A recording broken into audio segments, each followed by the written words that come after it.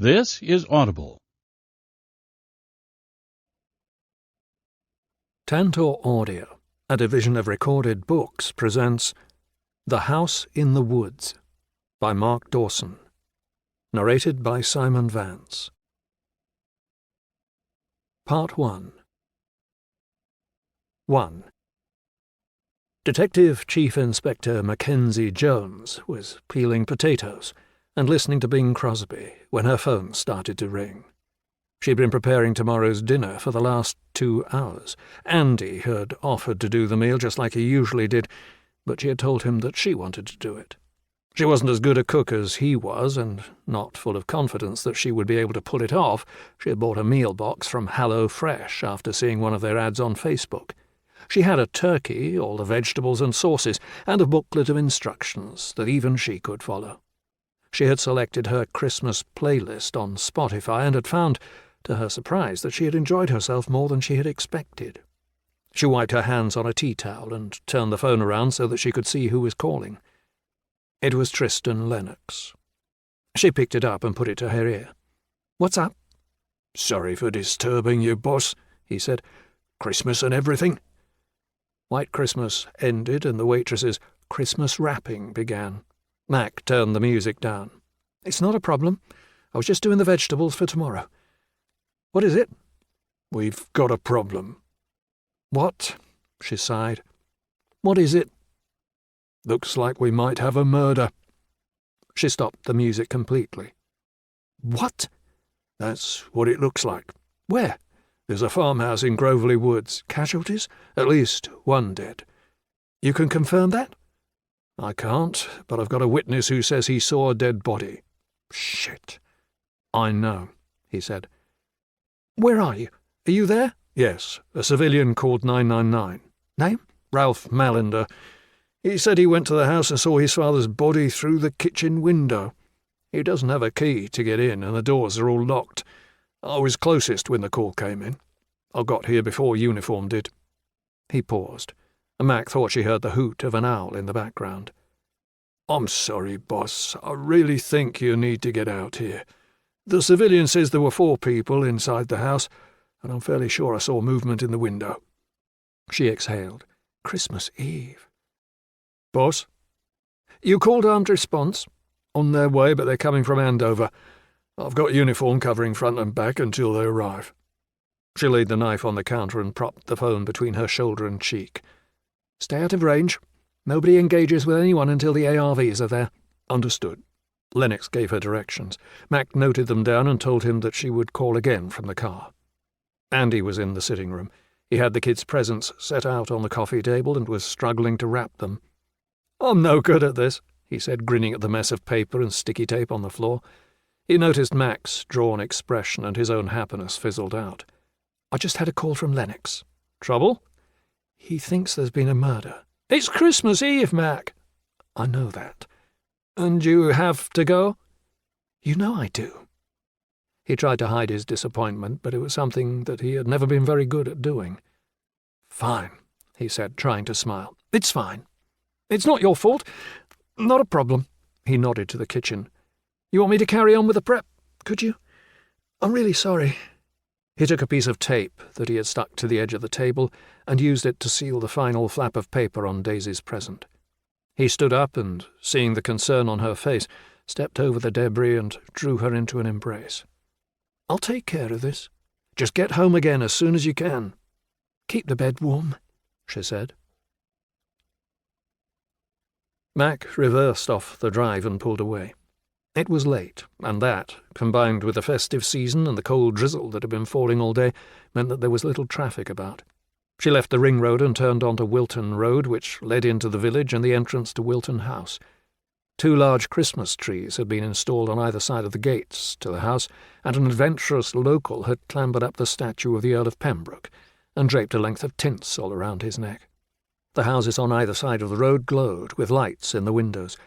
Drunks rolled home after late calls at the Greyhound and the Bear, and the congregation was just emerging from St. Mary's and St. Nicholas's, sheltering under umbrellas with collars turned up against the cold. It all looked festive and inviting. Mac drove under the railway bridge and then, glancing regretfully at the illuminations in the rearview mirror, made her way into the enveloping gloom of the countryside. She drove to Great Wishford and then followed the single-lane track to the north of the village. She passed between tilled fields towards the darker fringe ahead that signalled the start of Groveley Wood. It was dark, with no artificial light and all the illumination from the moon and stars blocked by the thatch of branches overhead. All she could see was what was directly ahead of her, the road and the underbrush illuminated by the light thrown forward by the high beams. She saw the shapes of the trees, the lines of beech planted on either side of the road. She drove on and eventually saw blue light throbbing through the trees. The gate that marked the end of the track and the beginning of the farm's boundary was open. She drove up to it. A line of blue and white plastic police tape had been stretched between the gate posts, snapping in the light breeze. The blue light was from 2 patrol cars, and she recognized Lennox's Audi parked alongside them. She parked, opened the door, and got out. The rain had stopped, and now the temperature had dropped so that the moisture, once it was on the skin, felt frigid. A hard frost had been promised. No snow, but not the kind of night when you'd want to be outside. She recognized the constable waiting by the cars. It was Sam Collison, one of the team who worked the countryside beat out of Wilton Station. "Boss?" Collison said. "All right, freezing my tits off." "Where's Lennox?" "With the civilian who called us, son of the farmer who lives here. Says he saw a dead body through the window in the door." "Lennox told me he thinks there's someone still inside the house." "He thought he saw someone cross the upstairs window." Mac looked through the trees to the house. There was no sign of movement now. "Did you see anything?" He shook his head. "The DS isn't sure, but he said we were to stay back. He's worried if there is someone still inside, they might take a pot shot at us." 2. "Evening, boss," Detective Sergeant Tristan Lennox said. She gestured to the house. "Anything new?" Lennox shook his head. "You still think someone's in there?" "Haven't been able to discount it." "We'll be careful. Are the guns inside?" He nodded. "Control ran the premises through the database. There are firearms registered to this address. Shotguns for the farm." "Bollocks." She zipped up her coat. "I need to take a closer look. Can I get close enough without putting myself in the firing line?" "The barn, over there," he said. "If we take it nice and slow, we'll be able to get a look at the house without giving ourselves away. Just keep your head down." Mac ducked under the police tape and, with Lennox, slowly approached along the track. She looked over and noticed that the shoulder of Lennox's jacket had been ripped. She pointed to it. "What happened there?" "I was fixing the fence at home," he said. "Caught it on the post. Clumsy twat." "Didn't Sam buy that for you?" "Christmas last year," he said. "She's not going to be happy." He shook his head ruefully. "Haven't told her yet."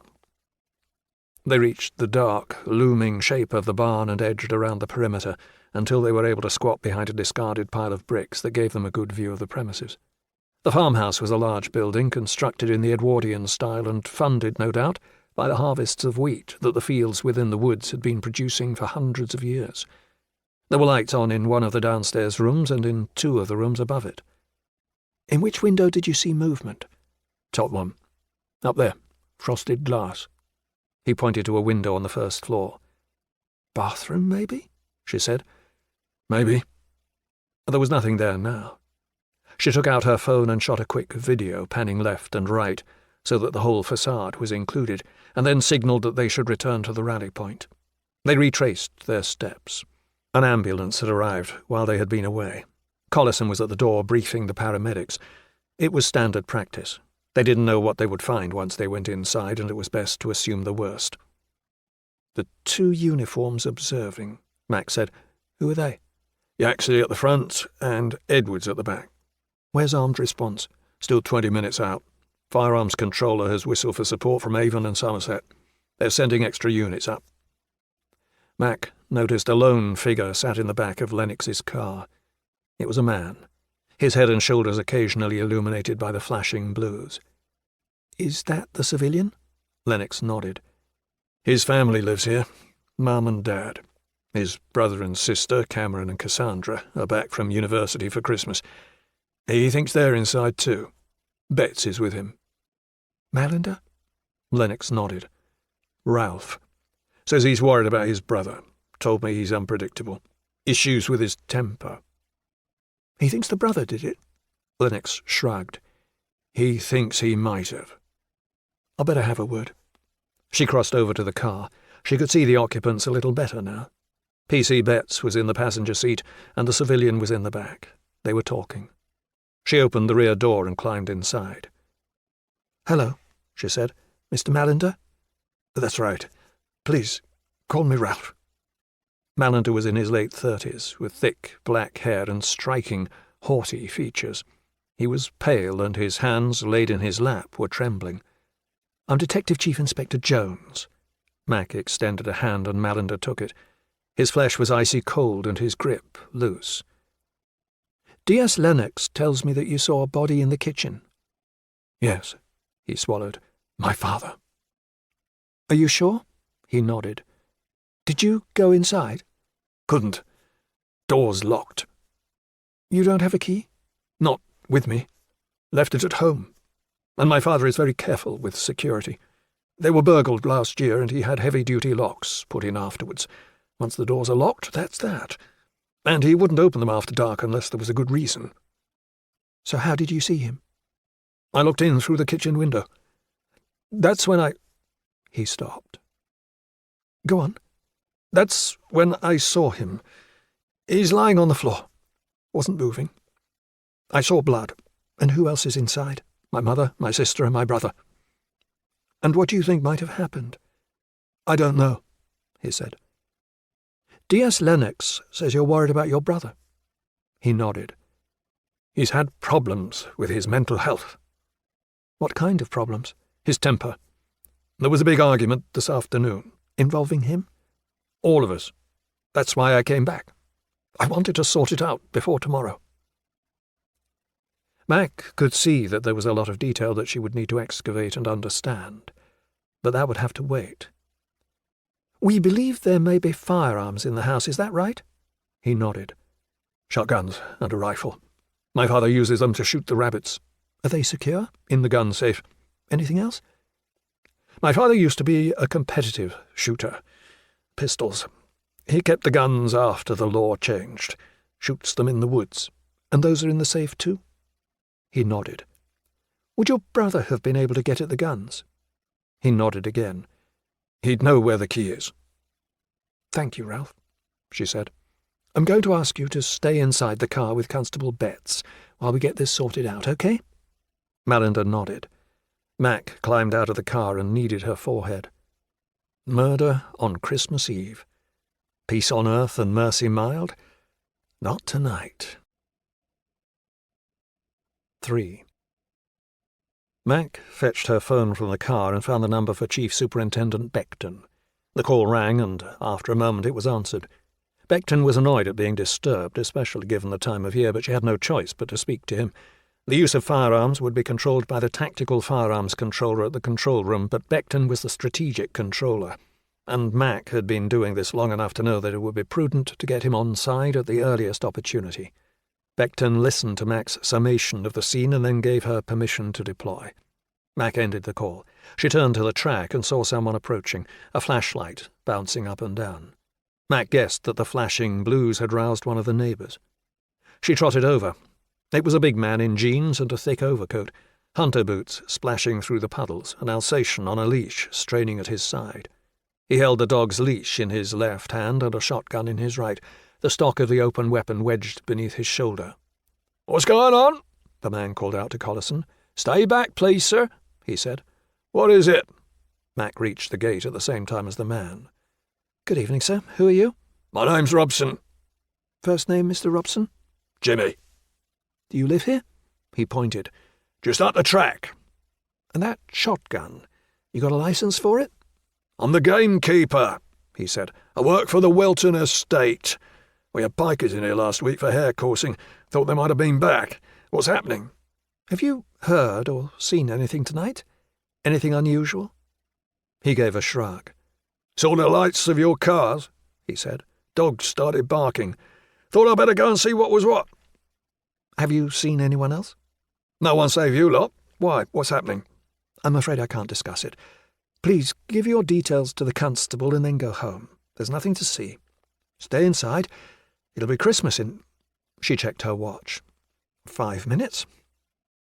The man grunted something about the season and tried to look around the barn, but at Collison's gentle urging he turned away and provided his details. That done, he went back in the direction from which he had arrived. Mac told Collison to set up a cordon 50 feet from the gate and ensure that no one came in or out without her approval. Mac saw the lights of 2 approaching police vans and jogged over to intercept them. They pulled up and the occupants disembarked. She recognized Sergeant Neil Blyford. He had 7 men with him. They each went to the back of the vehicles and took out their weapons from the gun safe. Blyford made his way up to Mac and shook her hand. "Evening." "Boss," he said. "Sorry to drag you out tonight." Mac updated Blyford on the situation. He listened intently and then asked to speak to Mallender. The window was wound down and Blyford crouched next to it and asked Ralph about his family and what they might expect to find when they went inside. He described the house, closing his eyes as he pictured it, explaining the layout: kitchen, boot room, drawing room, and dining room on the ground floor, 3 separate staircases that led up to the first floor, with some of the upstairs rooms accessible only by one or another of the staircases. Mac watched him carefully, listening not so much to what he was saying, but rather how he was saying it. There was nothing that suggested anything out of the ordinary. He was reacting just as she would have expected, distraught, frightened, shocked. Blyford asked whether Mallender thought Cameron might be responsible. Would he know where the shotguns were kept? Would he know how to use them? Ralph answered yes each time. Blyford reconvened with Mac and Lennox. She showed him the footage of the front of the house that she had taken on her phone. "Thank you. Helpful."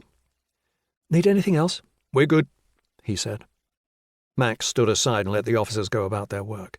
They were each armed with the same submachine guns and wore the same ballistic vests and helmets. One hefted a heavy ballistic shield, propping it up against the side of the car. The men clustered together and studied the video footage on Mac's phone. Blyford walked over to Mac. "I need all your officers to maintain their positions front and rear until we call in on the main channel that we're in position. Then I want them all the way back to the rendezvous point and not, under any circumstances, to advance without my express permission. We'll hand the scene back to you once it's secure and call in the paramedics to deal with any casualties." "How are you going to do it?"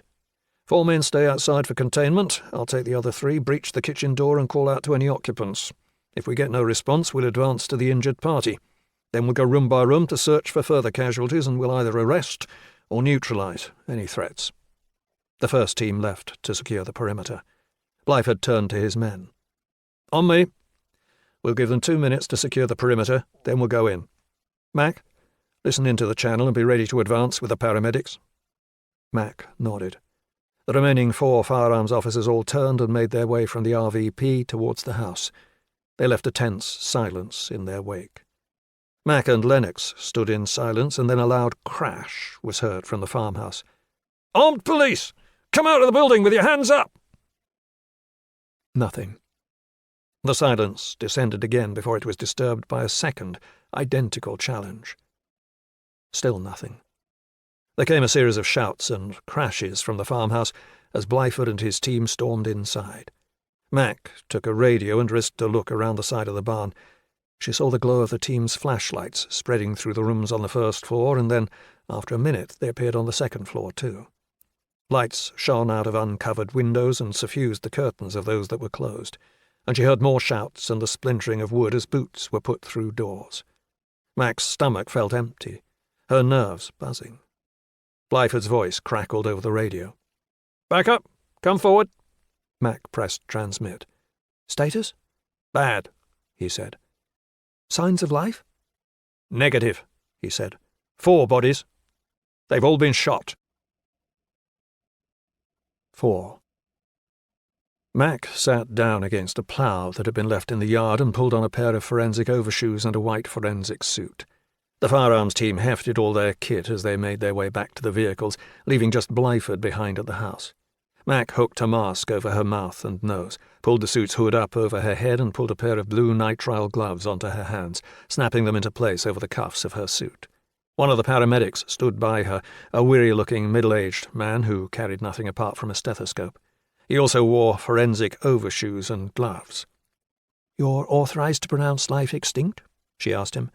"Not my first time," he said. "Most times at Christmas it's suicides, though not, whatever this is." "Follow behind and we'll go to each victim in turn. Understand?" He nodded. Blyford stood next to her, his weapon aimed at the ground, also with forensic boots on his feet. Now was not the time to introduce anything new into the crime scene. She checked that her gloves and boots were properly fastened. "You ready?" Blyford said. Mac nodded that she was. Blyford led the way to the door, guarded now by Constable Britton. She felt a little sick with the anticipation of what she knew she was about to witness. It wasn't as if she had never seen dead bodies before. She had, and had learned to compartmentalize it as just another part of the job, but this felt different. The house had a brooding presence, a weight that she felt pressing down on her as she waited for Britton to step aside. The property was isolated and remote, yet, as she glanced into the trees that fringed the perimeter, she had an unsettling feeling that they were being watched. The door opened into the scullery. Blyford led the way through the room and into the kitchen. He stepped aside so that Mac could see the body. It was a man, in his 60s or early 70s, lying spread-eagled across a chair that had fallen beneath him. His legs and left arm were in contact with the floor, and his head hung loosely, resting against the wall. He was wearing pyjamas, and if not for the blood that had stained his pyjama top and coagulated on the floor beneath his head, it might have been possible to mistake him for sleeping. Mac saw splatters of blood on the wall and across the glossy surface of the oven. The kitchen table had been shoved to the side and now sat at a diagonal across the room. A vase and china bowl that must have been on the table had been dislodged, and now both lay in fragments across the tile. The chairs had been disturbed, and one of them was lying on its back beneath the table. The paramedic squatted next to the body and briefly touched his neck with 2 fingers. Mac had always found it odd that, whatever the state of a corpse, no police officer was allowed to assume that they were dead unless a medical professional certified it first. The medic shook his head briefly and looked at his watch. Life pronounced extinct at 3:13 a.m. Blyford led the way down a corridor, up a step, and then along a hallway to the front of the house. The front door was directly ahead of them, and there were doors to the left and right. Both were open.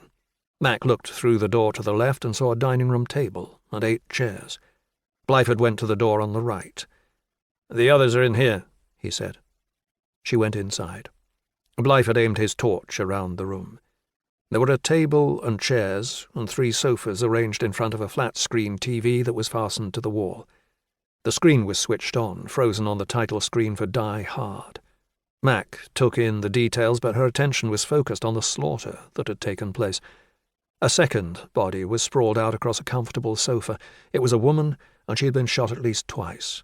There was a wound in her forehead and at least one more in her torso. Her face was obscured by a congealed mask of blood, and her shirt was crimson, with more blood pooled on the carpet around her. The third victim was in an armchair. A blanket had been pulled up to just beneath the line of the head, and the body was angled away from the door. Mac stepped forward and around the chair and saw that the body belonged to a second woman. She was younger than the first, her blonde hair fanned across the back of the chair, and there was no sign of injury save the bloom of red that had gathered around the scorched holes in the blanket. She had been shot at least 3 times. Blyford swiveled, sending the glow of the torch around the room until it found the 4th body. The victim was male, early 20s, and sitting with his back propped up against the wall. He was wearing a chunky cable-knit jumper, black jeans, and a pair of fluffy slippers.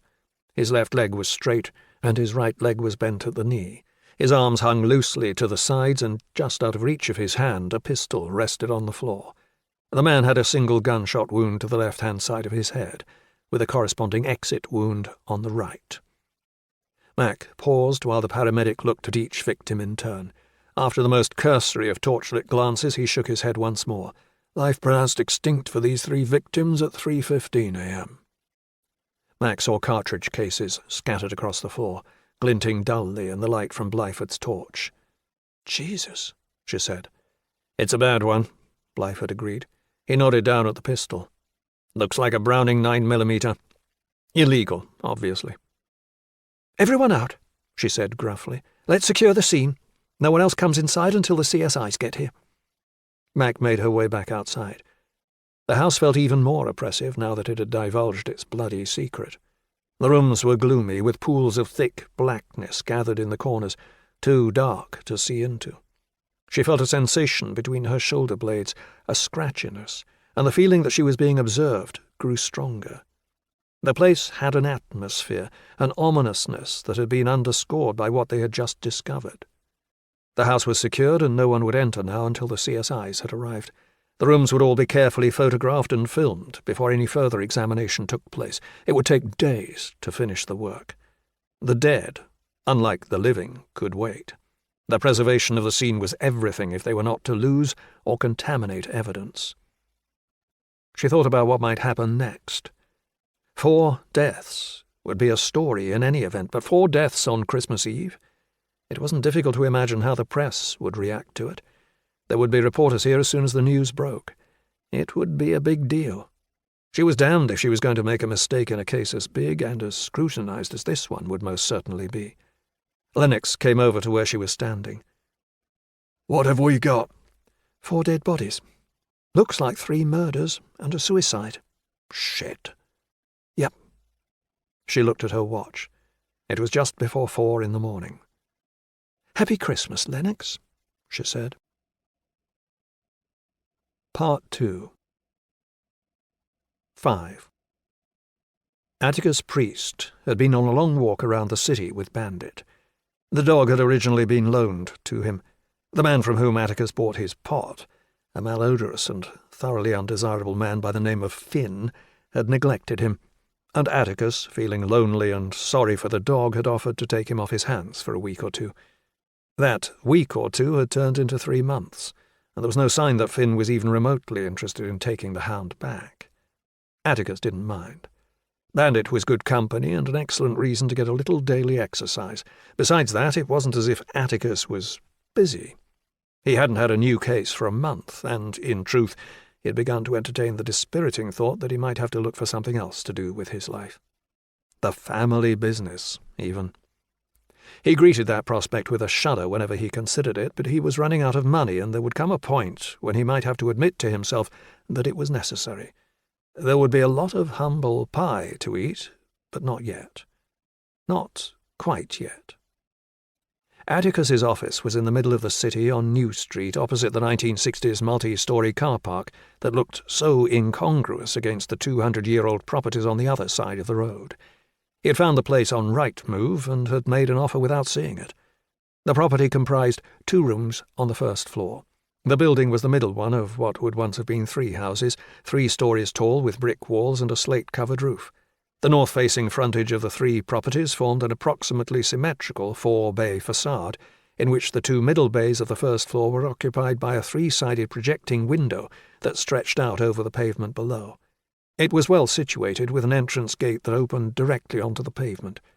The landlady, a pleasant enough, if ruthless octogenarian who lived somewhere in Hampshire, owned the small complex of buildings that lay beyond the gate. The entrance passage led between a hair salon on the left and a bridal shop on the right, and opened out into a garden that was only tended to when the tenants complained that it had become overgrown. There was a fitness studio, a jeweller's workshop, and a dental practice. The office would have been an excellent choice if there had been enough business for Atticus to justify the expense. Unfortunately, that hadn't been the case. The door to the office was at the end of the passage, on the right-hand side. A woman was waiting for Atticus outside it. She was well dressed, wearing an oversized, belted beige jacket over a skirt and top. She was good-looking, too, with lustrous hair that fell down past her shoulders. Her eyes were covered by a large pair of dark glasses. Atticus estimated that she was in her late 20s. "Nice dog," she said. Atticus looked down at Bandit. "He's a good boy." "He's gorgeous." She knelt down and tickled the dog behind the ears. "What's his name?" "Bandit." "Hello, Bandit," she said. "You're a gorgeous boy, aren't you?" Bandit wagged his tail happily. Atticus reached in his pocket for his keys. "Are you looking for someone?" She stood back up. "I am," she said. "Mr. Priest. I don't suppose you know him." Atticus's first instinct was that the woman had come to collect something. He owed lots of money to lots of different people and, indeed, was already 2 months in arrears for his rent. This woman didn't look like a debt collector. and she was too stylish to be a provincial solicitor, but he still felt uneasy. He glanced at her warily. She spoke with a very soft accent that was difficult to place. "Can I ask who you are?"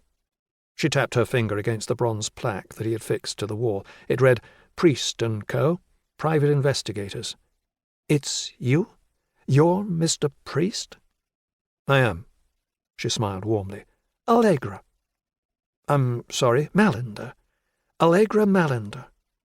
Atticus paused. That name was familiar, although he couldn't recall where from. "Do we have an appointment?" "I did send you an email," she said. "You said I should come and talk to you. 4 o'clock? Don't you remember?" Atticus frowned. He didn't remember the woman, nor the email that she had professed to have sent him, nor the appointment that he had apparently proposed.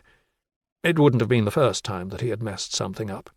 Organisation was not his strong point, and there was no money in the budget for someone who might have been able to keep his diary for him. "I need your help," she said.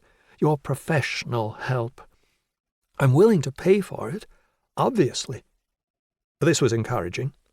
Atticus knew that unless he found a paying customer quickly, the landlady would send someone to unscrew the plaque before evicting him. "Of course, Miss Mallender. Sorry, is it Miss or Mrs.? "Mrs." "I do remember, of course I do. I'm sorry, Bandit needed a walk, and I thought he was going to tear the place up unless we got out. Time got away from me." "Is it still convenient?" "Of course it is. Absolutely." He took his key out of his pocket and unlocked the door. "Please, come upstairs. I'll put the kettle on." 6. Atticus unlocked the door, unclipped Bandit's lead, and let the dog lead the way up the stairs. He looked down at the floor and saw the 6 months' worth of pizza leaflets that had been shoved inside, crumpled and dirted as both he and Jacob, the upstairs tenant, had trod on them, always meaning to clean them away but never quite getting around to it. The paint had been scuffed and chipped, and the carpet hadn't been vacuumed ever since he had moved in. The lackadaisical attitude extended to the rest of the common space. Neither Atticus nor Jacob had taken responsibility for keeping it tidy. He started up the stairs in the hope that if he moved fast, then Allegra might not notice. The staircase was narrow, with shallow treads and a sharp turn to the right before they reached the landing. If you turned back on yourself, you could reach the bathroom that came as part of Atticus's lease. He said a silent prayer of thanks that the door was shut. There was a smoked glass door on the left that offered access to Jacob's flat on the 2nd floor. The 2 doors opened into Atticus's 2 rooms, one to the office and one to the room he was using to sleep. He unlocked the former, let Bandit inside, and then invited Allegra to go through. The rooms were in a mess, too. He stepped around Allegra and went to close the door to the bedroom before she could look inside. It was the more cluttered of the 2, and he worried that it would look unprofessional if she realized that the rooms weren't exclusively used for business. The office was furnished with a desk upon which were perched his laptop and 2 monitors. There was a coffee table with a spare keyboard for the laptop, a roll of $1 bills from his recent trip to the United States, and a pile of correspondence, most of which he had never opened. There was an antique chess set that was laid out to mirror one of the several games that he was currently playing online. Next to the table was a leather sofa that he had picked up while it was on special at World of Leather, and a small fridge sat in the corner. "Please," he said, indicating the sofa, "take a seat." The sofa was in the bay window that extended over the pavement below. Allegra sat down. Atticus had tossed a box of new business cards onto the sofa yesterday. The lid had come off and the cards were spilling out. Allegra picked up one of the cards. "A. Priest and Co.," she said. "That's right." "Where's the Co.?" "It's just me, actually." She frowned, and he realized that might make him look a little dishonest. "Well, I say it's just me. I have people who work with me, of course. There's my secretary, for one, and other people I can call on for specialized help, contractors." She turned the card around. "And what does the A stand for?" "Atticus." "Atticus?" "I know," he said. "It's unusual." "I don't think I've met anyone called Atticus before." "My parents are a little eccentric." "From To Kill a Mockingbird? Atticus Finch, that's right. Atticus Finch. Of course." He had no interest in discussing the origin of his name. or his parents' peculiarity, and to his relief, Allegra moved off the subject. She opened her handbag, took out a set of keys, and then put them back in an inner pouch together with the business card. "Can I get you a coffee?" "Please," she said. He told her he would be right back and went out to the landing. There was a small cupboard beneath the stairs that led up to the flat above. His landlady, at some point in the past, had seen fit to install a tiny kitchen in the cupboard. She might have imagined that it would have meant that she could charge more. 2 rooms, bathroom, kitchen, central location in Salisbury, but to call this a kitchen was a disservice to the word. There was a counter, a sink, a light bulb above, a switch for the light, and, fitted into the smallest possible space, a hot water heater. Atticus flicked the switch, and while the water boiled, he went into the bathroom. He had left his medication on the cistern. He picked out the bottles of Ritalin and Cipralex and put them in his pocket. Then, when he decided that they were too bulky, he opened the cabinet over the sink and put them in there. He checked his reflection in the mirror. He looked tired. His dark hair was thick and unruly, reaching down to the top of his collar. At least he had shaved when he woke up that morning, and there was just the faintest sign of growth on his chin.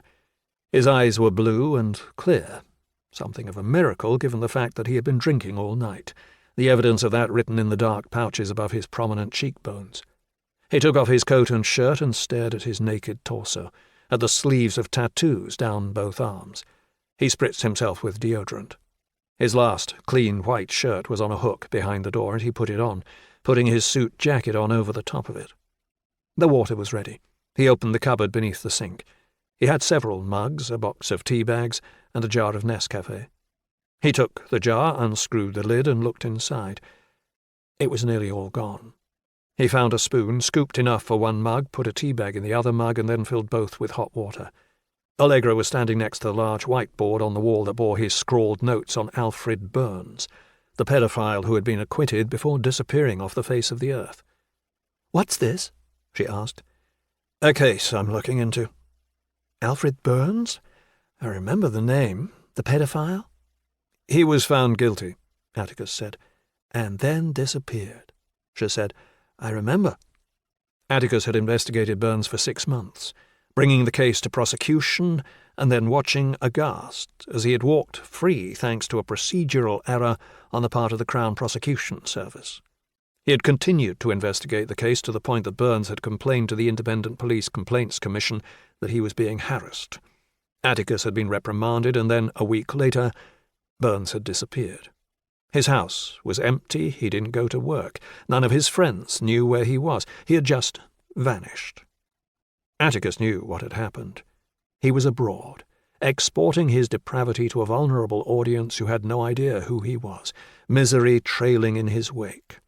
Atticus had been trying to find him ever since. He stood the mugs on the table and took a bottle of milk from the fridge. He opened it and sniffed it surreptitiously.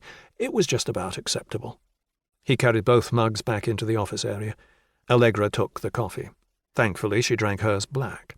Atticus sloshed milk into the other cup, found a sachet of sugar from the table next to his Bluetooth speaker, and tipped the contents into the brew. He swirled his finger in it and sat down in the reclining chair at his desk. "So," he said, "how may I help you?" 7. Allegra looked at Atticus with an inquisitive, appraising eye. "So, you're a private investigator?" "I am." "Are you a very good one?" She was smiling, but Atticus could tell that it was an important question, and that his answer would determine whether he was given any work. "You're married," he said. "You run, but you've had a painful injury in the last 2 years. You took up running because you wanted to lose weight." Her mouth fell open a little.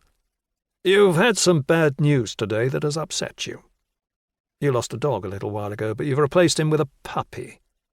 "That's remarkable." "Not particularly." He downplayed his demonstration with a smile. "I have an eye for observation. I see the small details that other people miss, and then when I see those details, I draw conclusions based on them." "But how did you guess all that about me?" "They weren't guesses," he corrected. "They were deductions. Your legs show excellent muscle definition, suggesting that you run, yet you walk with a very slight limp to the right.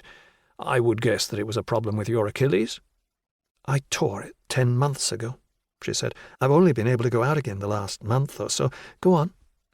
He held up his left hand.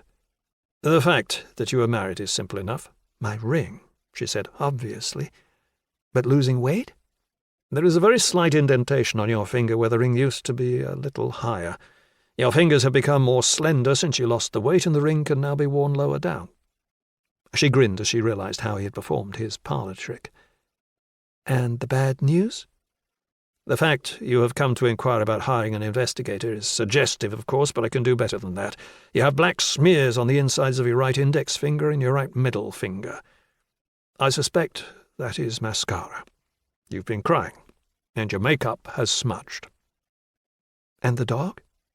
"When you took your keys from your bag, I noticed that you have a dog tag for a keyring. The fact that it is not attached to the dog's collar would seem to signify that the dog no longer has need of it. That and the fact that you have it somewhere where you can see it suggests that he or she might have died. Now, the puppy. You have stray hairs on the hem of your coat. Cats tend to climb. If the hairs had been on your upper body, I would have suggested you had chosen a cat, although I might have discounted that on the basis that I don't know anyone who would buy a cat after losing a dog. The hairs on your coat are lower from where the dog has nuzzled your legs. They are below your knee, too, which is suggestive of a smaller dog. You don't strike me as the kind of woman who would choose a miniature breed, hence my suggestion that you have a puppy." "Jasper," she said, then pointed at Bandit. "He's a pointer. Like him?" "Very good," Atticus said. She shook her head. "I'm impressed." "All simple enough," Atticus said with a self-deprecating wave of his hand. "I was a police detective for several years, until quite recently. Ever since then I've applied my talents, such as they are, to developing my private practice." He sipped his tea and then wiped his hand over the damp circle that the cup had left on the table. "Now, if that's enough to persuade you that I'm the right person for your particular problem, how can I help?" "I mentioned it in my email." "Best to go through it again now, if you don't mind." She paused, as if fumbling for the right words to say what she wanted to say. "I'm sorry. This is all a bit delicate. You were right about me being upset. I am. It's been hard, the last few months." "You can speak freely. Everything you say in this office will be treated in confidence." "Have you been reading the newspapers?" "Anything in particular?" "The Christmas Eve massacre." She wrinkled her lip in distaste as she spoke the words. The case was infamous and something of a cause célèbre, one of the higher-profile stories of the year, and seemingly about to reach its conclusion. The appellation had been chosen by the seamier elements of the national press, and it had stuck. "Of course," he said. "Doesn't the trial start soon?" "It's tomorrow." Atticus felt a quiver of anticipation as to the unexpected direction the conversation might end up taking. Atticus went to the coffee table and liberated the copy of The Sun that he had buried under a stack of other papers. The story was covered on the front page and 2 further pages inside. Atticus looked at the photograph of the man on the front page and then lowered the paper, looking at her in a different light. "That's my husband," she said. 8. Atticus stared at the photograph on the front page of the newspaper. Ralph Mallender was in his late 30s with a mop of black hair that fell down over his forehead and dark eyes. There was something a little haughty about the way he was looking into the camera. "He didn't do it," she said. "Of course." "I know," she said. "I'm obviously going to say that. But he didn't. I know my husband, and there's just no way." Allegra said it with a passion and conviction that Atticus found persuasive. He stood, took the chair from behind his desk, and wheeled it around so that he could sit closer to her. "How do you think I might be able to help you?" "I need someone to review the evidence. The police case is circumstantial, at best. There's no forensic evidence for a start." "But he was there.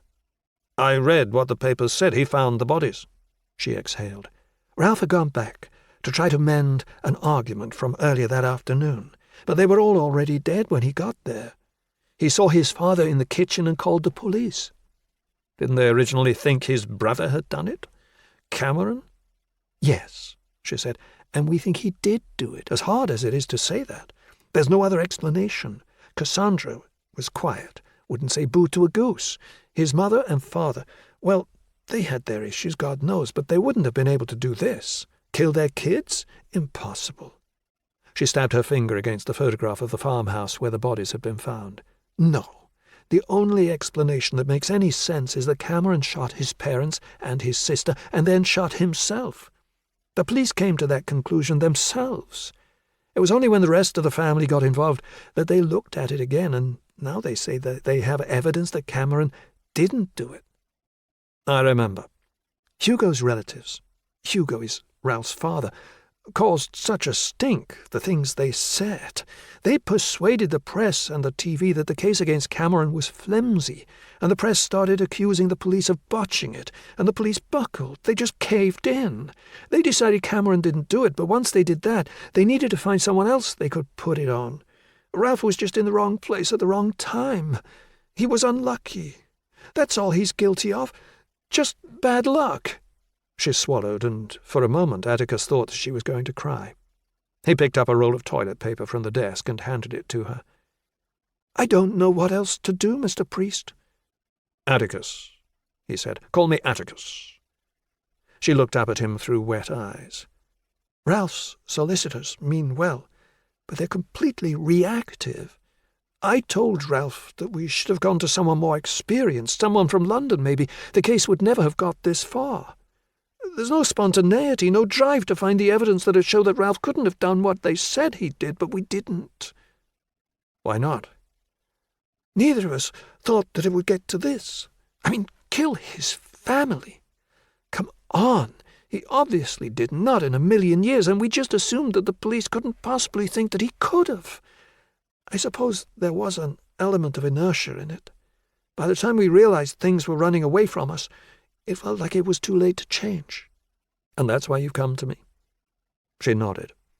"We need someone to look at everything, to interview witnesses, to find the evidence that shows that my husband is innocent. That's what we need you to do." Atticus looked at her. She was earnest, regarding him with hopeful eyes. He assessed her more closely. She was well dressed. Her coat and shoes were expensive. The purse beside her on the sofa looked like it was Louis Vuitton. It looked like she had money.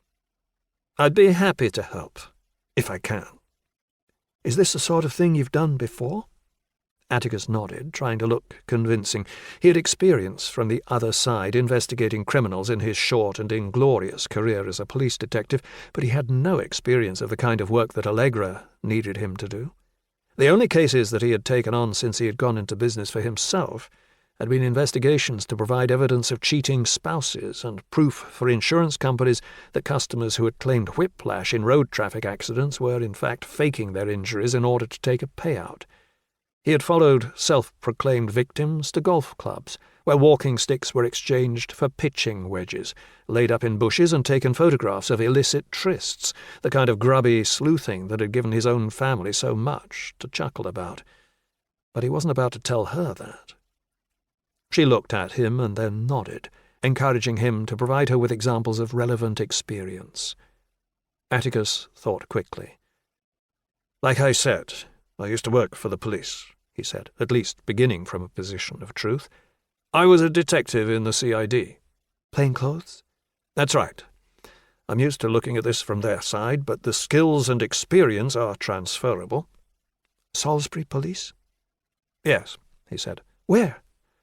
"Bourne Hill." "That's where they're running the case. Do you know the DCI there? Mackenzie Jones?"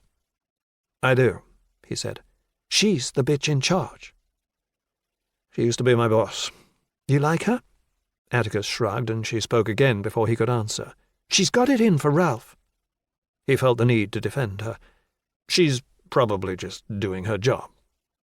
It was a ridiculous impulse given what had happened between them, and he realized as soon as he said it that it was foolish to take Mac's side over that of a potential client.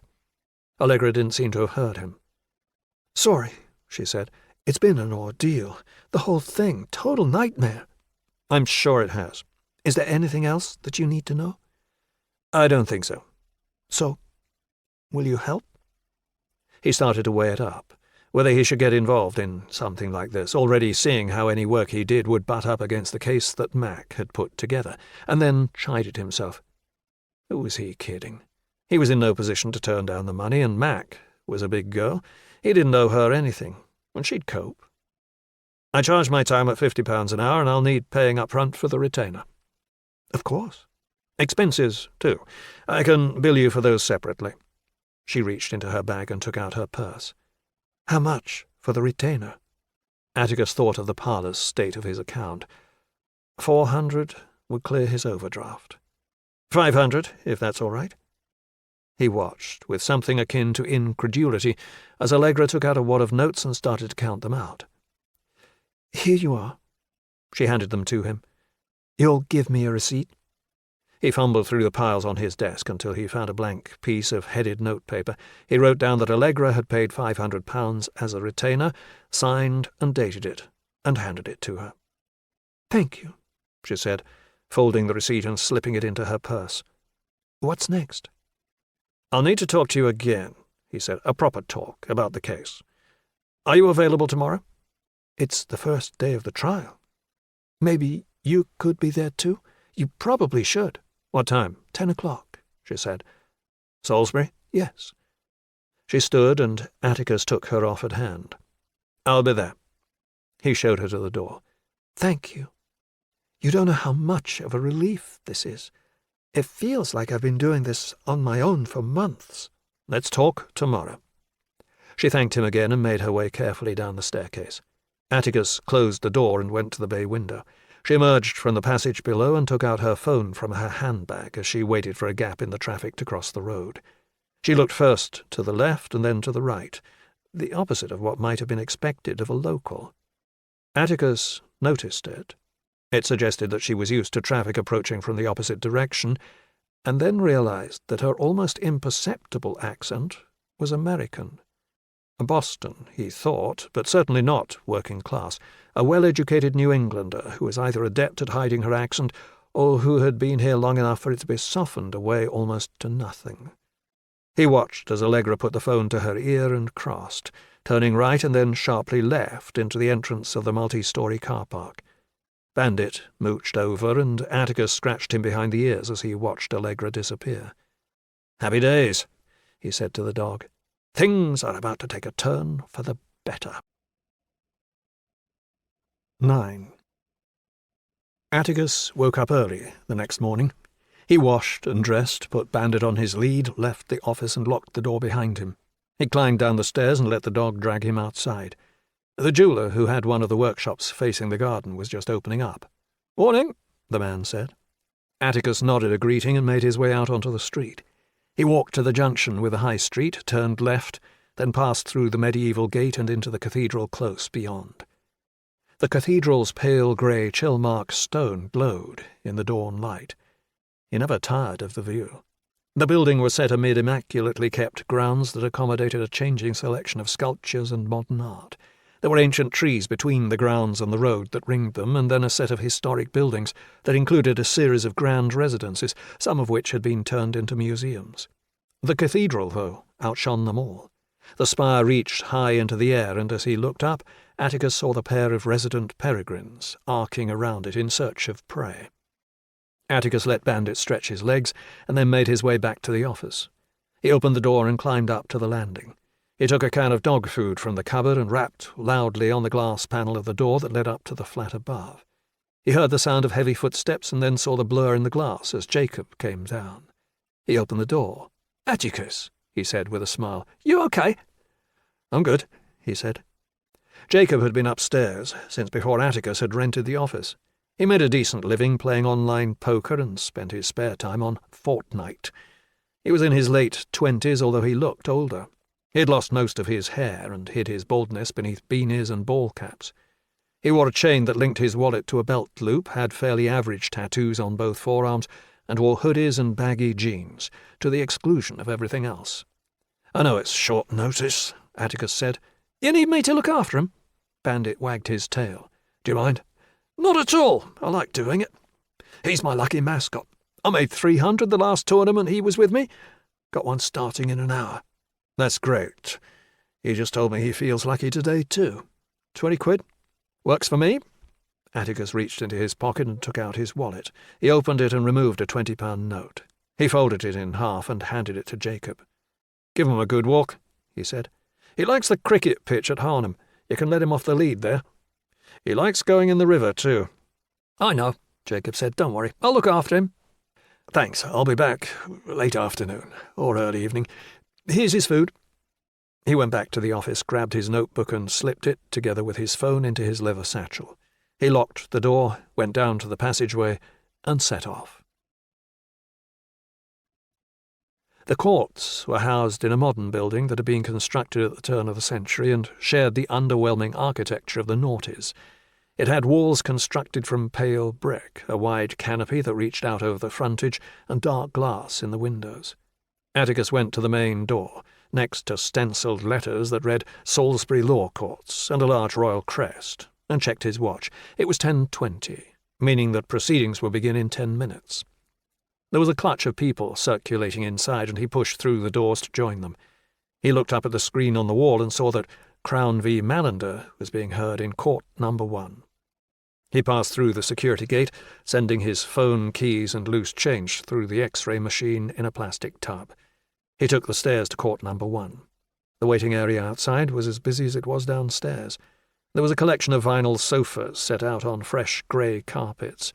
The area was full of members of the press and other onlookers who were waiting to go through into the public gallery. The trial was big news.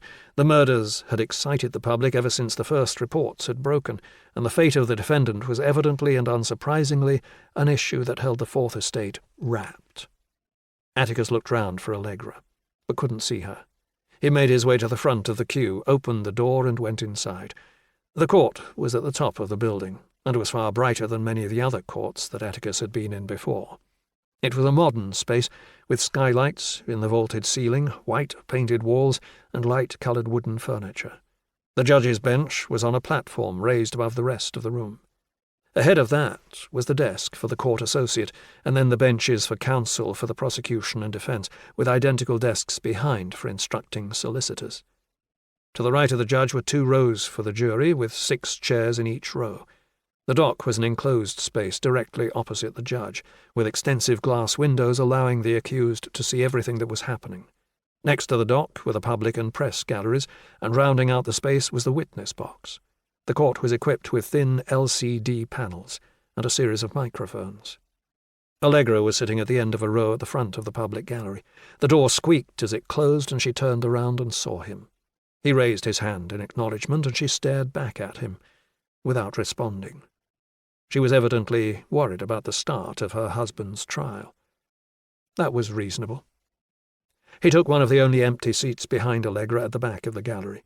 Most of the men and women sitting around him looked like reporters, conferring with one another in hushed, excited whispers. The remainder were harder to place. Atticus guessed that some would be relatives of the deceased, while others were students and interested members of the public. This was a big story, the culmination of a summer of lurid reports in the press as the details of the case were dripped out. The barristers were already at their benches, 2 Queen's Counsel, one for the prosecution and one for the defence, both men with a junior to assist them. Atticus didn't recognise Ralph's brief, but the Crown prosecutor was familiar to him. It was Gordon Abernathy, a ferocious QC who had been bestowed with the nickname of the Bruiser, and a reputation for bullying witnesses, court staff, and, it was said, even judges themselves.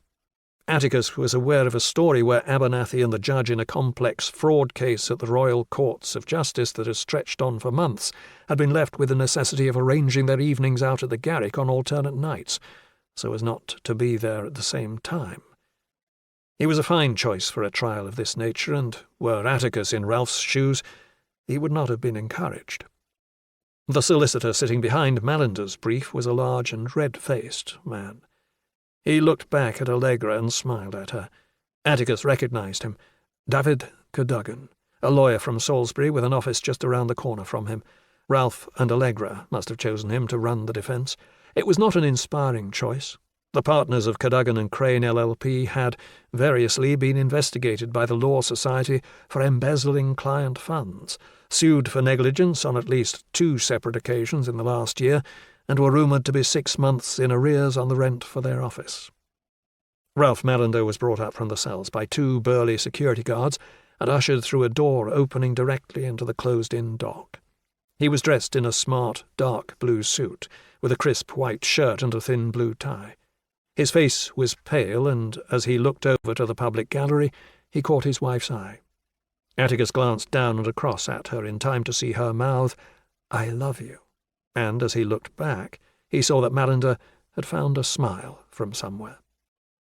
Atticus saw the door at the front of the room open and watched as Detective Chief Inspector Mackenzie Jones made her way inside, followed by her sergeant, Tristan Lennox. She was wearing the same sober suit that he remembered from the last time he had watched her give evidence, matched with a white shirt. Her hair was down, immaculate as ever. She was carrying a folder that contained, Atticus guessed, some of the written evidence that would be examined at trial. She took her seat behind the prosecution brief. She didn't look back into the gallery and didn't appear to have noticed Atticus. The associate came to the front of the room. "All rise." Atticus stood and paid attention. The journalists took out their phones so that they could tweet developments as soon as they took place. The whispered conversations died out to be replaced by the electric buzz of tension. The Honourable Mr. Justice Somerville came into the court. Atticus had Googled him after seeing his name on the monitor outside. He was 68, assigned to the Queen's Bench Division, and had previously had a successful practice as a Queen's Counsel specialising in criminal law. The rest of his biography was standard. Educated at Charterhouse and Durham, with previous experience as a recorder. He had a reputation as something of a hanging judge. A sensational national newspaper columnist who had been given a stringent sentence for drunk driving had later described him as cold as a bag of frozen peas, and a bloodless dictator who sat in judgment on those unfortunate enough to pass through his domain. He was wearing scarlet robes, as was the custom in murder trials. The arbiters were red judges when dispensing justice for the most serious crimes. He took his seat on the bench at the front of the room. The royal coat of arms was displayed on the wall behind him. It was slightly to the right of his chair. Atticus had heard that the reason for the placement was to suggest that the judge was sitting at the Queen's side. The usher cleared his throat and, with a solemnity that befitted the archaic nature of the proceedings, said, "Draw near, all ye who have business in the trial of the Queen against Ralph Mallender." The associate stood and turned to the dock. "Ralph Mallender, you are charged with murder, contrary to the common law. The particulars of the offence being that you, Ralph Mallender, murdered Hugo Mallender on the 24th of December, 2018. How do you plead?"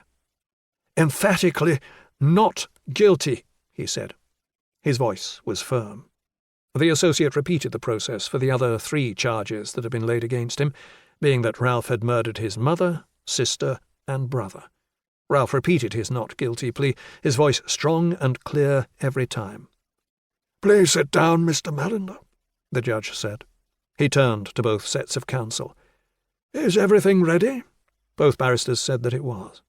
Somerville turned to the associate. "Are the jury in waiting ready?" "Yes, my lord." "Bring them in." Atticus was familiar with the process, and even after seeing it so many times before, still found it deliciously anachronistic. There was an usher standing by the door to the rear of the courtroom.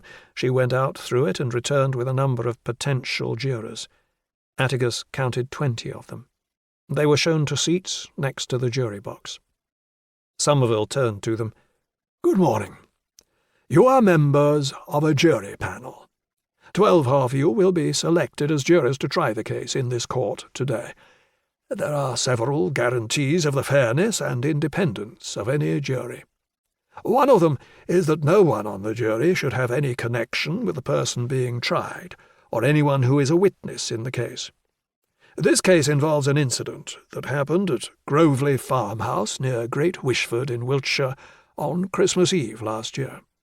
Because a jury must decide the case only on the evidence given in court, it is essential that no one on the jury has any personal connection with or personal knowledge of the case or anyone associated with it. The defendant's name is Ralph Mallender, and he is the person standing in the dock. Mr. Abernathy, who is prosecuting this case, will now read out the names of the people who may be called as witnesses or who are connected with the case. Please listen carefully to the names and think about whether you recognize any of them." Abernathy stood and read out a list of names. Atticus recognized several of them from his time in CID, including Mac and Lennox. Abernathy concluded the list and sat down. His opponent, identified by the judge as Mr. Crow, took to his feet and read out a list of the witnesses that the defence would rely on. Somerville continued. "If you think that you have any knowledge about any person connected with the case, including the defendant or any of the witnesses, please indicate that by raising your hand, or writing a note explaining this and handing it to the usher." No one did. The associate stood and picked up a number of paper slips. She shuffled them in her hands and then turned to the defendant. "Ralph Mallender, you are about to hear the names of the jurors who are to try you. If you wish to challenge any of them, you must do this after the name has been called, but before they are sworn." She turned to the two seated lines of men and women and said, "Members of the jury in waiting, when you hear your name called, please answer 'Here' and proceed to the jury box." Pausing for emphasis, she picked up a slip and announced, "Barry Gardner." One of the men stood, gave a strident "Here," and allowed himself to be ushered across the courtroom and into the first row of the jury box. "Abigail Winters." An elderly woman stood and made her way to the seat next to Gardner. The associate continued, reading out another 10 names. The usher guided each new juror to the box. Somerville nodded his satisfaction. "Let the jury be sworn." One of the ushers went to the first person on the jury and asked on what oath the juror wished to be sworn. The juror said he was Christian and was handed a Bible, and told to recite an oath that he would faithfully try the defendant and give a true verdict according to the evidence. The usher thanked him, told him to sit down, and moved on to the next. The process was repeated with the other 11. They were an assorted bunch, 8 men and 4 women, varying in ages, mostly white, mostly, at least to Atticus's eye, drawn from the middle class. They sat in their seats, some of them shuffling uncomfortably as the gallery assessed them. Atticus cast his eye over them too. The man at the end of the row, Gardner, looked forward, his elbows resting on his knees and his fingertips pressed together. His posture suggested confidence, and Atticus made a bet with himself that he would be elected to be the foreman. Winters, the woman next to him, was smiling, but the smile was stronger on the right, suggesting that it was false. The woman to her left was stroking her hair, a classic gesture from pacifiers who were nervous and trying to maintain an air of calm. Atticus studied them one after the other and absorbed the details, building a picture of each. It was an automatic reaction, instilled by years of study and practical application. He would consider them a little more carefully as the trial began. Assumptions would form. He might be able to offer useful directions to the defence based upon what he observed. The jury now duly sworn, attention turned back to the judge. "Mr. Abernathy," Somerville said, "shall we begin?" 10. Abernathy got to his feet and arranged his notes on the desk in front of him. He clasped his hands behind his back and thrust out his chest. "My lord, ladies and gentlemen of the jury, as you will no doubt have heard, this is a case of the utmost gravity. Mr. Mallender stands accused of the murders, that being that he, as a person of sound mind, unlawfully killed 4 members of his own family, with intent to kill or cause grievous bodily harm. My colleague Miss Masters and I will present witnesses to you, and they will provide the evidence in this case that, we will say, demonstrates beyond a reasonable doubt that Mr. Mallender is guilty. I am addressing you now simply to give you an overview of the Crown's case and the theory of the Crown regarding the murders. I hope this overview will give you an indication of our evidence before we call our first witness." Atticus watched as Abernathy settled into the rhythm of his speech. He was dressed in a fine suit beneath his robes. His horsehair wig was old and grey, darker than the white of the wig worn by the junior counsel assisting him. It was a mark of his seniority. He had evidently owned it for some time, whereas the wig that Masters wore was fresh. Abernathy spoke with a confidence that strayed close to pomposity, but there was no question that he cut an impressive figure. Mallander's barrister would need to work hard to dispel the sense of gravitas that clung to him. His natural authority would be persuasive to a member of the jury not used to hearing someone like him present an argument.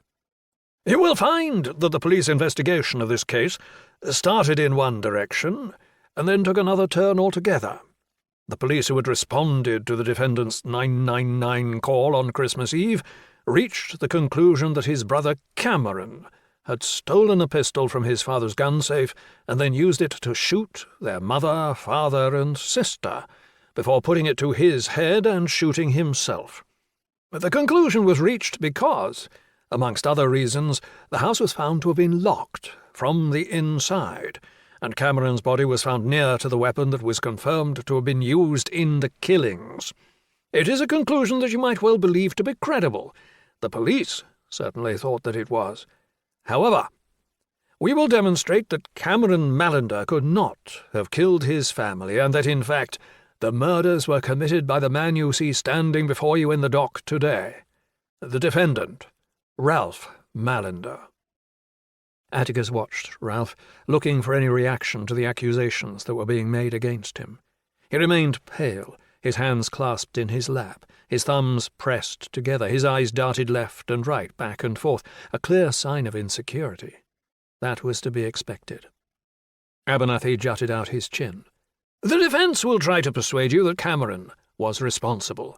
The defendant has made that argument consistently ever since the murders took place, but the prosecution will demonstrate the flaws in that suggestion, not least that forensic evidence suggests that Cameron did not shoot himself, as might otherwise have appeared to be the case, but that he was shot, and that his body was arranged to give the impression that he had taken his own life." Atticus looked at Allegra. She was stiff-backed, her hands clasped in her lap and her face set hard, save for the bulge at her jaw where she was clenching and unclenching her teeth. Her legs were crossed at the ankles and her arms were folded across her chest. She looked angry and uncomfortable. Abernathy continued. "We will bring additional evidence to show that Cameron Mallender had no experience with firearms. Yet the defendant has suggested that he would have been capable of using a pistol, not just using it, mind, but using it with a degree of accuracy that meant that every one of the shots that were fired that evening found their mark. We will show you how there was no forensic evidence on the body of Cameron Mallender that would have gone towards the claim that he was responsible.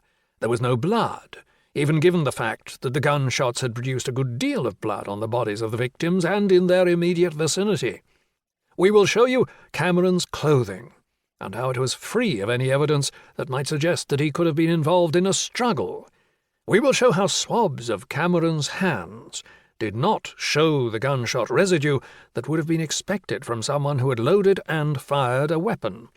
And we will show that the defendant was aware of a way to enter and exit the property without detection, thus allowing him to leave the exterior doors locked so that the assumption would be that the murderer remained inside." Atticus looked over to where Mac was sitting. She was listening intently, her eyes flickering between the jury to her right and the judge. She still hadn't noticed that Atticus was there. "Finally, and most damning of all, we will hear evidence from a close friend of the defendant, a Mr. Freddie Lamser, who will say that the defendant had confided in him that he hated his family and intended to kill them, so that he could inherit their estate."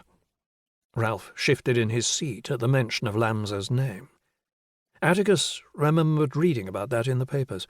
Lamser was a former lover, and the prospect of their relationship being aired in front of all these people must be causing him tremendous embarrassment. "The Crown will prove that the defendant had the means to commit the crimes. He knew how to leave the house secured so that it looked like the murderer must still be inside. We will show that he knew where his father kept his firearms and that he knew how to use them. And when it comes to motive, we will show that there was a strong financial reason behind the murders. The defendant stood to inherit a great deal of money. And finally, we will show that he had the opportunity to kill them.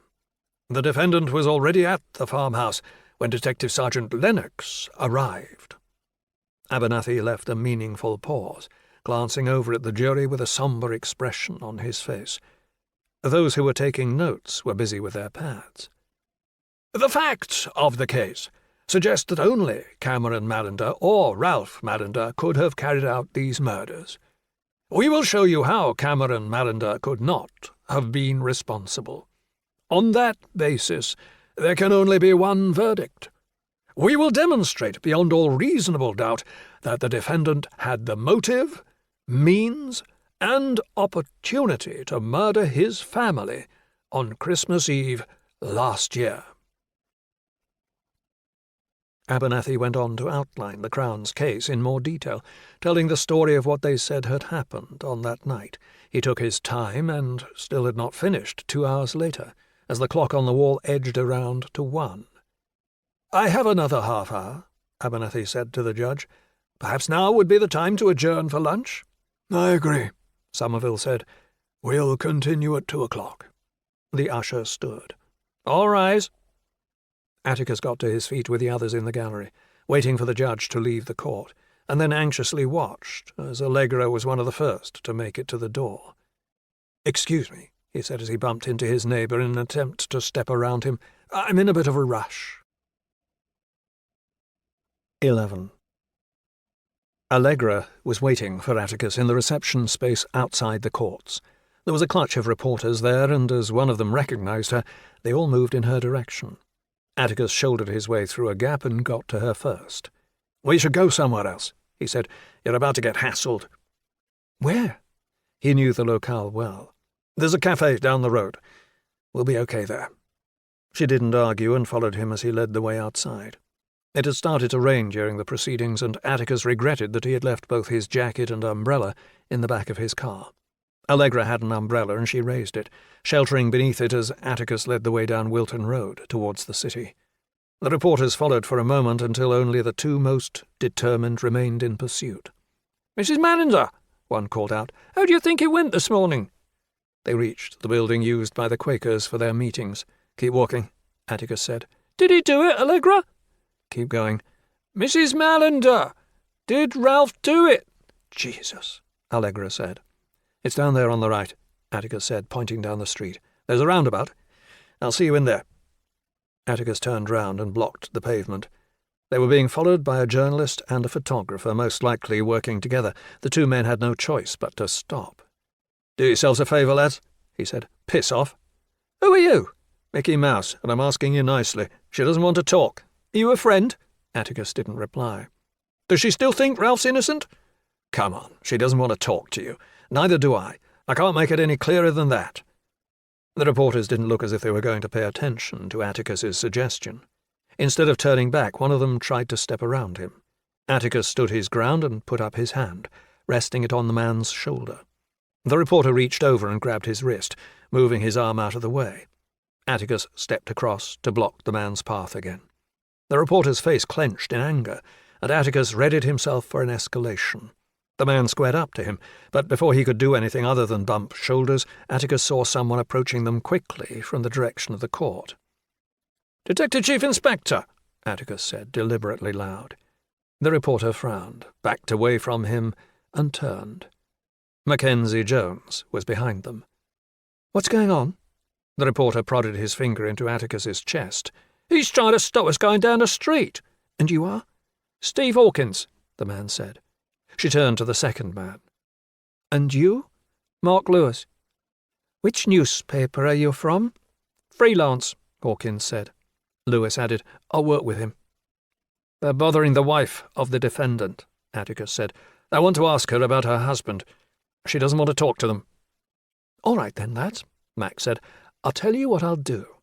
You go back to the court and I'll give you a quote and a picture. But best leave Mrs. Mallender alone. This morning would have been difficult enough for her without you two making it worse. Her husband's on trial, not her. All right?" It wasn't really a suggestion, and both men were sensible enough to realise that. "Fine," Hawkins said. "Just give me a minute," she said. "I just want to have a word with Mr. Priest." Hawkins and Lewis glared at Atticus, but did as they were told and made their way back to the court building. Mac waited until the men were up the road before she turned to Atticus. "Causing trouble again?" "Hello to you too, Mac." "I saw you in the gallery. I was trying to keep a low profile." She looked at him with the concern that she seemed to reserve for their interactions.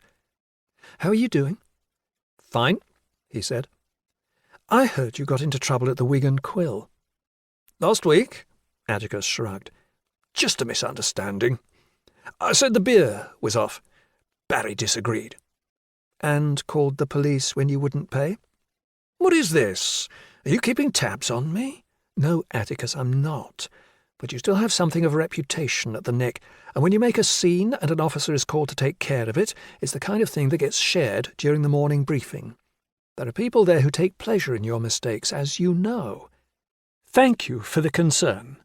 It's very touching, but there's nothing to worry about. You're still doing the detective thing?" He sighed. "Yes, Mac. I'm still a detective. It's going very well, thank you very much. In fact, I was just with my client." That brought Mac up short. "What?" "Allegra Mallender wants me to look at your investigation." "And what does that mean?" "She wants me to make sure that nothing was missed." "Good luck with that." "Why do you say that?" "Because it's open and shut, and no, before you ask, I'm not going to tell you anything." "She says he didn't do it." "Of course she does. She's hardly impartial. She's his wife." "You must have spoken to her." Mac rolled her eyes. "For hours and hours and hours." "And?" "Weren't you listening? I can't talk to you about the case. Ask her." "But you think he did it?" "We wouldn't be here if I didn't, would we? There's a ton of evidence. Were you listening this morning? He's got the motive. He had the opportunity. He doesn't have an alibi. Read the papers. That's all you'll need. It's all there." Atticus looked up at the rain clouds and shivered. "Are you sure you're okay?" she asked. "I'm fine, really. Never better." He paused, looked down, then looked back up again. "How about a drink tonight? Just for a catch-up? We haven't seen it—" "No," she said, cutting him off. "Not a good idea." The rain fell more heavily, drumming against the pavement, the tarmac, and the passing cars. Mac found a small umbrella in her bag and raised it. "If you need anything on the case, anything I'm able to help you with, then come in and see me. Make an appointment. I'm sure the others would be pleased to see you too." "Yeah," he grinned. "I'm sure they'd be delighted." She laid her hand on his arm. "See you later." "Bye, Mac." "And Atticus?" "Yes?" "Stay out of trouble." 12. Atticus jogged along Wilton Road until he reached St. Paul's roundabout. The cafe he had in mind was between a shop selling window blinds and an Indian takeaway. He opened the door and went inside. Allegra was sitting at a table in the back. She had 2 cups of coffee in front of her. He went over to join her. "Honestly," she said as he sat down, "it's ridiculous." "The reporters?" She nodded, her face set in a grimace of annoyance. "They've been outside the house all week. It's a farce, an absolute farce." She sipped her coffee, put the cup down, and turned to look straight into his eyes. "Ralph didn't do it. You have to help me to get him out." The change of subject and her earnestness took Atticus by surprise. "I'll do my best." She reached across and laid her hand over his. "It's just such a relief to have someone to help. I can't begin to tell you how much." He gently withdrew his hand. "I can't offer any guarantees. I haven't seen any of the evidence yet. I'll approach it objectively and independently, and if I see anything that looks questionable, anything at all, I'll investigate it. All we need is to raise a reasonable doubt. That's it. They have to be sure that he did it. Not confident, not satisfied. Sure. If they're not, they have to acquit. That's what I'll try to do, find the doubt that your husband needs." She stared out of the window at the handful of pedestrians hurrying along the sodden street. Cars swept around the roundabout, throwing up parabolas of spray in their wakes. Allegra's enthusiasm seemed to melt away, replaced by an abstraction that Atticus couldn't quite place. He picked up the coffee, warming his hands against the polystyrene cup. "What do you need from me?" she asked. "I need to speak to Ralph's solicitor. It's David Cadogan, isn't it?" "Yes. Do you know him?" "I do," he said, deciding not to impart his opinion of the lawyer and his firm. "Tell him that I'm working for you and Ralph. I don't need long with him." "Before the trial starts again this afternoon?" "Perfect. Do you want me to be there too? It's up to you, he said. It's not important. I just want to get a look at the files. She looked at her watch. We've got 20 minutes. Let's go and see him now. Atticus finished his coffee, stood and dropped the empty cup into the bin. Allegra took her coffee with her. Atticus opened the door for her and joined her in the drizzle outside. She put up her umbrella. Thank you, she said. I'm so grateful. Ralph will be relieved too. You're welcome, he said. I'll do my best, but you need to be realistic. Cases like this don't get to court unless the prosecution is confident. But there will be loose ends, he said. There always are. I'll find them, pick at them, and we'll see what unravels. 13. Allegra called David Cadogan as they walked back to the court, and the solicitor was waiting for them as they arrived in the waiting area. This is Atticus Priest, she said. I know Mr. Priest, Cadogan said with a flat smile. Our paths crossed now and again when he was a police officer, didn't they? Atticus nodded with a forced smile. Cadogan was a large man both in stature and personality. He was wearing a baggy suit and a white shirt that was at least a size too small for him, his gut strained against the buttons, opening gaps through which Atticus could see his chest.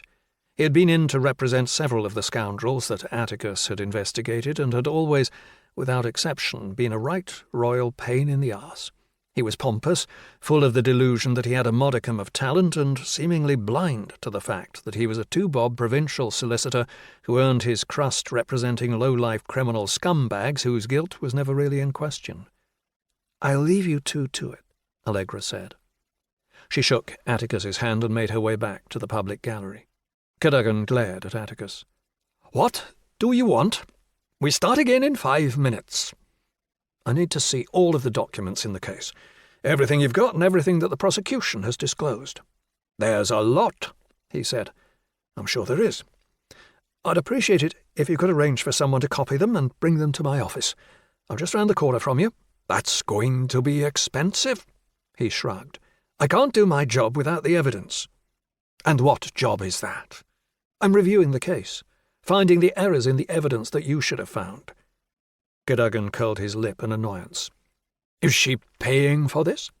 "She is. I'm sure you're already inflating your disbursements. You can add it to the bill." "I'm pleased to see you haven't lost your sense of humour, even after all that unpleasantness." "I have a thick skin." Cadogan raised his chin and stuck it out, posturing defensively.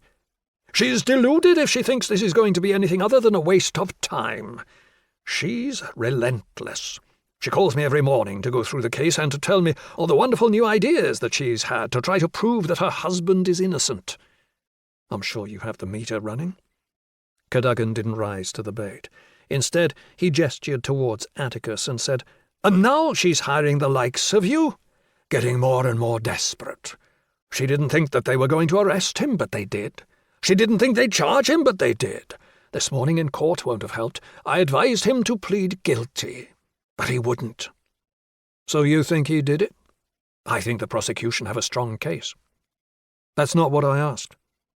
"We're giving him the best defence possible. Do I think the jury will convict him?" He paused. "Make up your own mind when you see the evidence. It's circumstantial, maybe, but there's a lot of it, and it adds up. The jury will want something credible, and this is. Someone killed the Madinders. In the absence of a more convincing explanation—" He shrugged. "Your confidence in your client is inspiring," Atticus said. He eyed the door where the press was beginning to funnel back inside.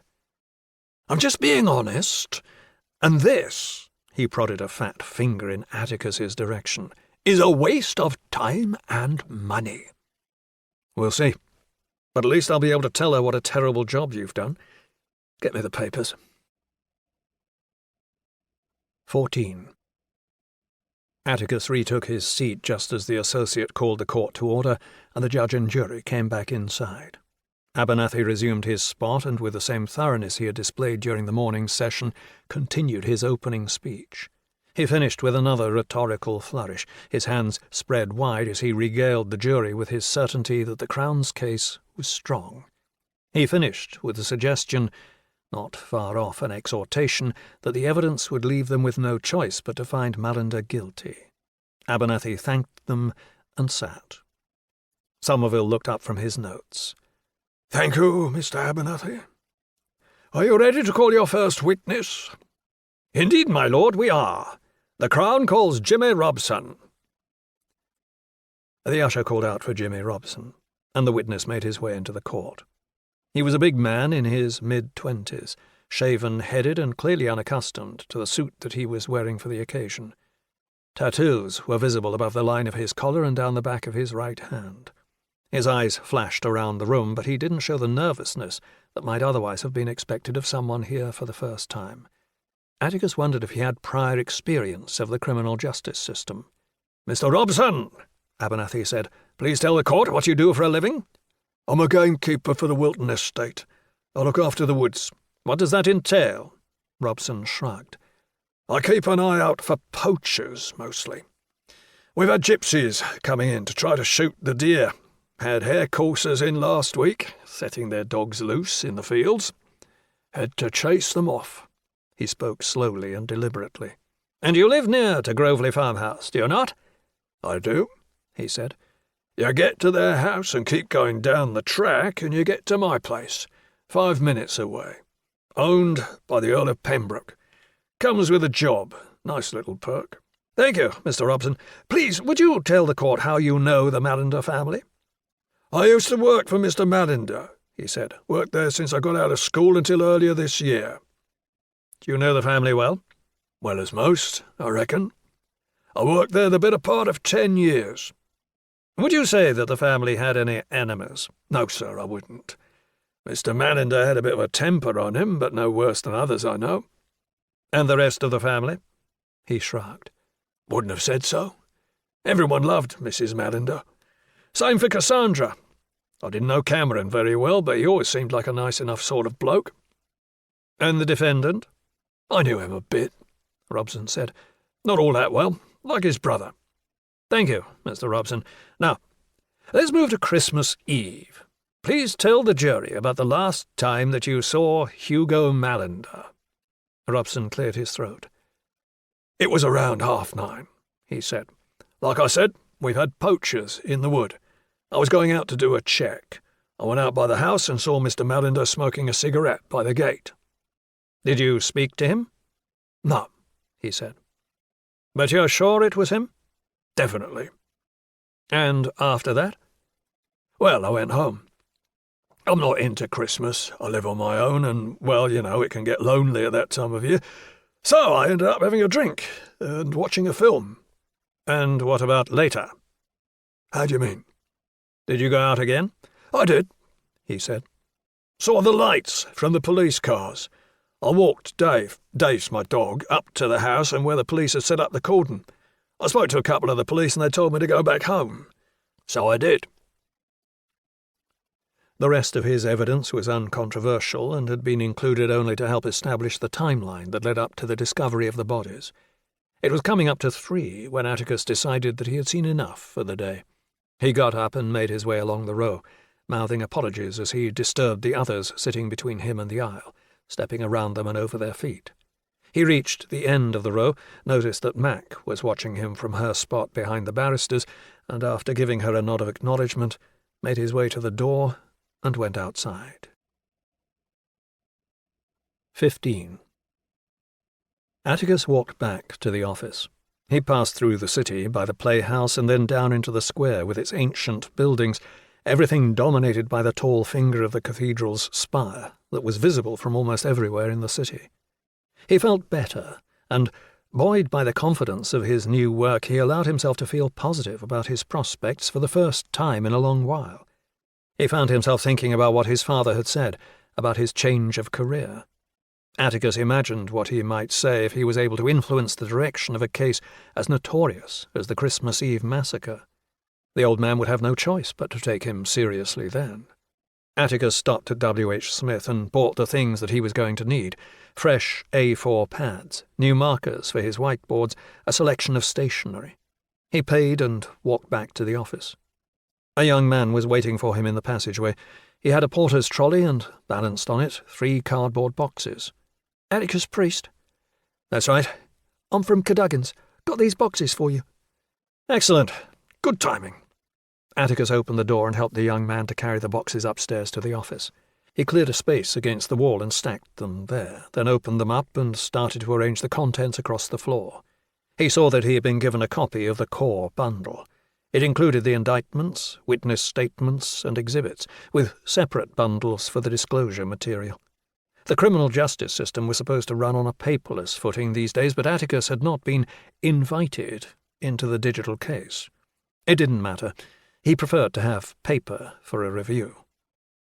He flicked through the crime scene photographs and the report from the pathologist who had carried out the post-mortems on the family. There were reams and reams and reams of material. "Need anything else?" the young man asked him. "I'm good," Atticus said. "Thank you."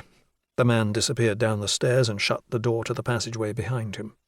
Atticus knocked on Jacob's door and smiled as he heard the drumbeat of Bandit's paws thundering across the upstairs room and then down the stairs. He saw the dog through the smoked glass and heard the whacking of his tail against the wall. "You're early," Jacob said. "Did what I needed to do." "How was he?" "Good as gold. We went for a long walk. He decided he wanted to swim in the river." "He loves it there," Atticus said, rubbing behind the dog's ears. "Thanks for looking after him." "Any time." "I need the money." "You're my first port of call." Atticus led the way back to the office. Bandit slouched over and started to sniff the boxes. "We're going to be busy," Atticus said. 16. Atticus took Pink Floyd's Dark Side of the Moon from his collection, slid the vinyl from the sleeve and placed it carefully on the platter. He lowered the needle to the first song, adjusted the volume and waited for Breathe in the Air to play.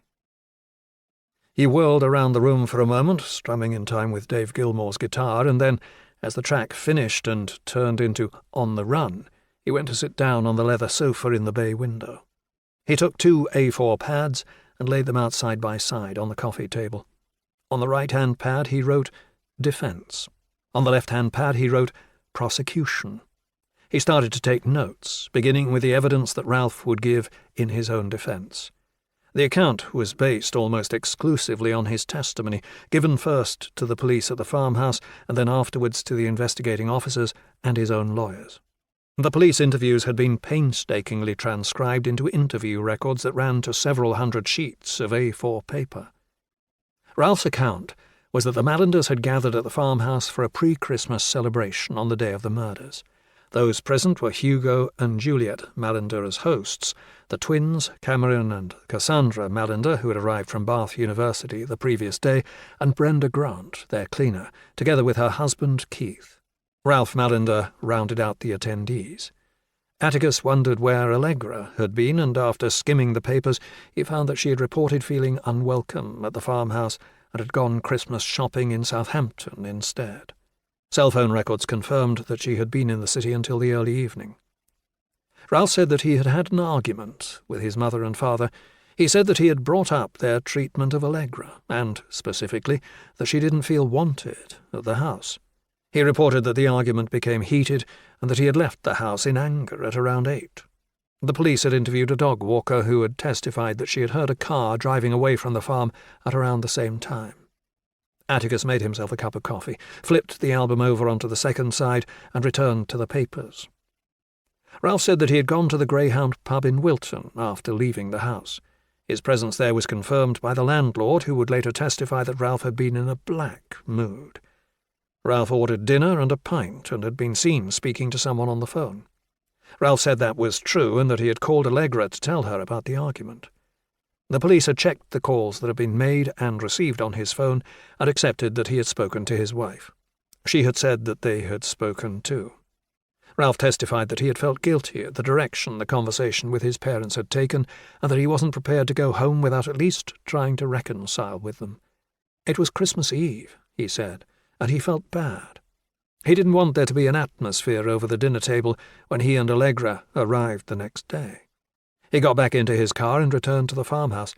He said that he couldn't be sure precisely what time he arrived back at the property, guessing that it was somewhere around 10:30. The publican at the Greyhound did not have CCTV, and was only prepared to say that Ralph had left the Greyhound at some point before he called last orders. Ralph said that he had tried the door to the farmhouse and found it locked. He did not have his key with him, but the kitchen light was on, and he had looked inside. He saw his father's body, slumped on the floor with blood on his clothes, and what he thought looked like gunshot wounds. He said that he froze, taking a moment to process what he had seen, and then he had been overcome with horror. His 999 call was timed at 23:15, and a transcript was included in the file. Ralph, noted by the operator to have been in a panic, had reported that he thought his father was dead and that he needed the police to attend as quickly as possible. Atticus flipped through to the police log. The attending officer was Detective Sergeant Tristan Lennox, who had been night duty CID cover that night. Lennox recorded that he had arrived at the property at 23:32 and found Ralph in the farmyard. Neither Lennox nor Ralph could say whether the rest of the house was empty, and given that Ralph had reported that his father had been shot to death, Lennox was not prepared to investigate without backup. He called for an armed response unit and then waited outside the property with Mallender for 15 minutes before two uniformed constables, Ryan Yaxley and Vernon Edwards, arrived. It was at this point that Atticus noted the first real point of interest. Lennox said that he thought he saw movement in one of the uncovered upstairs windows. Yaxley said that he remembered Lennox's statement, but when questioned afterwards, said that he hadn't seen anything himself. He'd qualified that, most likely because he didn't want to drop his sergeant into it, by saying that he had been distracted. It was clearly going to be one of the pieces of evidence around which the case would turn. The defence would seize upon it, for if someone was still alive in the house while Ralph was outside, it made it much less likely, and would certainly introduce reasonable doubt, that he could have been responsible. The record came to an end, and the stylus swung back to its cradle with a thunk. Atticus looked back at his notes and summed up what Ralph would say in his defence. He would admit that there had been an argument, and that he had decided that he would return to the house in an attempt to reconcile with his family. When he arrived, he found the door locked, and on looking through the kitchen window, he saw his father dead. He called the police. The explanation that he would suggest, the same one that the police themselves had originally posited, was that his brother, Cameron, had murdered his father, mother and sister some time between Jimmy Robson's sighting of Hugo Mallender and Ralph's return to the house. Bandit padded over. "What do you think, boy? Did he do it?" The dog cocked his head and nuzzled Atticus's hand. "Exactly," Atticus said. "I agree. Doesn't look good for him." He put down his pen. He had taken 6 pages of notes, including a page noting the inconsistencies in the police case and the questions that he wanted to ask Ralph and his wife. But it would have to wait. It was 10, and he hadn't eaten yet. 17. Mac had gone back to the station after court to prepare for the second day of the trial. The first day had gone well. The opening statement was persuasive, and Robson had established the start of the timeline that they would be relying on. Abernathy had been satisfied and had departed with a cheery farewell, adding that he was looking forward to getting his teeth into the case properly in the morning. Lennox was in the office with her. He was nervous about his own turn in the witness box tomorrow. His evidence, particularly the statement that he thought he had seen someone moving inside the house, was likely to be contentious. He still thought that he had seen someone, and given that Ralph was outside the property at the time, standing next to police witnesses, it was not helpful to the prosecution case that pegged Ralph as the murderer. But Lennox had reported it at the time and had noted it down. It was part of the case now, for better or worse. Mac couldn't discuss his evidence with him, and she certainly couldn't coach him, but reassured him that he would be fine, and that he had more than enough experience to handle anything that was thrown his way. "Thanks," Lennox said. She leaned back and stretched. "I mean it. You'll be fine." "It doesn't come as naturally to me as it does to you." "You think it comes naturally? I wouldn't sleep a wink before mine. Nerves are fine. You should be nervous." "And I'm worried about, About what you think you saw?" it's their best evidence. "Probably." And if I hadn't said anything, this would have been finished already." "Probably not. There's plenty of evidence against him, and there's no choice. You have to say what you think you saw. Even if it means he gets off? Just say what you think you saw, and the jury can decide. Abernathy is briefed. You know he has it all under control. I know, he said. He exhaled and looked at his watch. Fancy a pint? Not tonight. I'm late as it is. Andy is going to kill me. Lennox nodded. He got up and stretched his arms. I might go and see if anyone's there for last orders. Just one, she admonished, and then get to bed. I want you fresh as a daisy in the morning. Yes, ma'am, he said with a grin. 18. Mackenzie and Andy Jones had a house in Bishopstown. It was a 30-minute walk from the station, passing by the crematorium and Aldi and the small business park gathered around the roundabout that marked the start of the A30's north-westward exit from Salisbury towards Andover and the M3 to London.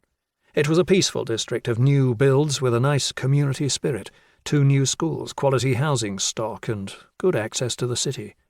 Being able to walk to work was a bonus, made easier since the station had moved from the old building on Wilton Road to its present location near the Greencroft. Mac didn't have time for scheduled exercise, so she often walked. It was good thinking time, too, an opportunity to consider work on her way in and how she might improve family life when she returned again.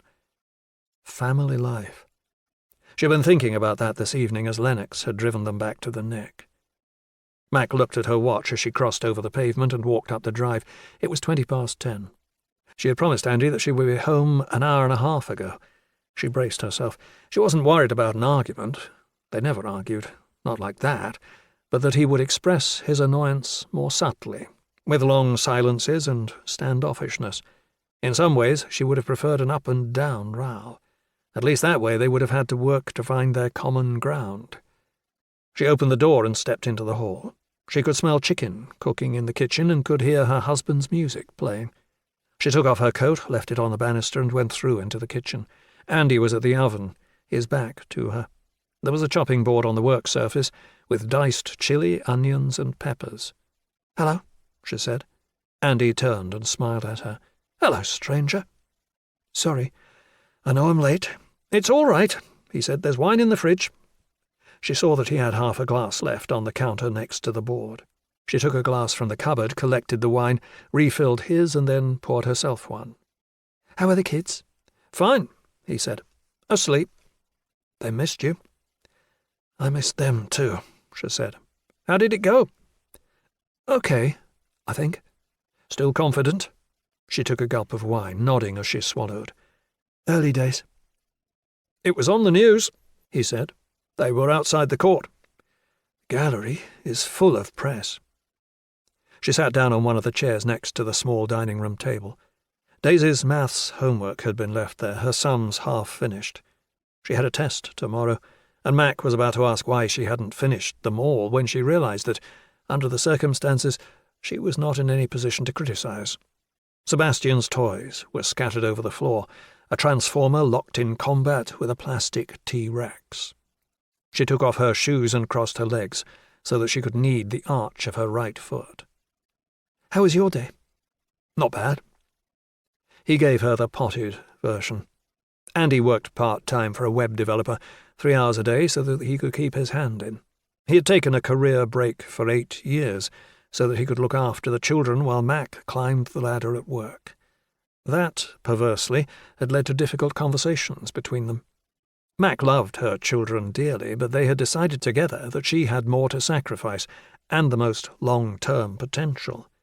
She was a DCI at 38, and the confidential nods and winks that she got from higher up the chain suggested that she had further still to climb.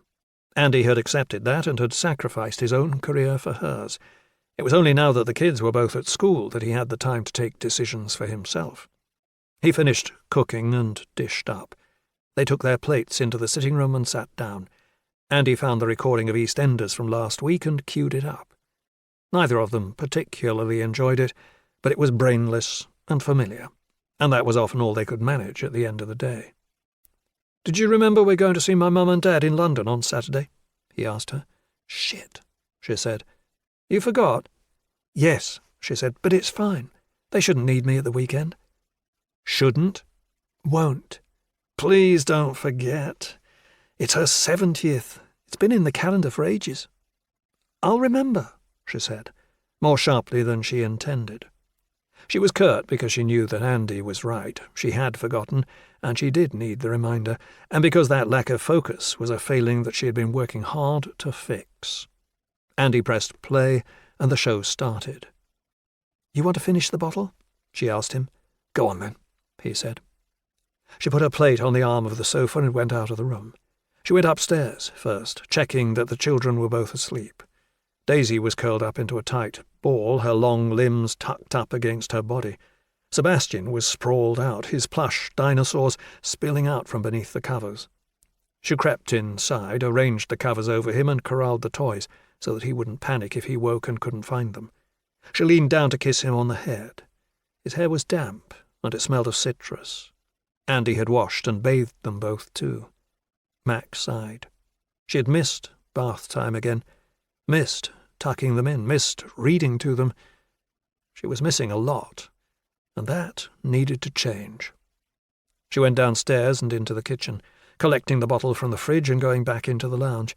She emptied the bottle into their 2 glasses. She would try harder, she told herself. She had too much to lose. 19. Atticus went to McDonald's to get his dinner. He walked back through the city with a paper bag and felt alone. He watched the other people around him going about their business, the families and couples in the windows of the restaurants that faced the market square, the others emptying out of the Odeon at the end of whichever film it was that they had been to see. There was one elderly couple still holding hands, despite the years that he imagined that they had spent together, and he felt a pang of regret. He pictured the life that they must have had, a shared trove of memories to bind them close, a couple of children, perhaps grandchildren too. The prospect of a life like that seemed distant to him, out of reach. There was no one that he would consider as a partner, and, more to the point, he doubted that anyone would have him. He knew that this wistfulness had been provoked by his meeting with Mac earlier, but that didn't make it any easier to swallow. He unlocked the outside door, went through the passage and opened the door to the office. Bandit was waiting for him upstairs, his tail wagging happily. Atticus sat down on the leather sofa and tore open the brown paper bag. The dog sat down immediately, his gaze switching between the food and Atticus's face. His tongue fell out between his lips and his tail wagged against the floor. "Don't worry," he said. "I got you one too." He broke up one of the 2 cheeseburgers and dropped it into Bandit's bowl. The dog dipped his head to it and devoured it in 5 hungry gulps. Atticus took his time over his, finishing it and then the carton of fries, while he studied the moves that had been taken in the 3 games of chess that he was playing simultaneously on chess.com. Atticus had started playing again to fill the time after he had been dismissed from the force. It gave him puzzles to solve and something to distract him from the boredom that he had found so difficult to alleviate.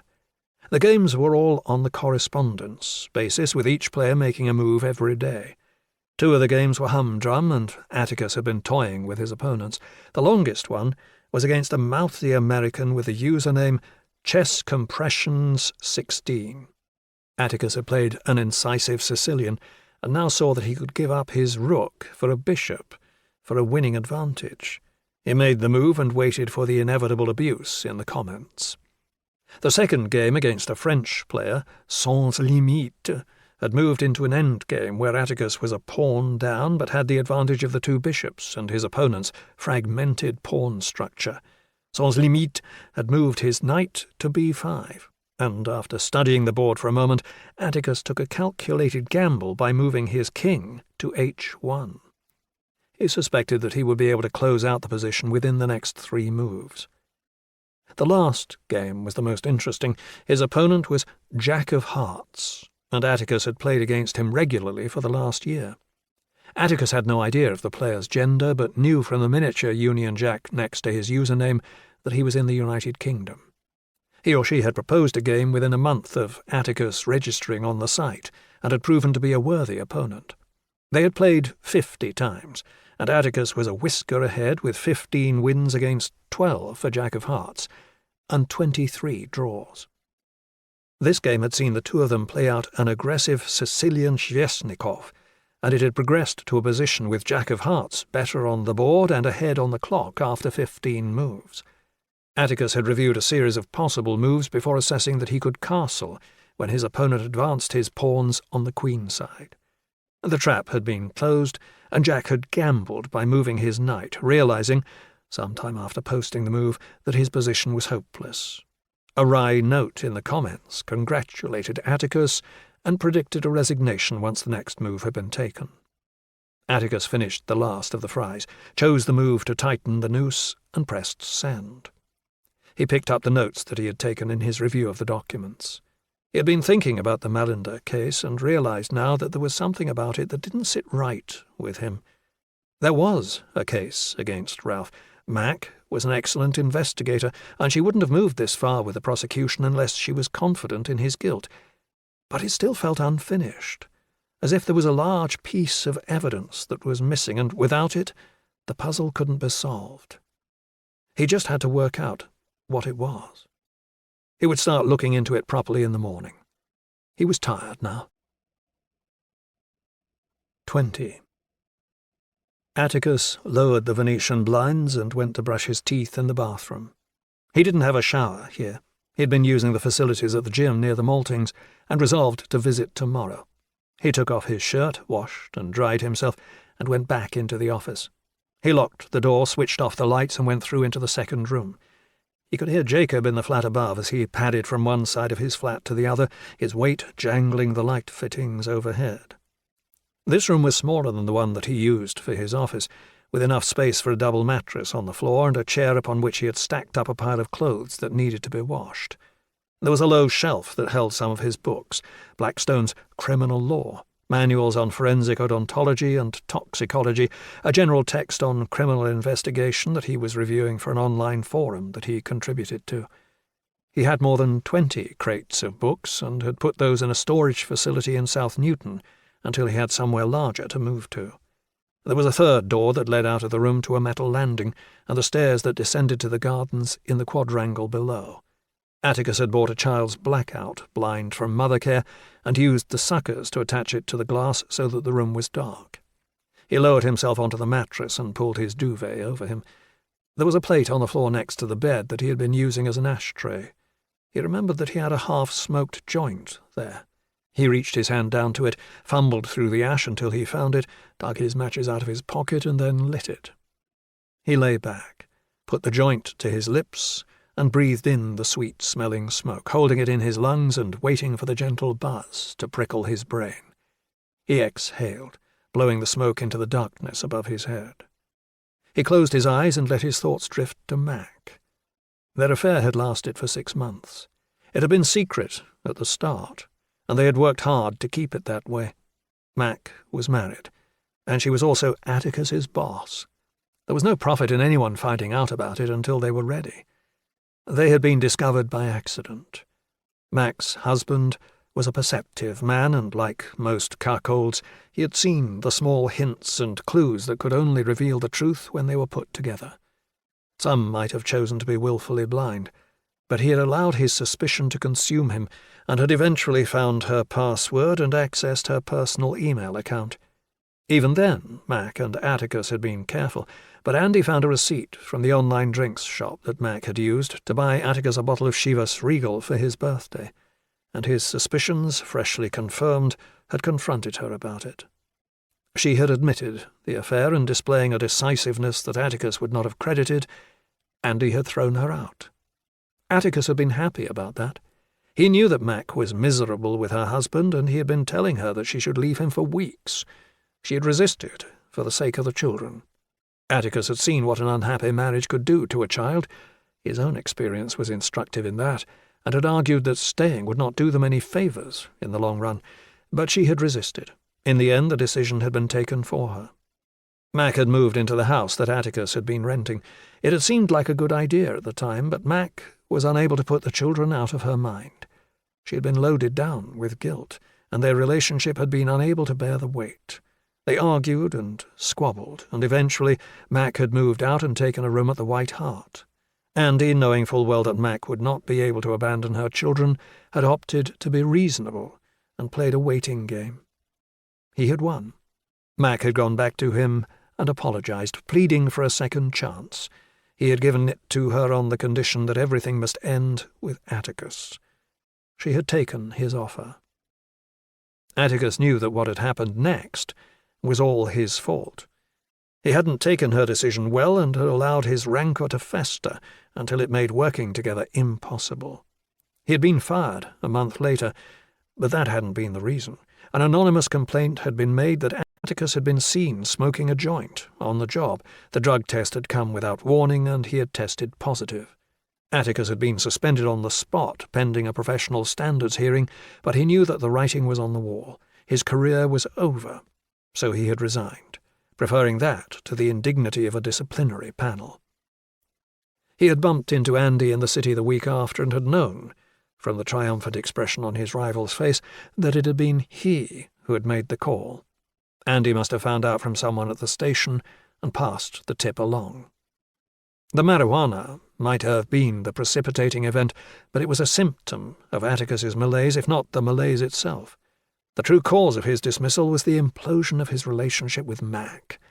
Smoking on the job was a stupid risk, but he hadn't cared.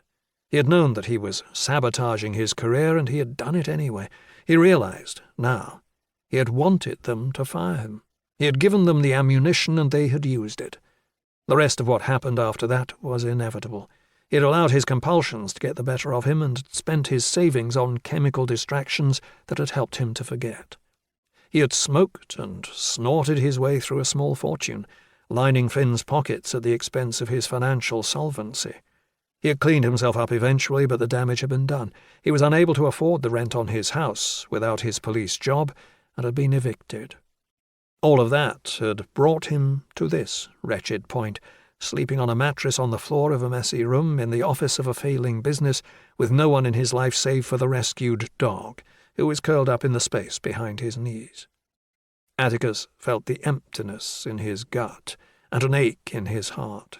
He drew down on the joint again, the red coal burning down to his fingertips, and then dropped it into the ashtray once more. He exhaled, closed his eyes, and tried to drift away to sleep. 21. Atticus woke to the sound of his alarm. He had deliberately left his phone in the office room so that he would have to get up to switch it off. He sat up and stretched out his aching limbs, his joints clicking and popping. Bandit had moved down to the bottom of the mattress in the night, and now he stirred too, getting up and shaking himself so that the tag on his collar jangled loudly. He padded up to Atticus and nuzzled him, his wet snout cold against Atticus's cheek. Atticus scratched the dog under the chin. "Good morning, boy." Atticus felt better with the benefit of sleep, even if he could have done with a couple of hours more. The pensive mood from last night was gone. He had a fresh puzzle to solve, and he would use that to distract him from wallowing in self-pity. The room was dark. He swung his legs around and stood up, stumbling through the abandoned clothes to the door. He opened it, the artificial light from the street lamp outside the window drifting in through the dusty glass, and found his phone on the coffee table. He silenced the alarm and checked the time. It was just after 5. He took his pills with a glass of water, dressed, found Bandit's lead and attached it to his collar. He led the dog down the stairs and headed across the street to the car park. The dog hopped into the back of the Fiesta and Atticus got into the front seat. He started the engine and drove out of the city to the west, heading towards Wilton. He passed the grand, stately pile of Wilton House, continued through the small town and then turned right into Wishford Road. He passed beneath the railway bridge, past the riding school, and continued to the north until he reached the southern boundary of Great Wishford. He stopped the car at the side of the road and got out. The first light of dawn lit the tops of the trees and silvered the wide-open fields behind him. It was quiet here and isolated. Arable land was laid out all around, and to his left he saw the dark green fringe of the forest. It was cold, too, with a northerly wind blowing over the open ground. Atticus looked at the forest and the road that passed deeper into it, and imagined what it might have been like on the night of Christmas Eve. It was lonely here, and would be even more so once he started into the wood. He remembered the area well. The Priest children had enjoyed exploring the countryside as youngsters, their parents often taking them on long Sunday morning walks before finding a pub for lunch. It felt very different now when compared to his memories. Bandit pawed the car's rear window, eager to be let out. "Hold on, boy. You can run around in a minute." He got back into the car, turned to the left, and continued on a narrow lane that was only just wide enough for one car to pass along it. He followed the track across the bleak, wide fields, the leaden skies stretching overhead as far as the eye could see. There were rows of trees planted to mark the boundaries of each field, and a fence on both sides of the road demarked those boundaries. After 2 or 3 minutes, Atticus arrived at a space that had been reserved for a car park. A single Land Rover, dusty and caked in mud, had been parked at the far end, and Atticus slid the Fiesta alongside it. He opened the door and stepped out, then opened the rear door for the dog. Bandit jumped out and shot off into the woods, his collar jangling. Atticus went around to the boot and opened it. There was a lot of junk inside, including a pair of hunter boots. He sat on the lip of the boot, removed his Converse, and pulled the boots on. He changed his leather jacket for a warmer overcoat, dug around in the junk until he found the leather pouch that contained his professional-grade lock-pick set, locked the car and started to walk. He whistled for Bandit and heard the dog as he changed course, a blur of white and tan as he darted between the tree trunks to Atticus's left. The start of the woods was marked by a blue sign that read, "Grovely Wood, Private Woodland." Vehicles were not allowed beyond that point, and a few steps ahead there was a second notice board that displayed a map of the area. Atticus checked it to refresh his memory. He remembered facts that had lodged in his mind as a child. The long straight avenues through the trees that were reputed to have been laid by the Romans, the arms dumps that had been hidden here during the war, the myths and fables that their mother had told them as they tramped along the damp and muddy trails. He recalled his favourite. Legend had it that 4 Danish sisters who lived in Wilton had been suspected of witchcraft after an outbreak of smallpox had killed dozens of locals in the 1700s. The sisters were taken to the wood and murdered, their bodies buried a little way apart from one another so that they could not conspire in revenge against their murderers. 4 ancient beech trees were said to have grown from the graves to remind the killers of what they had done. Atticus remembered visiting the trees and finding a hollow in the back of the largest one in which people still left pagan offerings. The thought chilled him more than the weather. He zipped up his coat and set off down the track. The open fields were soon replaced by thick woodland on either side. Atticus followed the track as it bent around to the south, eventually reaching the junction with the first broad drive. The track continued on the other side of the avenue, and he hiked along it until he reached the second broad drive. He paused there, standing still to watch and listen. It was eerily quiet. There was no one else in sight, and the only noise that he could hear was the call of a bird overhead and the rustle of a larger animal, most likely a deer, in the thick underbrush on his right-hand side. He put his fingers to his lips and whistled. Bandit crashed out of a bush, scaring a pigeon into the air. The forest continued on north of the second broad drive, but it had been cleared to the south to open out onto a broad field that had been planted with wheat. Atticus took out his phone and looked at the Ordnance Survey map that he had downloaded. The farm was another 500 feet to the south, following the continuation of the track that he had taken as it skirted the eastern boundary of the wheat field. There was a collection of buildings on the western side of that track. Atticus walked on, finding a gap in the overgrown hedges so that he could look at them. Atticus saw a large farmhouse and a number of agricultural outbuildings. Grovely Farmhouse, the scene of the Christmas Eve massacre. He continued along the track. 22. Grovely Farmhouse had been built on a corner of another large arable field. Atticus selected a satellite image on his phone and saw a large lawned area next to the house. The grass was a much darker olive green than the washed-out chartreuse of the fields, the latter marked by the patterns of the tractor tracks that swept across them in a left-to-right fashion. The track ended at a gate. Atticus pushed it open and waited as Bandit bounded through.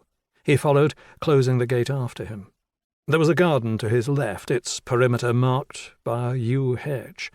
The buildings were directly ahead.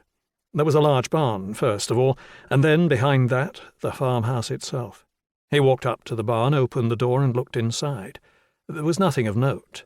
Unused mangers, neatly stacked bales of hay, and bags of animal feed. An old Massey Ferguson tractor, missing both front wheels, was propped up on a stack of breeze blocks, ready to be attended to. Atticus closed the barn door and continued to the house. It was empty. Atticus had seen the wills of Hugo and Juliet Mallender. They had left their estates to each other, with the stipulation that everything would be split equally between the children when they were both dead. Now that Ralph was the only one of the children still alive, he stood to inherit it all.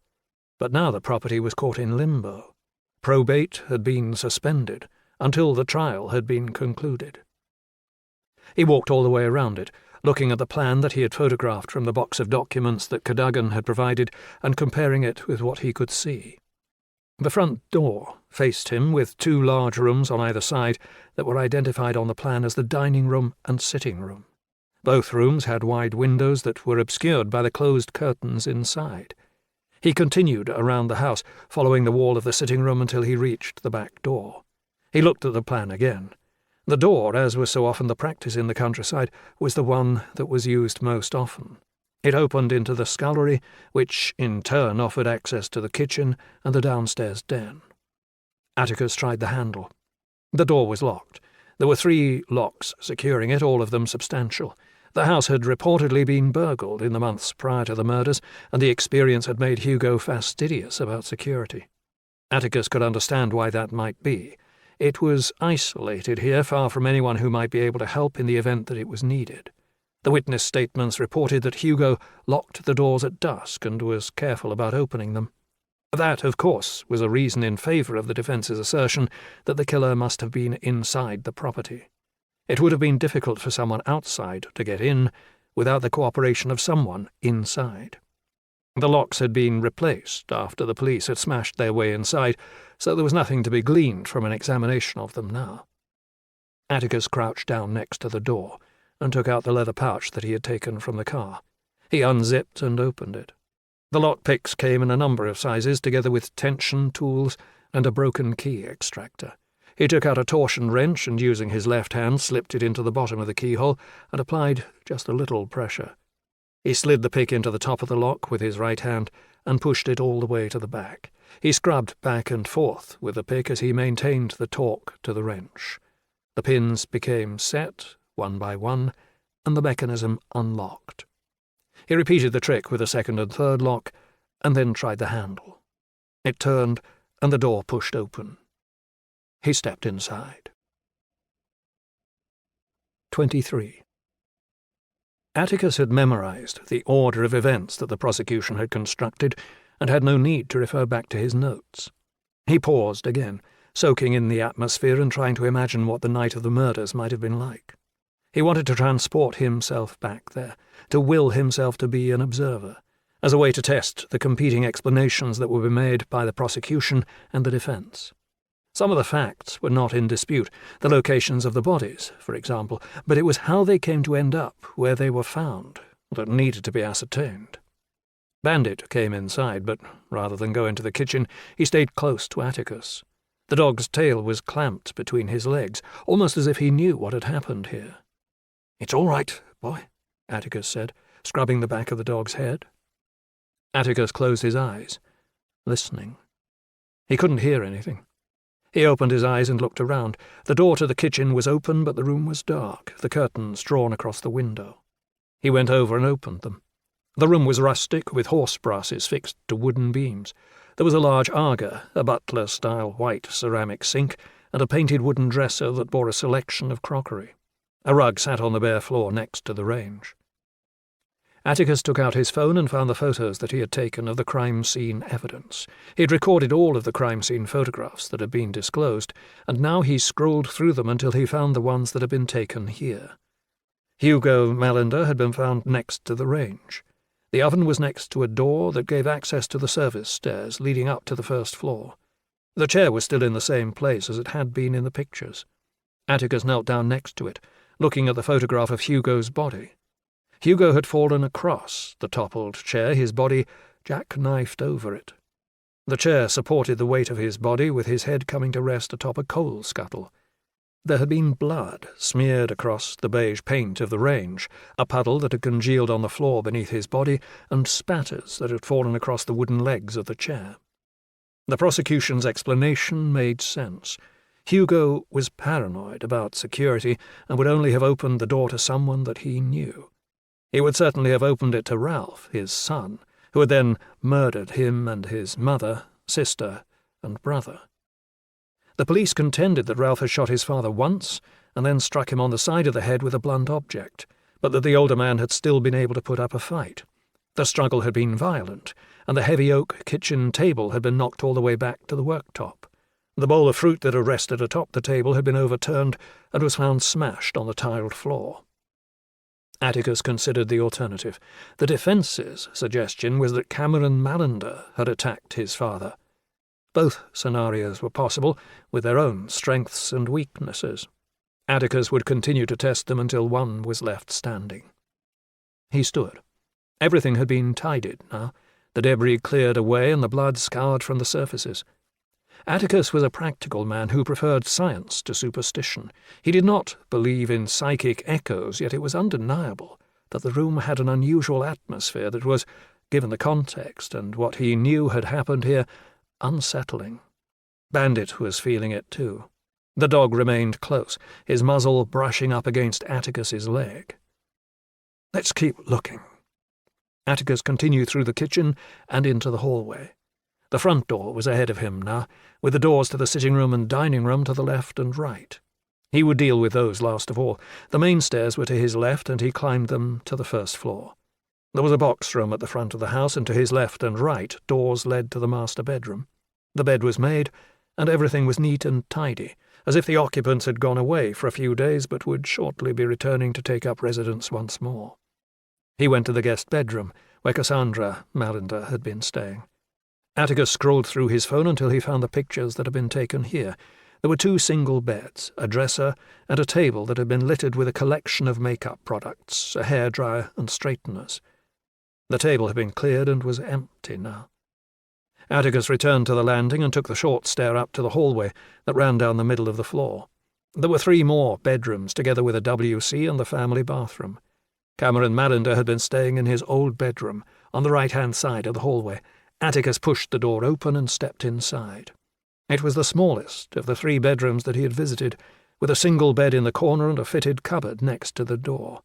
Atticus stepped inside and went over to a bookshelf. Books from Cameron's childhood were still arranged there. Choose Your Own Adventure and Fighting Fantasy Game books, a complete set of The Lord of the Rings, books by Stephen Donaldson and David Eddings. Atticus ran his finger across the spines, all of them bearing creases that suggested that they had been well loved. He had read the same books as a child. He closed the door behind him and went back downstairs.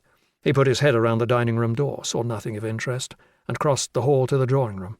Bandit padded after him, but as he opened the door, the dog stayed where he was.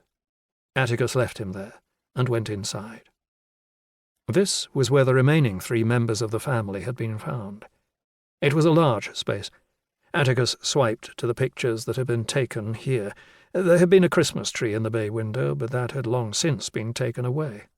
The main pieces of furniture had been a 3-seater sofa, and then 2 smaller sofas arranged in front of the flat-screen TV on the wall. The larger sofa and one of the smaller ones were still in place. The second, smaller sofa had been removed, and a rectangle of carpet that had been underneath had been cut out to reveal the floorboards. Atticus could guess why. The sofa and carpet had been soaked with blood from Juliet Mallender. She had been found sprawled out across the seat.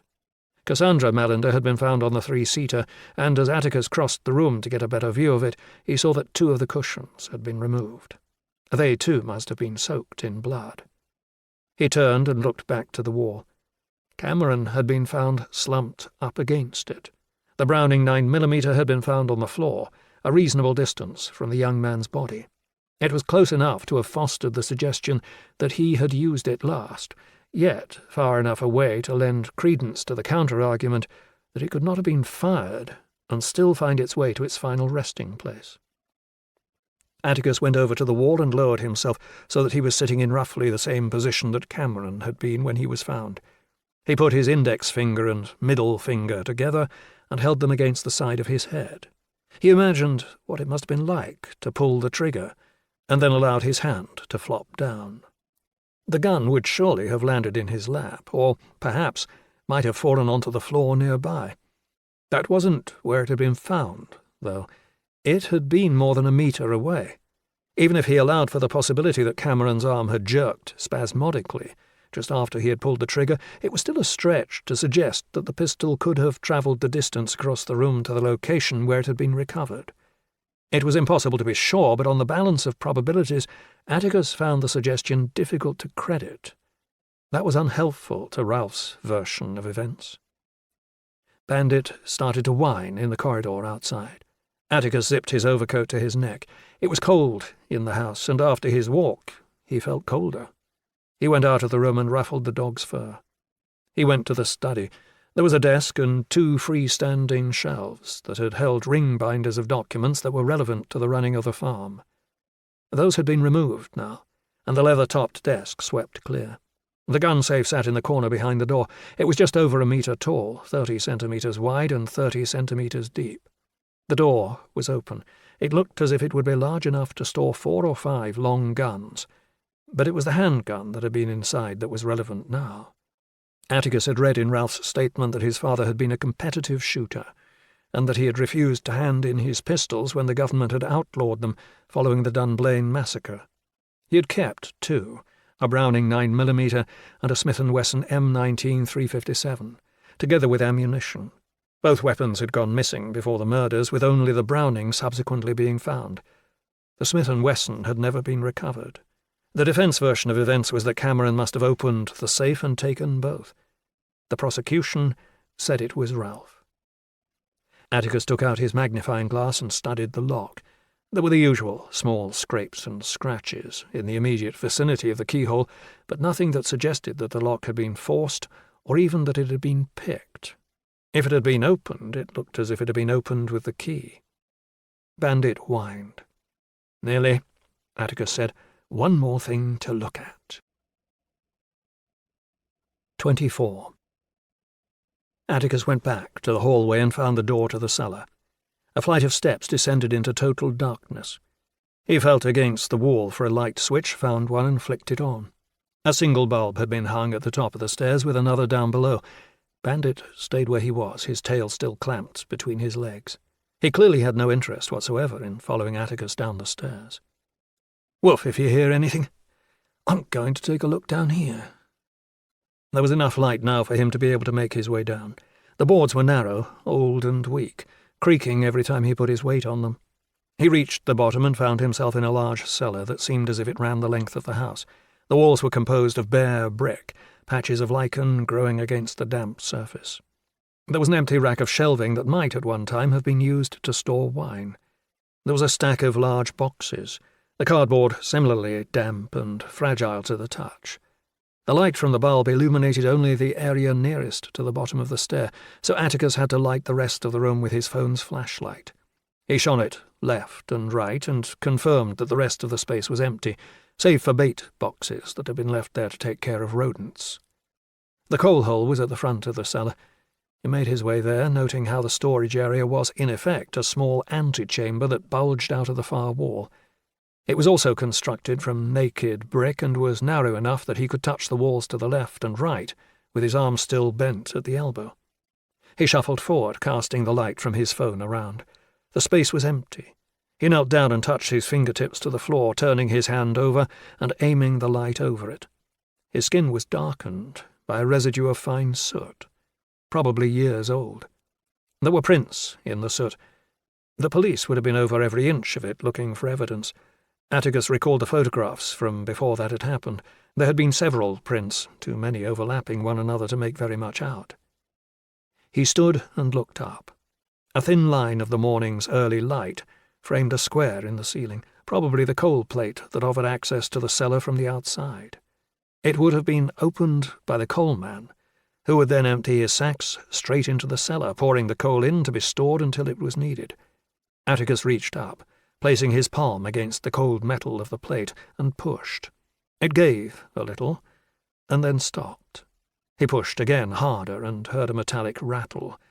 The plate had been secured with a padlock some time after the murders. That made sense. This, according to the prosecution case, was how Ralph had exited the farmhouse while making it appear that it was locked from the inside. Atticus would check for himself when he was outside, but the pictures that had been taken by the police suggested that the coal plate had been left untended for years and had been obscured by vegetation that had been allowed to grow over it. The plate was difficult to see and might only have been noticed by those who had lived in the house for long enough to know that it was there. It had always been left unsecured. It would have been a simple thing for Ralph to make his way through the cellar, open the coal plate, and then get outside. Atticus took a quarter turn and felt a sharp scratch against his shoulder. He swayed away from it and brought the flashlight up to examine what he had touched. A nail had worked free from a wooden board that had itself been fixed to the wall. Atticus had no idea what purpose the board served, but it was coming loose and the nail had popped partially out. He shone his torch on it and then turned the light down onto the floor. He knelt down, running his fingertips through the light coating of dust. He found little fragments of debris that had worked loose from the wall over time, little rough pieces of brick and mortar, and then saw the light catch against something that looked out of place. He lowered himself further, holding his phone steady and reaching down with his left hand. It was a small square, maybe a centimetre by half a centimetre, of a thin, papery material. He brought it closer to his eye, then gently rubbed it between thumb and forefinger. It looked like the dense polyethylene that was used in Tyvek, the material in the disposable oversuits that were worn by crime scene investigators. Atticus had a small plastic baggie in his pocket. He took it out, opened it, dropped the remnant inside, and sealed it up. He backed out carefully and made his way back to the stair. Bandit was at the top, looking down at him. His tail thwacked against the wall as Atticus climbed back up to him. "Come on then, boy," he said. "Let's get out of here." 25. Atticus opened the door and Bandit bounded out, racing around the farmyard as if relieved that he could be away from the oppressive atmosphere of the house. Atticus locked the door and walked around the perimeter of the property until he reached the front, then looked down at the weed-choked path until he found the coal plate. It was similar to a manhole cover, just a little smaller. Atticus guessed that it was around 25 inches across. The plate was set into an outer metal ring that was then cemented into the path. It was decorated in an attractive geometric pattern and marked with a foundry mark, Hayward Brothers of London. Atticus crouched down and ran his fingers over it. He dropped onto his belly so that he could look more closely at it. The weeds that had obscured the cover had been pulled up, most likely by the police when they were examining it. Atticus wondered how easy it would be to slide through the hatch. It would have been simple enough for someone slender to enter the house this way, but more difficult to climb out. It would have been necessary to have something to stand on, a chair or a box, before reaching up and boosting oneself out.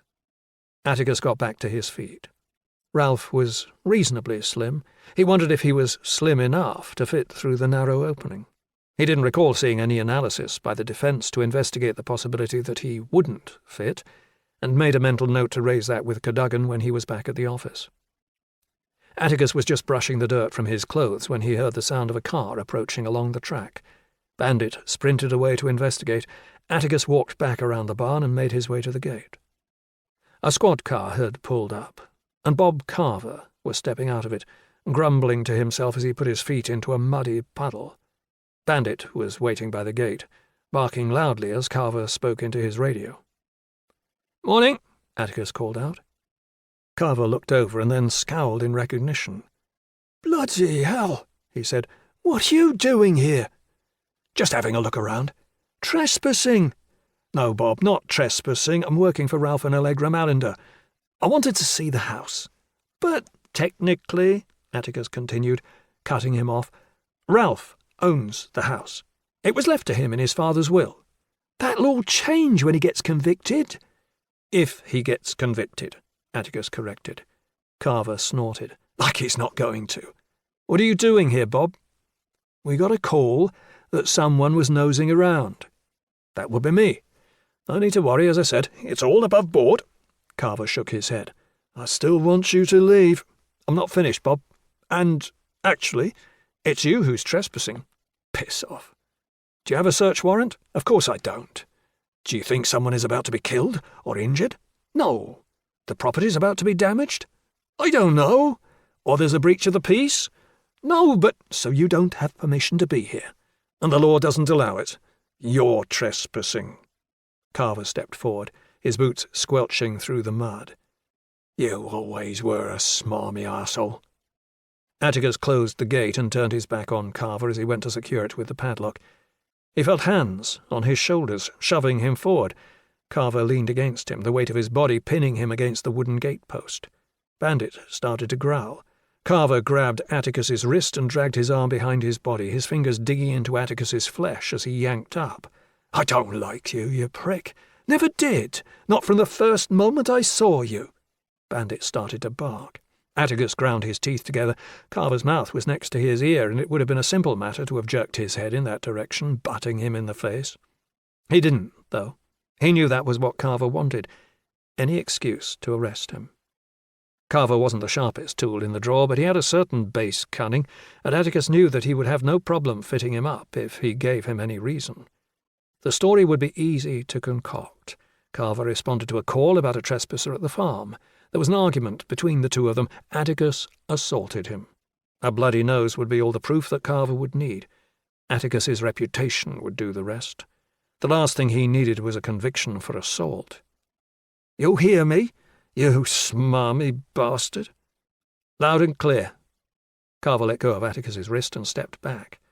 Atticus turned around just in time to see Carver's knee as he brought it up, burying it in his groin.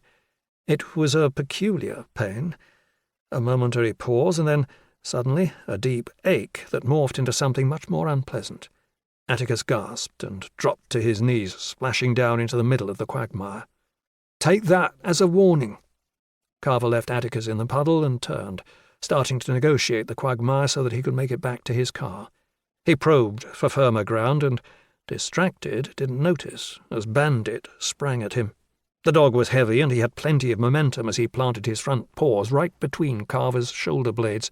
He toppled over, slamming into the mud with a heavy splash. Atticus reached back for the gate and used the bars to help him get back to his feet. He stepped onto the verge where the footing was more secure and made his way around the puddle, where Carver was still floundering in an attempt to get up. "Oh dear," Atticus said. The pain subsided, turning back into a throbbing ache.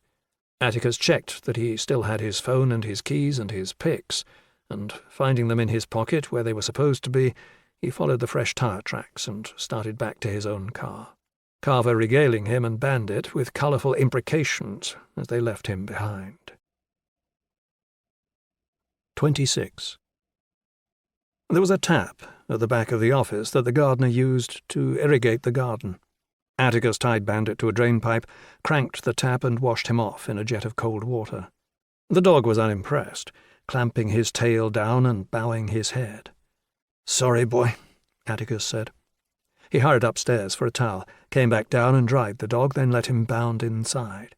Atticus took off his own muddy clothes and pulled on a pair of jeans and a shirt he found on the floor. He reminded himself that he couldn't put off his visit to the laundrette any longer.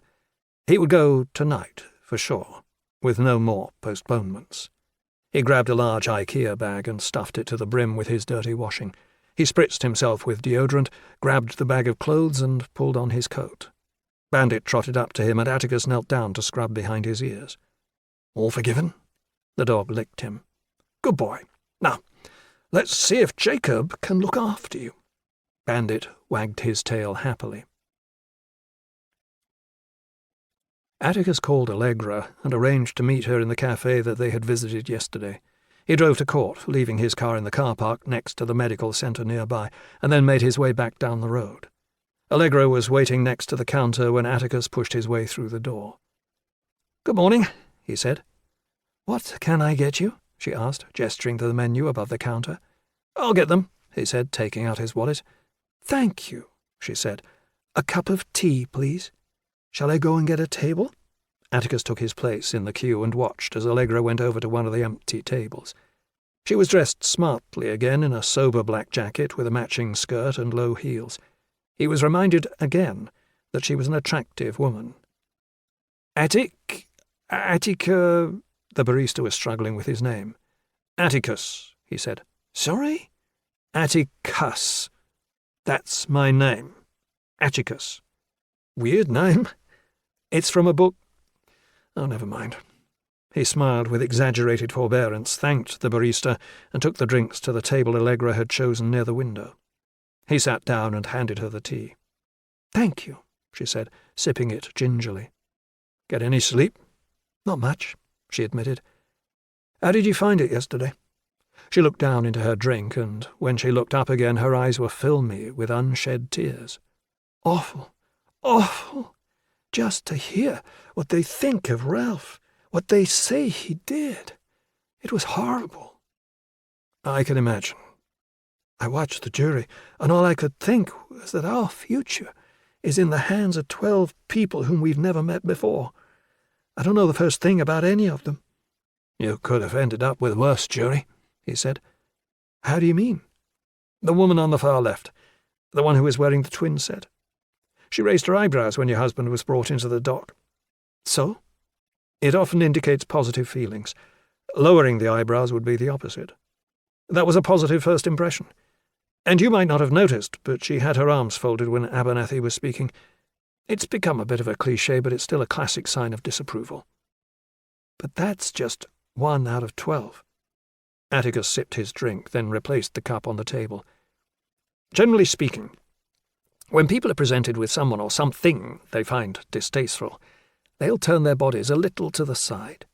It's very subtle, but you can see it if you know what to look for. I only saw 2 of the jurors angle themselves away. 2 of them, the elderly man in the suit and the young mother, actively leaned forwards. That's a strong sign of a positive first impression." She frowned. "I didn't see a mother there." "Second row, 2 from the right. And there was a discoloration on the left-hand shoulder of her jacket. I suspect she was winding a baby and it was sick. There hadn't been time to change it to something else, and although she's done her best to clean it, the stain was still visible even across the room." "Come on," she said. "You're reaching." "Perhaps a little," he said with a smile.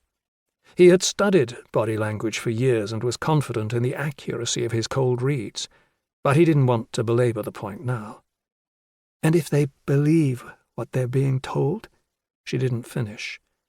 "There's a long way to go yet," Atticus said. "We've only had the first day." "I know that," she said, "but there's so much uncertainty. The police have their case. They're going to hammer Ralph with it again and again and again. It's just so upsetting." "How long does Cadogan think the trial will last?" 2 weeks. Atticus had assumed it would be something along those lines. It didn't give him very long to find anything helpful. He would have to work quickly. She sipped her drink and then replaced the cup in the saucer. "What have you been doing so far?" she asked him. "I've started my review of the evidence." "And?" "There are a few things that could do with a little examination. D.S. Lennox's suggestion that there was someone inside the house when he got there, for one. I know they'll say that he could have been mistaken, but I'd like to speak to the other officers who were there." "You can do that?"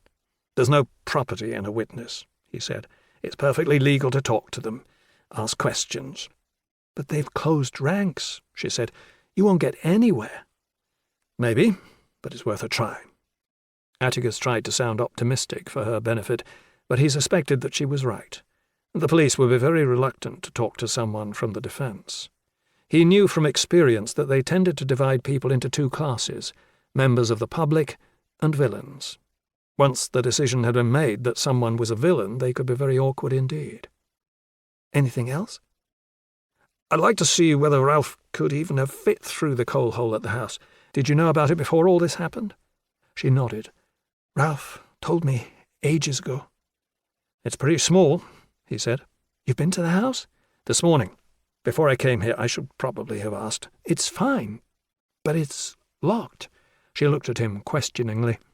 Atticus shrugged. "I picked the lock," he said. "I didn't think you'd mind." She shook her head. "Of course not." "Did Cadogan look at whether Ralph would fit?" "Sort of. Ralph said he thinks he can probably still get through, but that it's tight." "Did he actually try?"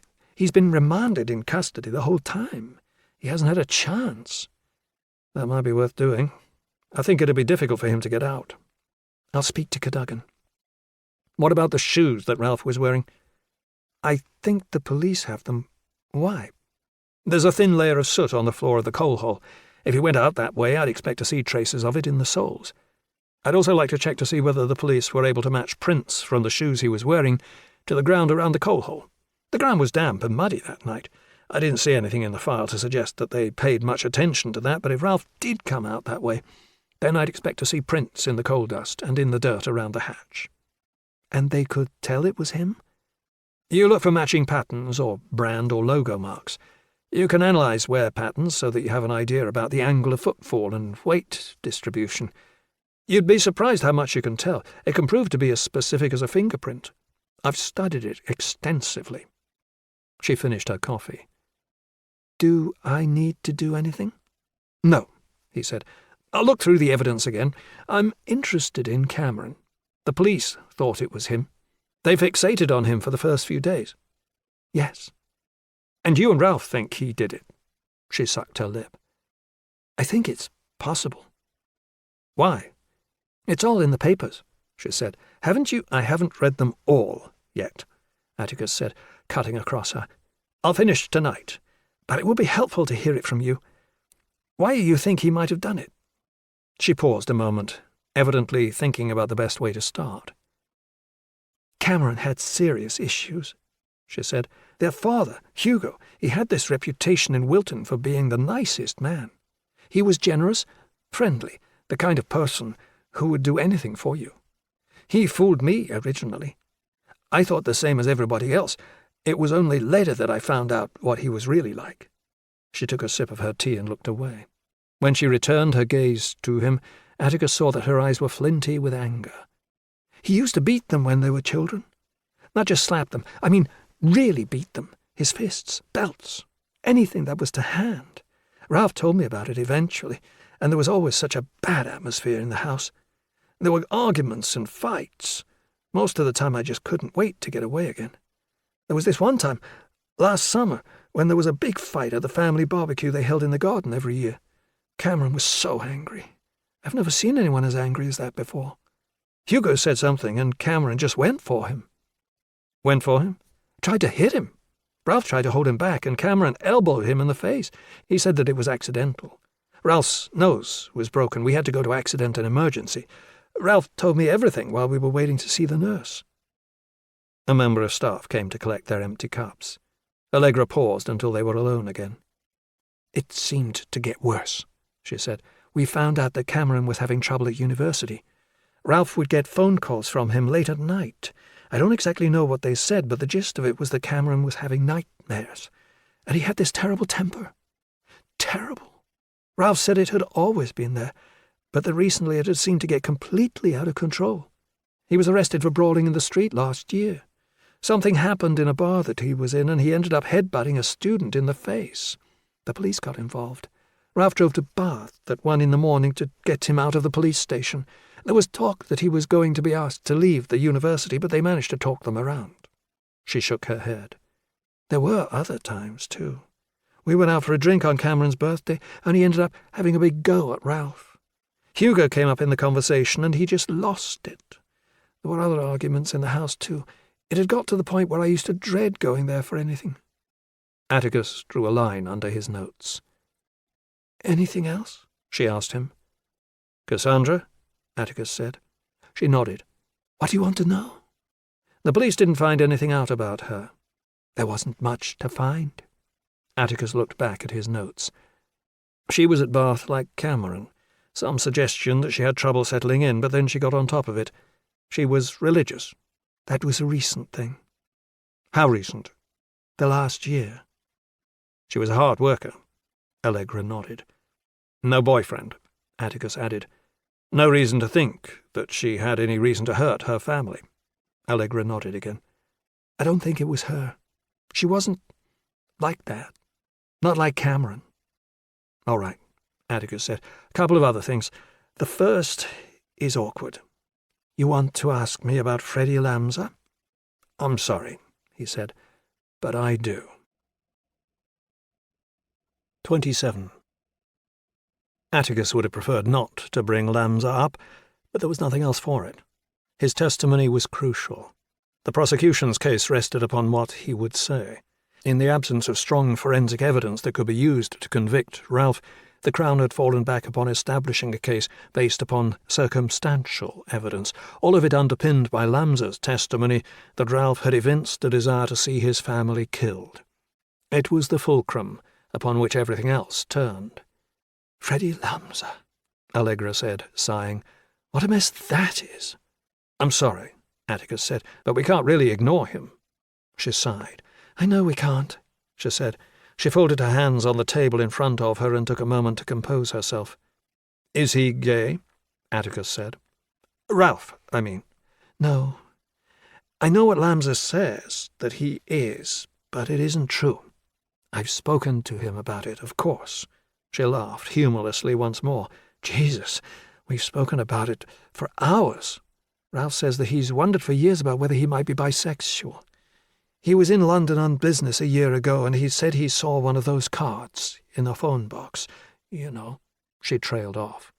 "The ones left by prostitutes," Atticus finished. "Yes, those.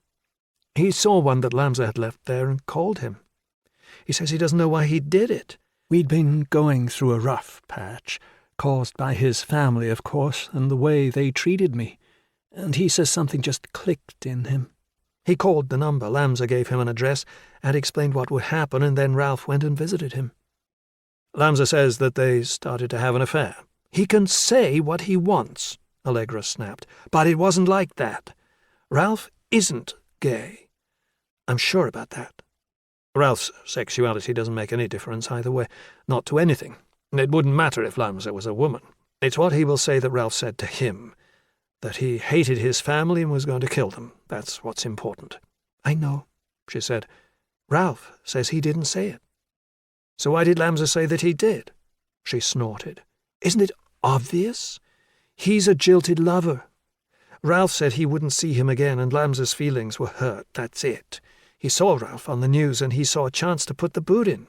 That's all it is, as simple as that. Revenge. The whole thing is a pack of lies." She looked away. "I'm sorry for snapping at you. This is unbelievably stressful." "It's fine," Atticus said with a smile. "I understand." "What can you do about him?" "I'll see what I can find." She looked at her watch. "I need to be getting on. There's a conference with Crow at 9:30. Is there anything else?" "One more thing," Atticus said. "I need to talk to Ralph. I've read most of his evidence, but that's no substitute for speaking with him. There might be something that he says that gives me another angle to investigate." "He's not in a good way," she warned. "This whole thing. He's not handling it well." "I'd be worried if he was. You don't need to worry about that. I've interviewed people in the same situation before." "I'll need to be there too," she said. Atticus bit down on his lip, wondering about the good sense of that. He would have preferred to speak to Ralph on his own.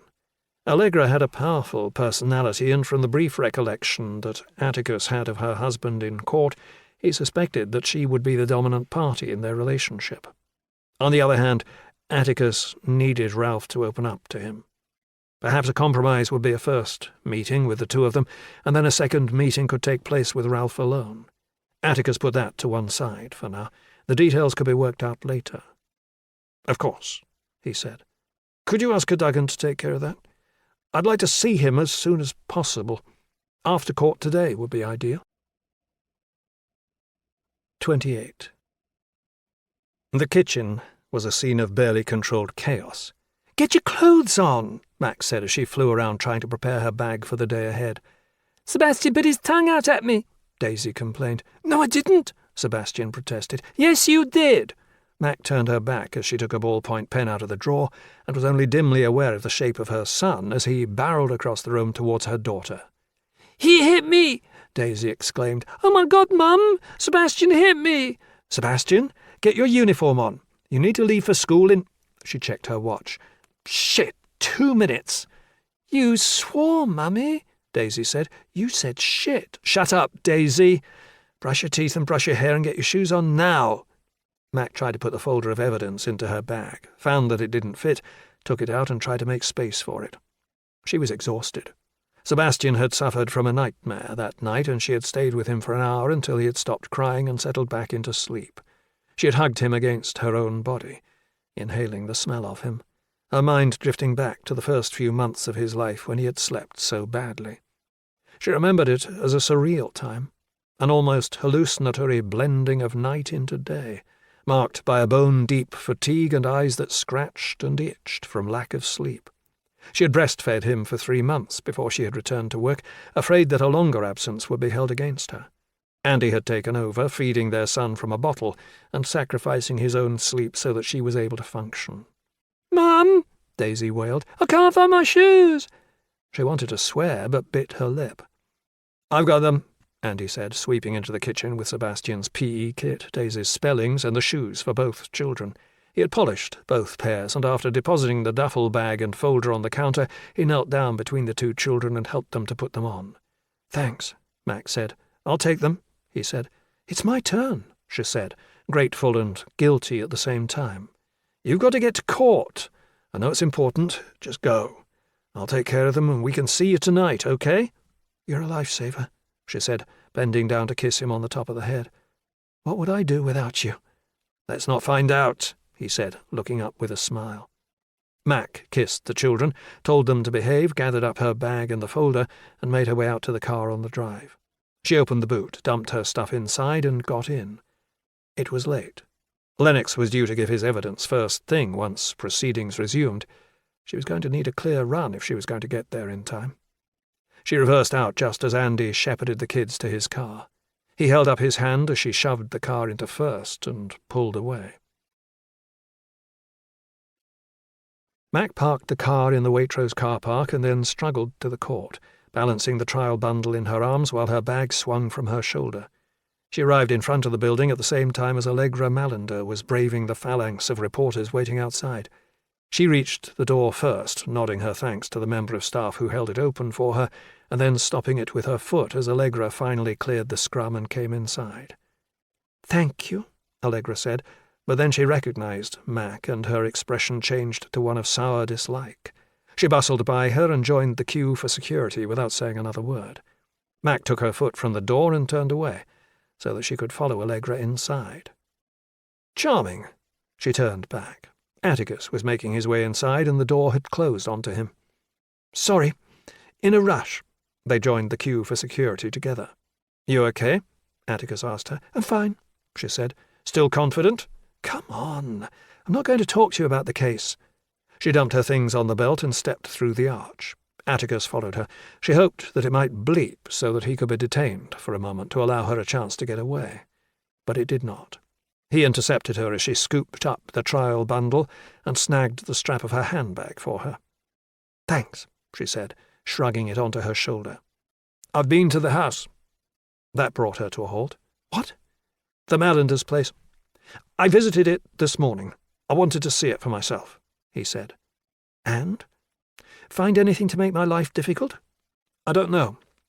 Have you looked at whether Ralph would fit through the coal hole?" The details came to her easily.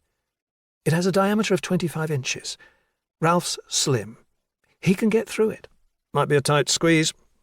The glossy folders slipped against each other. She clamped her hand down to secure them. "So tell the defence to raise it. We can take him out there and drop him through it, see what happens." She set off again. Atticus followed. "What about his shoes?" "What about them?" "Did they have coal dust on them?" "They had all kinds of shit on them, because there would have had to be coal dust. The floor down there was covered in it. Still is." Mac remembered the shoes. They had been sent for analysis, and the report had found trace evidence from a number of different sources. There was skin, body hair, fibres from the carpets used in the house, and soil particles from a number of distinct locations. There were also traces of coal dust that had been matched with the samples found in the cellar. "Read the forensic report," she said. "He's been down there." She reached the door to the prosecution's conference room and stopped. "I don't have time to talk now." "Maybe later, then?" She smiled thinly at him, but didn't reply. He turned and continued down the corridor to the room that the defence was using. Mac watched him go, realizing that her confidence in a case that had appeared solid was just a little less certain now. Atticus hadn't found anything yet, but the very thought of his involvement had her questioning herself. She knew why.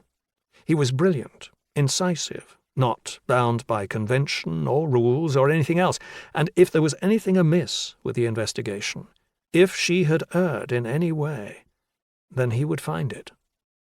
She took a breath. There was no need to panic. There was nothing wrong with the investigation and nothing for him to find. They had done a good, thorough job. She pushed the door and went inside. 29.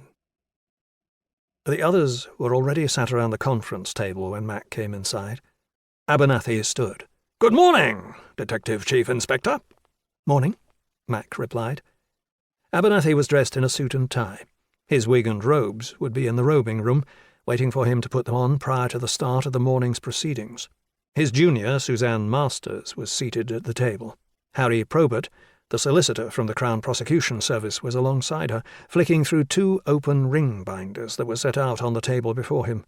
Tristan Lennox was on the other side of the table, and judging by his demeanour, Mac could tell that he was nervous.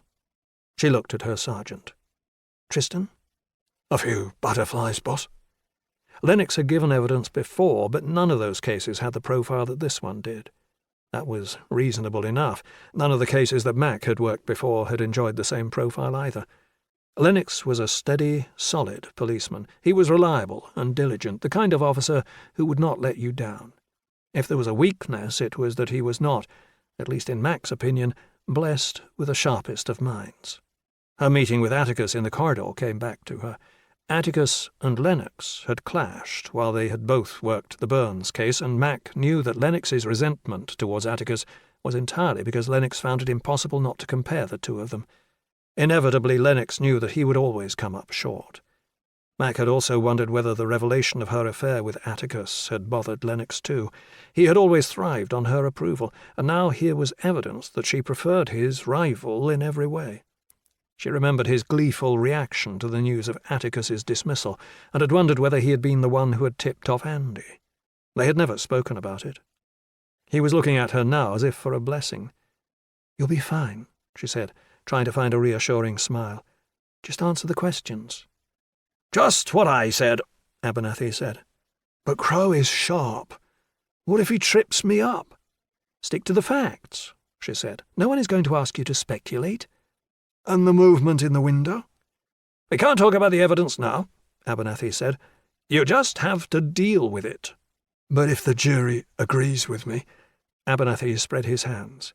"We put our case against Marinder to the best of our ability. If they can introduce a reasonable doubt to say that he didn't do it, then we have to take that on the chin and accept it." "You'll be fine," Mac said again. Abernathy looked at his watch and stood up. "I agree. For what it's worth, I don't think they can do too much damage. We've got Lams's testimony, the arguments at the house, the fact that Marinder will get a fortune in the event of the death of his family. We've got enough. You'll be fine, Sergeant, like Mac says. And so will we, even if today is a little bumpy. We'll all be fine." Abernathy took off his glasses and slipped them into his pocket. "I'll see you inside." They all stood as Abernathy left for the robing room. Mac went to Lennox and patted him on the arm. She noticed that he was wearing a new suit, and that the caps of his shoes had been buffed to a high sheen. "I'm not worried at all," she said. "You've got this." "Thanks, boss," he said. "You ready?" He nodded. "Let's get it over with." 30. Atticus took his seat and looked around the courtroom. The second day was just as busy as the first, with the small public gallery once again full to capacity. Journalists were pressed together, shoulder to shoulder, as they discussed proceedings in hushed and excited terms. Allegra was sitting in the same seat as yesterday. He scanned the court for Mac and saw her in the same seat as before, her arms crossed as she waited for the proceedings to begin. The associate called for the court to rise, and everyone did, the shuffle of feet accompanying the judge as he came inside and sat down. "Are you ready, Mr. Abernathy?" "Yes, my lord. The prosecution calls Detective Sergeant Tristan Lennox." The usher opened the door and called Lennox inside. Atticus watched as the detective made his way to the witness box to be sworn in. He looked apprehensive, with a sheen of sweat on his forehead that caught the harsh glare of the overhead lights. Atticus wasn't fond of Lennox, and he knew that the antipathy was mutual. Lennox had found him smoking a joint in the toilets at Bourne Hill, and his fateful drug test had been just a day or two later. The suspicion that Lennox was responsible for it was easy to credit. "Can you confirm your name, please?" Abernathy said. Lennox leaned forward, a little too close to the microphone. A buzz of feedback burst out of the speakers. "Sorry," he said, causing it to feed back again. "No need to be quite so close," Abernathy said gently. "Your name and rank, please." "Detective Sergeant Tristan Lennox. I work at the Major Crimes Unit, Wiltshire Constabulary." "Thank you, Detective Sergeant. I would like to begin with your summary of the events of Christmas Eve last year." "Of course," Lennox said. "I was duty CID that night. I was passing through Wilton when I heard the call from the control room. A civilian reported that he had observed a body in a property in Groveley Woods, near Wilton, and that he suspected that foul play was involved. I immediately drove to the property." "This is Groveley Farmhouse?" "Yes, sir. I arrived there soon after the 999 call." "And you were first on the scene?" "I was." Abernathy led Lennox through the narrative of his testimony, his arrival at the farmhouse, his early interactions with Mallender, what he said, his behaviour, and what Lennox made of him, and then the arrival of reinforcements. Atticus watched. He could see that Lennox was nervous to start, but at Abernathy's patient prompting, he saw that he found his confidence and settled into a more relaxed delivery. "Could you speak a little about the house itself?" Lennox took a sip of water and nodded. "The external doors were found to be locked from the inside. All of the windows were latched. The rear door had been secured with a mortise lock, and the key had been left inside. The window to one of the upstairs spare rooms was open, although access through it was discounted as extremely unlikely given that scaling the wall at that part of the house would have been almost impossible." "And your initial view, taken at that early stage, was that it would not have been possible to get into the house?" "Yes." "But that changed?" "It did. Hugo Mallinder's brother subsequently demonstrated to us that access was possible through an old coal hole at the front of the house. The misapprehension that the house was secured from the inside had lent weight to our initial theory that it must have been a murder-suicide, with the killer taking his own life." "Because it wouldn't have been possible for someone else to have committed the crime and then locked the doors from the outside?" "Exactly." "And you believed that Cameron Mallender was responsible?" "We did." "Please explain what you found inside the house, Detective Sergeant." Lennox described the crime scene in precise and unemotive language. "Hugo Mallinder was found in the kitchen. His wife Juliet and his daughter Cassandra were found shot to death in the sitting room, where Cameron Mallinder's body was also found. The pistol at Cameron's side was later confirmed as the weapon that was responsible for all 4 deaths." "That fact is not in issue," Abernathy noted to the jury. Lennox went on. "The crime scene technicians spent several hours going about their work. They took more than 300 photographs, including shots of the victims, their positioning in the rooms in which they were found, the disturbed furniture in the kitchen, the firearm, the spent ammunition, and anything else that might have been of subsequent interest. The bodies were then removed from the property after the technicians had released it to us and were taken to Holly Tree Lodge Mortuary in Dorset." "And what happened next?" "The defendant was taken to Bourne Hill CID in Salisbury for interview. Detective Chief Inspector Jones and myself were responsible for that. Mr. Mallinder admitted that there had been a row with his mother and father earlier in the evening, and that after stopping for a drink in the Greyhound pub in Wilton, he had decided to return so that he might smooth things over." "How did you find the defendant?" "Much as you would expect, under the circumstances." "Did you find him credible?" "At that stage, yes, I did. The other officers who interacted with him too. We all did." "We'll hear from them all in due course," Abernathy said, nudging Lennox away from giving hearsay evidence. "What happened next?" "We worked through the whole of the next day." "This was Christmas Day?" "It was," Lennox said. "My sympathy," Abernathy said, turning to the jury with a knowing look. "I doubt that went down well with your family." "I'm single," he said, "but it didn't go down well for my boss." There was a titter of laughter, and Atticus couldn't prevent a wry smile. He knew that Andy, Mac's husband, would have kicked up a stink. He had never really understood his wife's dedication to her job and had often complained that she pursued her career to the detriment of her family. And this was Christmas Day. Atticus could imagine how he would have reacted to her phone call, telling him that she wouldn't be home. Abernathy pointed back to the dock. And was the defendant still not seen as a suspect? No, Lennox said. not at that stage. When did that change? The post-mortems took place on Boxing Day. The first time we realised something wasn't quite as it appeared was when the pathologist reported that it was his opinion that the weapon had been fired into Cameron Mallinder's head in such a way that made it unlikely that he had fired it himself. Meaning? It was possible that Cameron had fired it, but it was more likely that it was fired by someone else. That obviously made us question our working assumption that this was a murder-suicide. Abernathy turned to the jury.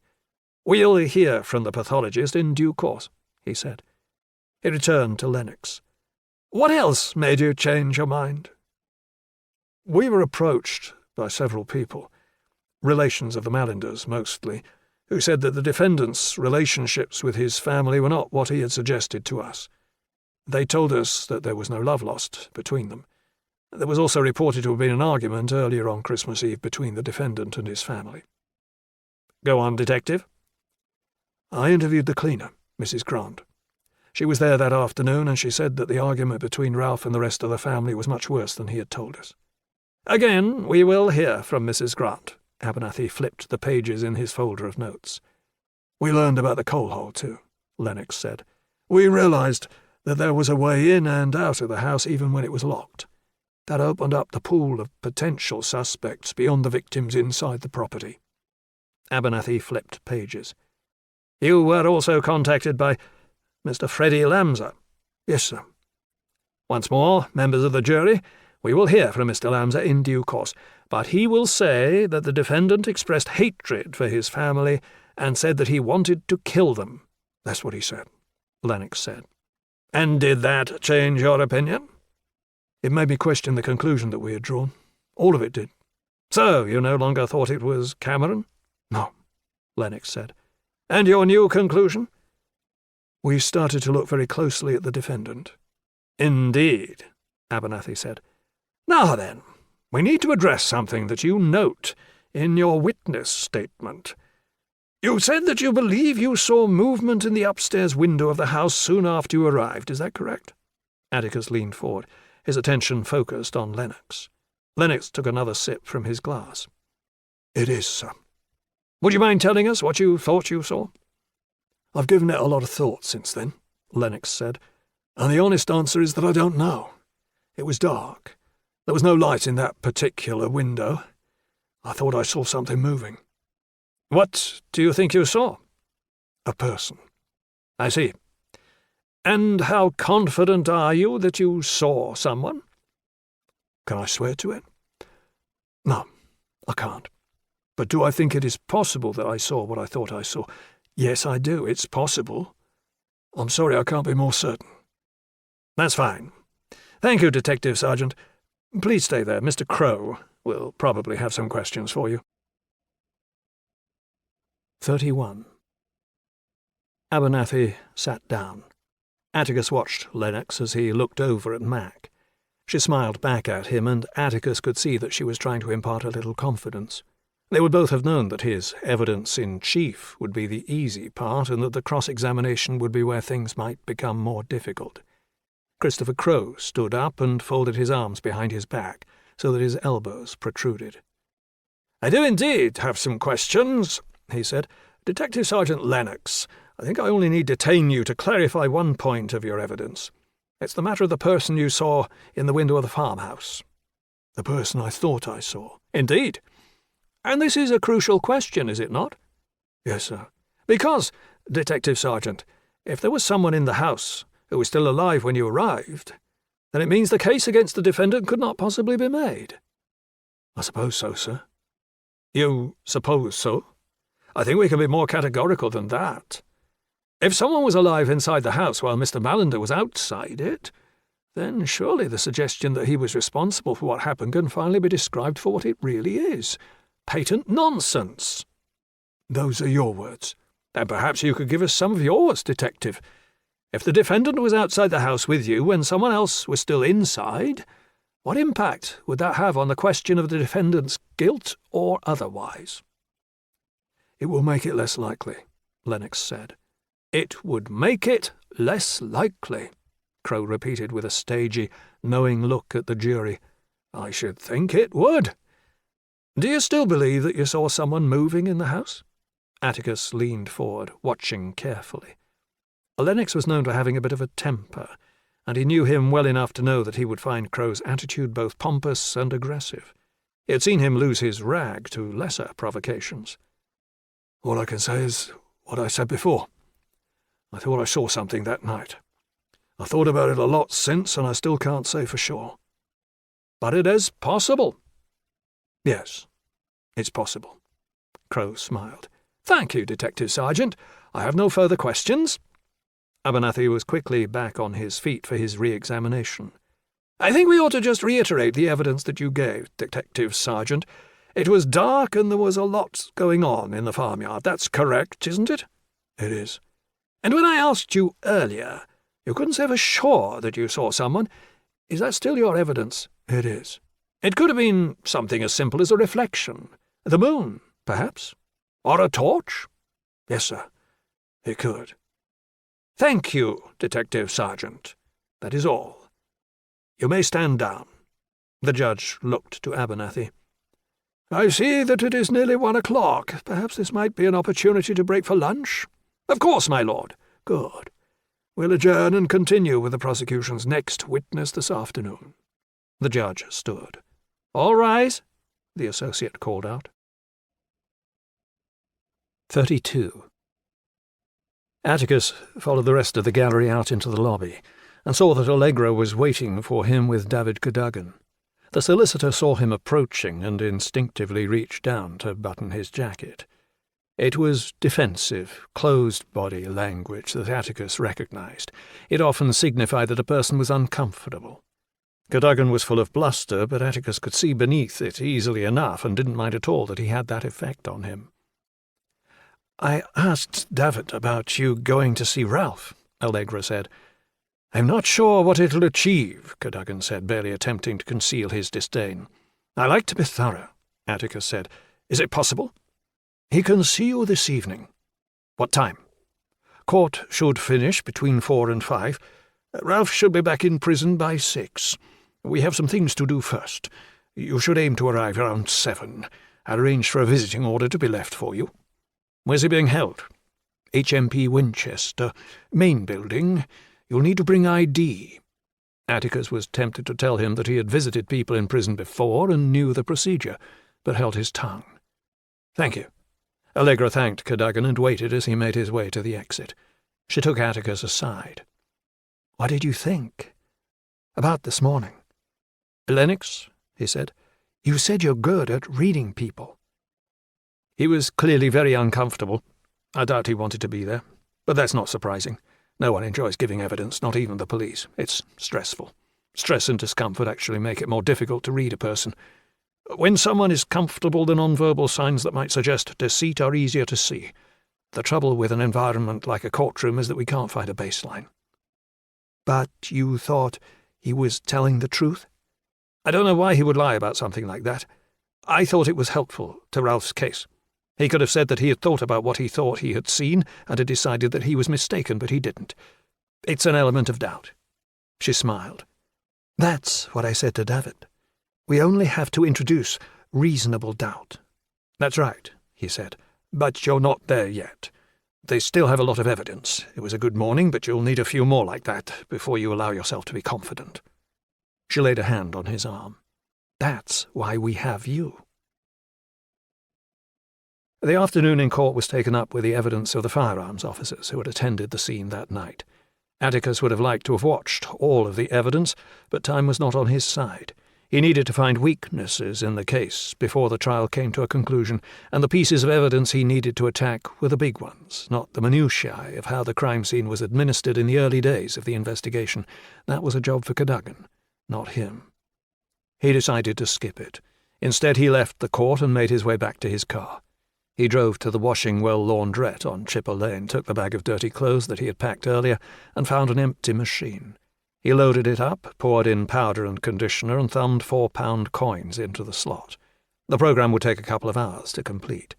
He walked to the gym, went inside, and showed his card to the receptionist, hoping that she didn't check the date since his membership had expired 6 weeks ago, and then made his way through into the changing rooms. He stripped off and showered, standing under the tepid water for 15 minutes and using soap from the dispenser until he was clean. Atticus opened the door to the office and let Bandit go in first. He followed, kneeling down to cuddle the dog, then got up and opened a tin of food for him.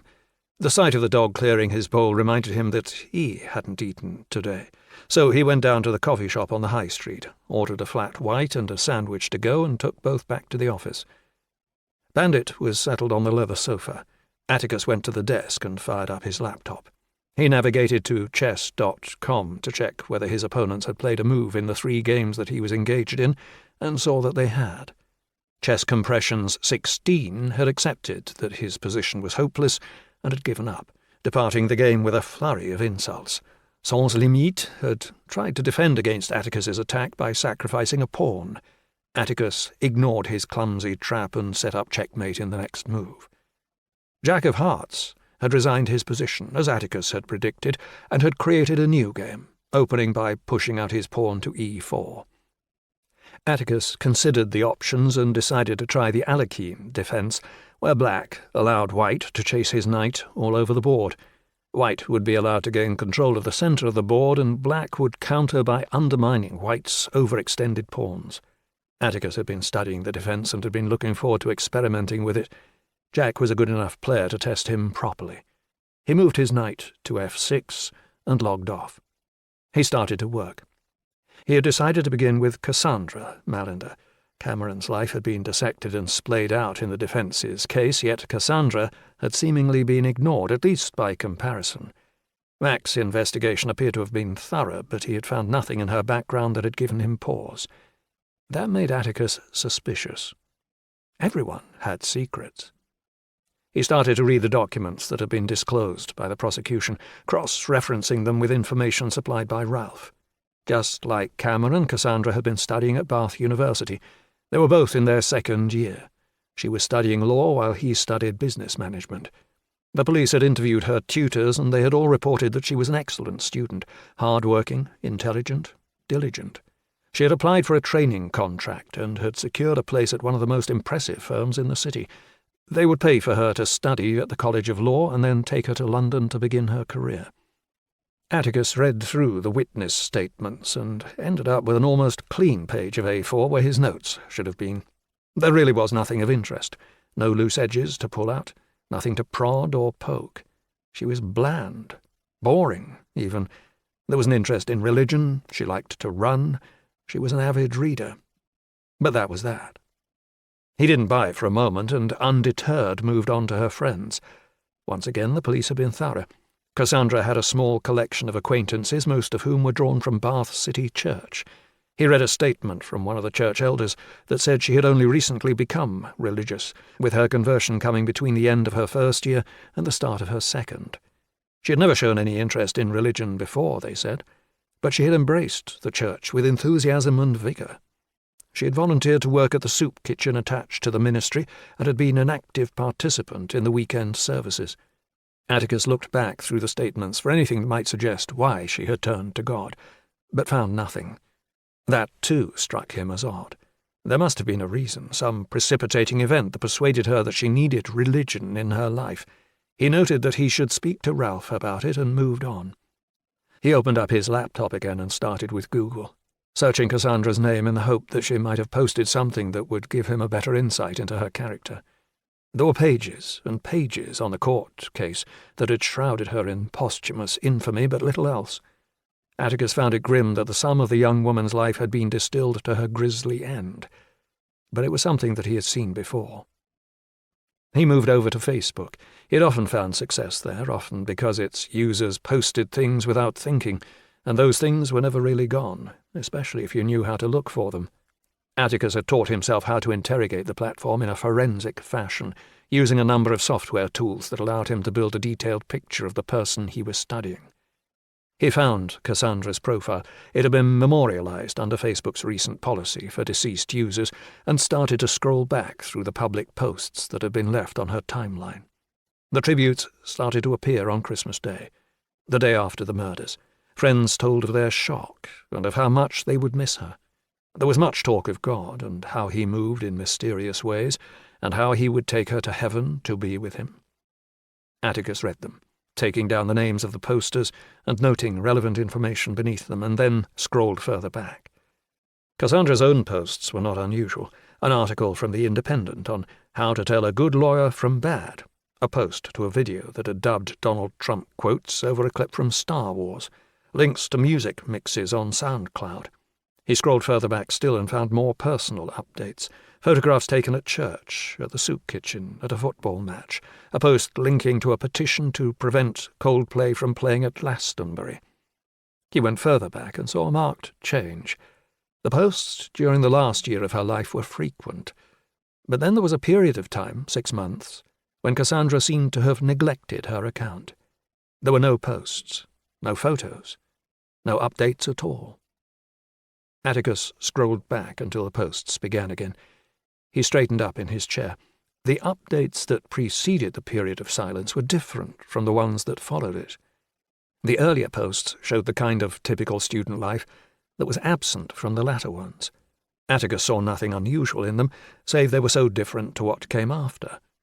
Cassandra appeared to be a typical student, doing typical student things. She was pretty. She smiled a lot. She had a lot of friends. There were pictures in bars and pubs. She looked drunk in some of them. There was a series of pictures taken in Ibiza, with Cassandra looking very much the worse for wear. There were references to drugs, and Atticus found one picture with her smoking what looked like a joint. He noted down some of the names that had been tagged to these pictures and compared them to the names of the witnesses who had spoken to the police. There was no crossover at all. The police had concentrated on her current friends and did not appear to have spent significant time with those whom she had known in her first year, before she had found religion.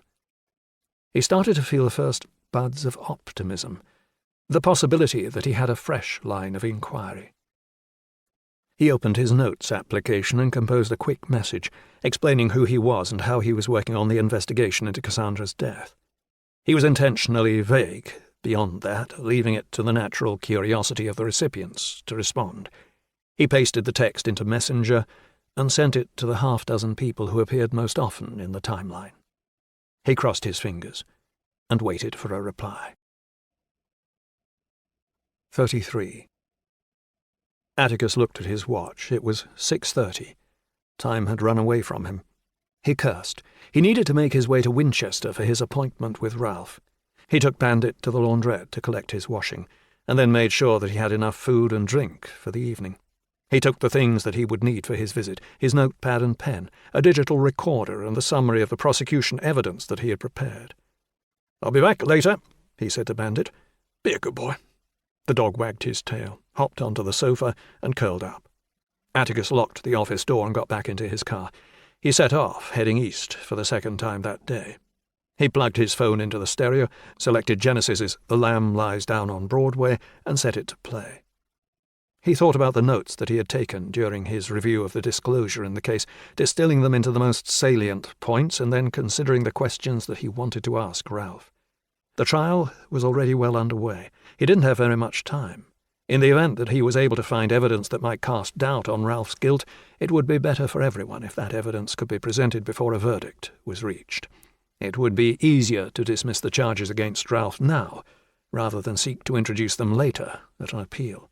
Allegra should have hired him earlier, but there was no point in dwelling on that now. It was what it was.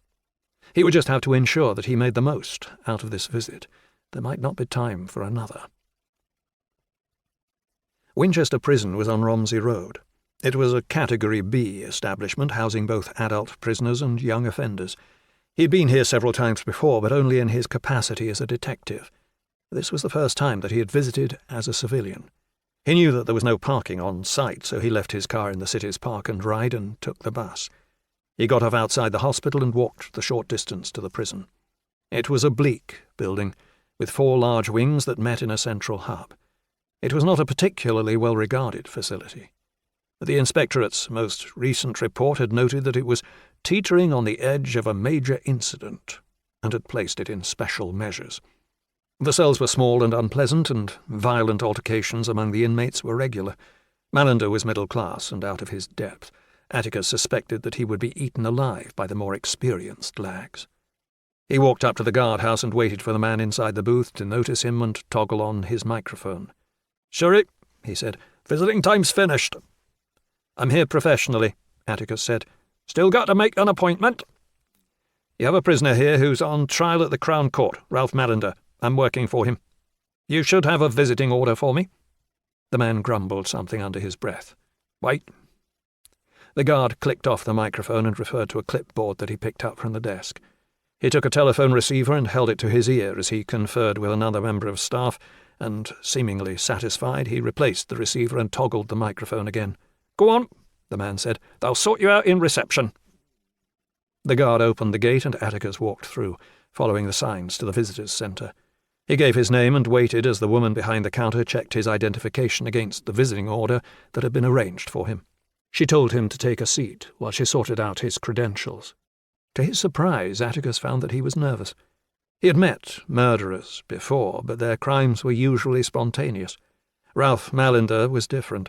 He had been accused of a premeditated plot to murder 4 members of his family, and, from Atticus's review of the evidence and his faith in Mac's investigation, he believed that there was a good chance that he was guilty as charged.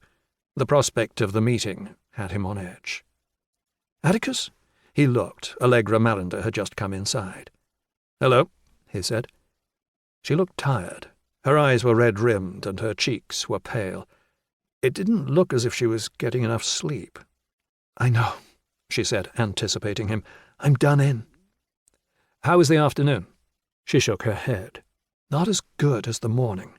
They're making it look as bad for him as they can." That's their job, he thought, but he kept it to himself. "Who was it? Anyone other than the armed response officers?" "No, just one of them after the other. It was ruthless." "Did Crow get anything out of them in cross-examination?" "Not really," she said glumly. "I spoke to Ralph afterwards, with the lawyers. He's desperate. We need to offer him some hope. I don't know if he'll be able to get through this, unless he thinks there's a chance." She looked beaten already. "It's never easy to hear the prosecution case," Atticus said. "They're going to make Ralph look as bad as possible. That's the whole point of it. The defence will balance it out." It was as if she didn't hear him. "Do you have anything for us to go on?" "Not yet," he said. "But you reviewed the files?" "Yes." "And visited the house?" "I did," he said patiently. "I've got some angles I'd like to explore." She looked expectantly at him. "Lamsa's testimony is the most damaging. He's my focus. I'm looking at Cassandra and Cameron too, but a lot of it will depend on what Ralph tells me now." "I don't mean to be rude," she said, "but you need to move faster. They think the case will be finished this time next week. If we haven't been able to introduce something new, and if they find him guilty—" The sentence drifted away. "I'm working as quickly as I can. You have my exclusive attention. This is all I'm doing. The only case. If there's anything to find, I'll find it." She nodded, at least putatively satisfied, and then exhaled, her shoulders slumping as she looked down at her feet. Atticus felt sympathetic. He had never been in her position, but he had watched the families of defendants that he had brought to trial, and he could imagine the sense of helplessness that they must all have felt. The criminal justice system was like a machine. Their loved ones were passed through it, chewed up and spat out, and there was nothing that they could do to influence the result that was eventually dispensed. "Hello?" Atticus looked up. The woman behind the counter beckoned them both over. She gave them laminated badges with their names on them. "You can go through the visitors' hall," she said. "Mr. Mallender will be brought through in a moment." 34.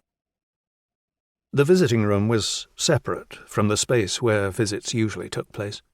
It was much smaller, with just a pair of tables and chairs rather than the several rows that were in the main area.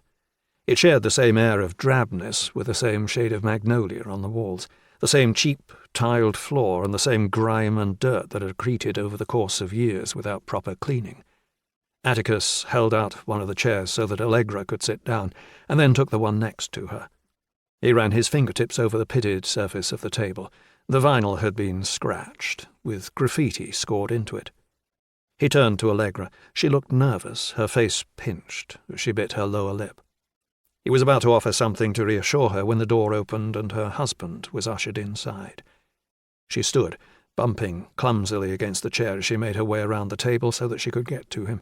He was a little taller than she was, and she had to reach her arms around his neck to draw him down so that she could kiss him. "How are you, darling?" she asked as soon as she had disengaged. "How do you think?" he said sourly. "Bloody dreadful."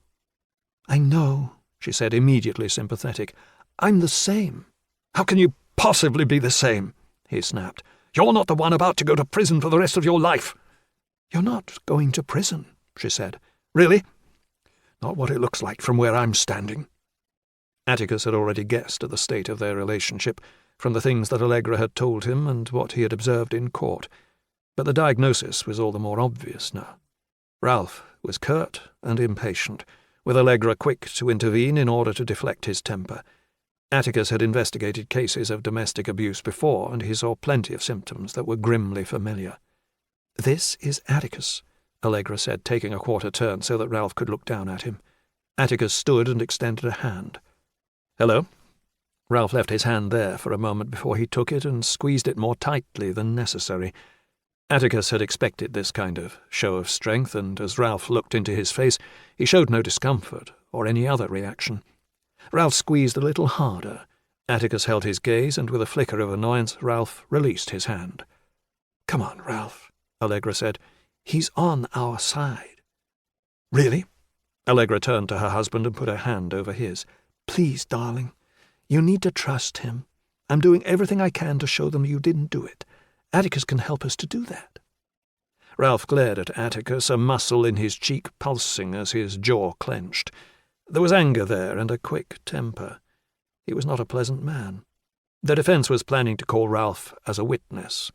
Atticus wasn't sure that that would be wise. Ralph took a deep breath and exhaled.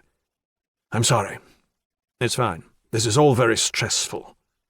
"Of course." "And my wife is desperate. It would be easy to take advantage of that." Allegra groaned. "Ralph." "It's fine," Atticus said.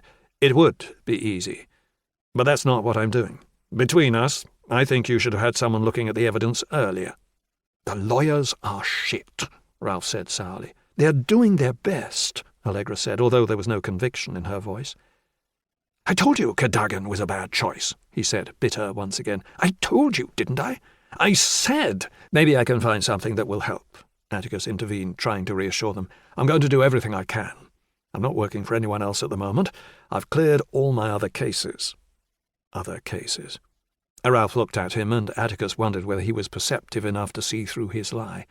They locked eyes for a moment before finally Ralph breathed in deeply and then exhaled. "Fine," he said. "Let's carry on. What do you want to talk about?" "A few things, if you don't mind." Ralph gestured around the room with a sweep of his arm. "I'm not going anywhere." He pulled out the chair on the other side of the table and dropped down into it, his legs out straight and crossed at the ankles. Atticus sat down too. Allegra did not. "Go on, then," Ralph said. "Shall we start with your brother?" "What do you want to know?" "I've read through all the papers," Atticus said. "And?" "His anger. What about it?" "Do you have any idea why he had such a problem with it?" He shook his head. "I don't know." "Nothing in his history? When you were children?" "It wasn't a happy childhood," he said. "How do you mean?" He paused for a moment, perhaps picking out the right words. "My father was a difficult man." "How so?" "He was in the army before he took over the farm. Discipline was important to him. He was old-fashioned about bringing up children." "Better seen and not heard," Atticus offered. "That's one way to put it." "He beat you." Ralph glared at his wife. "You told him?" "Of course," she said. "It might be important." Atticus glanced down and saw that Ralph had turned his feet towards the door. It was a classic sign of discomfort, an unconscious indication that he was considering the exit and how he might forestall the rest of the conversation. You and Cameron? Yes, Ralph said. What about your sister? Ralph chuckled bitterly. Cassie was the apple of his eye. It wasn't the same for her. It was me and Cameron. We both got it bad. And you think that explains Cameron's problems? I don't know. I'm not a psychiatrist. I've no idea why he ended up the way he did. Angry, Allegra added. Angry and bitter. And violent? Ralph nodded. He could be. Do you think he was angry enough to do what's been suggested? He looked troubled. Maybe, he said. I wouldn't have said so, but who else was there? I know it wasn't me. There's no way my mother or father would ever have done something like that. And Cassandra? He shook his head. No way. Unless someone else was in the house that night, and no one's suggesting that, it could only have been Cameron. Atticus let that sit for a moment, wondering whether he should press. Ralph had put both hands onto his knees, another clear sign that he was uncomfortable and ready to end the meeting. Atticus suspected that Ralph hadn't told him absolutely everything, but he wasn't sure whether what might have been left to say was worth the cost of digging it out. He had other questions to ask and, with time already moving on, decided to change tack. "Can we go back to Christmas Eve?" he said. "Must we?" "I've read the statements. So what do you want to know?" "The argument with your family. What was it about?" "The way they treated Allegra," he said, glancing over at his wife. "They never accepted her. My mother and my father. Never." "Why?" He exhaled wearily. "They think I'm a gold digger," Allegra said. "It was his mother more than his father, wasn't it, Ralph?" "Yes," he said. "Why?" "I'm too young, apparently, and we got married too quickly." "How did you meet?" "Online," she answered. "How quickly did you get married?" 6 months after we met," she said. "That is fast." "Why wait?" she said, laying her hand on her husband's. "We both knew we wanted to be together." "And to say that she's a gold digger is hilarious," Ralph said. "There's no gold to dig. It's not like I have all that much." "But you could have." "I'm not interested in his inheritance," Allegra said. Atticus smiled. "Tell me more about how they reacted," Ralph snorted. "To Allegra? It was just the attitude. They didn't make her welcome at the house. They wouldn't speak to her. We tried to ignore it.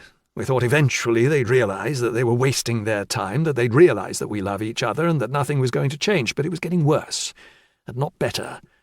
I told them that unless they made Allegra feel welcome on Christmas Day, then that would be the end of it." "What do you mean?" "That I'd consider us to be estranged." "And then?" "And then I went to the pub." He paused. "This is all in the statement." "I know, but it's helpful to hear it in your own words." "I went to the pub and had a drink. I had second thoughts. I felt like I ought to give them a second chance. I'd been angry and I wanted to explain to them calmly and rationally why what they were doing was so upsetting. I wanted them to understand. I drove back over there and—" He stopped. "And they were dead," Allegra finished for him. 35. Ralph went over what he had found when he arrived back at the farm that evening. His recounting tallied exactly with the testimony that he had given in his witness statement. The locked door, the kitchen light on, a glimpse through the window to see his father's body on the floor. He related his call to the police and the wait for them to arrive. Atticus probed with a handful of questions of his own, but found nothing new that might be helpful. No, Ralph couldn't say that he saw any sign that there was someone else in the house, as D.S. Lennox had suggested. No, there was nothing outside that suggested someone had visited the house in the time he had been in the pub. No, he couldn't think of anyone else who might have had a reason to do the family harm. "What about the coal hole?" Atticus said. "What about it?" "Can you fit through it?" "I used to be able to," he said. "When's the last time you tried?" "I don't know. The time I locked myself out of the house." "When?" 5 years ago. I got inside through the cellar then." "And now?" "I think I probably still could." "I don't know, Ralph," Allegra said. "You've put on a little weight since then." "Thank you, darling." "I don't mean it like that," she said. "I'm just saying, It's in our best interests that you can't. If they can't find a way for you to get out of the house while leaving it locked from the inside, the case collapses." "I know," he said wearily. He shook his head. "I haven't tried, but I think I would fit. And I'm not going to agree to the charade of going out there and try to show that I wouldn't." He chuckled bitterly. "Is this what we're left with? O.J. Simpson? If it doesn't fit, you must acquit?" "It did work that time," Atticus said. Ralph stretched out, straightening the kinks in his back. "But not this time. You need to do better than that." Atticus nodded. There was no obvious weakness in the prosecution case, and he had done as well as he could with the tiny inconsistencies that he had been able to uncover. He agreed with Ralph. He thought he probably would have been able to squeeze through the coal hole, and now was not the time to push the suggestion that he couldn't. It was too late to test the hypothesis now unless they were sure that it had value. The danger of taking the judge and jury to the house and then finding that he could get through would be significant. It would make them look desperate. The defense should have investigated that earlier. "Are we done?" Ralph said. "I'm afraid not." Atticus held Ralph's eye. He slumped back in his seat. "Let me guess. Freddie." "We need to talk about him." Allegra stiffened, and Ralph sighed. Atticus felt bad about forcing Allegra to listen to her husband speak of his infidelity more than once. But it wouldn't be the only time that was required, nor even the worst. Listening to the testimony in a packed courtroom was going to be bad enough. He decided to abbreviate his questions to the most essential.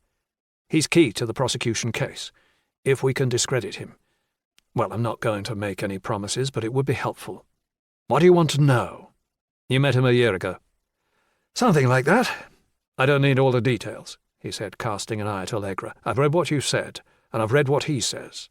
You're saying that he's not telling the truth about you telling him that you wanted to kill your parents. It's a pack of lies.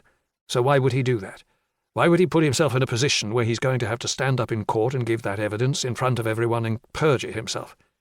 Because he bears a grudge." "That's a serious grudge." "He hates me." Atticus looked at Allegra. "It's fine," she said. "I know what happened. We've spoken about it. It doesn't matter." Ralph laced his fingers and put his hands on the table. "Allegra and I were having trouble with our relationship. I was working too hard, not coming home. We weren't talking. It was both our faults," Allegra said, laying her hand atop her husband's. Ralph smiled at his wife, then looked back to Atticus. "I was in London. I was lonely and, well, you know what happened." "Please, go on. In your own words." "It was a moment of madness. I saw a card in a phone box. I saw him. I thought—" He stopped. "I don't know what I thought." "But you called him." "I did. He told me where he was, and I went to see him. Well, you know what happened next." "And then?" "And then I saw him whenever I was in London, 4 or 5 times over the course of 6 months. He said he had feelings for me. I know it was stupid, but I was flattered." "And then?" Atticus prompted. "He got it into his head that we had a future together. He's nuts, you'll see when he gives evidence. He's loopy, but he started talking about how he would stop working, about me leaving Allegra and moving to London so that we could be together. I'd realized by then how stupid I was, that I loved my wife very much, and that I didn't want to throw away my marriage, so I told him that it wasn't going to happen. I said we couldn't see each other anymore, and he just lost it.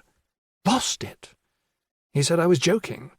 And then, when he realized that I wasn't, he was all about how he was going to tell Allegra, how he was going to ruin my life." "A lover spurned," Atticus suggested. "Exactly. You've read his witness statement.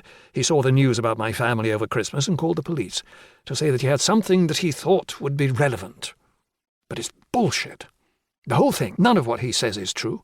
I never said what he says, not a word of it." "Thank you," Atticus said. "Anything else?" Atticus stood up, the legs of the chair scraping against the linoleum floor. "No," he said. "I have enough to be getting on with." "So what now?" "I'm going to concentrate on Freddie. That's the most important testimony they have, but I think it might be the flimsiest. We'll see." "Are you going to speak to him?" "Probably. But isn't that, tampering?" "Depends how it's done," Atticus said. "There's no property in a witness." What does that mean? It means that as long as I don't try to make him change his evidence, there's nothing to worry about. You can relax. I'm very discreet. Allegra got to her feet now, and Ralph followed suit. Thank you, Ralph said. Sorry for snapping at you, like I said. This is a nightmare. Atticus nodded. The apology felt hollow, almost as if delivered by rote, and he could see no sincerity there. More likely Ralph had seen the possibility of a crease in the prosecution's case, and realizing that, and that he had very few friends, Ralph was trying to present a slightly better impression in the hope that Atticus might, after all, be able to widen that crease. It didn't matter. Ralph was still Atticus's client, and he would be professional. He would do the best job that he could, regardless of how he felt about the man. That was what he was being paid to do. "I'll be in touch," Atticus said. Ralph put out his hand, and Atticus took it, locking eyes with Ralph in the event that he tried to squeeze hard again. He didn't. Releasing his grip and turning quickly to his wife, Atticus turned away as they embraced and knocked on the door and waited for the guard to unlock it. He went outside into the waiting area and sat down. Allegra followed him a minute or two later. "Was that okay?" she said. "It was." He looked at his watch. It was 9. He could be back in Salisbury by 10. "What are you going to do now?" "There's someone I want to talk to," he said. 36. Mac had arrived back at the station at 6 and had been at her desk ever since. It was 10 now, and she was beginning to flag. The work that was necessary to ensure that a trial proceeded smoothly was significant. She knew that there would be a series of late nights until proceedings came to a conclusion with the jury's verdict, but even though she had warned Andy that that would be the case, she still felt bad. She couldn't keep pulling these late shifts. Time to go. She locked her PC, pushed herself away from her desk, and got up. "Done for the night, boss?" Lennox said from the other side of the room. "I've been looking at the same page for the past 20 minutes, she said. "Another half an hour for me." "Don't work too hard," she told him. "I'd rather you came back early tomorrow than stay later tonight." "Understood," he said. "I won't be long." She grabbed her jacket and bag and with a final wave left the CID room and took the stairs down to the ground floor. The Bourne Hill area of Salisbury was close to the city centre, yet might just as easily have been miles away. It was set around a large park with an abundance of trees, shrubs, flowers and wildlife. There was a tended lawn area and neatly arranged flower beds, but apart from that the rest of the grass was left to have a wild feel. The medieval ramparts of the city had run right through the gardens, and although most of them had long since been removed, there still remained a small monument on one of the footpaths that wound its way between the trees. The council had chosen the area for its administrative buildings, and following the closure of the old Nick on Wilton Road, the police had been moved here too. Mac liked it better. It was more peaceful, and she liked to be able to walk into the city for a change of scene during her lunch break. The police station had been rehoused in one of the council's newer buildings. It was a surprisingly modern design for a city like Salisbury, and had been built at the back of the old council office, its modernity shielded by the 18th century facade. The main body was composed of a concrete shell that was, seemingly, suspended beneath a long rank of concrete arches. A smaller glass construction emerged from those arches, its sleek, dark shine providing a contrast to the dullness of the rest of the building. Mac came out of the main entrance, turned left, and followed the path down to Bedwin Street. She was at the junction when she saw Atticus. She stopped. "What are you doing here?" "I thought you'd be working late." "And?" "I came to say hello." "No, you didn't," she said. "What is it? What do you want?" "I meant what I said earlier," he said. "I haven't seen you for ages. Can't we have a drink to catch up?" "And I meant what I said," Mac replied. "No, absolutely not. Bad idea." Mac saw Atticus's expression change as he looked over her shoulder, back towards the building. She turned to see Lennox making his way towards the road. He slowed his pace as he recognized Atticus, his eyebrow kinking up in surprise.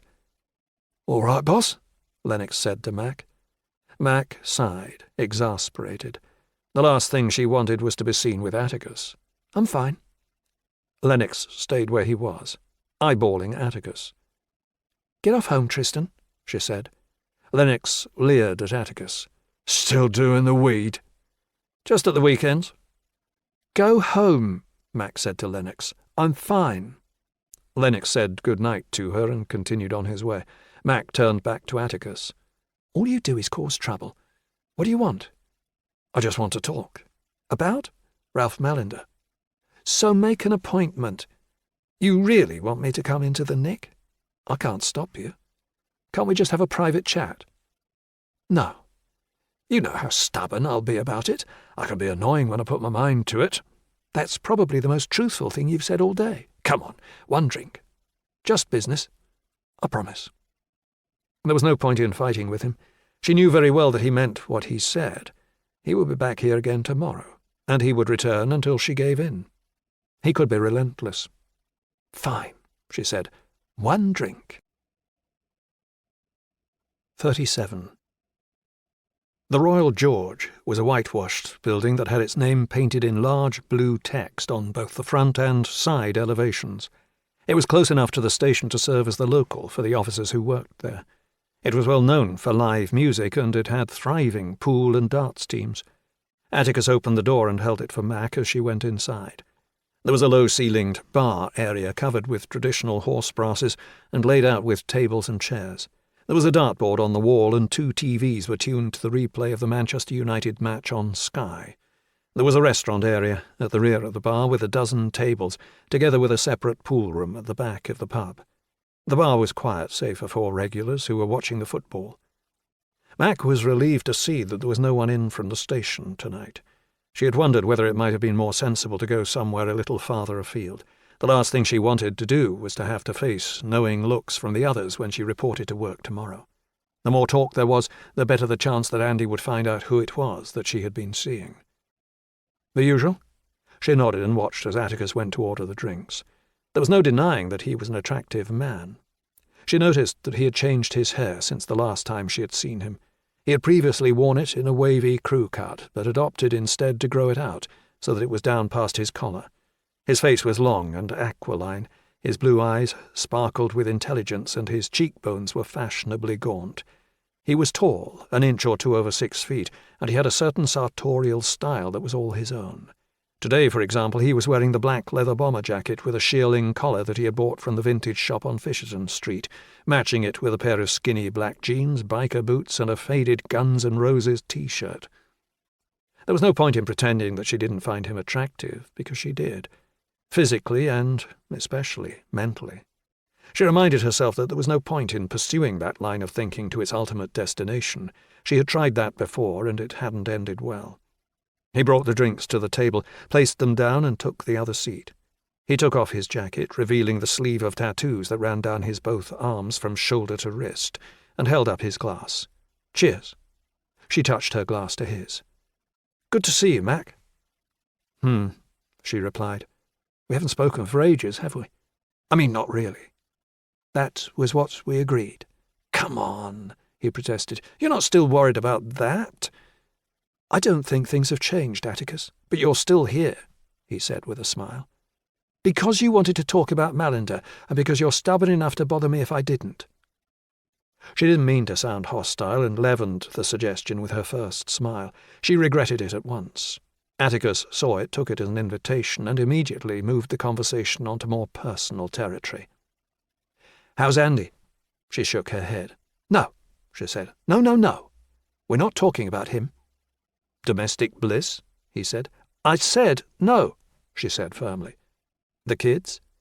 "Atticus," she said sternly, "I'll talk to you about the case. I won't talk to you about my personal life. If that's going to be too difficult for you, I can go right now." He looked chastened. "Sorry," he said. "You're right. Just business, nothing personal. Understood." He had never been good with emotions, either his own or those of others. Mac knew that it was not his fault, that it was a symptom of the very mild Asperger's that he usually kept under control with medication. As far as she knew, he had only ever confided his diagnosis to her. None of the others at the station knew anything about it, and attributed his diffidence and lack of social skills to rudeness. He could probably have made his professional life a little easier by confiding in the others, but he had insisted to her that the disorder was mild, and that he would much rather keep it to himself. She would never have dreamed of abusing his trust, and had not breathed a word of it to anyone, not even to her husband. She She sipped her drink and watched him over the rim of the glass. So? I spent the day looking through the files for the Mallender case. You're serious about that? She said. You've really taken that on? I told Mrs. Mallender that it was probably going to be a waste of time, but she insisted. And if she's determined to pay me, why should I say no?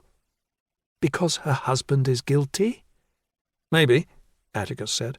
But I don't blame her for wanting to kick the tires a bit. I've got a list of questions that need to be answered. She exhaled wearily. This is going to be so much fun. He grinned at her, lifted up his half-empty glass and downed the rest of it. Another? I said just one, she said.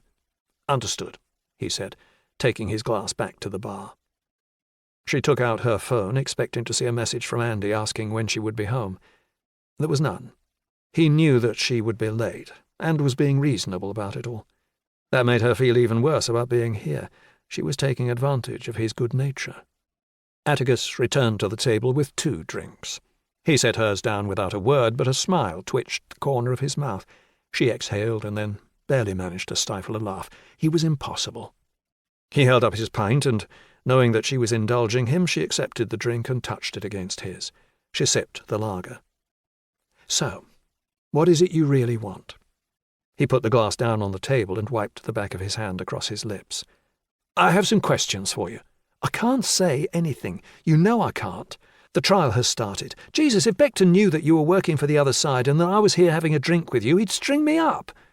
I won't tell him if you won't, Atticus said. Look, I know you won't be indiscreet, and I'm not asking you to be. I just wanted to get a sense of what you thought of the case.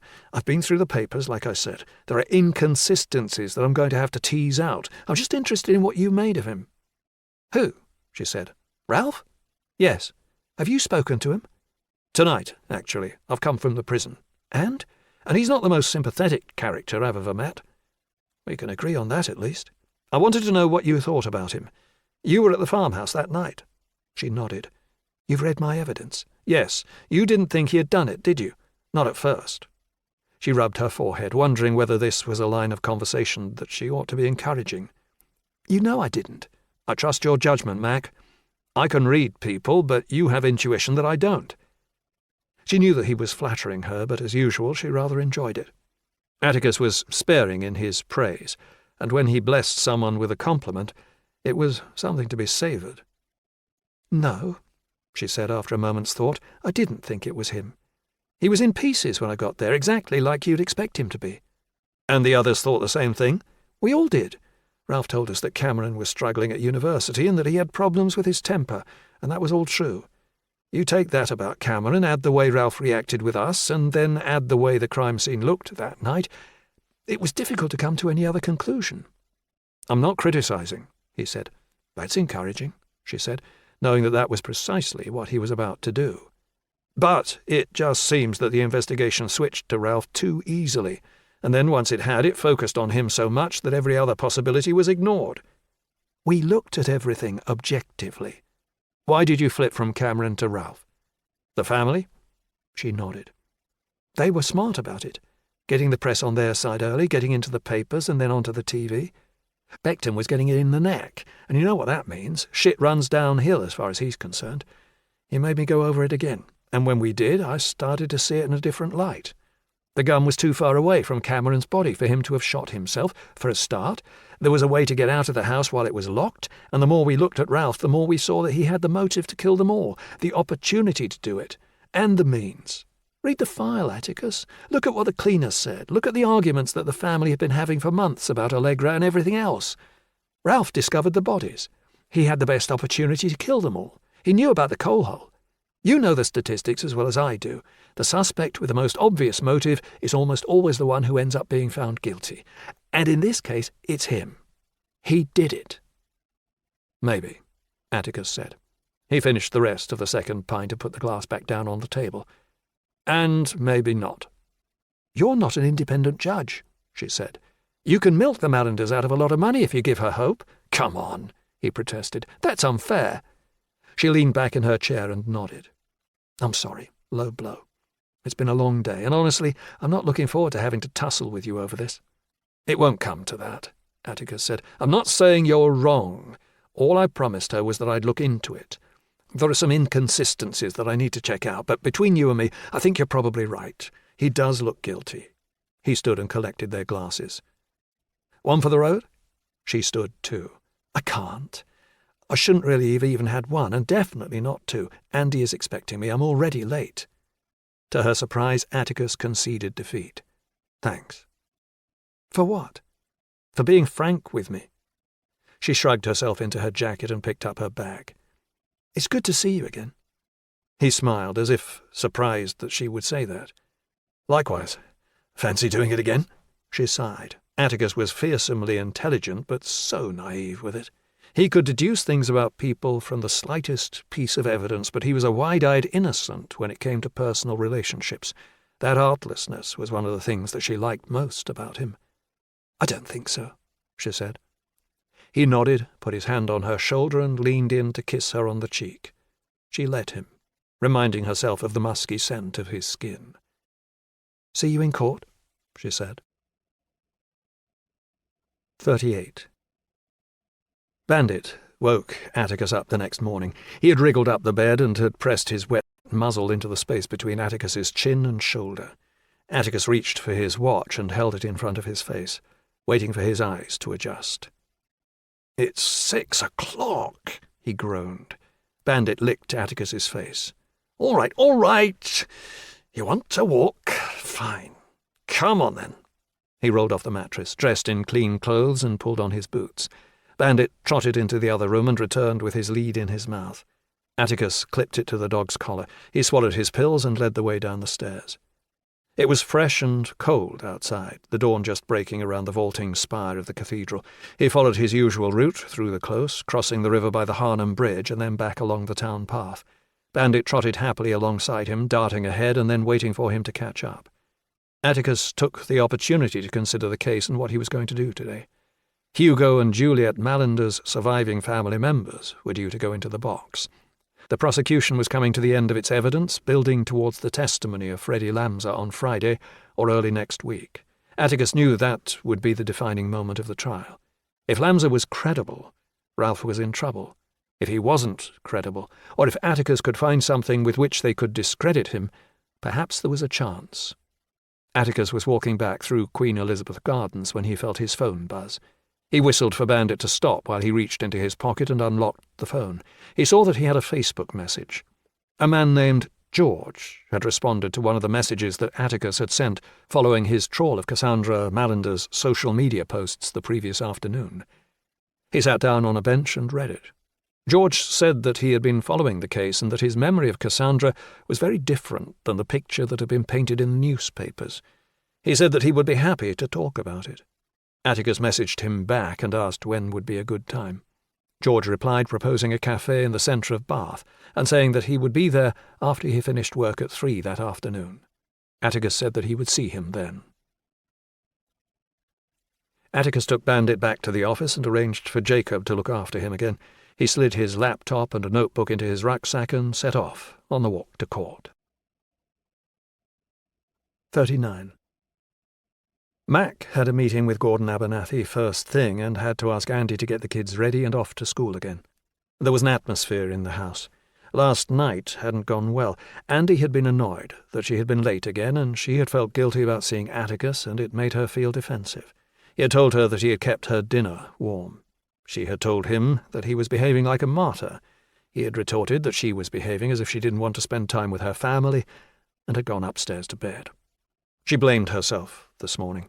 She had been taking advantage of him, and she really ought to do something to remind him of how grateful she was for the flexibility that he allowed her. She didn't tell him that she was thankful nearly enough, and as she drove away from the house and set off for court, she promised herself that she would make more of an effort. They hadn't been out on a date night for months. She would arrange for a babysitter and take him out for something to eat and then a film at the Odeon. He had mentioned that there was a new Terence Malick film that he would like to see. It would do them good to have some time alone together, away from the kids and the pressure of her work. She couldn't do it yet. The trial had made a social life impossible, but she would sort it out as soon as it was done, and Mallender had been put away. Mac took her usual place behind Abernathy and glanced around the court. Atticus wasn't there. She started to wonder where he was, or more to the point what mischief he might be causing, when the doors opened and he came inside. He made his way into the gallery, said something to Allegra, and continued up to the back, where, with copious apologies, he edged along the line towards the only 2 empty spaces. He sat down, exhaled, and, as he noticed she was looking in his direction, smiled and raised his hand in greeting. Mac returned the smile and then quickly turned her face away. She shouldn't have gone out with him last night. She had promised Andy that she would have nothing to do with him, and going back on her word and not telling him about it felt like a betrayal, even though nothing had happened. No more, she told herself. That was the last time. No more mistakes. The usher cleared his throat. "All rise." Mac jotted down her thoughts as Abernathy presented a series of police witnesses. She watched as Yaxley and Edwards, the first officers to reach the farmhouse after Lennox, gave their evidence. The testimony was not particularly controversial, dealing for the most part with both men going through the details that they had entered into their notebooks. By the end of their evidence-in-chief, Abernathy had confirmed the summary that Lennox had provided yesterday. Abernathy also worked to mitigate the damage that had been caused by Lennox's testimony, with both officers confirming that they had not seen or heard anything inside the house that might have suggested that someone was still alive, while Mallender was outside with them. The defence accepted most of their evidence, with Crowe concentrating his cross-examinations on the suggestion that it would have taken only a moment for someone to be inside, and that it was possible that they might have missed what Lennox said he had seen. The officers admitted that it was possible, but reiterated what they had said before. They had not seen anything themselves. Crowe did not press the issue, and the officers were dismissed. The civilian telephone operator who had taken Ralph Mallinder's panicked 999 call came next. The call had been recorded, and the courtroom was wrapped for 30 seconds as it was replayed. Mac had heard the call many times before, but hearing it here, with everyone leaning forwards, tension fizzing through the air like electricity, lent it an urgency that had her holding her breath, just like everyone else. 999, what service do you require? Mallinder's voice came over the speakers. I need help. My father has been shot. Slow down, sir. What's your name? Ralph Mallinder. And where are you? Groveley Farmhouse. In Groveley Woods, near Great Wishford. Where is your father now? Inside the kitchen. The door's locked. I can't get in. I think he's been shot. Mac looked up at Mallinder. He was staring straight ahead, his face expressionless save for a tick that twitched in his cheek. Is anyone still inside the house? I don't know. I told you, the door's locked. I understand, sir. There's a car on its way. They'll be there as soon as they can. How long? No longer than 10 minutes. Please tell them to hurry. The call ended. Abernathy said that he had no questions, and Mallinder's brief indicated that there would be no cross-examination from the defence. The operator was dismissed. Abernathy stood. Now might be a good time to adjourn for lunch, my lord. Very well, Somerville said. We'll adjourn. 40.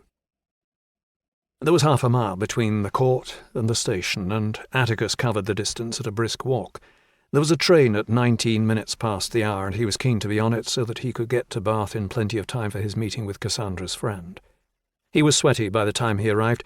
He bought a ticket from the machine, fumbled it into the ticket barrier, and hurried across to the correct platform. The doors were just closing as he reached the train. He pushed them apart and squeezed on board. It was busy, and the only space was next to a prim matron who glanced up at him with disdain as he sat down next to her. The journey would take an hour. There was time to do a little extra research. He took out his laptop, tethered it to his phone, and opened a fresh Word document. He typed Frederick Lamser across the top, copied it, and then pasted it into Google. It was an unusually distinctive name, and thanks to that, Atticus was rewarded with a series of useful hits. The first was a report from the Camden New Journal from the summer. He copied and pasted it into a fresh document.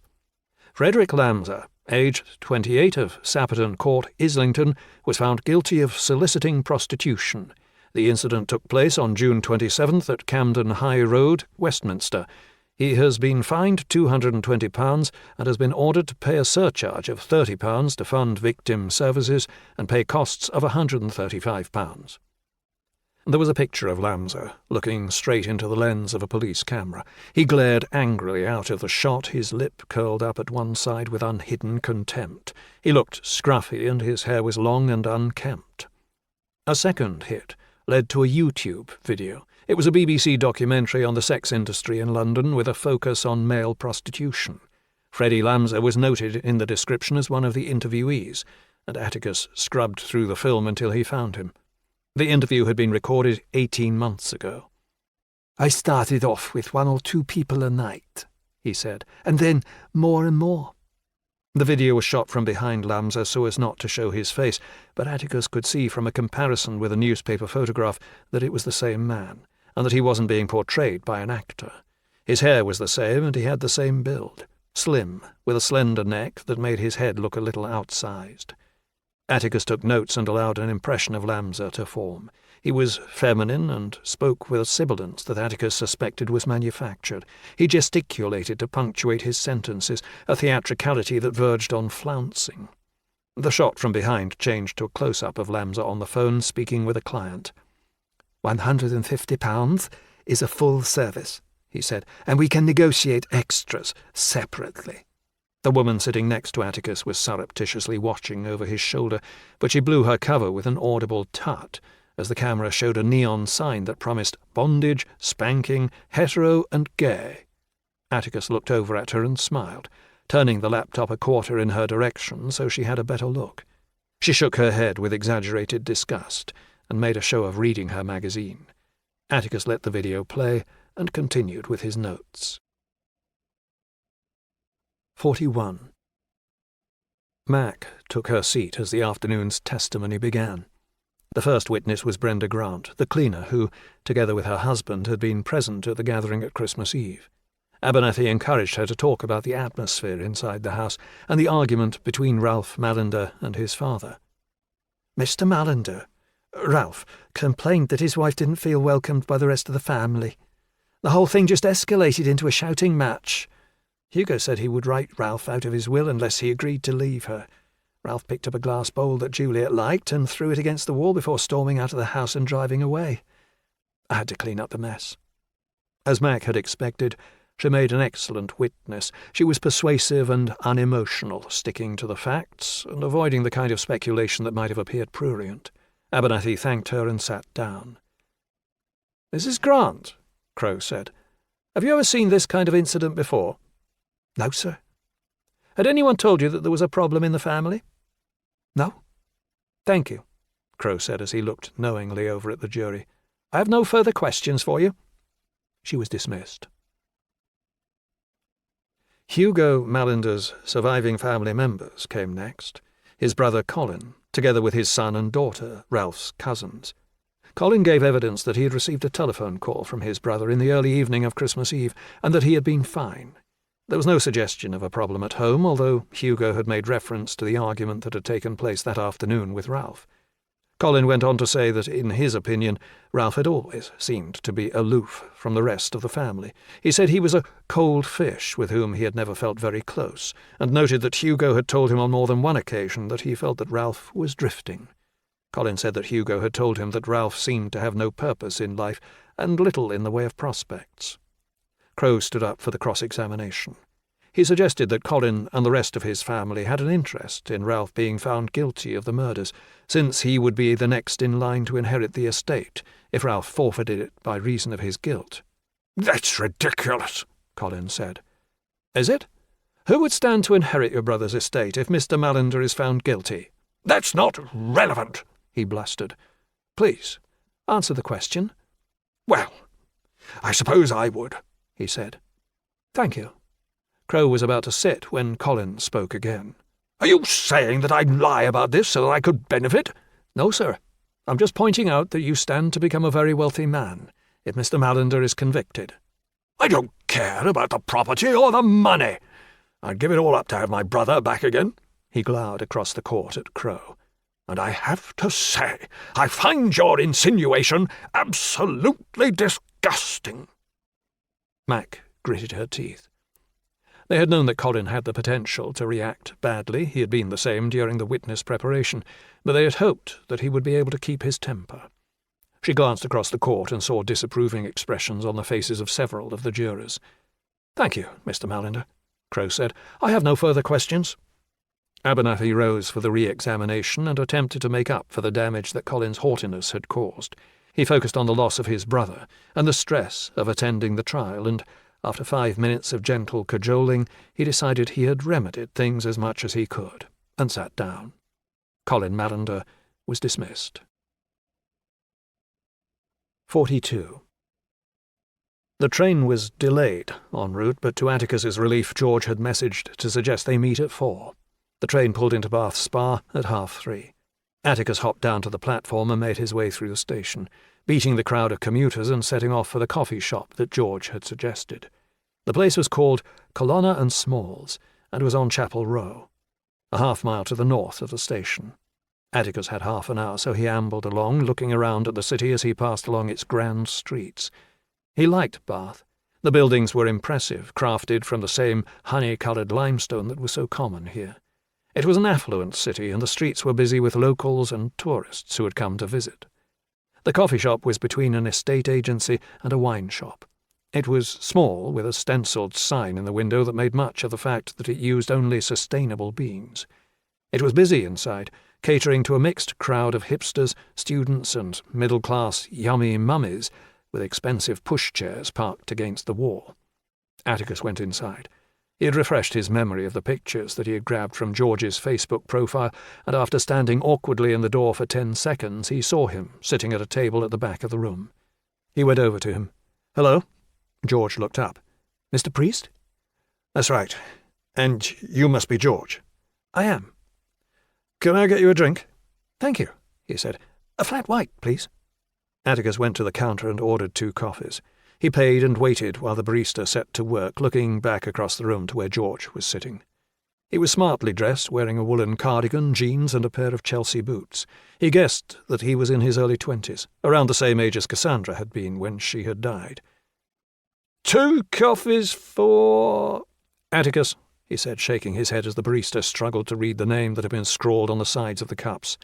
"Atticus," the barista repeated. "Lock in the book?" "Just like in the book. Thank you." He took the coffees back to the table, set them down, and pulled out a chair opposite George. He sat down. "Thank you," he said, putting the cup to his lips. "Thank you. I appreciate you finding the time to see me. How can I help?" "I'm working on the investigation into Cassandra's death," Atticus said. "You said? But for who? The police?" There was no point in lying. "I've been hired by Ralph Mallender." "Her brother?" "That's right." "But they said he did it." "He's been charged," Atticus said. "The trial is taking place now." "So what does it have to do with you?" "I'm a private investigator." He took out a business card and slid it across the table. George took it, examined it, and then slipped it into his pocket. "I see," he said. "I wondered whether you were police when you messaged me, but then I thought police probably don't use Facebook to get in touch with people." "You'd be surprised," he said. "But no, I'm not police. They've finished their investigation a long time ago. I'm looking at the evidence that they've put together against Mr. Mallender to make sure that it all stacks up." "And does it?" "I'm not sure." George sipped the coffee and then put the mug back down onto the table. "I couldn't understand why they didn't speak to me before." "The police didn't get in touch?" "No, not a word. I know they were here, but nothing. It was the same with all the old crowd." "Who did they speak to? Do you know?" "People at Cassandra's church. The university, too, and her new flatmates, but not me or any of the others." Atticus took out his phone and opened the voice recorder. "Do you mind if I record this?" He shrugged. "So, let's start at the start. You were friends with Cassandra?" "Yes." "Close?" He nodded. "I saw you used to be on her timeline all the time." "The good old days," he said with a wistful smile. "And then you're not on it at all?" "Things change," he said. "People change." "This was about a year ago?" He nodded. "At the start of our 2nd year." "What do you mean by people change? What happened?" "She ghosted me," he said. "And not just me. She was like that with everyone." "What do you mean?" He leaned forward, both elbows on the table. "There was a crowd of us. 6 of us had rented a house. It was really good. We all got on. We went out together, hung out all the time. We went home at the end of the year, and then when we all came back," he snapped his fingers, "she stopped seeing everyone. It was the strangest thing. One day she was part of the crowd, best friends with everyone, popular, going out all the time, all that. And then the next day, nothing." "Why?" "I blame the church. You know about that, the church? I know she was religious, Atticus said. Didn't used to be. The complete opposite. It was that summer, after the first year, when she came back in September, she was really into it. Services 2 or 3 times a week, volunteering for their charity stuff. She hadn't been into it before? The opposite. She was into Marx. Thought the whole thing was a scam, opium of the masses and all that. She was an atheist. Did you speak to her, ask her what happened? Just once. She'd changed her phone, so I had to go and find her. She said she was sorry, but she was unhappy with her old life and she wanted to make a new start. I said that was fine, I was okay with that. But it didn't make any difference. She said she was going to concentrate on the church and her studies, and that she would rather we didn't see each other anymore. It was obvious that there was something that George was unhappy about discussing, and Atticus decided that he would need to approach it with tact if he was to persuade him to go into detail. "Let me backtrack," Atticus said. "You said you and Cassandra were friends?" "That's right." There was a hesitation before he answered, and Atticus could see there was more to their relationship than that. "George? I'm sorry, I need to ask, were the two of you seeing each other?" "For a bit," he admitted. "We met in Freshers' Week.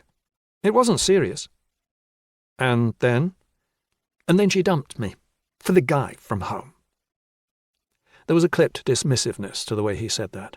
Atticus could see at once that his motivation for speaking to him might not be entirely altruistic.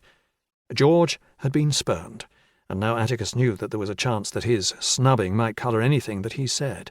He resolved to bear that in mind. "I didn't know that she was seeing anyone at home," Atticus said. George shrugged. "Do you know his name?" He furrowed his brow. "Can't remember." "Can you try? It could be helpful." George closed his eyes. "No, I don't know." "Do you have a picture of him?" "Why would I have a picture of him? He was awful. No one liked him." "Why?" "He was older, for a start." "How old?" "Mid-20s." "And Cassandra was seeing him romantically?" George shrugged. "He came out 4 or 5 weekends in a row and stayed in her room. So, yeah, they were seeing each other. That was when she started to go off the rails. I mean, we all do now and again, right?" "You're students. That's part of the job description." "Exactly. Getting drunk at the weekends, all that. But Cassandra started to get into drugs, too. We were all smoking weed, but she'd started to do coke. I'd never even seen coke before. She'd disappear with him into the bathroom at house parties, and they'd come out rubbing their gums and talking, non-stop talking. It was starting to get embarrassing." "Where did she get it from?"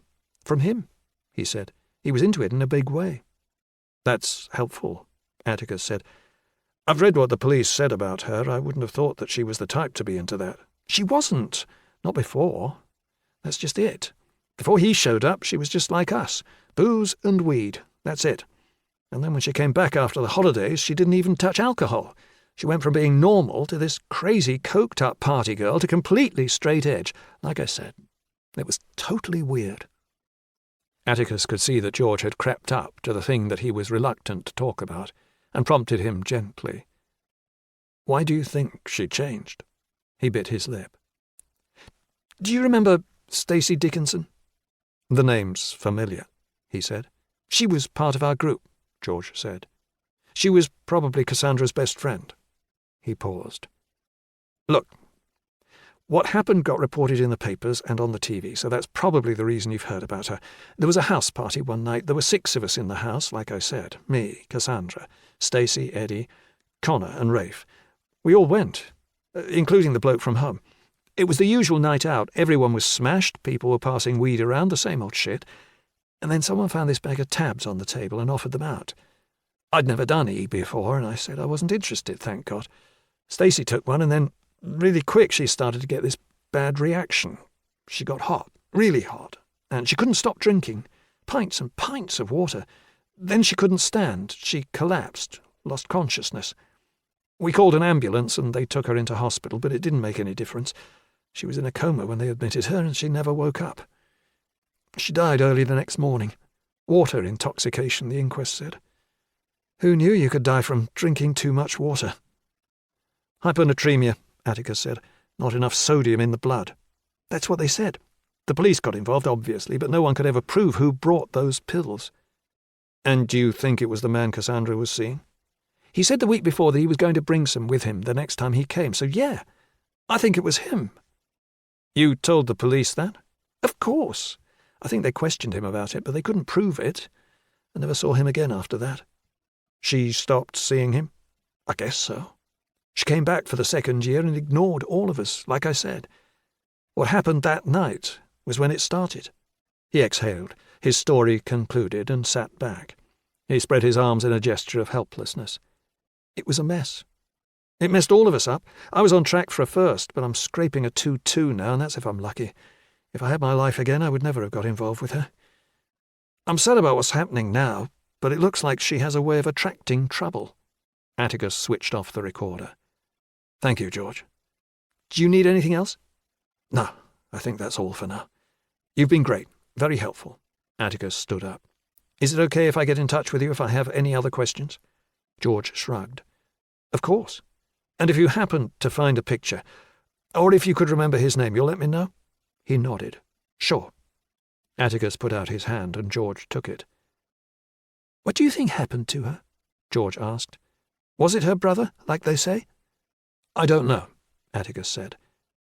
Maybe, maybe not. I'm going to try to find out. 43. It was 5 when Mac awoke. She lay there for a moment, her mind immediately buzzing with the trial. She knew that there was no way she would be able to get back to sleep, so, sliding out of bed carefully so as not to wake Andy, she went downstairs to the kitchen and boiled the kettle. She made a cup of coffee and took it to the table. Her thoughts snapped back to the trial. It had reached the 4th day, and this one promised to be the most consequential yet. Freddie Lamser was their most important witness. They had evidence that suggested that Ralph Mallender could have been responsible for the murders of his family, but it was Lamser who would tie it all together. He would testify that Ralph had told him that he hated his family and wanted them dead. If he could persuade the jury that what he said was credible, they would have taken a big step towards getting a conviction. But Lamser was a flamboyant and divisive man, and if the jury didn't take to him, if they didn't believe him, then the opposite would happen. The prospect of that made her very nervous. Mac showered and woke the children.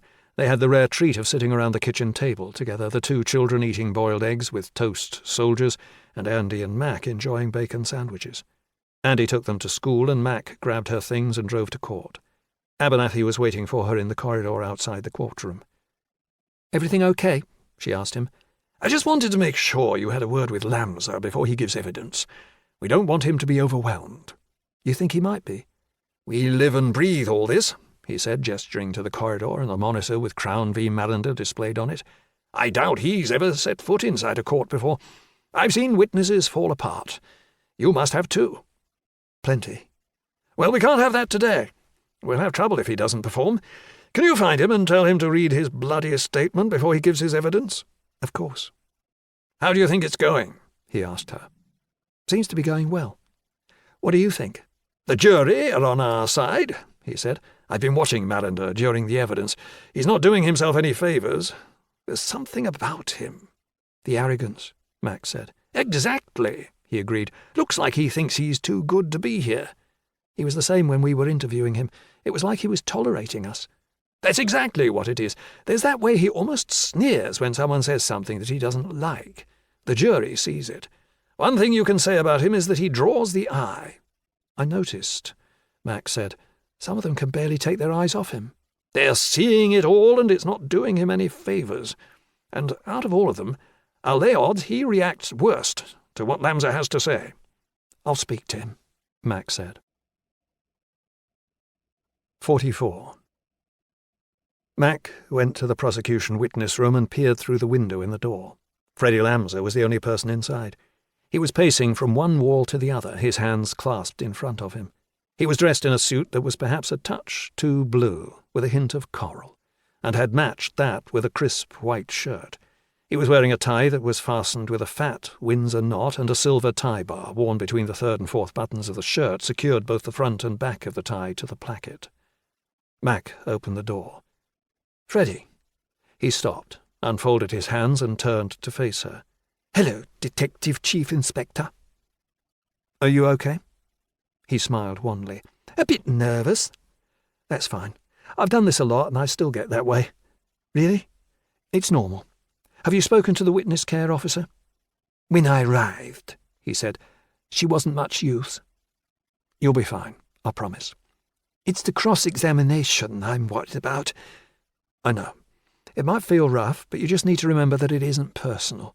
It's the brief's job to make sure that you haven't made a mistake with your evidence." "I haven't." "I know that," she said reassuringly, "and just remember that it's Ralph and not you who's on trial. His brief isn't going to try to make people think that you're stupid or call you a liar, nothing like that, and Mr. Abernathy will intervene if the questions are too aggressive." Lamsa nodded that he understood. "I know," he said. "It's fine. Just butterflies. I'm ready to do what needs to be done." It was ludicrous, given the way that he made his money, but Lamsa had always made a show of his moral values. Lamsa had told her at the first interview that he was very keen to do the right thing, no matter the personal cost. It was virtue signalling, conspicuously obvious too, and Mac found the charade vaguely nauseating. He went to the window and looked out. "How long will I have to wait?" "You're first, so not long. The best thing you can do while you're in here is to reread your statement. Do you have it?" He held up the brown envelope that he had placed on the chair next to him. "Look through it again," she said. "Mr. Abernathy is very keen that it's fresh." The door opened and the pathologist, who was presenting the Crown's forensic evidence, came inside. "DCI Jones," the woman said, putting out a hand. "Judith," Mac said. "You okay?" "I'm good. They told me to get here early." "You might have a wait," Mac said apologetically. "Mr. Lamsa is on first." "It's fine. I've got my book." Mac didn't want to be seen with Lamsa for fear that it might look improper, so she decided to make her way back to the court. "Just answer the questions, Freddie. Nice and easy. Don't elaborate. You'll be fine." "I've got it," he said, taking out the statement and sitting down to read it. Mac said goodbye to them both, opened the door and took the corridor back to Court 1. The court was slowly filling up, with a queue of spectators waiting to get inside. It had been full each day, and today, the most important of the trial so far, looked to be no different. There was a commotion at the door to the public gallery. Mac looked back and saw Atticus bustling through the crowd. He had 2 large cups of coffee balanced precariously on a ring binder, and as he slid between Hugo Malinder's brother and his wife, he was jostled and almost lost them onto the floor. The wife said something, her face stern, and Atticus offered something back. Mac couldn't hear, but judging by the blush of red that infused the older woman's cheeks, it was delivered with Atticus's trademark derision. Atticus made his way towards her, almost spilling the coffee again. Mac rolled her eyes. Food and drink weren't allowed in the courtroom, and the usher would blow a gasket if he noticed. She turned away and pretended that she hadn't seen him. "Mac!" she sighed. "Mac!" She sighed again. She wasn't going to be able to ignore him. She turned as he arrived alongside. "Here," Atticus said, offering her one of the coffees. "You're not supposed skinny hazelnut latte." He had remembered her favourite. "Not in the court," she said. "They're too busy to worry about things like that. I got it from the cafe downstairs. It's probably awful, but it's the best I could do." She took it, intending to dispose of it as soon as she could. "Thank you." He leaned against the wall. "How's it going?" "Going well." "Today's a big day." "It is." "What about Cassandra Malinder?" The non sequitur caught her out. "What?" "Cassandra," he repeated. "I know who she is. What about her?" "You didn't go back very far with her." "Meaning?" "Meaning she's not all sweetness and light, not like the picture that was painted of her." "I don't have time for games, Atticus. If you found something relevant, just share it." "I'm not sure if I have found anything. I spoke to one of her friends from before the friends that you spoke to. She wasn't always religious. She was a typical student. Drink, drugs, exactly what you'd expect. She's been dismissed as a suspect or as a reason for what happened. I think that might have been hasty." The queue moved forward. "This is completely unhelpful," she said. Atticus smiled as if he hadn't heard her rebuke. "Good luck." He reached out and touched her on the shoulder. Before going through the door and making his way to the gallery, she found herself off balance and left with the sensation that Atticus knew more than he was letting on, and it wasn't for the first time. She tried to put him to the back of her mind as she followed him inside. He went to the gallery, and she took her usual spot behind Abernathy. "All rise!" The judge came into court, seated himself, and indicated that everyone else should sit too. He looked down at the papers on his desk, adjusting his spectacles. "Good morning," Somerville said. "Let's get started, shall we?" 45. The court was silent, save for the associate tapping out something on his computer and the rustle of a paper bag, as one of the jurors offered sweets to her peers. "Do you have a witness for us, Mr. Abernathy?" the judge asked. Mac involuntarily caught her breath as Abernathy stood to address the court. "I do indeed, my lord. The prosecution now calls Mr. Frederick Lamser." The usher opened the door. "Mr. Frederick Lamser," he called out. Everyone turned as the door that led to the witness room was opened, and Freddie Lamser was admitted. He paused there, looking left and right, and then continued to the witness box. Mac found herself wondering about the impression that he would convey to the jury. His dress recalled the formality of the 40s and 50s, but his personality, shrill and dramatic, made for a discordant mix. There was nothing to be done about either now. All they could do was to cross their fingers and wait. Lamser was sworn in, his gaze flicking from the associate to the jury to the judge, and then, finally, to Abernathy. "Hello, Mr. Lamser," Abernathy said. "Good morning," Lamser replied. Mac watched Lamser as Abernathy guided him gently through the first of his questions. She had always found him slightly irritating. He was effeminate, almost to the point of parody, and she had wondered how much of it was an act and how much of it was real. He spoke quietly to begin, but at Abernathy's polite insistence he raised his voice and spoke more clearly. Abernathy asked him to briefly give a little of his background, shepherding him on to another topic once it became clear that he would be happy to speak about himself all day. Abernathy moved him briskly along to the night in London, when he had met Ralph Mallender, and then invited him to speak about the relationship that had developed between the two of them. Lamser became more confident as he settled into his evidence, with Abernathy skillfully encouraging him to fill out the relevant details. There was brief talk of the relationship that had grown between the two men, Lamser recounting the details without even a shred of embarrassment. Indeed, he spoke with pride, his chin pushed out. Mac turned back to the dock. Ralph's cheeks were red and his jaw was clenched. His composure looked to have been disturbed as his affair was exposed to the court. Mac looked from him to his wife. Allegra was looking down at her feet, unable to look at Lamser as he took obvious relish in describing the relationship that he had enjoyed with her husband. Abernathy kept the witness on a tight leash, intervening on several occasions when it looked as if Lamser was about to regale the court with intimate details of the affair.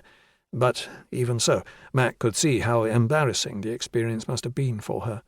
She had no fondness for the woman, but it was difficult not to feel pity. She found her gaze drifting across to Atticus. He was watching the jury, his eyes wide and concentration etched across his face. She went back to what he had said to her. What had he meant about Cassandra? That was worrying. What had they missed?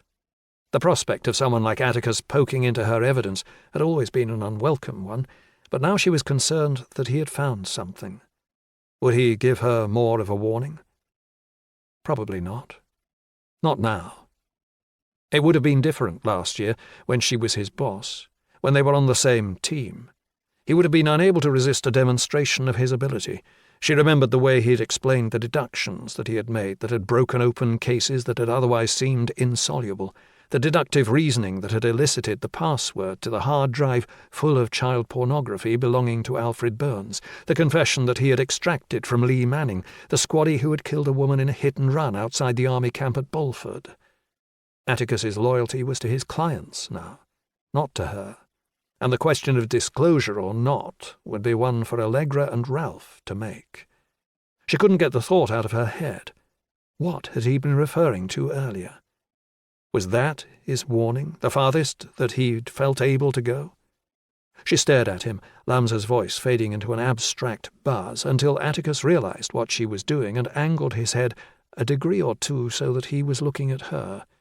He smiled, and she turned away, her face reddening, irritated with herself. 46. The morning session was spent on Lamser's background, his present circumstances, a description of his meeting with Ralph Mallender, and the relationship that had subsequently developed between them. Abernathy's examination was only halfway through by the time the court rose for lunch. Mac met Lamsa on the way to the witness room. "How was I?" he said. "I can't talk to you in the middle of your evidence, Freddie." "Did you see how he was looking at me?" "I can't—" "Ralph," he said, not even hearing her. "he hates me." It was heavy on the melodrama, and despite the wetness in his eyes, Mac could tell that he was over-egging it for effect. "If he's upsetting you," Mac said, "then look at Mr. Abernathy, or look at the jury. Don't look at Ralph." Lamsa said that it was difficult. Mac knew that he was fishing for attention, but that he would try. Mac smiled, told him to get a sandwich and eat it in the witness room, and made her way outside. There was a sandwich shop near to the court, and Mac made her way to it, enjoying the fresh air and a moment of peace. She bought herself a ham and cheese baguette and a Diet Coke, and, seeking somewhere quiet, she took the subway under the roundabout and found an empty wooden bench on one of the paths that led to the other subways. Traffic rushed around the road above the little hollowed-out depression, but at least it was secluded. She found herself thinking about Andy. It was Friday today. There was a good chance that Somerville would rise early, and if he did, she might be able to get home at a reasonable hour. She wondered whether Anne, their babysitter, would be available on short notice. It would be good to go out, to do something that normal couples did, to get away from Ralph and the trial, and everything else that went along with it. She took out her phone and was about to call Andy to see if he fancied it, when she felt someone at her side. "This seat taken?" She looked up. It was Atticus. "Can I?" She gestured to the half-dozen empty benches all around. "You have a wide choice." Atticus ignored her and sat down. "Interesting morning." She found that she was curious as to his opinion. "What did you make of it?" He started to unwrap his own sandwich. "I thought he was a melodramatic queen." "Anything in particular?" "He's clearly a narcissist, lack of empathy, very touchy, and the humble bragging. That can be annoying," she admitted. "I also got the very strong impression that he assumed that everyone that he liked and respected must share his opinions, and those whom he did not like would not. And of course I doubt you missed the way he looked at his reflection in the glass panel of the door as he came into the court." Mac hadn't noticed that, but found, as usual, that she felt the urge to burst his bubble. "You don't have to be particularly observant to see that Freddie Lamsa loves himself. Got anything better?" "He's moved on from his previous employment." He spoke the final word with a disdainful little kink of his eyebrow. "From the prostitution?" "Yes. I don't think he does that anymore. Can't say for sure, but I'd lay odds that he has very recently started a business as a hairdresser." Her mouth fell open in surprise, and she was immediately annoyed with herself. She shouldn't have found his parlour tricks impressive, but she couldn't help it. "How could you possibly know that?" "Am I right?" "Yes, but it wasn't mentioned in evidence." He smiled and turned his finger in the air to indicate that she should continue. "Go on. At the risk of inflating your already ridiculous ego?" "Whatever. Freddie trained as a hairdresser at college. He started renting a seat in a salon 2 weeks ago. I'll let you show off. How did you know that?" "His dominant hand is his right. Yes, he has cuts on the middle finger of his left. That's often the case for hairdressers, particularly those who lack experience. The dexterity with a pair of scissors takes a little while to develop." Atticus took a bite of his sandwich. "I suspect that he also has some experience in amateur dramatics. He breathes from his diaphragm and often has his hands behind his back. Actors do that to improve projection." "He likes musicals," she said. "Of course he does. Do you think he's acting now?" "No. Not when it comes to the broad strokes, in any event. I don't think anyone is going to doubt that the two of them had an interlude together." "An interlude?" He grinned. "The looks Freddie was giving him." She couldn't help but smile. "The pouts?" Atticus pursed his lips and flashed a look at her from beneath lowered lashes. "A lover spurned," he said vampishly. "You didn't have to interview him for 2 days." "One of the benefits of being told my services were no longer required." She looked up at him and wondered whether he was making a point. "Relax," he said. "I'm just joking. I'm not bitter." "We never really spoke about it, did we?" He held up his hands. "What is there to say? I made a mistake. Your husband grasped me up, they sacked me. There's nothing to speak about." She found that she had the need to explain to him. "It wasn't my decision. What happened, between you and me, it wouldn't have made a difference to me being able to work with you. It would have made a difference to me, he said, and for a moment the playful edge to his words was gone, replaced by an honesty and a wistfulness that was immediately disarming. He looked as if he was going to say something else, but then changed his mind. "Look," he said, "it's all water under the bridge. You get to interview a hysterical queen, and I get to work for someone who might very well have murdered his entire family. All's well that ends well." His smile had returned, but Mac knew him well enough to know that he was forcing it. "So you think he did do it?" she asked him. "I think you have a circumstantial case with a lot of questions to answer, but if you're asking if he had the opportunity to do it, I think he did. He had the means, too." "And the motive?" "The money, obviously. He stands to be a very wealthy man." "But—" He paused. She almost didn't want him to answer, but couldn't resist it. "Atticus?" "The defence has raised some interesting issues. I think Cameron's problem with anger could be relevant. He makes a reasonably persuasive suspect. I can see why you might have been drawn to him. It would certainly have been convenient." "Convenient?" "A murder-suicide would have been a lot easier to clear up than a case as controversial as this one." "But Cameron didn't do it." Atticus shrugged. "So you say." "And if it wasn't Cameron," she went on, "it has to be Ralph." "Not a third party?" "There's no evidence of that at all." "I'm not sure. I read through all of the police notes. It didn't look like anything was taken, apart from the 2 handguns from the gun safe. We know where one of those is, but not the other. And Cassandra's crucifix. The relatives say that she never took it off, yet it wasn't around her neck when she was found." "True. The pistols can be explained. We know where one of them ended up, and the other is probably where Ralph or Cameron stashed it." "The crucifix?" "We don't know. But it's small and would be easy enough to lose. The cleaner couldn't say for sure whether she was wearing it that afternoon. Maybe she'd lost it." "I don't like maybes," Atticus said. He clicked his tongue against his teeth. "What about the figure at the window?" "Lennox was wrong." "What if he wasn't? It couldn't have been Hugo or Juliet. They would have raised the alarm rather than pacing around the bathroom. How about Cassandra?" "The pistol was nowhere near her," she said. "What did you mean when you mentioned her this morning?" "I can't say now, but I promise to give you warning if it turns into anything." "But if it's not a third party, or Cassandra, or Ralph, or the parents—" She paused. "If it's not them, then we're left with Cameron." "As Ralph would like you to believe." "Go on, then. You tell me. What happened?" "Here's one possibility," he said, leaning back. "Cameron takes his father's pistols from the safe and shoots him in the kitchen. The others don't hear anything? They were watching Die Hard.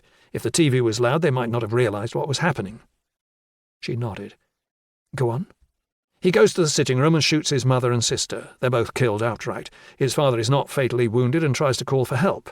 Cameron finds him, but the pistol misfires when he tries to finish him off. The 2 men struggle. There would have been no opportunity for Hugo to fight if the gun had been working correctly. In desperation, Cameron uses the pistol to bludgeon his father to death. At some time shortly thereafter, he hears Ralph at the door and hurries upstairs." "Why? Why not just shoot himself there and then?" "Because the pistol is jammed. He's confused. Perhaps the gravity of what he has just done has overcome him. He goes upstairs in a panic to try to unjam it. I've seen the ballistics report. There are scratch marks inside the action. I would say it is arguable that he went to find something that he could use to remove a round that had become stuck in the chamber. If it had been my investigation, which it wasn't, then I would have looked for tweezers that might have matched the scratch marks." "We didn't find anything like that," she said. Atticus shrugged that off. She didn't press because she knew what he would say. Just because you didn't find them doesn't mean that they weren't there. "Ralph sees his father. He can't get inside and calls 999. Cameron is still upstairs when Lennox arrives. The window where Lennox thought he saw movement is the bathroom window. Perhaps that's where he found the tweezers. He knows that he needs to finish what he started, so he goes back downstairs to his mother and sister, sits down, and uses his freshly unjammed pistol to shoot himself." She shook her head. "No one heard a shot. Lennox and the uniform were there. Ralph, too." "I agree," he said. "That's the main problem with the defence. But shots can be muffled. They can be missed. It's not impossible." "I don't buy it," she said.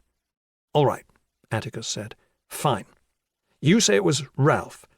What about the lack of forensic evidence on his clothes?" "He wore something to prevent contamination." "No gunshot residue on his hands." She took a bite of her sandwich and gestured with the half that remained. Gloves. So he disposed of everything between killing them and calling 999? The timeline is already tight. You've spoken to him. He's cunning. That wouldn't have been beyond him. Where? I don't know. He buried it all in the forest. Find anything like that? You know we didn't, she said. It has to be somewhere. It doesn't matter. There was no residue on Cameron's hands either, and there were no marks or injuries on his body that would have indicated a fight with his father. That's easy enough, Atticus retorted. Hugo had already been shot. He was on his last legs. A couple of bangs on the head and it's all over. A couple of bangs on the head? You saw the blood in that room? He shrugged and took another bite of his sandwich. Mac found that she was enjoying the banter, even as Atticus picked at her evidence. Got anything else? She said. He swallowed. I could do this for days. How did Ralph get into and out of a locked house? The coal hole. Atticus raised his hands and held them a short distance apart. It's narrow. Would he fit? He hasn't said that he wouldn't. A mistake, Atticus suggested. I think it would be a tight squeeze. He might not. You'll have to account for the pistol if you're going to prove that it was Cameron, she said. We found it too far away from his body. How careful were the CSIs with the evidence? Come on, she protested. You're not seriously suggesting that they moved it. You're reaching. Yes, but I'd still raise the possibility in evidence. You remember the Baxter murder? The CSI who knocked over the table with a knife on it? Only too well. So it does happen. Only this time it didn't. Go on, then, he replied with a smile. Your turn. What happened? She nodded and looked him right in the eye, laid out the prosecution's case with a little extemporizing for added colour. Ralph goes back to the house after the argument. His father lets him in. He pulls the gun and shoots him, then goes through to the sitting room and shoots his brother, sister, and mother. Hugo is still alive. The gun jams when Ralph tries to shoot him. Ralph uses the gun to bludgeon him to death. He puts the gun on the floor near to Cameron and locks the door from the inside. He doesn't put the gun in Cameron's hand, or in his lap. He makes a mistake. Now you're grasping. She ignored that. He takes off whatever it was that he was wearing to reduce the chance that he picks up any forensic evidence. Maybe he has a shower to make sure he's clean. The shower tray was damp when we got there. He goes into the cellar to the coal hole, pushes the cover off and climbs out. He hides the gloves and the clothes somewhere and calls the police. It's all circumstantial, Atticus said. Lots of evidence that suggests it could be him, nothing determinative. We've got Lamza, she said. You do, and we'll see how he holds up this afternoon. I suspect the case will be decided by the time we are adjourned for the weekend. Anyway, thanks. For what? For the conversation. It's good to have at least one friendly face in CID. Everybody else hates me. She was about to respond when she saw that he was joking. The flippant mask was back, put aside for just a moment before he put it on again. Mac knew that Atticus didn't like to show weakness, and that he covered up his vulnerability with self-deprecation and sarcasm. It had taken weeks for him to put that aside for her, even when she told him that she could see through the facade. She had told him that he didn't have to pretend to be someone else for her, and that she preferred the authentic Atticus to the face that he showed to the world. She had wondered if she would ever see that vulnerable side again, and now that she had, she was reminded how attractive she found it. A bus rumbled to a stop at the red light above them. The signage on the side of the vehicle was visible from where they were sitting. It was an advertisement for the film that Andy wanted to see. Mac felt a flash of guilt that she had spent lunch with Atticus and decided it was time to bring it to an end. "We better go back separately," she said. "Wouldn't want people talking." She took another bite of her sandwich and dropped the rest into the bin. "That was fun," he said, hashing out a case together. "Just like old times." He gave her a wink, wished her good luck for the afternoon's session, and set off for the subway. Mac watched him go, gave him a minute to start up the road, and then followed. 47. Atticus watched Freddie Lamza carefully as he made his way back to the witness box. He had been surprised by his appearance when he gave his evidence in the morning session. He looked nothing like his mugshot from the solicitation conviction or his appearance in the BBC documentary that he had watched on YouTube. His clothes were obviously not cheap. The suit looked new and, given the way it fitted, was likely bespoke. The white shirt looked new too. His hair had been styled and his skin was fresh and clear. He'd been dressed cheaply before. His hair had looked dirty and unkempt, and his skin had looked greasy and unhealthy, scattered with acne.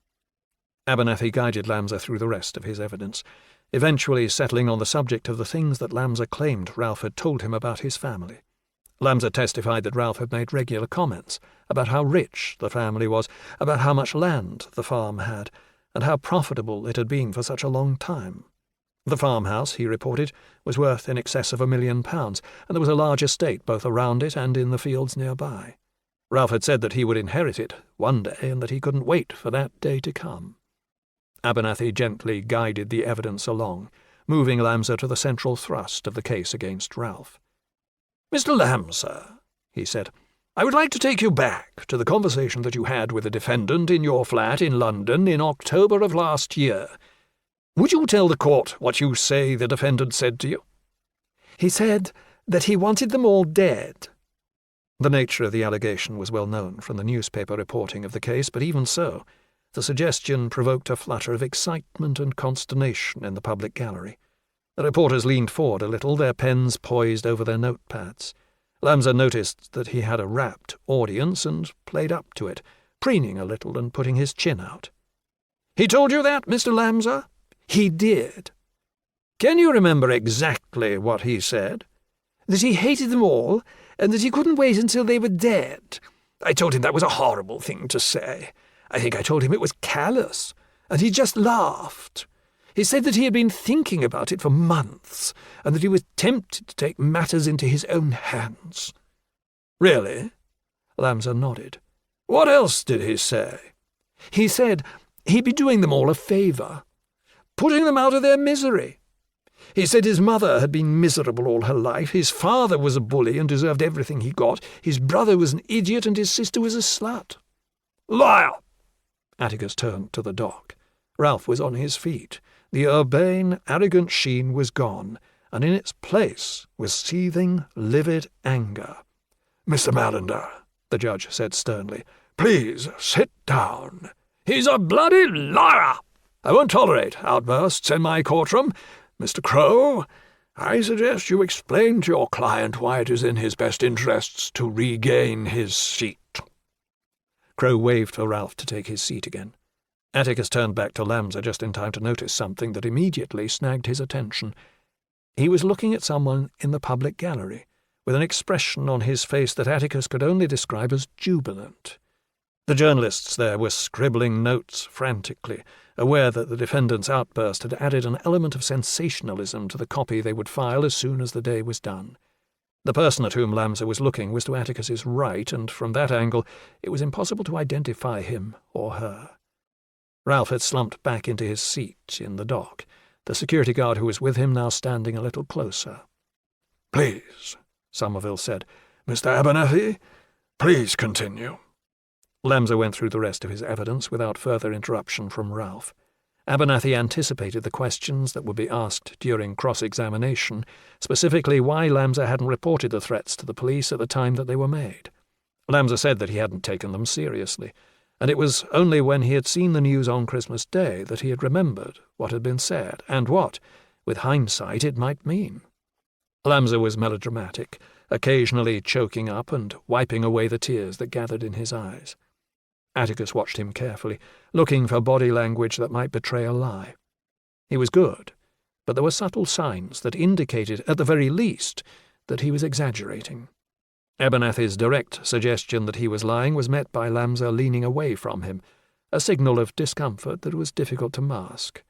Other questions were accompanied by little touches to the neck and mouth, pacifying gestures that suggested that the inquiries had upset his equilibrium. There was nothing that suggested an obvious lie, but enough that Atticus was sure that Lamsa wasn't being completely honest. Lamsa concluded by saying that he knew that Ralph would characterize his evidence as the revenge of a lover spurned. Atticus had to stop himself from rolling his eyes as Lamsa said that he expected that he would never do such a thing, how he blamed himself for not speaking out sooner, and that all he wanted to do now was to get justice for that poor family. Abernathy concluded his examination and sat down. "We'll adjourn for today," Somerville said. Mr. Lamser's cross-examination will start first thing on Monday morning.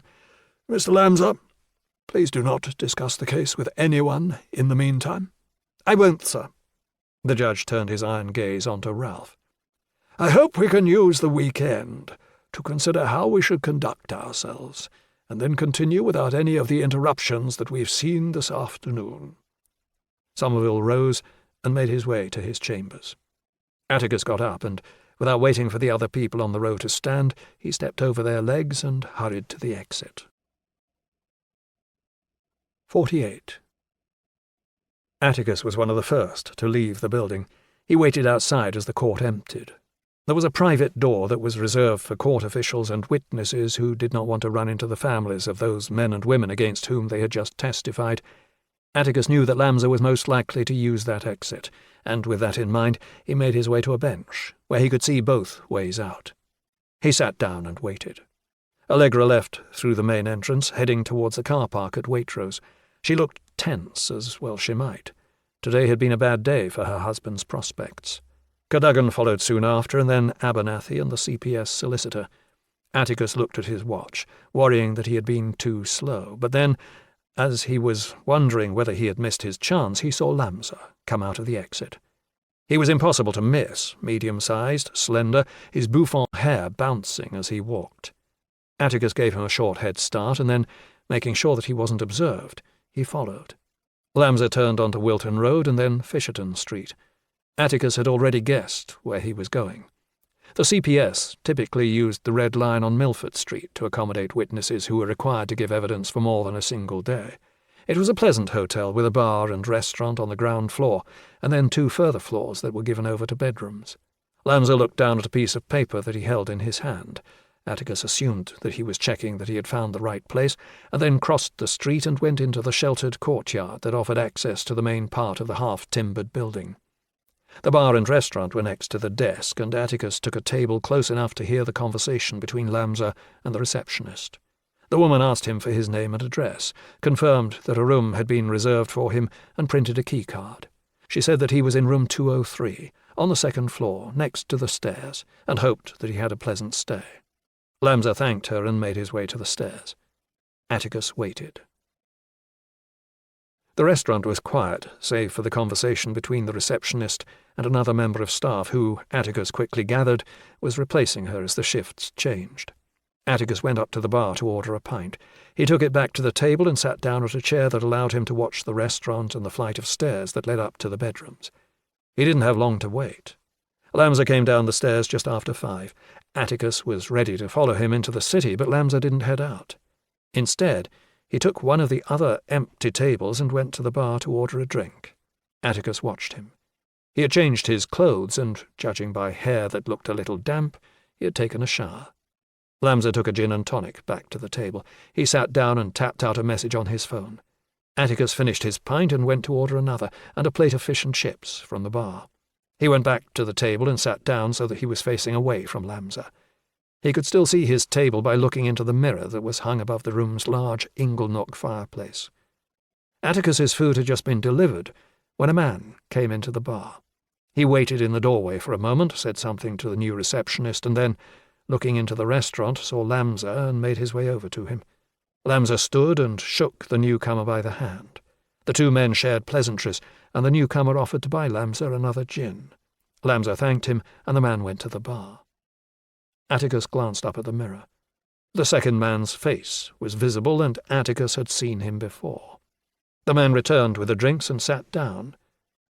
"So?" Lamser said. "So what?" "So how was I?" "You were great," he said. "Really great, Freddie." "That reaction from Ralph," the man chuckled. "Oh, no, he didn't do himself any favours." "And for you?" "What do you mean?" "The story. Him losing his shit like that. It must have helped?" Atticus watched in the mirror as the second man winced. He looked up, and for a moment he stared into the mirror and at Atticus. The man turned his attention back to Lamser and said something in a quiet voice that Atticus couldn't hear. Lamser started to protest. The man said something again. Atticus detected a note of reproach, and then both of them stood up. Atticus pretended to concentrate on his food, but he saw Lamza put on his jacket and heard the sound of footsteps as the two of them crossed the room to the door. Atticus saw them pass before the window, and then they were gone. Atticus realized where he had seen the man before. It was Steve Hawkins, one of the reporters who had followed Allegra on the first day of the trial. 49.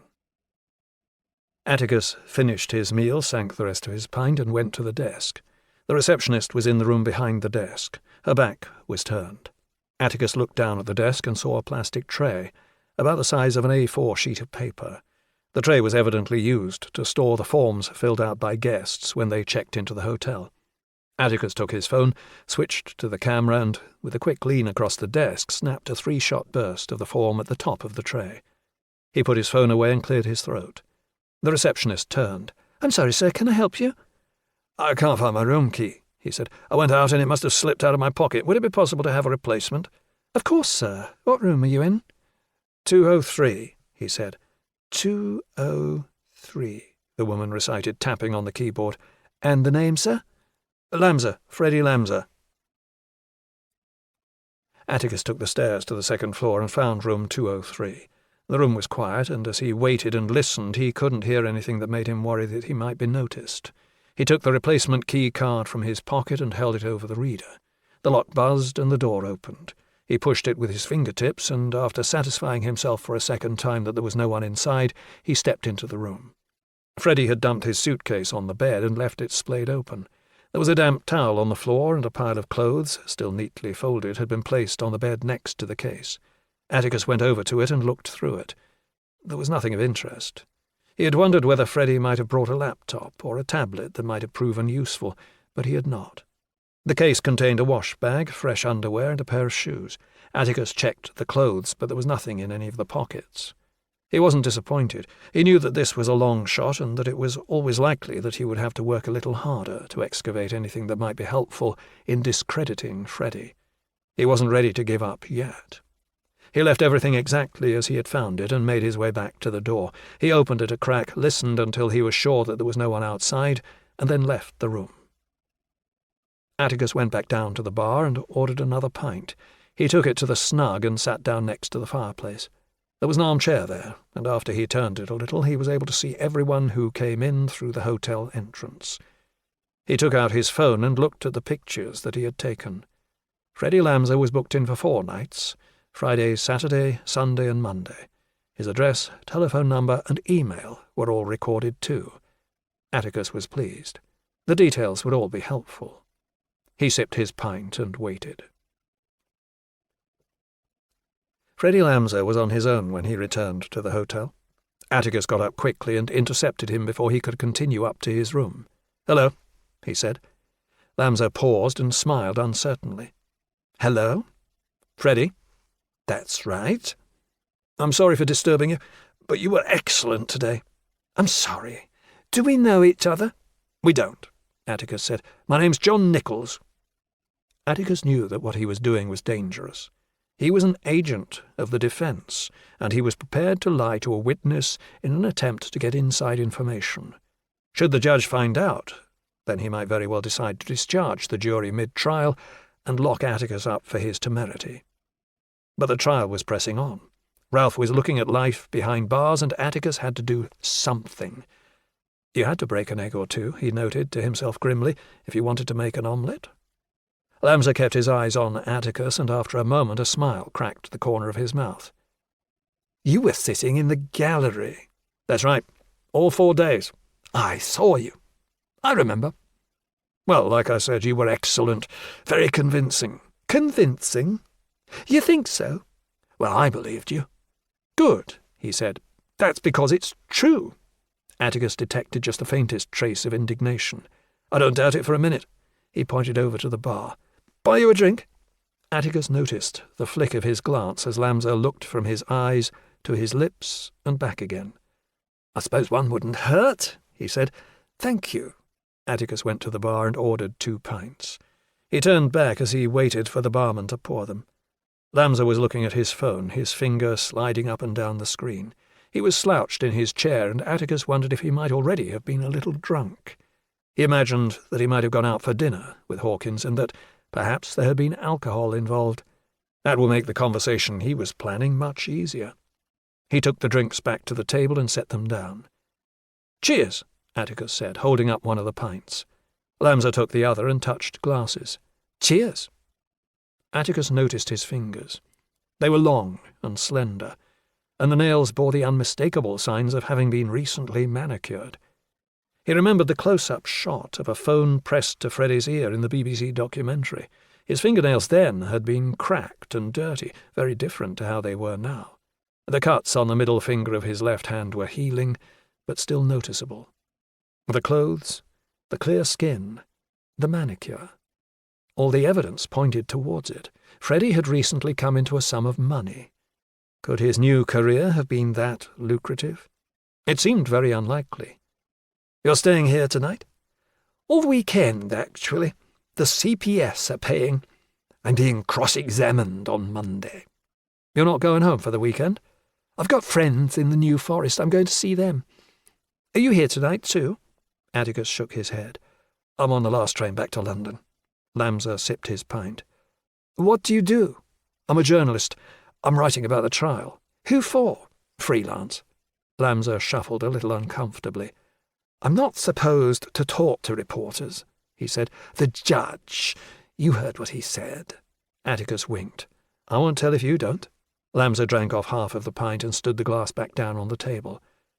"Looks like you need that," Atticus offered. "I do. Long day." "You're being cross-examined on Monday."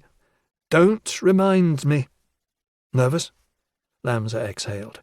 "A bit. They say it'll be harder. I only got here today."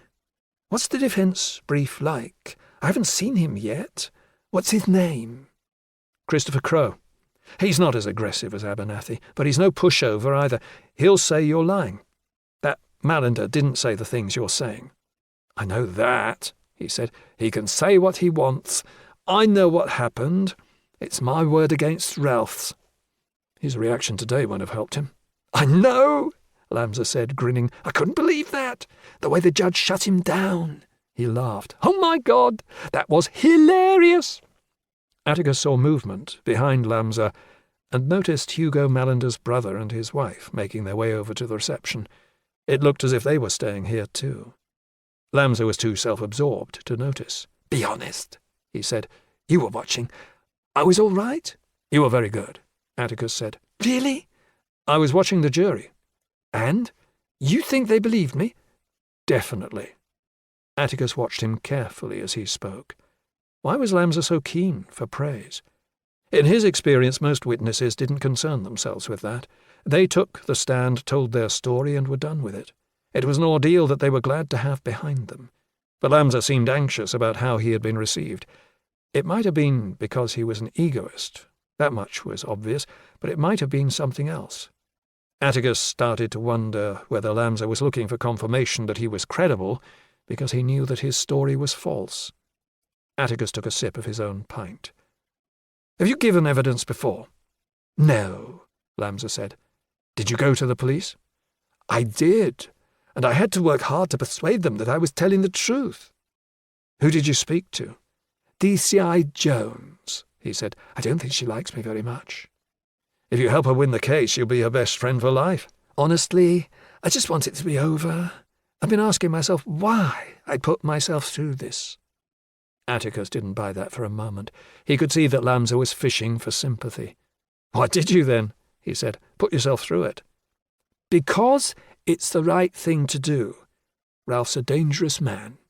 What he did to his family, it's evil. I wouldn't have been able to live with myself if I'd kept what he said to myself." "I agree," Atticus said. He chose his words carefully. "Look, Freddie, I was wondering. My story's already good, but it would be even better if I could get you on the record." Lamsa shook his head, but there was a smile playing on his lips. "Is that what this is about?" He pointed to the almost empty glass on the table. "Trying to get me drunk?" "Not at all. But if you did happen to be interested in earning some money, I'm pretty sure I could pre-sell your story to a national. They pay well to get an interview with you. Probably very well." "I can't." Don't dismiss it out of hand. For something like this, you'd be looking at a minimum of 50,000. Really, I can't." "Why?" Lamza paused, biting his lip, obviously wondering if he should say something else. His reaction was all the confirmation that Atticus needed. "You've already sold it." "I can't talk about it," he said, but his body language said plainly that Atticus was right. "I understand," Atticus said, showing Lamza the palms of his hands. "No judgment here. I don't blame you at all. I'm just annoyed someone else got to you first." Lamza finished the pint and looked at his watch. "Actually, I think that'll do it for me. I'm going to call it a night. My friends have got a dog. We're going to walk in the forest tomorrow. Don't want to do that with a hangover." Atticus stood. "Nice to meet you, Freddie," he said. "Good luck on Monday." "You going to come and watch?" Atticus put out his hand and Freddie shook it. "Wouldn't miss it for the world," he said. 50. Atticus allowed himself the luxury of a lie-in the next morning, and eventually got out of bed at 9 in the morning. Bandit was in the other room, standing on the sofa with his paws on the back, so that he could look out of the wide bay windows and into the street outside. Atticus took his pills, changed into fresh clothes, pulled on his boots, and clipped the dog's lead to his collar. Jacob had exercised Bandit during the week, but Atticus had not been able to spend as much time with him as usual. He missed that. He always had his best thoughts when he was walking, and determined to put it right this morning. "Ready for a walk, boy?" he said. Bandit bounded around him excitedly. "Me too." They set off for Old Sarum, a 2-mile walk to the north. They reached the site of the old settlement 50 minutes later, and once they were safely away from the road, Atticus unhooked the lead and let Bandit run free. The dog rushed away, bounding through the fields in pursuit of 2 other dogs who were chasing each other up and down the slope. Atticus gave thought to the events of the past week. He found himself considering his thoughts about Ralph and decided that he was still uncertain about the question of his guilt or innocence. His client was not a particularly pleasant man, but that was irrelevant. Atticus was only interested in the facts and the inferences that could be drawn from them. Mac had overseen a reasonable case, and there was enough evidence for it to be brought to trial. The defence had still to present its case, but as it stood at near the halfway point of the trial, it didn't look good. He had been watching the members of the jury during the presentation of the prosecution evidence, and if he had been forced to guess, he would have said that the odds of a conviction were much higher than an acquittal. He wondered how high, and settled on 80-20 in favour of a guilty verdict. Maybe worse. On the other hand, the Crown's evidence was circumstantial, and Atticus knew that he only had to find a couple of weaknesses to improve Ralph's chances. If he could do that, if he could introduce enough doubt, then Ralph would be acquitted. He tried not to dwell on how Mac would react to that. His phone rang. "Hello?" "It's Allegra Malander." She didn't sound pleased. "Hello, Allegra.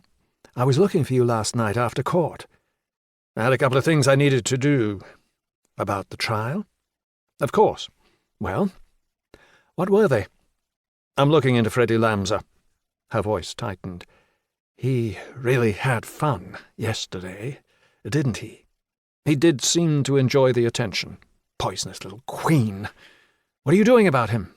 Atticus had a plan, but it was not one that he was prepared to share with her for a number of reasons. "I'm going to look into his character. If we can show that he's unreliable, maybe we can discredit him." "He's a prostitute, Atticus. He's the definition of discreditable." "Used to be a prostitute," he said. "He's a hairdresser now." "What?" "Please." "I know," he said, pacifying her. "His history is useful. There's scope to make him look unreliable. I'll let you know if I get anything useful." The line was silent.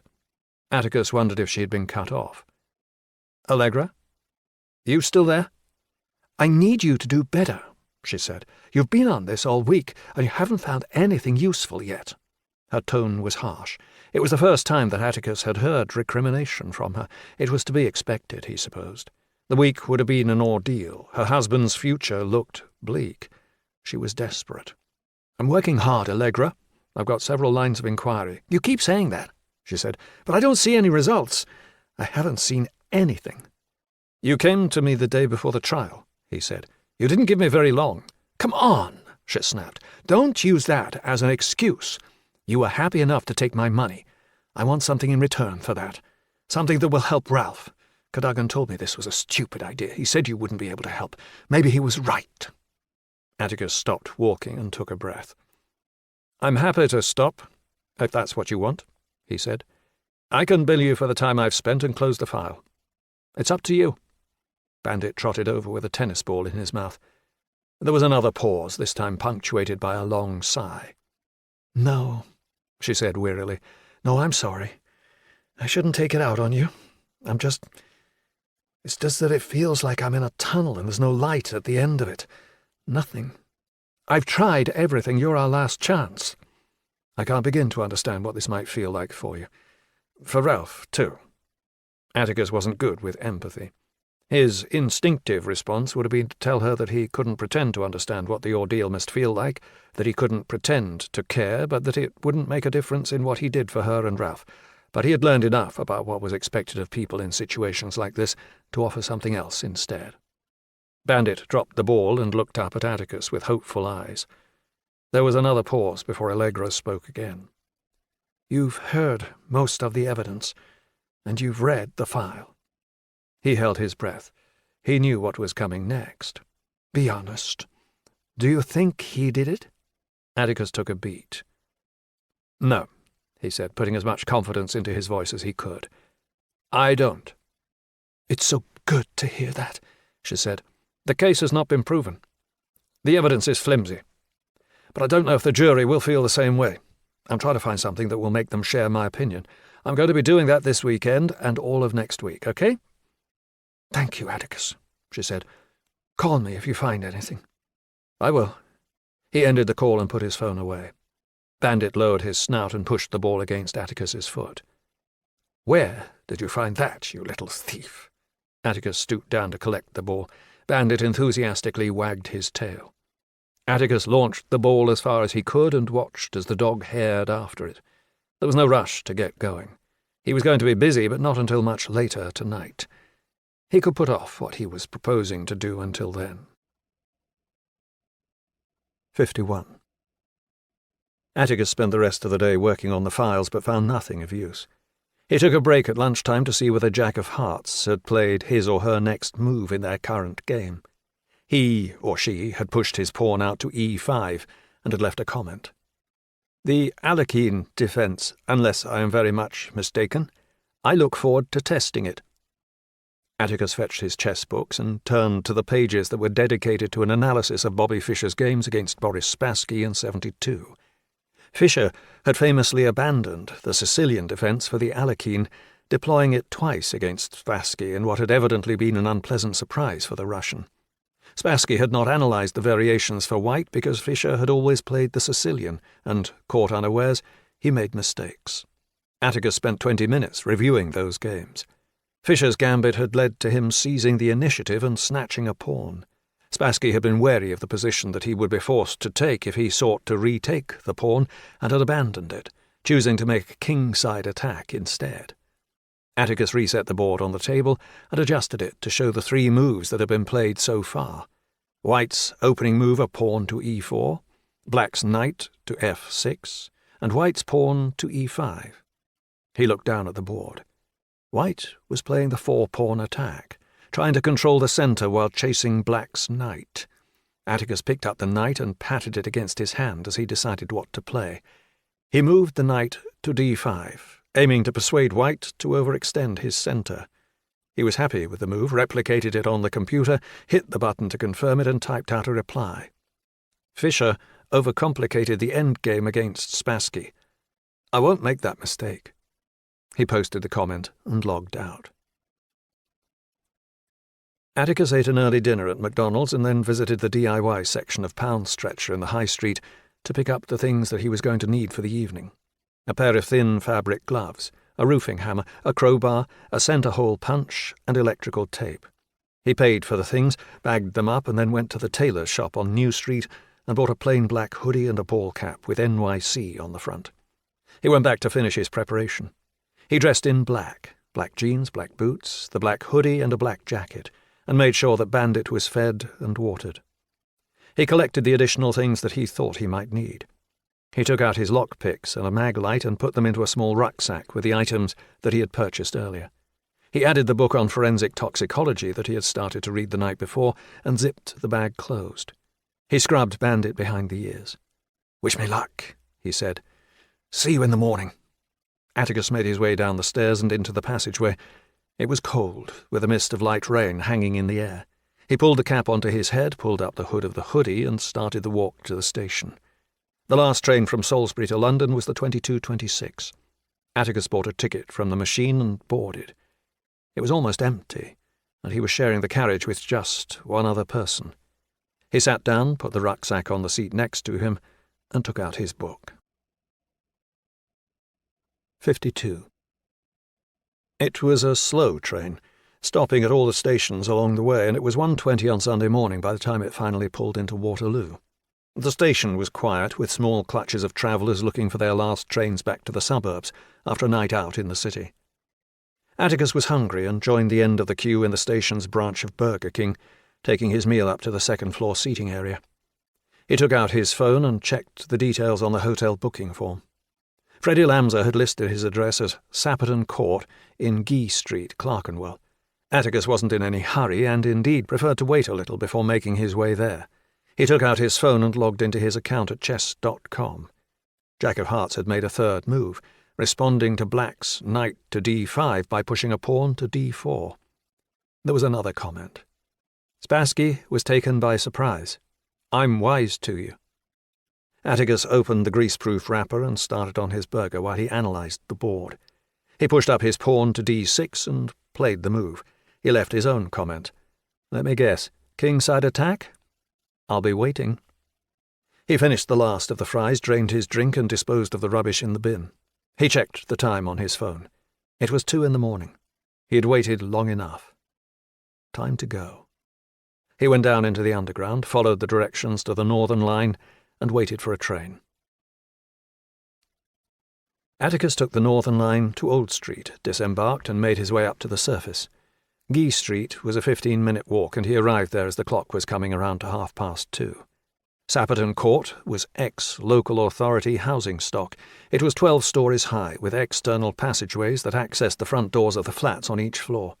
It had clearly been renovated prior to the flats being sold and was still in good condition, although the final letter of the Art Deco-styled court had come loose and fallen off. The communal space outside the entrance was neat and tidy too. The buildings that faced the block were newer, a mixture of new builds and extensively remodelled warehouses that were characteristic of the area. There were offices on the ground floor, and the cars that were parked outside them were expensive. It was a typical London street, the rich and poor living cheek by jowl. Atticus waited outside the building for 10 minutes, sheltering from the rain beneath the overhanging ledge of the office at number 47. The street was close to the main road, and despite the hour, there was still a decent amount of traffic passing along it. He looked up at the building, noting that some of the windows were still lit. He took out his phone and shuffled through to the photograph of the check-in form. Lamser had given his address as Flat 12. That looked as if it would be on the 4th floor. There was no light in any of the flats on the 4th floor. The main entrance looked as if it led into a lobby, and Atticus guessed he would find the stairs and lifts there. He saw a man staggering towards the building along the other side of the road. The man was wearing a suit with his tie loosely fastened around his neck. It was obvious that he had spent his Saturday evening out drinking and was now rather the worse for wear. Atticus put his phone back into his pocket and looked left and right. There was no one else on the street. He crossed the road and walked casually to the building. The man stopped, tapping a code on the keypad and grumbling when the door did not unlock. Atticus dawdled behind him, but the man was too drunk to notice. He finally managed to key in the code. The door opened, and the man pushed it back and went inside. Atticus moved quickly. He jammed his cap down so that the brim covered as much of his face as possible and draped the hood of his hoodie over the top of it. He jogged ahead and intercepted the door before it closed and locked again. The drunk was halfway up the first flight of stairs and hadn't seen him come inside. Atticus waited on the ground floor, pretending to do up a shoelace in the event that someone else might come in. He heard the sound of the man struggling with another lock on the first floor and waited for him to open the door and then go through into his flat. Atticus heard the door close. There was a security camera above him. Making sure that he kept his head down, shielding his face with the hood and the cap, he went up the stairs himself. There were numbers on each landing indicating the flats that were on each floor. His guess had been correct, with flat 12 on the 4th floor. He reached the landing, paused to listen carefully once again, and then pushed open the fire door that opened out onto the corridor. He took the rucksack from his shoulder and took out the fabric gloves. He put them on and then took out the leather pouch with his lock-picking set. He took a moment to listen for movement, heard none, and knelt down to address the door. It was secured by a simple pin tumbler lock. Atticus slid the tension wrench into the bottom of the keyhole and pulled down, applying very slight pressure to the teeth inside. He inserted the rake in the top of the lock, and while maintaining the torque on the wrench, he scrubbed the pick backwards and forwards inside the keyhole. He arranged the pins in the correct position and turned the lock. The door opened, the hinges squeaking a little. Atticus went inside and shut the door behind him. The flat was quiet, save for the ticking of a clock in the kitchen and the creaking of a pipe somewhere below. He waited in the hallway, acclimatizing himself to the sounds and atmosphere of the place. He heard the sound of a siren passing by on the high street and footsteps in the flat above, a heavy tread that rattled a loose bathroom fitting. He took out his mag light, switched it on, and started to investigate the flat. It was split onto 2 levels and wasn't particularly generous. The first level offered access to 2 bedrooms and the bathroom. There was then a short flight of stairs up to a half landing that in turn opened out onto the kitchen diner. Atticus started here. Lamsa had IKEA furniture. He recognized the same sofa and dining table that he had bought with Mac. There was a bookcase filled with books, and a flat-screen television had been fitted to the wall. He looked at the books. There were titles on meditation, on career change, and next to that an introduction to hairstyles through the ages. He dropped down to the next shelf and found a framed diploma in hairdressing from the College of Northwest London, dated 8 years previously. He went to the breakfast bar and shone the light over a pile of documents. There was a stack of bank statements showing an account that was £3,000 overdrawn. Atticus shuffled through the pile and found a statement from Lamsa's American Express card. Again he had run up a lot of debt, more than £6,000. He was obviously in financial difficulties. Atticus arranged the statements on the bar, and with the mag light held in his teeth and shining down, he took photographs of them one by one. He went to the low coffee table in the centre of the room and saw a pile of holiday brochures. The holidays were high-end and expensive. The Maldives, Tenerife, St. Lucia. Atticus flipped through the pages of glossy images of glamorous models in luxurious surroundings. He took the stairs down to the hall and went into the first bedroom on the left-hand side. There was a neatly made bed with bedside tables on either side of it, and a desk with 2 lights and a laptop. The desk also held a jam jar full of coloured pens, another with coloured pencils, and a tidy with paper clips and erasers, and a mug of cold coffee. Atticus automatically made a number of deductions. He assumed from the 2 desk lamps that Lamsa was accustomed to working through the night, and confirmed what he already knew, that he was right-handed, by the fact that the mug of cold coffee was to the right of the laptop, with its handle pointing to the right. Atticus tapped the keyboard to wake the screen. The computer was locked. He went to the bedside table. He saw loose change, a packet of Marlboro Lights, and a lighter, a glass with an inch of water in it, and a copy of the latest Lee Child thriller. He pulled out a drawer and found a leather-bound notebook. He opened it. 2 yellow post-it notes had been stuck to the first page. One of them looked interesting. Someone had written out a long combination of letters, numbers, and symbols that looked similar to automatically generated passwords. Atticus took the notebook to the desk, woke the screen on the laptop, and, when he was prompted for the password, tapped out the string of characters. He pressed enter, and the screen unlocked. Easy. There was a chair behind the desk. Atticus sat down and took out the Data Traveler flash drive that he always carried in his bag. He fitted the drive with a USB-C adapter and slid it into one of the MacBook's empty ports. He opened the email client that Lamsa used, selected all the emails and dragged them over to the drive to copy. He did the same for the files stored in the Documents folder and on the desktop. The computer reported that it would take 20 minutes to complete the operation. Atticus was about to start to read the documents when he heard the sound of a muffled voice coming from the corridor outside the flat. He froze, listening, his stomach falling as he heard a key being pushed into the lock and the same squeak of the hinge as the door opened. 53. Atticus looked at the laptop screen. The transfer of the files to the USB stick was not complete, with the bar showing a final third still to fill. He got up from the chair as quietly as he could, sliding it back into the position that he had found it in, and listened as Lamza walked into the kitchen. He was on the phone, speaking more than loudly enough for Atticus to be able to hear his side of the conversation. "That's what I said. Salisbury. I know. Pretty, but so boring. I don't want to go back, but there's nothing I can do about it. I've got to finish giving the evidence." Atticus looked back to the screen and saw that the bar was edging to the right, still not quite all the way there. "Come on." He turned away from the screen so that he could look around the bedroom more carefully. There was a freestanding cupboard, but it didn't look sturdy enough to bear his weight should he try to hide inside it. The bed was raised off the floor a little, just enough for him to slide underneath. That looked like it might be the best that he could do. Freddie was in the kitchen and would see him the moment he stepped outside the bedroom. Atticus checked.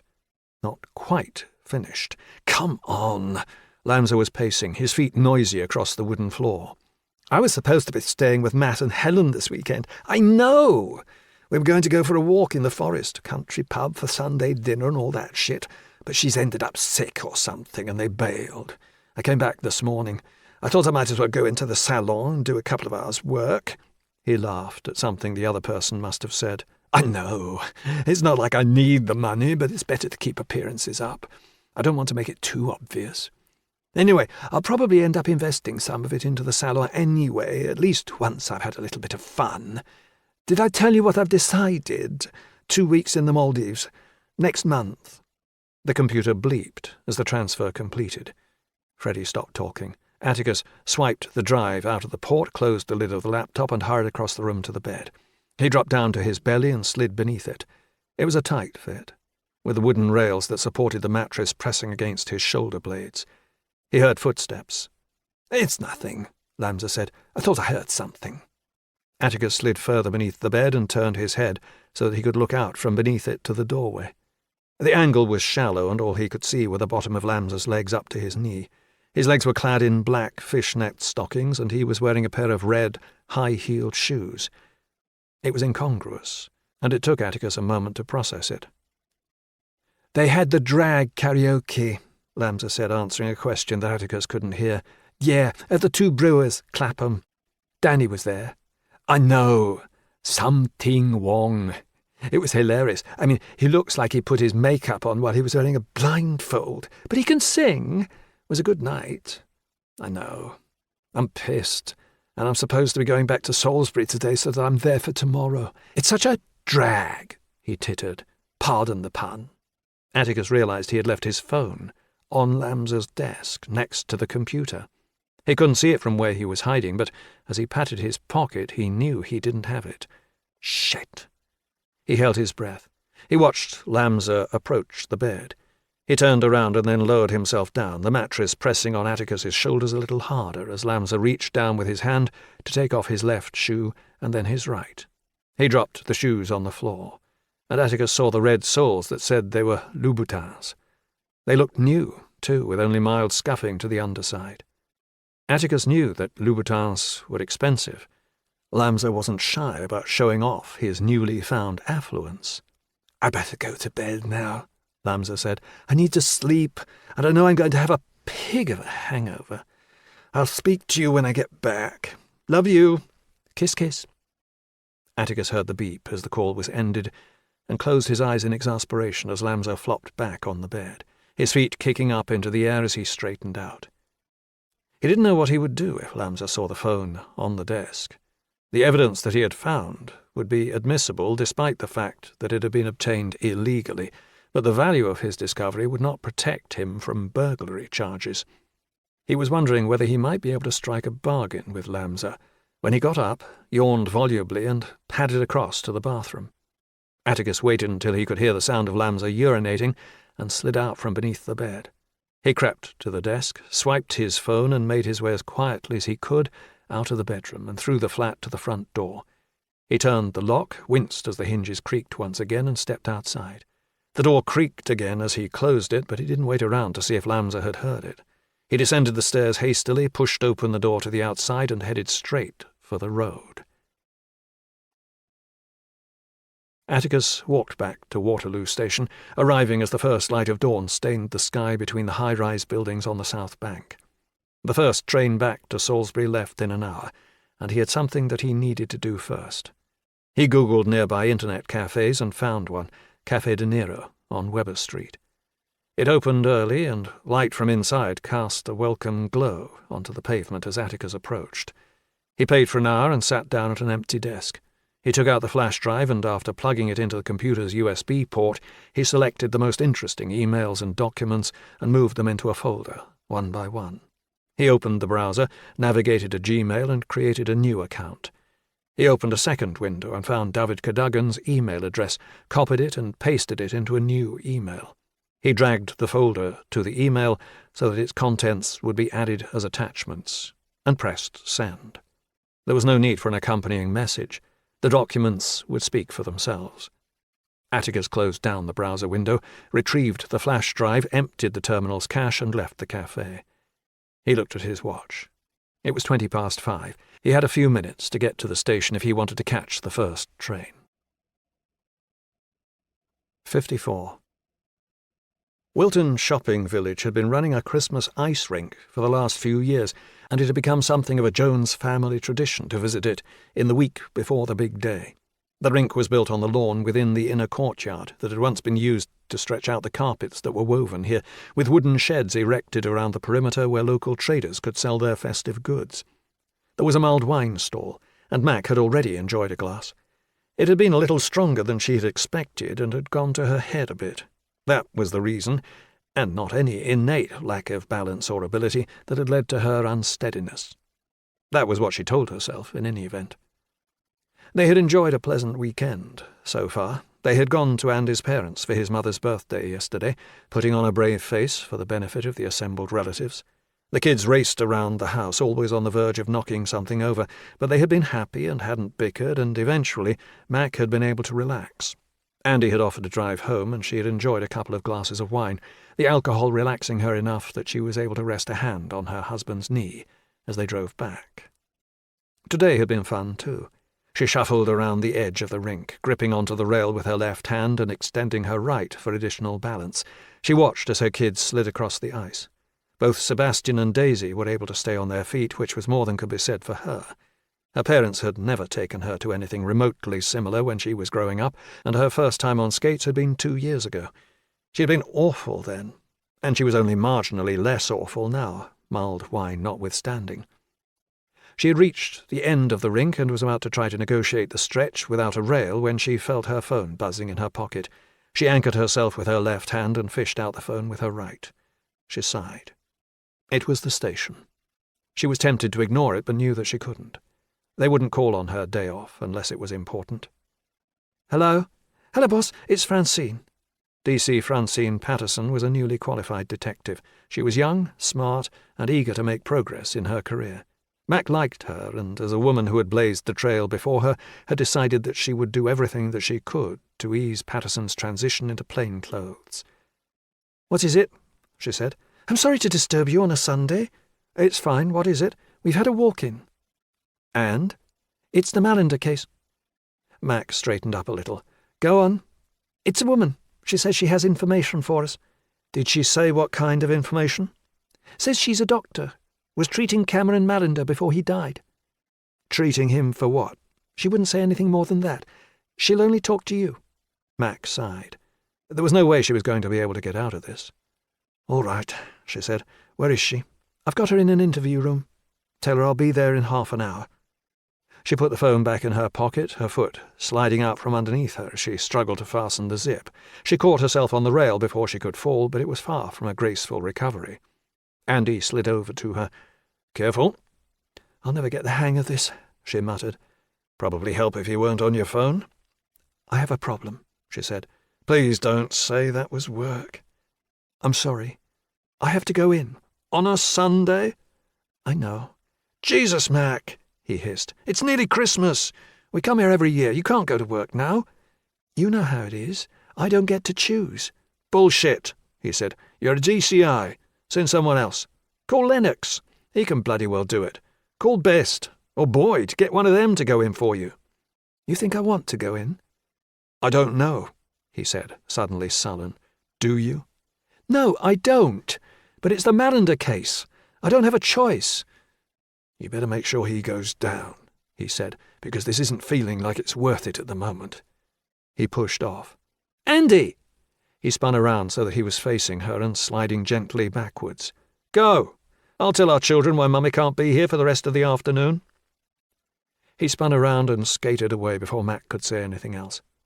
She was aware of a sharp pain in her lip and realized that she had bitten down on it, hard.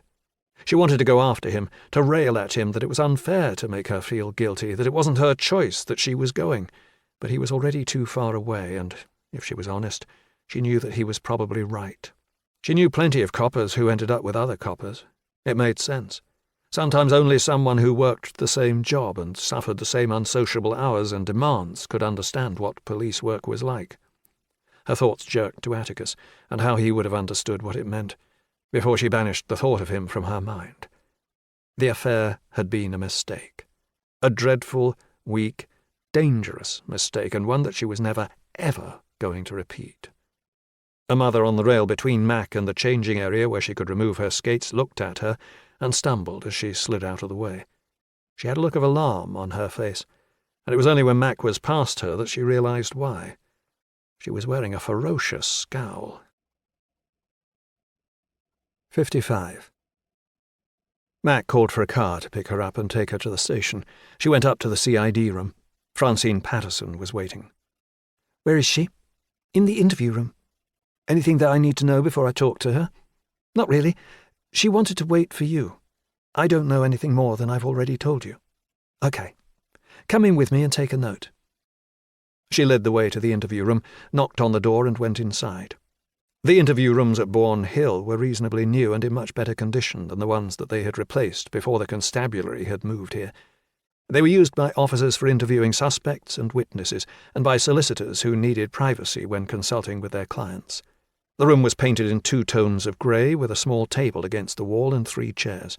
One of the chairs was occupied by a middle-aged woman. Mac would have estimated that she was in her late 40s. She had a thick head of naturally curled dark hair, a slender and almost elfin face, and was dressed in clothes that were obviously on the more expensive end of the scale. "Hello," Mac said, offering her hand. "I'm Detective Chief Inspector Jones." The woman stood up. "Audrey Sandeau." "Thanks for coming to see me," Mac said. The woman nodded a little nervously. "I'm not completely sure I'm doing the right thing." "I'm sure we can work that out." Mac gestured to the chair. "Please, sit down."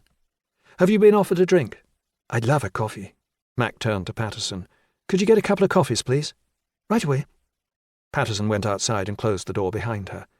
Mac decided to get started. "You said you had information about Cameron Mallinder?" Sandeau looked down at the digital recorder on the table. "That's not recording, is it?" "Not now," Mac said. Sandeau turned and gestured up at the camera fixed at the junction of the wall and ceiling. "And that?" "That's off too. But if you think you have something that might be relevant to the trial, we'd have to go on the record and switch them on." "Can I talk to you about it first? You could tell me if it's important." "We can do that," Mac said. There was a knock on the door and Mac got up and opened it. Patterson was waiting outside with 2 cups of coffee in her hands. She came inside, closing the door with her foot, and set the mugs down on the table. Sandeau thanked her. Patterson took a pad of paper and a pen from the table. "DC Patterson is going to take a note," Mac said. "That's fine. How do we start?" "Just tell me whatever it is that you want me to know," she said. Sandeau nodded. "I'm a psychiatrist," she said. "Until quite recently I had a practice in Bath. One of my patients was Cameron Mallinder." Mac felt a quiver of anticipation. "Go on." Sandeau took the coffee and sipped at it. "He came to me at the start of last year. He was in a bit of a mess." "There was never any suggestion that Cameron was seeing anyone." "Why would there be?" "He wasn't referred to me. It was his decision. He was a private client. I'm not sure he would have told anyone else. He never said that he had." "Why did he come?" "He had a problem with his emotions. Anger, especially. It was a long-standing condition, but it had been getting worse. We had a series of sessions over the course of last year. The last one was in November. I didn't see him again. And then—" She let the sentence trail off before finishing it. And then he was murdered. Why was he angry? He had a very difficult childhood. He was abused by his father. What kind of abuse? Sexual, she said. Did you know? She shook her head. We didn't. He said it started around the age of 6 and continued until he was 10. His father would come into his room at night and touch him. He'd told me he'd been suffering with memories of what had happened for years. He couldn't sleep, got flashbacks. Abuse like that can cause PTSD, and he showed classic symptoms. Hypervigilance, intense physical reactions when he recalled what had happened. Hyperacusis, reduced tolerance to loud noise. Irritability and anger. How long did you see him for? 7 months. We had 2 sessions a week at the start, then we dropped down to once a week. He certainly made progress, but that kind of experience isn't one that you can ever forget about. I tried to teach him some techniques that would help him to deal with it, and of course, just talking about it is therapeutic. So, are you here now because you think he might have done it? What, murder his family? No, definitely not. It couldn't have been him. But if you're saying his father abused him, oh, he hated him, she cut in. He really did, but his anger didn't express itself that way.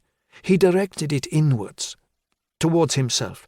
He had expressed suicidal ideation and had tried to kill himself twice prior to coming to see me. The second time was the trigger to find help. He didn't want to die.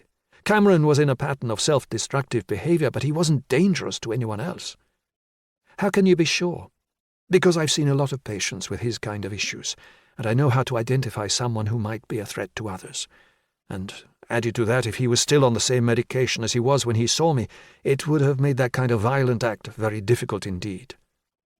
Can I ask what he was on? Of course. Haloperidol decanoate. It's an antidepressant. He was on 200 milligram doses. Trifluoperazine, too. That's an antipsychotic. He would have been docile, low energy.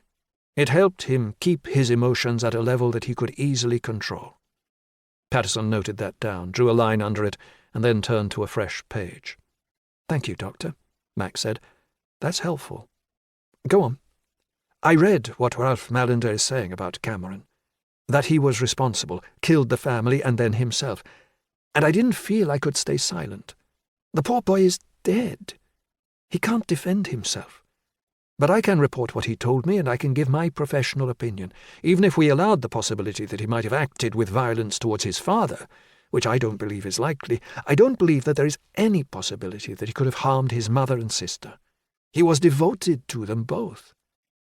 Patterson kept writing. Mac instinctively knew that this was valuable. The defense was going to focus on the suggestion that Cameron had killed his family and then himself. This was strong, unbiased, professional evidence that would refute that suggestion. I have to ask, Mac said carefully. It's very late in the day to come to us with this. The trial has started. So why didn't I come to you earlier? I'm afraid it's been one of those things. I haven't been in the country for 6 months. I'm French. My husband stays in Paris while I work here. Stayed in Paris, I mean. He was diagnosed with cancer just after Christmas. I took a leave of absence to nurse him. Unfortunately, it was a particularly aggressive cancer, and he died last month. I'm very sorry to hear that, Mac said. Thank you, she said. I've only just returned to the country. Yesterday, actually. I read everything I could find about the case and then called you. It's awful. Absolutely awful. And you be prepared to give evidence? What would that entail? We'd take a statement and then ask you to answer questions at the trial. And it would be helpful for Cameron? Very. She nodded. I still have responsibility towards him as a former patient, but in the circumstances, I also have a duty to help you in any way that I can. If you think it would be helpful, I'd be happy to do whatever is necessary. Mac asked Sandow if she wouldn't mind waiting and went outside with Patterson. What do you want me to do, boss? Patterson asked. We're going to need to take a statement. Call Lennox. Get him to come in. The two of you can do it together. I need to speak to Abernathy. This is important. Patterson said that she would do that and hired away to make the arrangements. Mac went to the vending machine outside the CID room and paid for another cup of cheap coffee. It was midday now, and they would need to get the statement ready for disclosure to the defense tomorrow morning. They were going to be busy for the next few hours. It wasn't ideal, especially at the weekend, but there was nothing that could be done about it. She would make it up to Andy and the kids, but until the trial came to an end, she had to put work first. 56. Atticus took the tennis ball that Bandit had delivered to him, wound his arm back, and threw it as far as he could. The dog rushed away, his paws pounding a drum beat over the ice-hard playing field. It was a cold day, and they had it to themselves. The Avon wound its slow course ahead of them, with the water meadows beyond it, both providing a bucolic foreground to the majesty of the cathedral. Atticus often wondered how much the view had changed in the 800 years that the cathedral had stood. This particular aspect contained only a few buildings, and it wasn't difficult to erase them and imagine what the cathedral must have represented to local inhabitants who would have shared this view in years gone by. Some of them, living in medieval squalor, would surely have been dumbstruck by its majesty.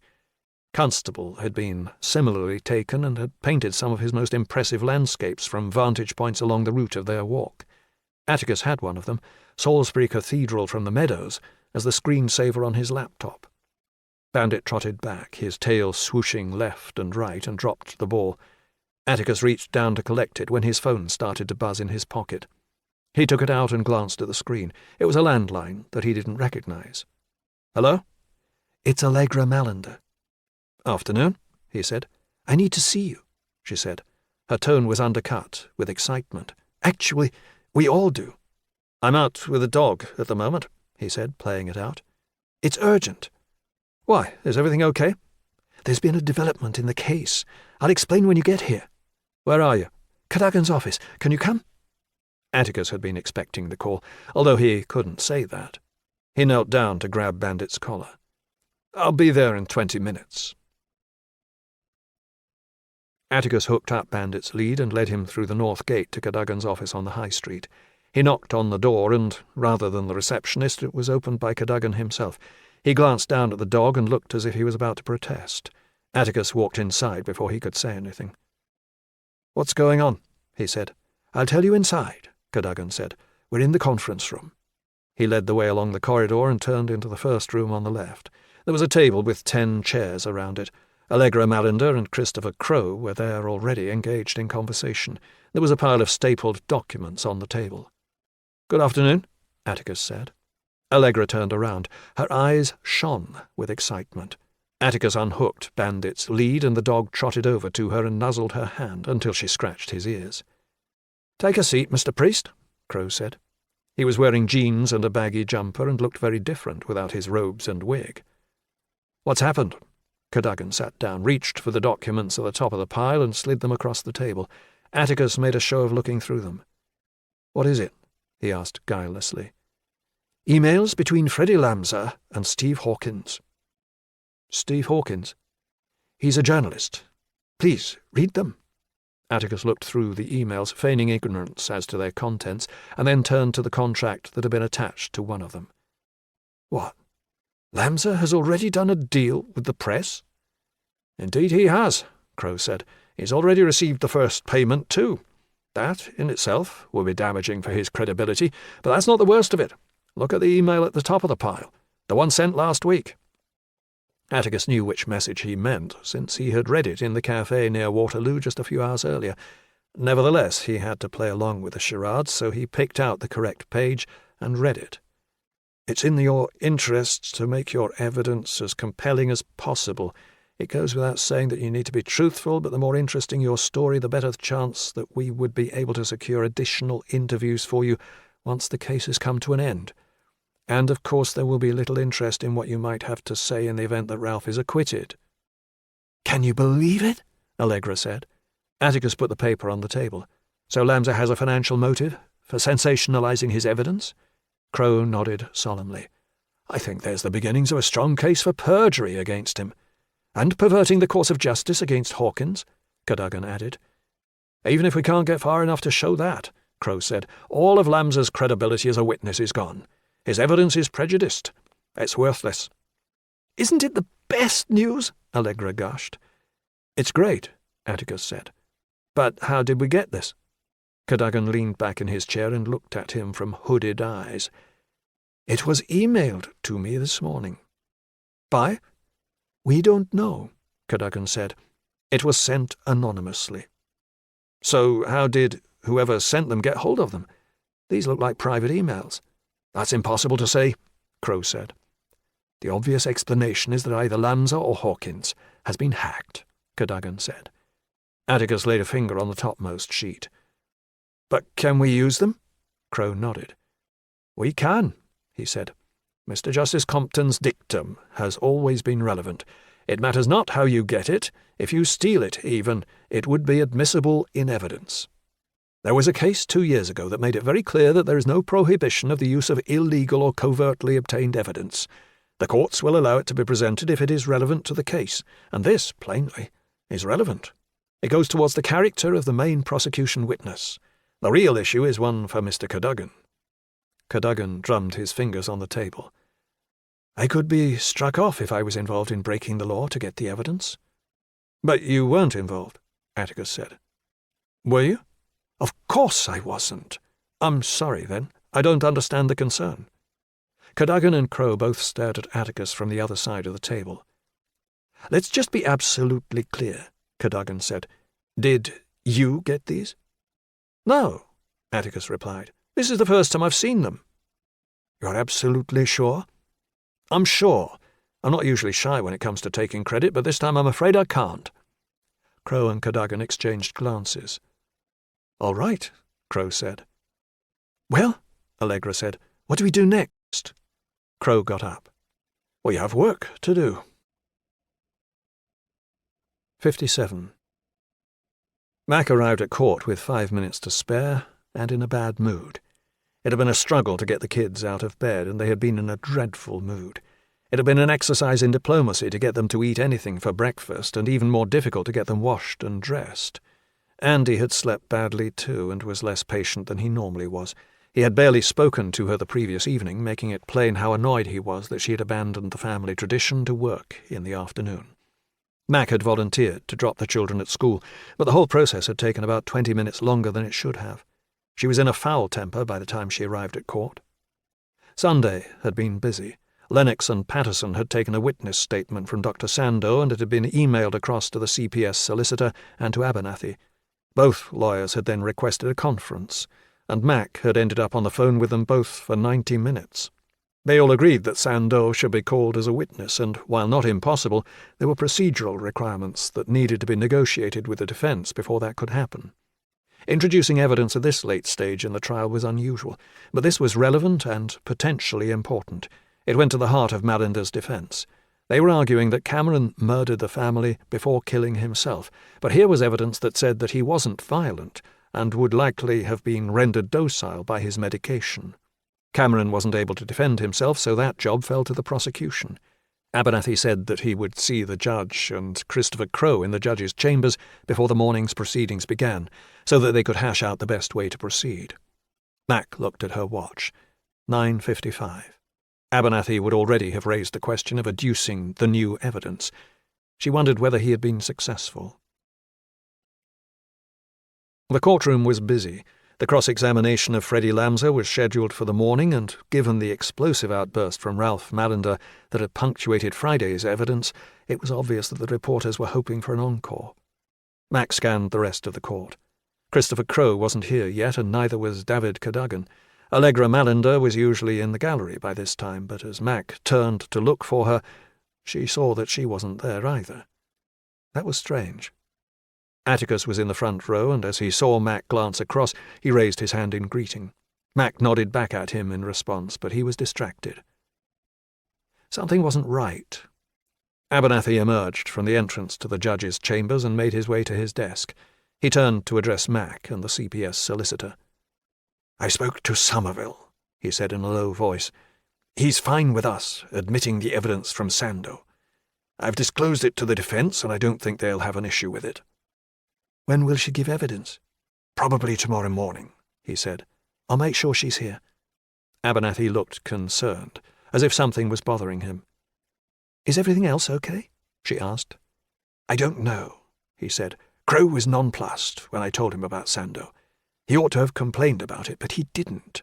Nothing beyond the perfunctory grumble, anyway. I've known him for years. He's got something up his sleeve." What? He says they're going to call Mallinder's solicitor. Cadogan, Mac said. Why? He said, we shall have to wait and see. He wouldn't give me anything else. Mac turned back to the gallery and saw Allegra picking her way along the crammed seats to one that Atticus had saved for her. She looked different. There was something in her face that Mac hadn't seen before. She was smiling, and as she sat down next to Atticus, she turned to whisper something into his ear. Abernathy had seen it too. She's happy about something. But what? Mac said. What can Cadogan add? I don't know. But Christopher can be devious when he wants to be. I have a bad feeling. Crow came through the door with Cadogan following close behind. Mac looked at their faces for any sign that might explain why they were late. Crow was concentrated, which was not unusual, but Cadogan looked exultant. Mac was still looking over at Atticus when he turned and held her gaze. As he did, he mouthed a single word that was impossible to mistake. Sorry. Mac frowned in confusion, but Allegra was talking to Atticus and he had to look away. Mac was about to press Abernathy for an explanation, but was forestalled by the arrival of the associate. All rise, please. All rise. 58. Atticus felt uncomfortable with the course of action that had been chosen. Crow had decided not to give advance disclosure of the evidence of Lamsa's perfidy, and, essentially, to ambush him and the prosecution with it. Crow had studied the procedural rules around defence disclosure and had concluded that he was within his rights to introduce the evidence as he saw fit, eventually deciding that he would call Cadogan, who had received the correspondence, as the witness who would give evidence about it. The emails between Lamsa and Hawkins concerned a flaw in the prosecution's main witness that, Crow argued, the prosecution should have already been aware of, and in addition the defence had only become aware of the evidence the day prior to the cross-examination. Time had been spent considering the probity of the emails and how best to deploy them, and that, he had argued, was more important than ensuring the prosecution's comfort. His job was to use all lawful means to further his client's interests, and the course of action that he had chosen fell squarely within that duty. It had been settled. Atticus knew that Mac would be blindsided just as badly as anyone else, and had argued for her sake, although he didn't admit that an application for an adjournment so that the evidence could be properly adduced would be the more equitable way to proceed. Allegra had looked at him as if he had sprouted two heads, and had brusquely asked him how equitable the prosecution had been in its relentless hounding of an innocent man. Atticus had ceded the point. There was no sense in an argument, and after all his loyalty was to his client, and not to the Crown, the police, or Mac. He still felt bad about it. The usher stood. "Mr. Frederick Lamsa?" The courtroom settled down, a buzz of anticipation hanging in the air. Lamsa came inside. He was wearing a different suit, this one a little more sober than the electric blue outfit that he had sported on Friday, and a lot more respectable than the outfit that he had been wearing the last time that Atticus had seen him. He was noticeably more hesitant as he took the stand. He knew that he would be tested this morning. He didn't know just how much. He was reminded of his oath, and at the judge's invitation he took his seat. Christopher Crow stood up. "Good morning, Mr. Lamsa," he began. "Good morning. How are you?" "I'm fine. Thank you for your evidence on Friday afternoon. It was very interesting. I have a few questions that I'd like to put to you." "Of course. I'm happy to help." "That's very kind, Mr. Lamsa. Very kind." Crow opened the slim document folder that he had brought into the courtroom with him and took out a sheaf of papers. Atticus looked over at Mac. She was leaning forward, the tension obvious in the way she was fretting with the hem of her skirt. Atticus felt the buzz of anticipation in his gut. He knew what was about to happen. A bomb was about to be dropped right into the middle of the prosecution's case. "Mr. Lamsa," Crow said, "could you tell the court whether there is anything that influenced your evidence?" "What do you mean?" "Let me put the question a different way.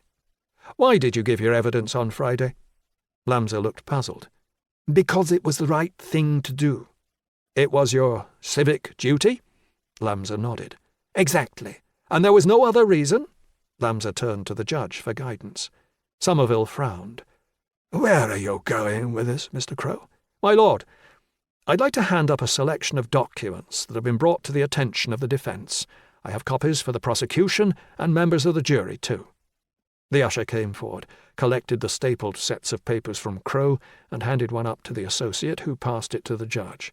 The usher took the rest to the jury, where they were passed along the line so that each juror had a copy. Crow collected 3 additional sets from his desk. He handed one to Abernathy, one to the CPS solicitor behind him, and one to the returning usher to deliver to Lamza.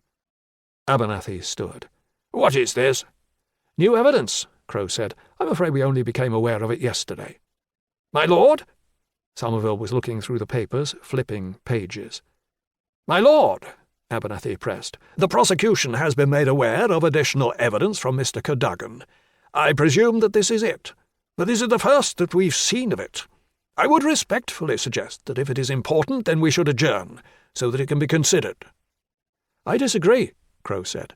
"I think the witness should be asked to comment on the evidence now. It raises some troubling questions as to his motive in appearing for the prosecution. Speaking bluntly, it questions Mr. Lamza's honesty. I'd like to question him without him having had the opportunity to fabricate a story by which he might try to explain it away." The judge thumbed through the papers. "I'll permit it," he said. "We can discuss the timing of the disclosure later." "Thank you, my lord," Crow said. "Now, Mr. Lamza, can you tell me what you see?" Lamza looked down at the papers. His expression had passed from confusion to fear. His mouth opened and closed, but he didn't answer. "Mr. Lamza?" "They're emails," he said quietly. "Louder. The jury need to hear you." "They're emails." "That's right. They are. Emails. Who are they between?" "Between me and—" He looked away. Atticus turned his attention to Mac. She was trying to get a look at the copies that had been given to the CPS. "Mr. Lamza, would it be fair to say that these emails are between you and a member of the press? Would that be accurate?" Lamza swallowed. "Mr. Lamza." "Yes," he said quietly. "Is the person with whom you were corresponding in court today?" No answer. "Mr. Lamza," Somerville said, "answer the questions, please." "Yes," Lamza said, "he is." "Would you point him out to us?" Freddie looked over at the press gallery, raised his hand, and pointed to the front row. "Who is that, Mr. Lamza?" "His name is Hawkins.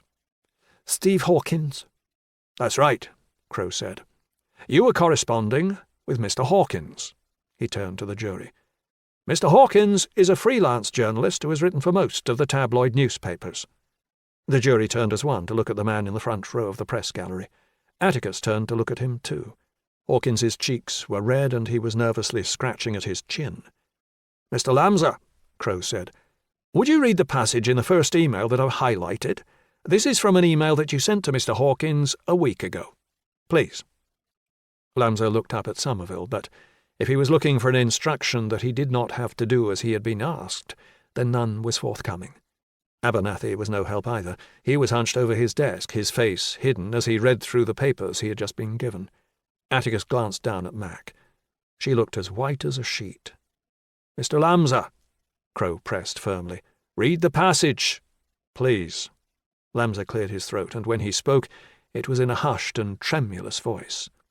"Thanks for going the extra mile for me. You've been very generous. I promise I won't let you down."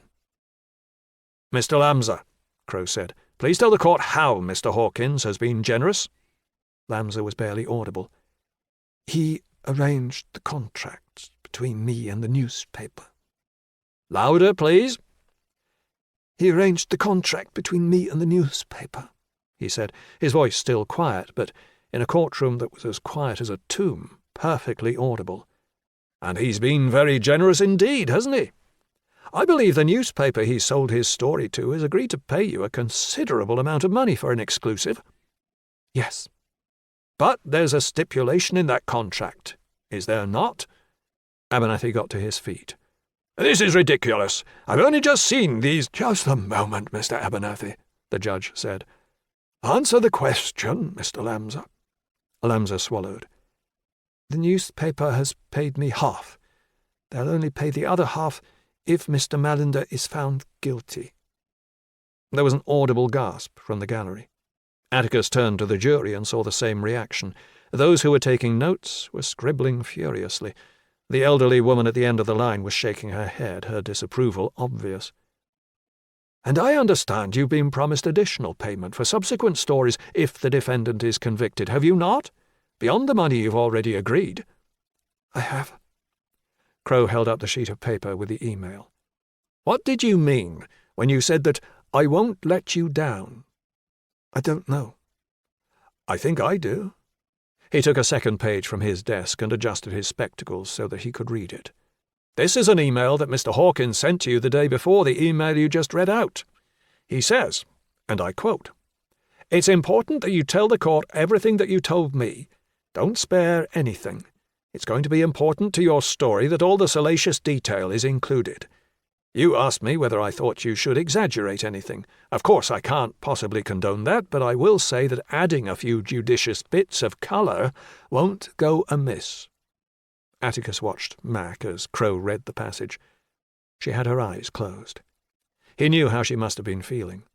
The pieces of her carefully constructed case against Ralph Mallender were detaching and tumbling to the floor. He felt bad about that, but Crow had been adamant.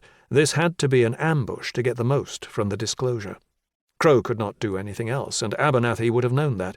There was the possibility that he might be ostracized by colleagues and that Somerville might be censorious, but he was still prepared to press ahead, because, Atticus presumed, the benefits to his career of success in a trial as big as this one would outweigh any temporary opprobrium from his colleagues.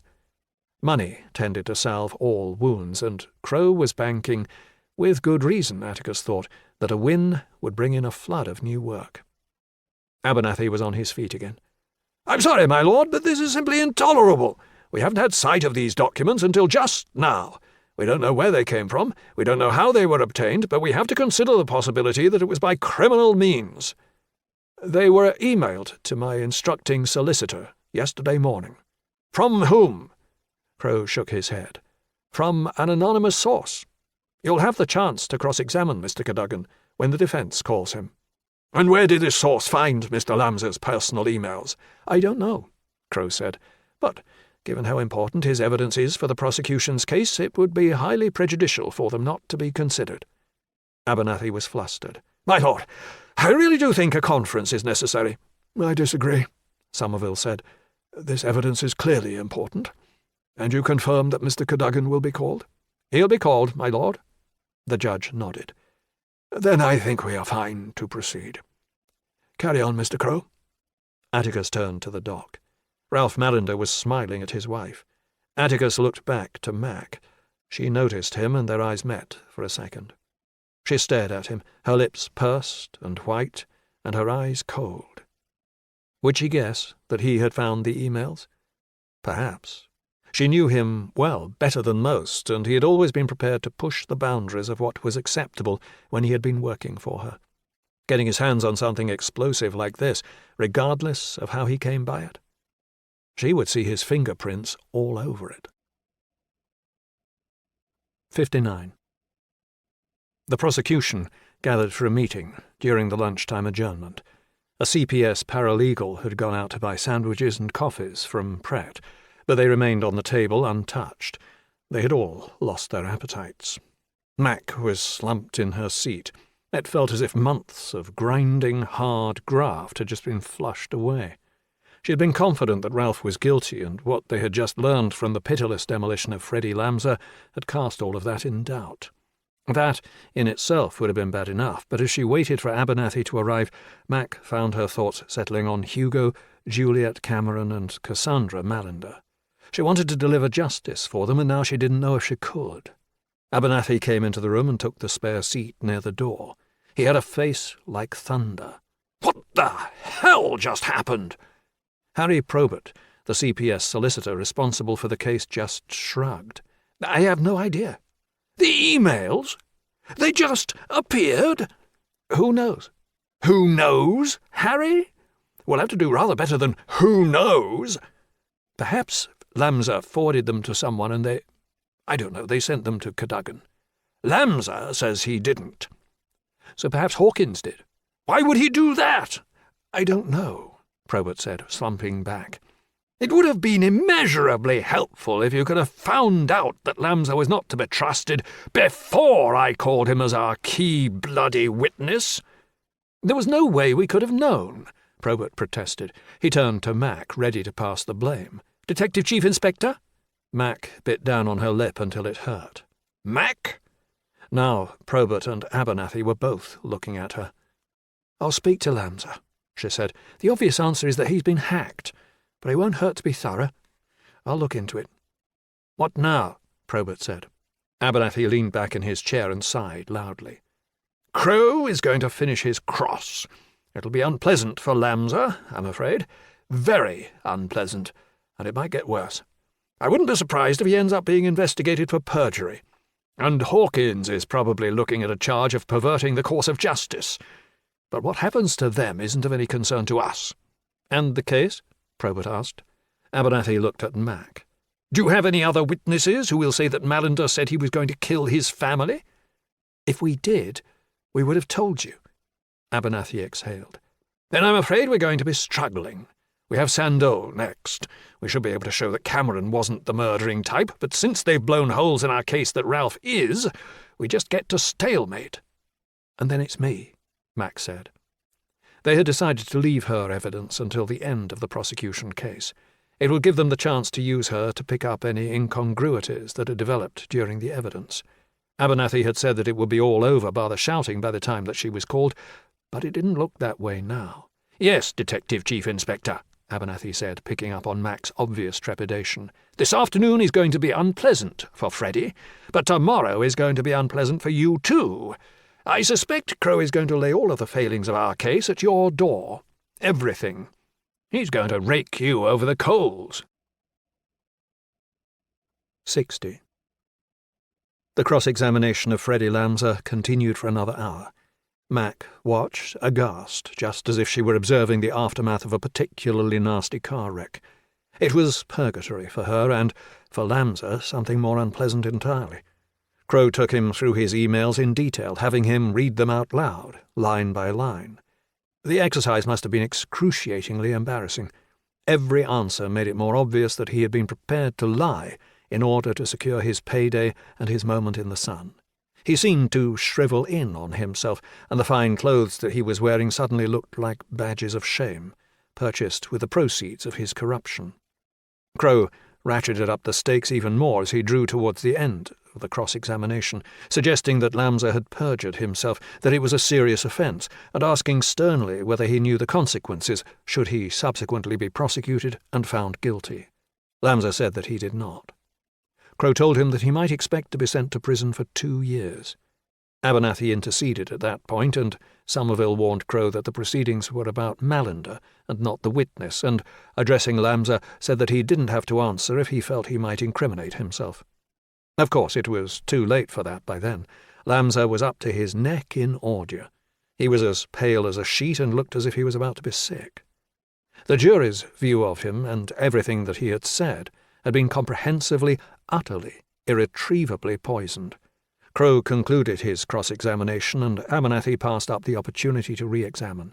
The damage was done, and there was nothing that he would have been able to do to fix it. "It's 2:00, the judge said. "I had anticipated that Mr. Lamb's evidence would need all of today to be heard, but things have evidently changed. Mr. Abernathy, you have an additional witness before you conclude the Crown's evidence with Detective Chief Inspector Jones." "That's correct, my lord. Dr. Sandeau. I think it might be possible to get through her evidence this afternoon." "Very well. Let's get on with it. Call the witness." Dr. Sandeau's evidence would have been important had it not just been preceded by the implosion of the prosecution case. She was an excellent witness, sober and respectful, diametrically opposed to Lamsa, and by the time that she had answered all of Abernathy's questions, much of the defence's anticipated negativity as it pertained to Cameron Mallender had been rebutted. It was impossible to remove the possibility that he might have been responsible for the murders, but Mac was sure that the jury would have a harder time believing it than might have been the case before. She didn't know how important that was any longer. She doubted that they would suspect Ralph either. Abernathy concluded the evidence in chief. Crowe asked a few perfunctory questions, then sat down. Somerville looked down from his desk. "I think this might be a good point to adjourn for the day." "Yes, my lord," Abernathy said. Crowe nodded his agreement. "We'll reconvene in the morning for the Detective Chief Inspector." Abernathy nodded. "Very good, my lord." "Then we are adjourned." 61. The atmosphere in the defence conference room was jubilant. Allegra Mallender was sitting with a wide grin on her face that looked as if it might be permanent. Atticus leaned against the wall, watching. Ralph was still on remand and had been taken downstairs to the cells to await his transfer back to prison. Only the lawyers were able to see him at court, and Allegra was anxiously waiting for them to return with news of his reaction. She didn't have to wait long. Crowe and Cadogan opened the door and came inside. Both of them were beaming. "Well, he's happy," Crowe said. "Mr. Crowe has a gift for understatement," Cadogan corrected. "He's ecstatic." "As he should be," Crowe said. "That was a very good day." "A very, very good day." Both men sat down, still smiling. "We just bumped into Abernathy, too," Crowe said.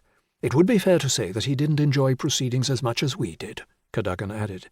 "He thinks I should have given notice before I introduced the evidence," Crowe said. "I disagreed. My duty is to do everything lawful in my power to help Ralph. Abernathy can call it an ambush if he likes. I just used the ammunition that I was given in the most effective manner I could. He would have done the same. I'm not bothered that I've caused him an inconvenience. It's just spilt milk. He's a big boy. He'll get over it." Cadogan steepled his fingers on the table. "He said that the evidence must have been obtained by criminal means, and shouldn't have been admissible." "Which is utter nonsense," Crowe said. "The judge has discretion to allow or exclude evidence, and when the evidence speaks to the motivation of a witness to testify, and possibly even to perjure himself, it would be manifestly unfair to exclude it." "So what does it mean?" Allegra asked. Crowe smiled at her. "How does it affect the case?" "Yes, the practical effect." "It means that Lambs's evidence is worthless. I can't see any possibility that the jury believes what he said about Ralph's conversations with him now." "And without that?" "Without that, they're going to have a very difficult time proving that Ralph did what they say he did. There's more, too. Lambs was at least 50% of their case. We've shown that he is at the very best untrustworthy and at worst mendacious. That stain will pollute everything else. The jurors will have in the back of their minds that the Crown was prepared to rely on someone like Lamsa. If him, who else?" Allegra had a hopeful expression on her face. "So how do you see our chances?" Crowe pursed his lips and tapped his fingers together. "Well," he said, "before this I would have said it was 70-30 against, as you know. But now, the opposite in our favour, and even that might be pessimistic. It might be better." "Is there even a case to answer?" Atticus asked. "I'll make an application when they finish that there isn't," Crowe said. "It's hard to know what Somerville will say.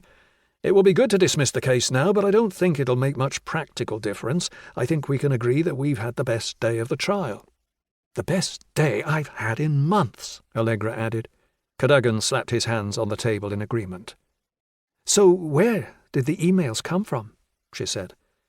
"We don't know," Cadogan replied. "And I'm not sure we really want to know," Crowe said. "It would appear that your husband has a friend who is not prepared for him to go to prison based on the evidence of a perjurer." Allegra leaned back. "Well," she said, "whoever it was, I'm grateful." Atticus said nothing. "Will they still put DCI Jones up?" Allegra asked. "They have to," Crowe said. "She's going to have to work to try to fix the problems we've caused." "But you'll be able to go after her? You'll be able to put the boot in?" "I certainly will," Crowe said. "I'm afraid she's going to have a very awkward morning indeed." 62. There was a buzz of electricity in the lobby. Reporters spoke to their editors, knowing that their stories would find their way to the front pages of tomorrow's editions. The proceedings today had been dynamite, and they all knew that they would be given all the space that they needed. Atticus was tired. He hadn't slept on Saturday night, and last night had been disturbed by the prospect of today's evidence. Fatigue was beginning to get the better of him. His eyes felt scratchy and raw, and his eyelids were heavy. He wanted to get home and go to bed. He looked around, concerned that he might see Mac. He knew that she would be angry and that there was a good chance that she might try to take it out on him. He could do without that today. "Atticus!" He stopped and turned. It was Allegra. "Could we—" She paused, glancing around at the others waiting in the lobby. "Could we have a chat?" "Of course. Can I give you a lift home?" Allegra drove a brand-new Mercedes. They got in and she picked her way through the rush-hour traffic that choked Salisbury's medieval streets. Allegra said nothing for 5 minutes. The play for today was on Radio 4, and they listened to it together in silence. Atticus knew that something was on her mind, but he decided to wait for her to bring it up. She reached over and turned down the volume. "Can I ask you a question, Atticus?" "Of course." She turned her head to look at him. "Did you find those emails?" Atticus concentrated on maintaining a straight face. "No." "Are you sure?" "No," he repeated, "I didn't. Because they made all the difference. Whoever found them broke the law. I work hard for my clients, but there are lines I won't cross." She drove on for a moment, her attention on the road ahead, flicking the car into the outside lane to pass a parked bus and then sliding back again. "I don't believe you," she said. "I can't do much about that." "Those emails didn't just appear." "No," he said, "they didn't. Someone's certainly on your side." "A guardian angel," she suggested with a brief hint of sarcasm. "That's one way to describe it." "Well, whoever it was, they've made a huge difference. You heard what they said. Crow is actually confident now. Jesus, that's a first. He's been doom and gloom until now." "He should be confident." "You think so?" "Discrediting Lamza helps. There's no question about that. I agree with what was said. The prosecution case is thin now." She looked across the cabin at him. "I want you to know that we appreciate all the work that you're doing, Ralph and I. Really we do. I know that I was a bit sharp with you over the weekend, but I was desperate. We were getting nowhere, and the case was coming to the end. I know you've been working hard." "It's all right," he said. "It's a very stressful experience." "Understatement," she said, chuckling bitterly. "But then this, today, I don't know. I feel able to relax for the first time in months."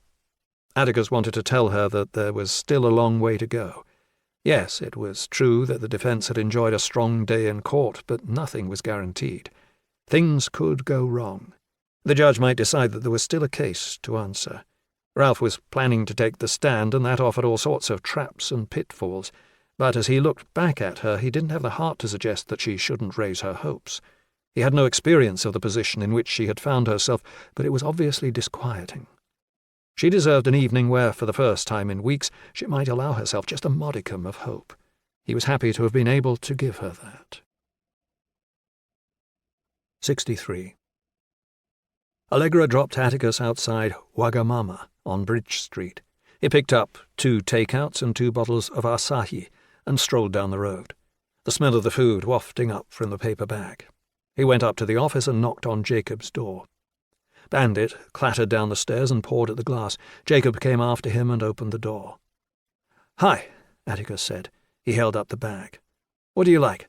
Chili prawn and kimchi ramen or teriyaki beef donburi?" "You didn't have to do that." "You've been a big help. Go on, pick." Jacob picked the donburi. Atticus took one of the beers and handed it and the food to Jacob, together with a £20 note. "Same again tomorrow?" "Is that okay?" Atticus said. "I don't want to take advantage." "You're not. Bring him up whenever you want." "I shall be back to normal by the end of the week. The job I'm on is nearly done." "It's not a problem." "Thank you." Atticus opened the door to the office and let Bandit lead the way inside. He took off his shoes and put Supertramp's Crime of the Century on the player, carefully sliding the needle onto the vinyl. The wistful harmonica introduction to School started to play. He logged onto the game of chess that he was in the middle of and saw that Jack of Hearts had not made their next move, but that a message had been left in the comments. "I'm sorry that I haven't been as attentive to our game as normal. I've been a little busy. I'll make my move shortly." Atticus typed out that that was fine, sent the message and closed the lid of the laptop. He dropped down onto the sofa and stretched out his legs, resting his feet on the coffee table. He tore the lid off the carton, split the chopsticks and started to eat. It had been a long day, and the weekend had been testing too. He decided that he would go to the cinema. There was a brainless Marvel movie that would do an admirable job of taking his mind off the case, and then turn in for an early night.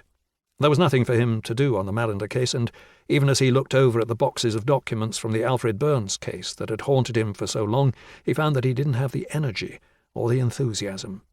Better to eat, distract himself for an hour or two, get ready for bed, and then read a chapter or two of Dvoretsky's School of Chess Excellence that he'd been meaning to read for weeks.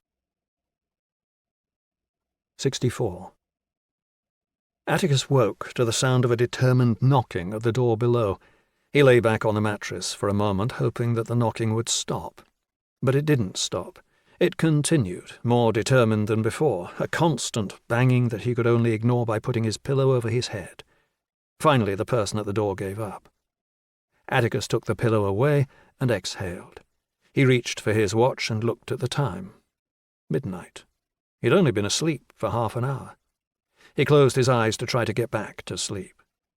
"Atticus!" The voice was at the foot of the flight of outdoor stairs that led from his bedroom to the garden. Atticus groaned. He recognized the voice. "Atticus!" He heard the sound of footsteps rattling up the steel treads. There came a rat-tat-tat against the glass panel in the door. "Atticus, I know you're in there. Open the door." "For pity's sake, Mac," he groaned. "It's midnight. I don't care. Open the door now, Atticus." "What is it?" "Open the door." Atticus sat up and swung his legs around so that he could stand. He looked in vain for his dressing gown and instead pulled on a pair of jeans and a T-shirt that he found amid the welter on the floor. He looked at the bedroom. It was a shocking mess, with clothes strewn around, together with empty Amazon packaging and the discarded Wagamama bag and carton from his meal.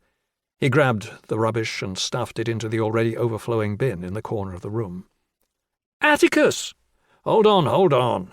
He found the key for the door on his bookshelf and peeled the blackout blind away from the glass. Mac was standing outside on the exterior landing. Her arms were crossed and the security light shone down onto her, revealing the stern expression on her face. Atticus unlocked the door and opened it. She came inside and looked around. "Jesus!" "I know. I need to give it a bit of a clean." "A bit of a clean?" she said. "It needs to be fumigated." "That's an overreaction." "Is this where you work? In this?" Atticus realized that she had never visited him here before. "The office is next door," he said. Bandit padded in from the office, his tail wagging. She hadn't met the dog either. "This is Bandit," he said. "Bandit, this is Mac. She's the reason we live in a 2-room flat, rather than a nice place, like normal people." Bandit wagged his tail even more vigorously and negotiated the mattress so that he could get closer to Mac. He nudged her leg until she reached down to rub his head. She looked as if she was going to say something about the dog, but perhaps because it would be pleasant and might deflect her from the haranguing that Atticus knew that she had come here to deliver, she straightened up, stepped over the clothes, picked a path around the mattress, and went through into the office. Atticus followed her. "What are you doing here?" he asked. "You need me to tell you?" she said, clearing a pile of papers from the sofa, but then changing her mind about sitting down. "Yes, please," he said. "What the hell are you doing?" Still not following. "I mean, really? Really? What are you doing?" Still nothing. "Piss off, Atticus. Just piss off. The evidence about Freddie Lamser. The emails." "Oh," he said. "Those. Where did they come from?" He shrugged. "Can't help you. Do you want a drink?" "No, I don't want a pissing drink, you dick. I want you to be honest with me, for once, just once, and tell me what you know." "I know the prosecution was relying on the evidence of a witness who was apparently prepared to send a man to prison in return for a big payday. There's a word for that. Begins with P." She waved that aside. "Where did they come from?" "I know as much as you do. Cadogan got an email on Sunday morning. Anonymous. He doesn't know who it was from." "As simple as that?" Mac said, not even trying to keep the sarcasm out of her voice. "As simple as that." "Convenient." "It was certainly good timing." "Very." "I don't know what you want me to say." "Fine," she said. "Let's try this another way. Where were you on Saturday night and Sunday morning?" "Here." "Really?" "Really. Ask Bandit. He was with me." The dog cocked his ear at the sound of his voice. "That's your alibi?" "Afraid so." "A dog?" "What can I say?" "You're going to lie to a police officer?" "Are you investigating me, Mac?" I don't know. Should I be investigating you?" "I was here with Bandit," he said patiently. "I had an early night. I can't prove it, but you can't prove that I didn't." She sighed. "Let me tell you what I think. I think you've done something really, really stupid. Really stupid. The kind of thing I won't be able to help you with if you get found out." Finally, she did sit down on the sofa. She reached into her pocket and took out her phone. She handed it to Atticus. There was a still image from a security camera on the screen. Atticus looked down at the screen. There was a figure in the shot. "Who's this?" "Come on, don't insult my intelligence. That's you." Atticus made as if he was looking more carefully at the image. It was him. Of course it was. He had noticed the security camera in the lobby of Freddy's building and had made sure that his face was covered by the hood when he went inside. He looked at the image again and confirmed that there was nothing there that could identify him. She took the phone from him. "You were wearing gloves, I suppose?" "Mac, it wasn't me." She shook her head and stood up, straightening out her coat. "Fine," she said, sliding the phone into her pocket. "I didn't expect you to admit it, but you've got to stop. Breaking into the flat of the prosecution's main witness? Come on! You couldn't do that when you were in the police. You definitely can't do it now." "I'm doing what I've been asked to do." "Break the law?" "No, investigate the evidence." She made her way towards the door as if she was about to leave, then turned back to him. "How easy do you think it would be for me to find evidence that puts you in London on Saturday night? How did you get there? Should I check the CCTV at the station? How did you pay for your ticket? You wouldn't have been stupid enough to pay with a card, would you?" "Of course not. I'd pay cash." "So you did go to London?" "No," he said. "That was a hypothetical." "You're impossible." "Come on, Mac, I've told you it wasn't me. If you think it was, we'd better continue this at the Nick in front of a lawyer. I'll call Cadogan." She shook her head and sighed. "You know what you'd get for this kind of burglary?" "A year. I know. I'm familiar with the law. The CPS would throw the book at you. An ex-police officer with an axe to grind, breaking into the property of a prosecution witness to find evidence to disrupt an ongoing case, being overseen by the DCI with whom he had an affair." "This is nuts," he said. "A year might be on the optimistic side," she said, talking over him. "You get 7 years for aggravated burglary." He almost corrected her. There would need to be damage to the property for aggravated burglary. But there was no way he could have known what had or had not happened at the flat. He stopped himself just in time. "Even if it was me," he said instead, "which, before you say anything, it wasn't, I don't see the issue. Those emails corrected a very likely miscarriage of justice. Freddie Lamser was being paid to lie, Mac. He was going to give evidence about something that did not happen. And if he hadn't been found out, Ralph would probably have been convicted. Did I find that evidence? No, I did not. But if I had found it, you would be better to thank me than to come in here and threaten me." She shook her head. She looked tired, wrung out. "I'm not threatening you. I'm warning you. For some reason, Lord knows why, I still think fondly of you. And you're going to get into trouble. The kind of trouble that will make a mess of the rest of your life. And next time, I'm not going to be there to get you out of it." She turned back to the main door, but before she reached it, she noticed the whiteboard that was covered with Atticus's scrawled theories about Alfred Burns. She pointed at it. "Still?" "He's out there," he said. "He'll do it again. You know he will. And I don't want that on my conscience." "Have you been taking your pills?" "This has nothing to do with that," he protested. "Really?" she said. "Obsessive behaviour?" "Yes," he said. "I am obsessed. Because he's still out there and he's still dangerous." "But you're taking your medication?" He went over to the table and picked up the 2 bottles. He shook them and the pills rattled inside. "Happy?" Mac looked as if she might reply, but changed her mind and turned the key in the lock. She opened the door and made her way onto the landing. Atticus started after her, but he heard her footsteps on the stair and then the door opening and closing. He went to the bay window and looked out as she passed along the pavement beneath him, crossing the road and disappearing out of sight. She didn't look back. He stayed in the window, staring, his thoughts running away from him. Had he thought about how Mac would react if he started to dismantle her case? It had crossed his mind, but he had pushed it down. He reminded himself he was being paid to do a job of work. He didn't owe the police anything. They had dismissed him without a second's thought. Why would he care about making them look bad in court? He told himself that he didn't owe Mac anything either, but that one was a harder sell. It was her case. Losing it would reflect badly on her, and losing it because the investigation had been sloppily handled would be a black mark against her record, and she was due to give the evidence that would close the prosecution case tomorrow. She was going to get destroyed. He locked the main door and went back into the bedroom. He closed the door to the stairs and lowered himself down onto the mattress again. Bandit padded over and lay down beside him. Atticus closed his eyes, tried to put the sadness and regret out of his mind, and waited for sleep to come. 65. Mac went home in a foul mood. She knew that Atticus was responsible for the emails, but knew, despite her threats, that she wouldn't be able to prove it. She realized as she walked through the quiet streets back to Bishopsdown that it wasn't so much what he had done that had annoyed her, but that she had been found wanting.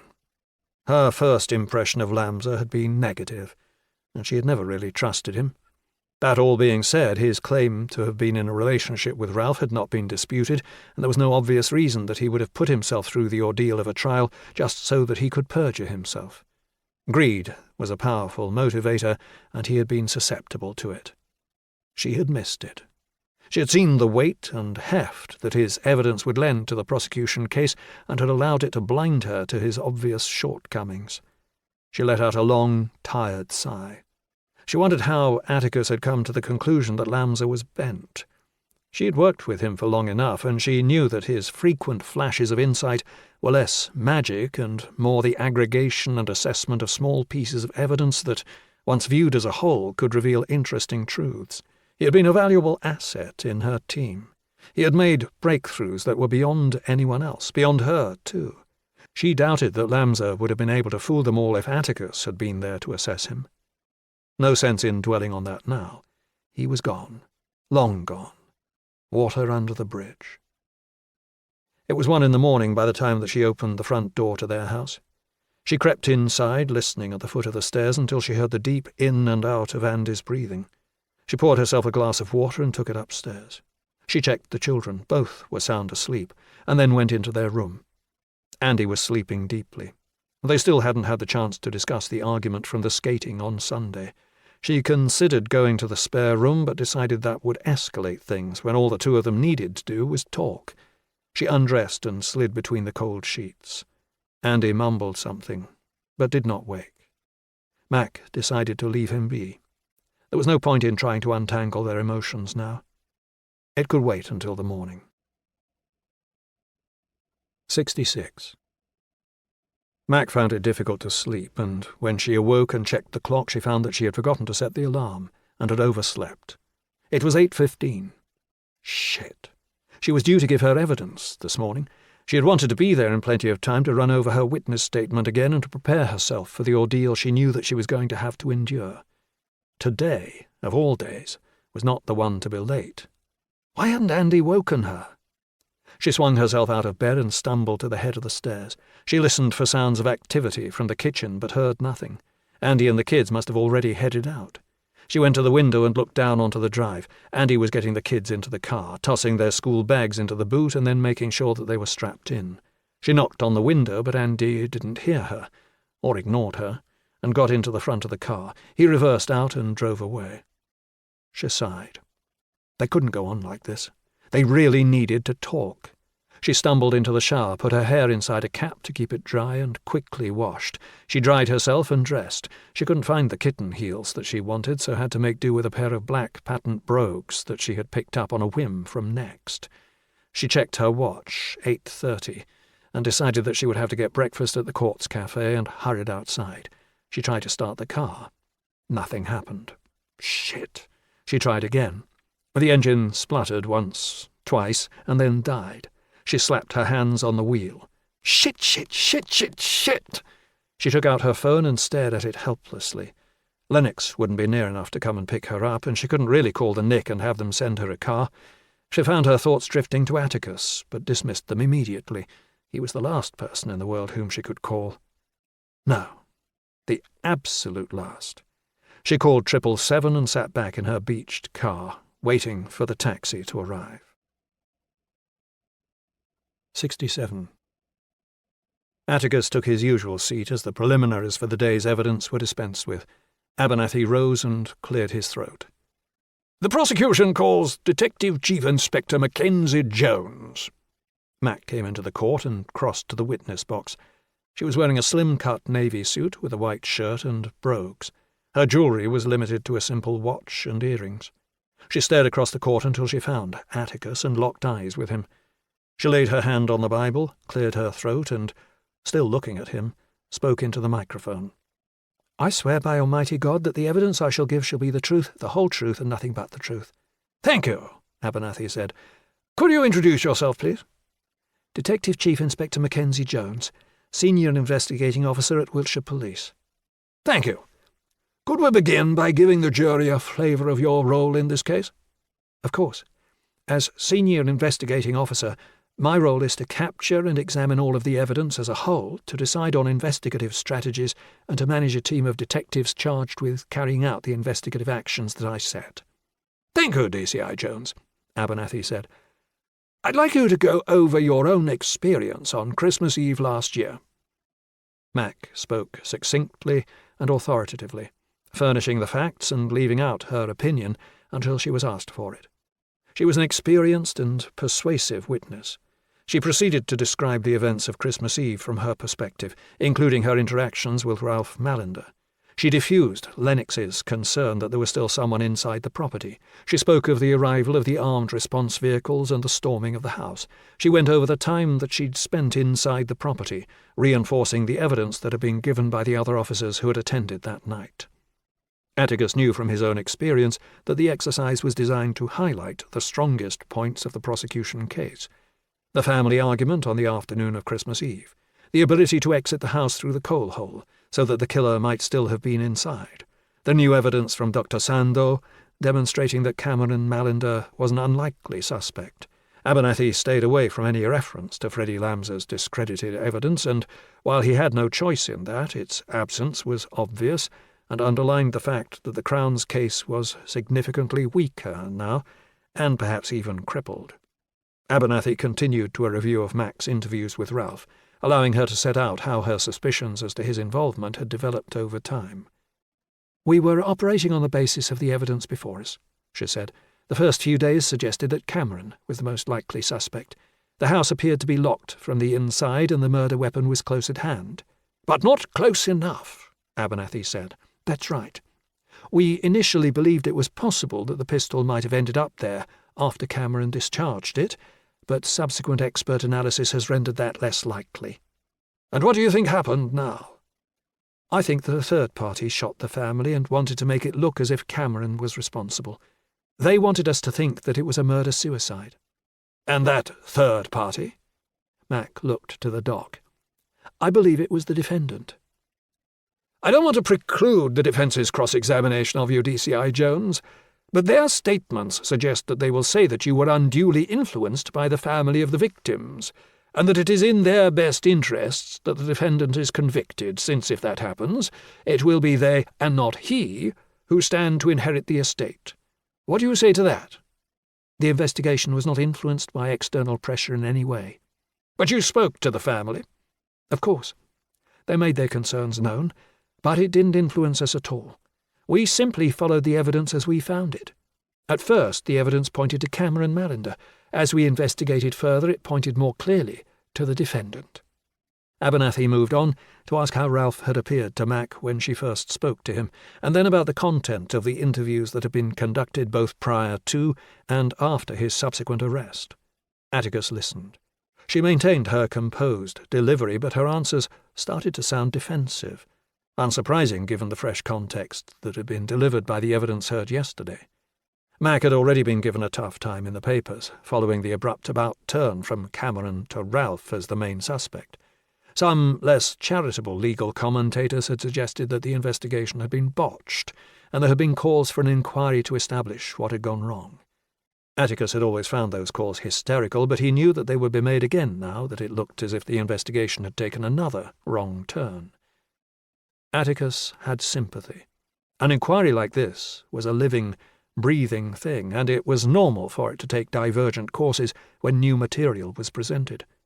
His confidence in his own abilities lent him the belief that he would not have made those errors, but he was not about to damn Mac because she had. Abernathy finished the evidence-in-chief after an hour. "Thank you, Detective Chief Inspector," he said. "Please remain there. I'm sure that my learned friend will have some questions for you." Abernathy sat down, and Crow took to his feet. "I most certainly do," he said. Atticus felt nauseous. 68. Crow smiled and laced his fingers behind his back. "Detective Chief Inspector," he said, "I'd be surprised if this trial has gone the way that you thought it would. Would that be right?" "I don't know that I'd say that. But you can't seriously still think that the defendant is guilty." "That's for the jury to decide." "We can agree on that, at least," Crow said, looking over at them with a meaningful arch of his eyebrow. "Do you think that the defendant is guilty beyond all reasonable doubt?" "Again, Mr. Crow, that's for the jury." Crow left a short pause as he flipped through his trial bundle. "You have said that your initial suspicion was that Cameron Mallender was responsible for the murders?" Mac nodded. "That's right." "What changed to make you suspect the defendant?" "The evidence made it clear to me that Cameron could not have been responsible, and that there was a strong case against the defendant." "You allowed yourself to be pushed away from Cameron and onto Ralph?" "Pushed?" "Influenced." She shook her head. "The direction of the case changed, but we were not influenced by anyone." "Not the family?" "No, sir, not at all." He flipped pages again, leaving a weighty pause. It was a clichéd move, but that didn't make it any less effective. Mac was doing a good job of maintaining her composure in the face of the avalanche of criticism and derision that she must have known was about to fall upon her, but Atticus was astute enough to see the signs of her discomfort. She reached up with her left hand to touch her neck, then laid both hands on her legs and gently rubbed them down to her knee. Pacifying gestures. It was difficult to notice what the hands were doing when the brain was focused on something else. Crow settled on a page. "How did you feel when Freddie Lamser made contact with you?" "What do you mean?" "I imagine it must have felt like a significant moment." "It did." "And you must have thought his evidence was very important." "Yes," she said, "we did." "I imagine that you and your team must have been thrilled." "I wouldn't say that." "Really?" "Mr. Lamser was prepared to give evidence that Mr. Mallender hated his family and wanted them dead. That was the missing piece in the prosecution's case. Here was his motive. Surely you must have been elated." She shook her head. "We weren't thrilled or elated. It was an important piece of evidence. We investigated it, just as we would investigate any other piece of evidence." "But that investigation was a travesty. The Criminal Procedures Investigative Act demands that you investigate all reasonable leads, whether they point towards or away from a defendant's guilt. Would you agree that you failed in that regard, Detective Chief Inspector?" Mac smiled, thin and curt, and shook her head. "No, I do not." "But it has been demonstrated that Mr. Lamser perjured himself, that he was prepared to lie in order to gain a measure of revenge on the defendant while also being paid handsomely for doing so. Isn't that right?" "I have been disappointed by what I've learned about Mr. Lamser over the course of the trial." The line came smoothly. Atticus knew that Mac would have prepared it in advance. Crow pointed behind himself to the dock. "Not nearly as disappointed as Ralph Mallender. He is disappointed that you did not see Mr. Lamser for what he is, a duplicitous perjurer, until the defence did your work for you." Mac's eyes flashed with anger, but she held her tongue.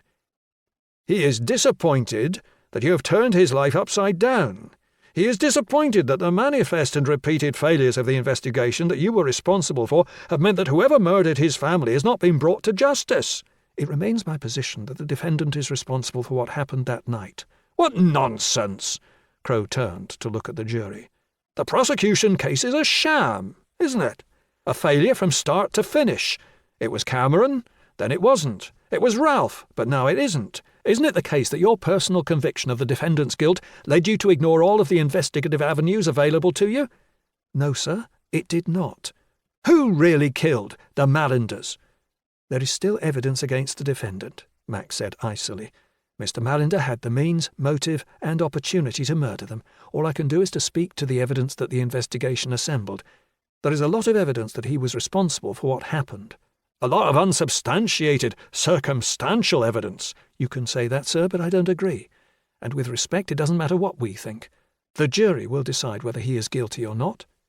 Indeed, Crow said, with another look across the court at the 8 men and 4 women, who were all rapt as they watched the exchange.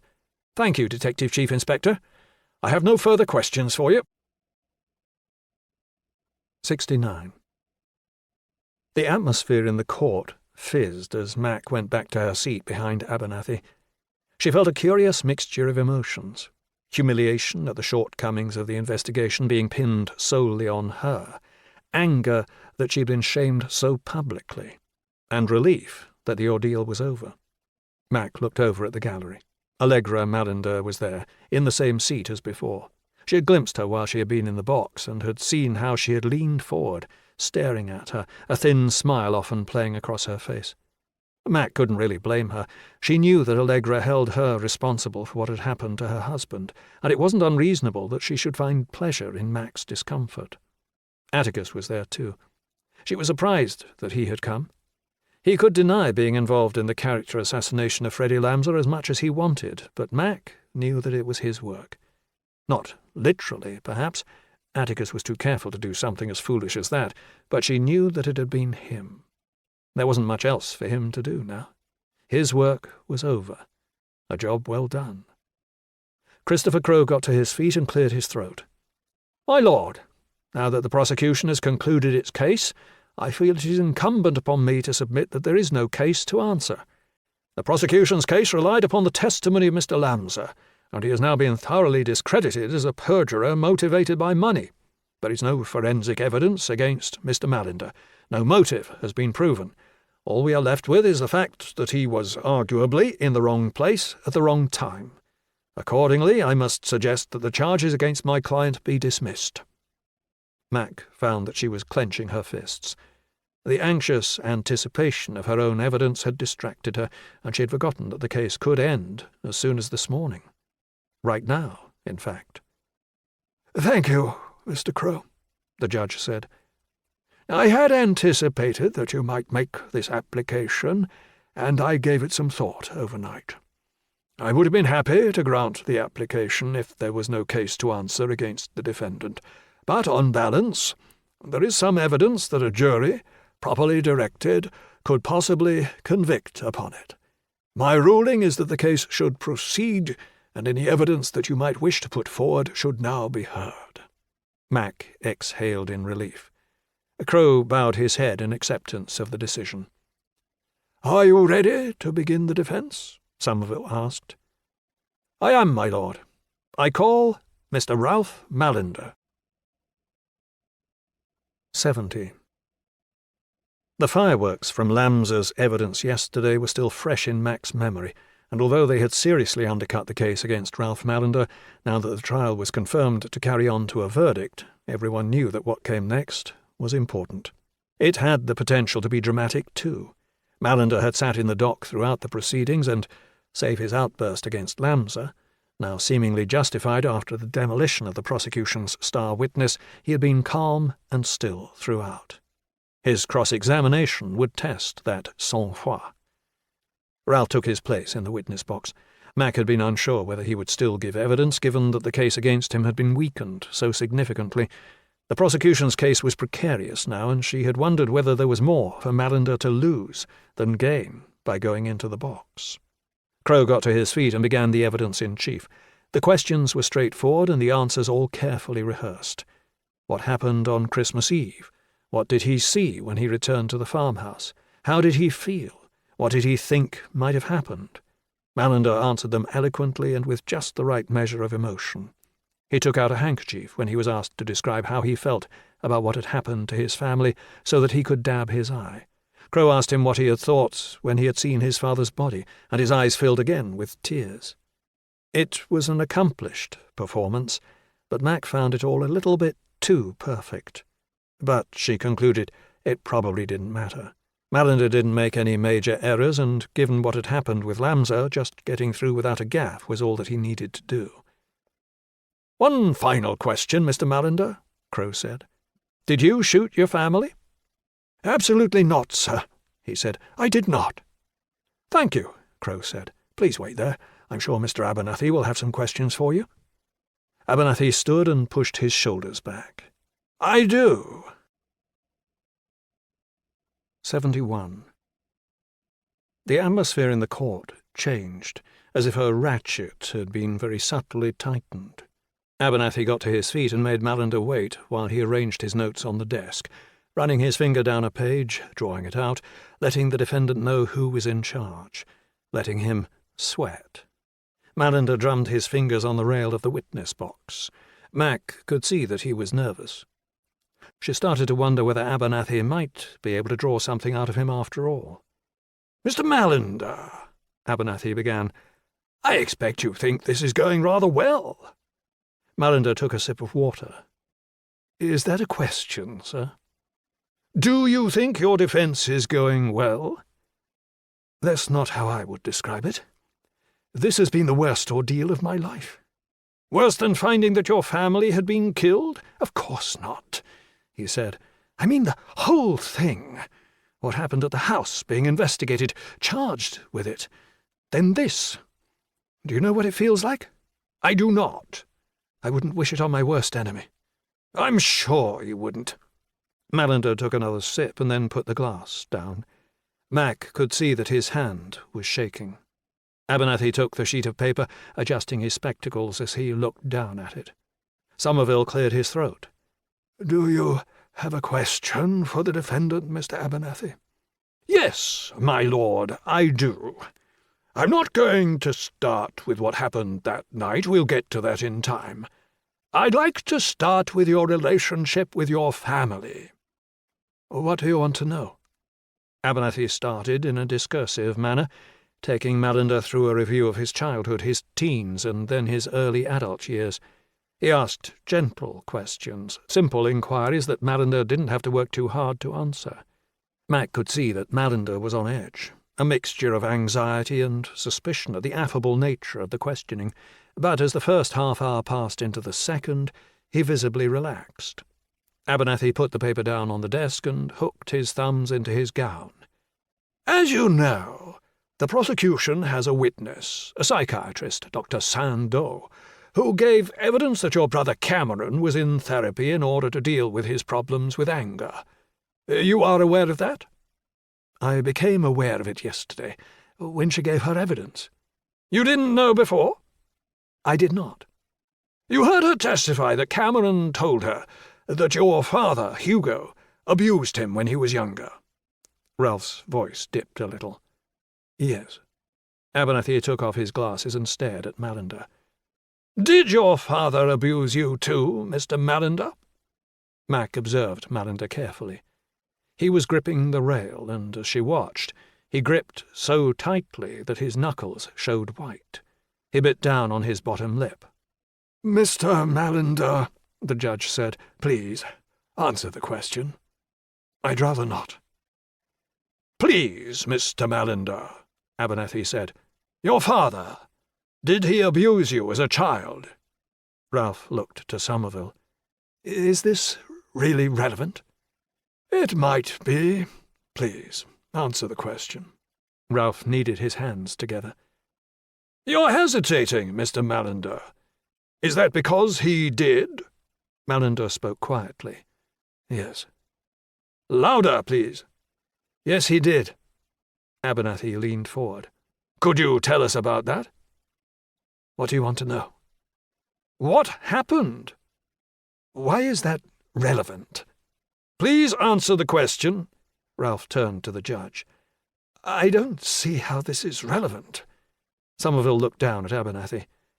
"Mr. Abernathy?" "My lord, I'm exploring a line of questioning that will, I hope, assist in exploring the motivation that the prosecution seeks to ventilate."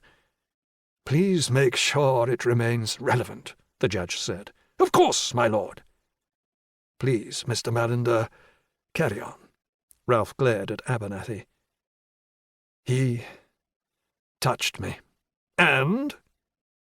He made me touch him. Sexual touching? What other kind is there? I'd just like to be clear. I said he abused me. When did this happen? When I was a boy. When did it stop? When I was 10 or 11, I don't know. I tried to forget it. Why did he stop? I don't know. No idea at all? Maybe I was getting older. I don't know. And he switched his attention to your brother? Yes. Speak up, Mr. Mallender. Yes, I suppose he did. Did Cameron talk to you about that? Yes, Ralph said. He did.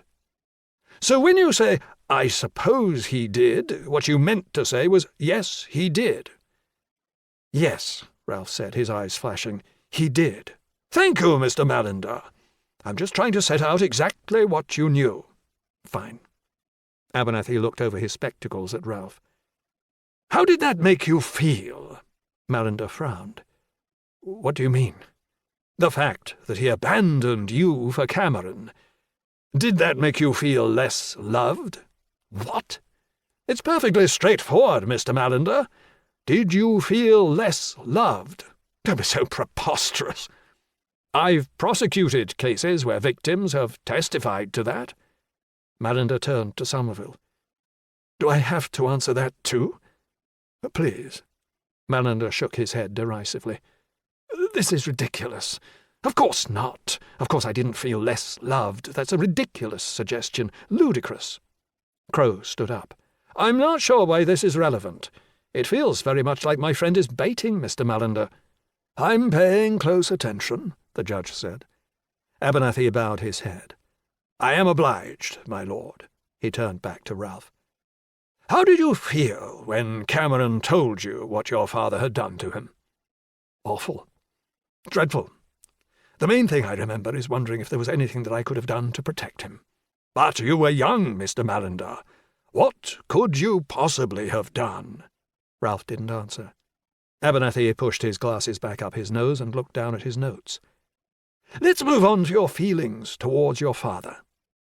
What do you want me to say? I want you to answer truthfully. I am answering truthfully. Did you forgive him for what he did to you? Mallender swallowed. The pressure was building. Abernathy was skillfully probing and poking, finding sore spots and digging into them. Mr. Mallender, did you forgive him for what he did to you? No, Mallender snapped. What he did is not the sort of thing that you can forgive. So it would be fair to say that you were angry with him? Would you have been angry with your father had... He swallowed. If he had interfered with you? Yes, Abernathy said. I most certainly would. But this isn't about me, is it? It's about you. Of course I was angry. How angry? Mallender started to speak, but caught himself. How angry? Allegra Mallender leaned forward. Ralph stammered. Abernathy rested his hands on his desk and leaned forward. You hated him, didn't you? Mallender's face blanched, and his larynx bobbed up and down as he fought a dry mouth. Mac looked at Crow and the solicitors behind him. They suddenly looked concerned. The confidence that they had shown after what had happened to Freddie Lamser looked like a memory now.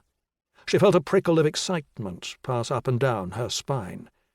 Abernathy was goading him, and Mallender was close to losing his temper. Allegra could see it too. Mac could see that she wanted to tell him to stop, but that was impossible. He was on his own. Mr. Mallender? Ralph was struggling to master himself, trying not to react. You hated your father, didn't you? I don't, he stumbled. I didn't. Mr. Mallender, Abernathy repeated, raising his voice. Answer the question. Yes, Ralph barked out. I hated him. He was a sick old bastard. I fucking hated him. There were gasps. Abernathy ignored them. He smelled blood. What about your mother?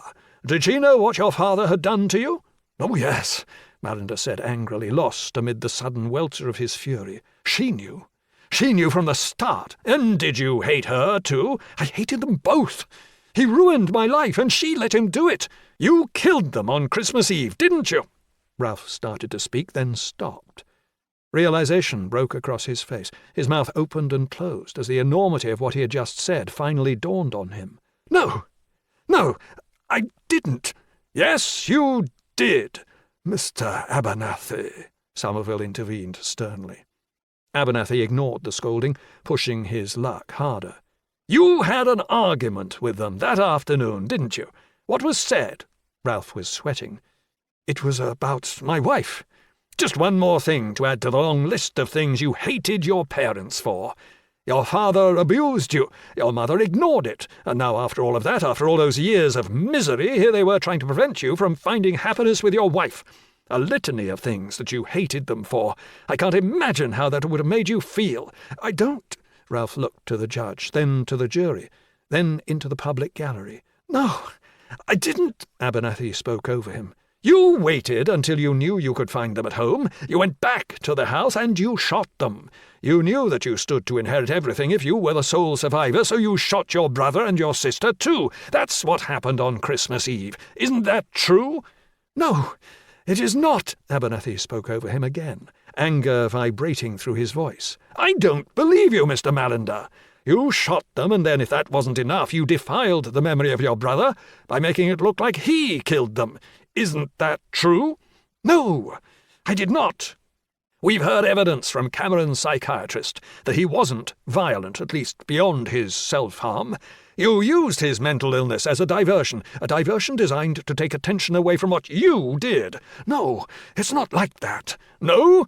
Really? So what was it like, Mr. Mallender? Did you panic? You lost your temper for a moment, and then, when you realized what you'd done, you panicked. You made it look like Cameron had killed them. You wiped the pistol down and put it down near to his body, although not near enough. You locked the doors so that it looked like the killer must have been inside the house. You went out through the coal hole, and then you called the police.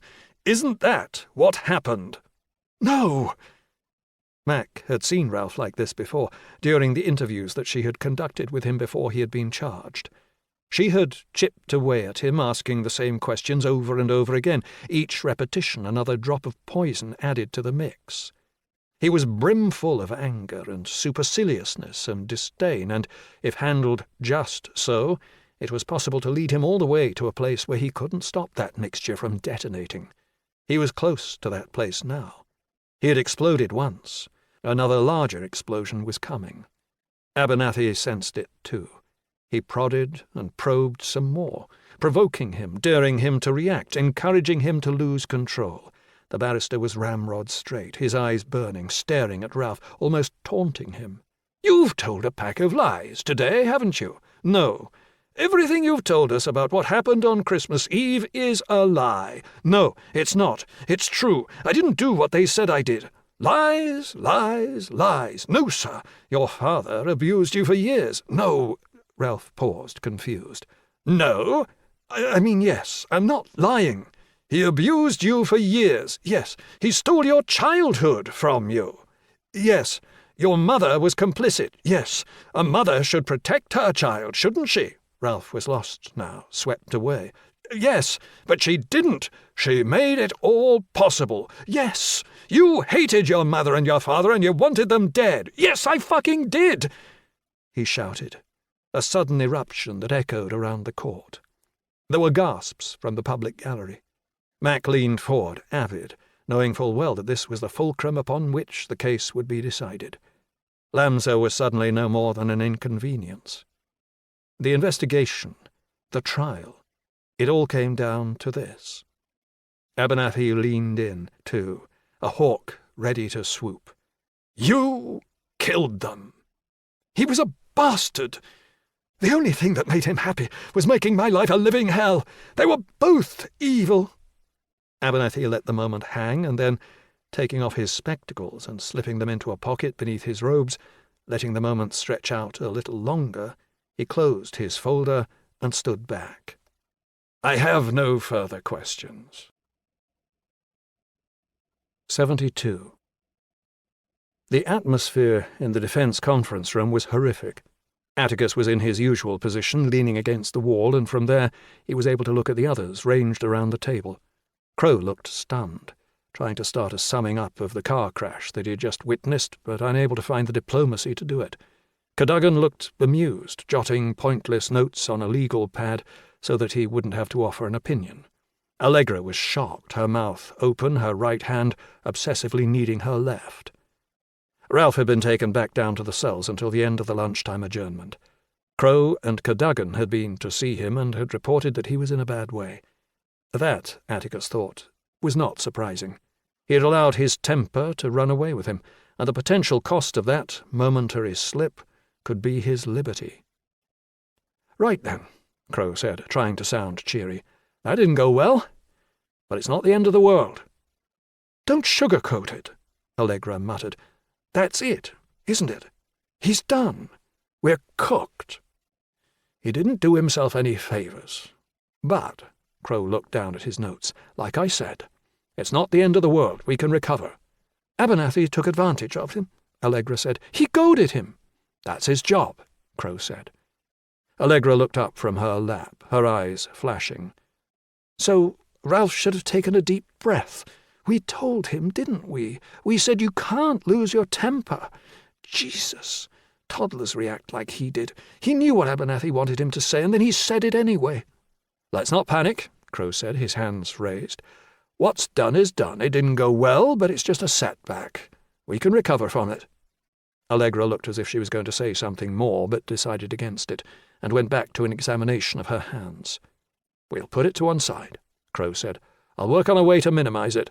I get to re-examine Ralph after lunch. I'll try to repair as much of the damage as I can. And then we've got Cameron. We'll put the focus back on him, his anger. When he got in trouble with the police and Ralph had to go and bail him out.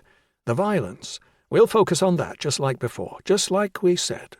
"They've already undermined all that," Allegra said.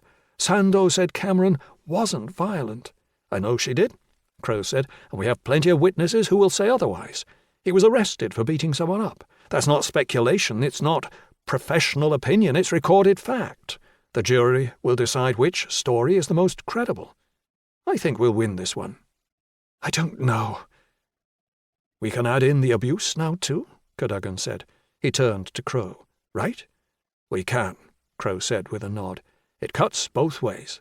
What Hugo did is a motive for both brothers, Ralph and Cameron." Atticus felt his phone buzz in his pocket. He took it out and saw that he had a Facebook message. He opened the app and navigated to Messenger. It was from George, Cassandra's ex-boyfriend. He opened it. "I found a picture of the man I mentioned." Atticus scrolled down and waited for the picture to download. He tapped it to bring it up to full size. He stared at it for a moment, too stunned to think. "Atticus?" Allegra said. It was a group shot. Cassandra and a group of 6 others. It looked as if they were out on the town, all of them dressed up in party clothes, and some of them holding drinks up for the camera. Cassandra was in the middle of the group, and a man, older than the rest of them, had his arm looped around her waist. "Atticus? What is it?" He took a moment to consider how best to reply. The others were all looking at him. "I've been going over the evidence. Like I said," he explained, his tone vague as he ran the angles through his head. "I wanted to approach it from a different direction, so I started looking into Cassandra. It felt like everyone had ignored her, and I had a feeling there might be something there. I reviewed her social media history for the last 3 years and contacted some of her older friends. A lot of them disappeared between the first and second years of university. They were there, then they weren't." "She dropped them," Allegra said. "Ralph told me." "Did he tell you why?" "She went off the rails. Juliet got her into the church, and she decided that she needed a clean break from the people she had been seeing." "That's what I heard," Atticus said. "How did you find them?" Allegra asked. "Facebook." He shrugged. "It wasn't difficult. One of the old group got back to me, this lad, George. He's an ex-boyfriend from the first year." "You've spoken to him?" "I went to Bath last week to see him. It turns out Cassandra wasn't always clean living. Drink and drugs." "Usual student stuff," Cadogan said. "Kids being kids." Atticus turned to him. "Why didn't you make reference to it in the defence?" "Like I said, student stuff. It's hardly unusual." "No," Atticus said. "It isn't. But by saying nothing, we've let the prosecution paint her as if she was an angel, and she wasn't. There were 4 people in that house who might have had something to do with what happened. Hugo, Juliet, Cameron, and Cassandra. You've only focused on Cameron. What about the others?" "Because he's the most likely to have done it," Cadogan said. Atticus could have retorted, argued that the strategy had ignored 3 potential sources of reasonable doubt, but there was no point now. That ship had sailed. Recrimination could come later. He had to work with the hand that he had been dealt.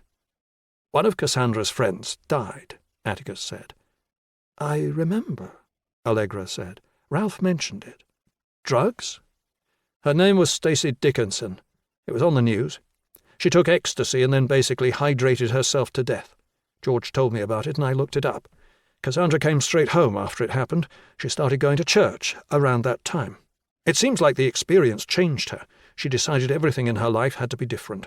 Church every Sunday, no more drinking, no more drugs, no more going out. When she went back to university for the 2nd year, she didn't want anything to do with her old friends." Allegra frowned. "I don't get it." "Neither do I," Cadogan said. "How does this have anything to do with the murders?" "George and Cassandra were seeing each other for the first 6 months they were at university," Atticus said. "But then she finished with him and started seeing someone from home." Allegra shook her head. "Ralph never told me that. Who?" Atticus turned the phone around and held it up so that the others could look at the screen. Allegra's mouth fell open. "What?" "Show me," Crow said. Atticus angled the phone in his direction. "That's Jimmy Robson." Atticus nodded. "The last person to see Hugo alive on Christmas Eve." Allegra took the phone, stared at it, and then handed it to Crow. "Robson was seeing Cassie?" "That's what George told me," Atticus said. "You didn't know?" She shook her head. "I had no idea. Ralph never said. I doubt he knew. But it's relevant, right?" "It is," Crow said. "Very." Atticus collected the phone and put it back into his pocket. "George told me that it was Robson who got Cassandra into drugs. He was selling to all of them, including Stacey. George says that he never saw Robson again when Cassandra came back for the 2nd year. It seemed like he was out of her life, just like the rest of them were. So that got me thinking. Why would the relationship stop, just like that? And why would she start going to church? Then he told me about Stacey Dickinson, and it made sense. Let's say Robson supplied the pill that killed Stacey. What if Cassandra confided everything to Hugo and Juliet? That seems likely. He was working for the family then. It's not that hard to imagine how Hugo would have reacted." "He would have lost his shit," Allegra said. "Perhaps he confronted Robson." Cadogan had opened the trial bundle and had flipped back to the chronology of agreed facts. "That was around the time that he stopped working at the farm. So let's put it together. Maybe Robson has a grudge against Hugo and Juliet. They stopped him from seeing Cassandra and fired him from his job. Maybe he had a grudge against Cassandra too for not standing up to them. Who knows? But what we do know, because he has given evidence on it, is that he was near the house on Christmas Eve. He was there twice. Once in the evening when he says he saw Hugo, and then the police have him on the log that night too, when he said he came to check out what was going on.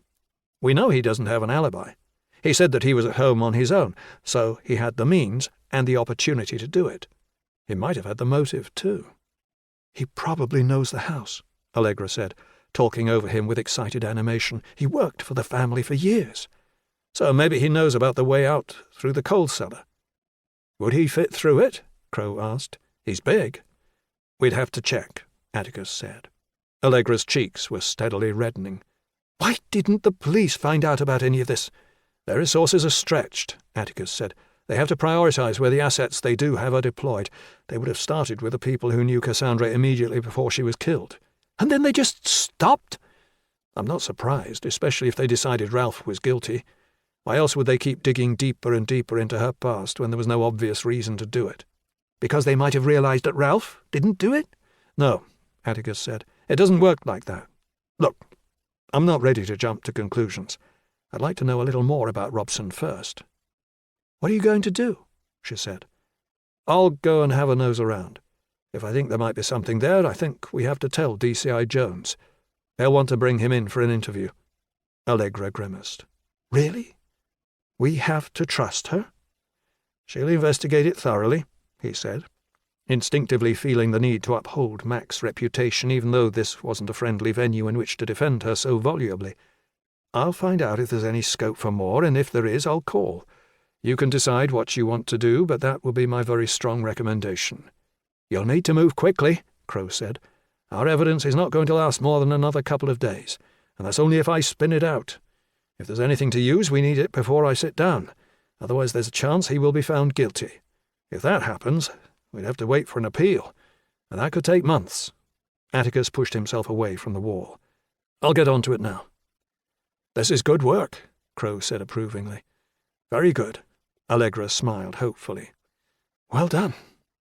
"I'll let you know if I find anything," he said. Atticus saw Mac talking with Gordon Abernathy as he exited the building. The prosecution silk looked happy, and he laughed uproariously at something Mac said. Atticus did up his jacket and strode on, Mac noticing him as he headed towards the car park. Their eyes locked for a moment. Atticus gave her a nod of acknowledgement and continued on his way. 73. Atticus drove around the ring road until he reached the turn-off for Wilton. It was coming up to 3 in the afternoon when he passed beneath the railway bridge and headed out towards Great Wishford. He reached the village, drove through it, and turned onto the one-lane track that led to the parking space at the fringe of Groveley Wood. The car park was empty. Atticus reverse-parked and got out. He took out his phone, navigating to the mapping application. He selected the satellite view and zoomed in until he could see the farmhouse. There was a track that ran to the south, alongside the eastern boundary of the property, travelling for around half a mile through a heavily wooded area until it ended at another house. The second house was where Jimmy Robson lived. Atticus spread his fingers to zoom in. The house was modest, with a series of outbuildings nestled around it. There was a collection of vehicles near to the entrance from the track and a wide stretch of garden that ended at the boundary of a large field. Atticus put the phone in his pocket. Bandit had been with him the last time that he had visited the woods, and he found that he wished he was here now, too. The sky was leaden and the air pressure had dropped. It felt as if rain was on the way. Atticus looked down the track that led to the Mallender house. It was gloomy and uninviting, and as he zipped up his jacket, he realized that the birds were quiet, too. He gave a shiver and set off. The trail was muddy, and the slop stuck to Atticus's boots as he trudged into the forest. The light dimmed as he went deeper inside, the canopy of leaves thickening overhead. He walked on, crossing the Roman road and continuing along the narrower track that led to the farmhouse. The place looked still and sombre, the sole witness to the murderous events of almost a year ago. The curtains were closed and the chimneys were cold and lifeless. Atticus knew that the house and its land were worth millions of pounds, but he couldn't imagine it ever being lived in again. He wasn't prone to superstitious thought, but out here, miles from anyone and surrounded by the enveloping wood, it was difficult not to imagine that the blood of the Mallanders had soaked into the fabric of the building, and that their screams would echo inside forever. Atticus continued, following the track around the large agricultural barn. There was an open field sown with crops on his left and another field full of sheep to his right. He pressed on until he was surrounded by thick trees on both sides once again. He walked the track until he reached the boundary of Robson's property. The track ended in a metal gate that had been fastened with a padlock. Atticus walked up to it and looked into the space beyond. A muddy track led through an overgrown front garden that was littered with the rusting hulks of old vehicles and pieces of farm machinery. The place was in a state of some disrepair. It was a large 2-story construction and had most likely been a farmhouse at some point in its past. Those days were gone. The downstairs windows had been boarded up, and the windows upstairs were obscured by vertical blinds, the fabric slats of which were stained yellow. The roof was missing a number of slates, and the others were covered with a carpet of moss. Wispy tendrils of smoke drifted up from the chimney. An old and battered Land Rover was parked on a patch of muddy ground just off the track. He could hear the sound of an engine from behind the property. It sounded like a generator. A path led across the unkempt garden to the house. Atticus dallied at the gate for a little, waiting to see whether Robson was at home or not, but as he paused, the front door opened and a man came outside. He was followed by a large, shaggy-haired Alsatian. Atticus hurried back and pushed into the gorse at the side of the track. He looked through the vegetation as the man made his way to the Land Rover. Atticus recognised him. It was Robson. He was big, over 6 feet tall and heavily built. He was wearing an olive-coloured anorak, a beanie on his head, and a pair of muddy boots. He held a shotgun beneath his right arm, the breech cracked open. Atticus watched as the big man opened the door to the Land Rover. The dog bounded inside, and Robson hauled himself in after it. The engine started, and the vehicle rolled out, splashing through the mud until it was on the track. The brakes wheezed as it came to a stop in front of the gate. The engine turned over with a temperamental grumble. The door opened, and there was a splash as Robson stepped out into a puddle. Atticus heard the jangle of the padlock chain as it caught on the metal bars of the gate, the squeak of hinges, and then the sound of footsteps and the vehicle's door slamming shut. The Land Rover's engine grumbled louder, and the vehicle splashed ahead, passing through the gate. Atticus crouched down lower, grateful for the gloom and the thick vegetation. He heard the vehicle's door open once more, the squelch of footsteps, the creak of hinges as the gate was shut, the rattle of the chain, and then the click of the padlock as it was secured. He heard Robson get back into the Land Rover, shut the door and rev the engine, and then the vehicle bumped and bounced over the uneven surface of the track and headed north. It passed close enough to Atticus's hiding spot that he could have reached out and touched it. The Alsatian was in the passenger seat, and its yellow eyes flashed at him as the vehicle went by. Atticus stayed where he was until the sound of the engine and the squeak of a rusty spring were no longer audible. He took a deep breath, and after checking that he was alone, he turned back and made his way back to the gate. It had been locked, just as he had thought. Atticus clambered over it, his feet splashing in the mud as he dropped down on the other side. The approach to the house was by way of a path that had not been cleared for months. Weeds had been allowed to grow unchecked, and the grass was tall enough to brush against Atticus's knees. He approached the front door and tried it. It was locked. He went around the back of the property. All of the windows were boarded, with no way of seeing inside. A thick electrical cable was suspended from a second-floor window to a post in the ground, from which it snaked along to a diesel generator that chugged away beneath a wooden lean-to. Atticus reached the midpoint of the back wall and a second door into the property. It was flimsy, a simple frame that held 3 panes of glass. He tried the handle. The door was locked. He didn't have his lock-picks with him, and, preferring not to damage anything in an attempt to get inside, he started looking for a hidden key. It was surprisingly easy. Atticus noticed that a collection of loose bricks had been left against the side of the house. One of the bricks was angled away from the others, and as he knelt down to examine it, he saw that it had recently been moved. He lifted it up, and to his satisfaction saw that a key had been left beneath it. He used the key in the lock, pulled down on the handle, opened the door, and went inside. 74. The inside of the house was gloomy, with the only light reaching in from the side of the open door. Atticus closed the door and wiped his boots on the doormat.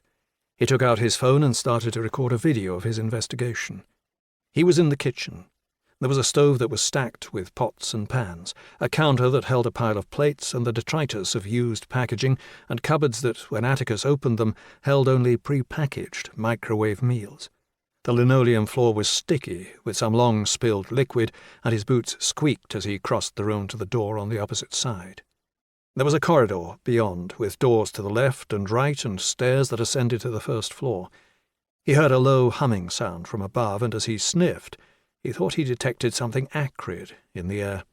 The corridor was dark, but light glowed down from the first floor. Atticus would investigate that last of all. He started with the door on the left. It was a bedroom. There was a bed, together with a chair, and a television resting on an old dresser. The interior was a dreadful mess. Bric-a-brac littered the floor, together with clothes that had been discarded and left.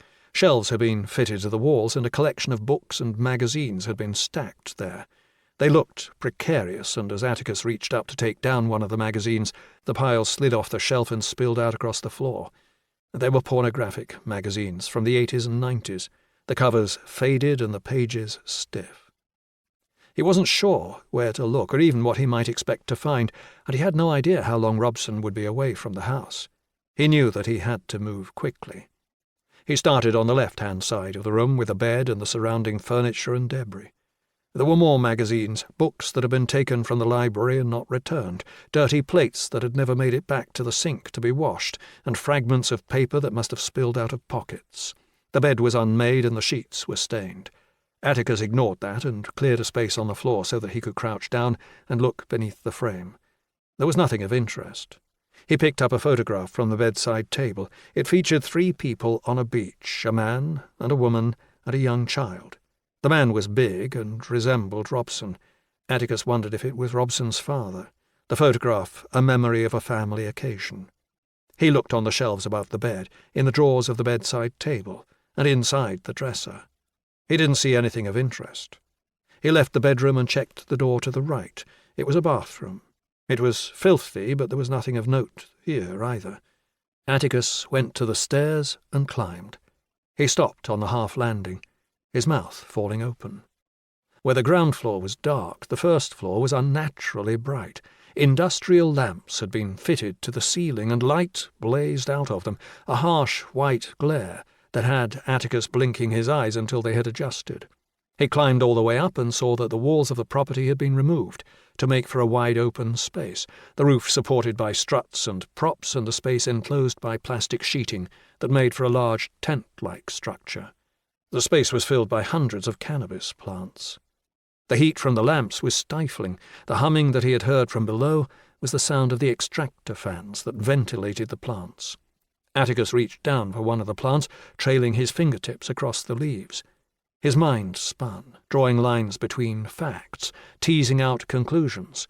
Robson already had one potential motive for wishing harm to the Mallinders, the possibility that Cassandra's parents had forbidden him from seeing their daughter. Here, though, was another. What if Hugo Mallinder had discovered the cannabis farm?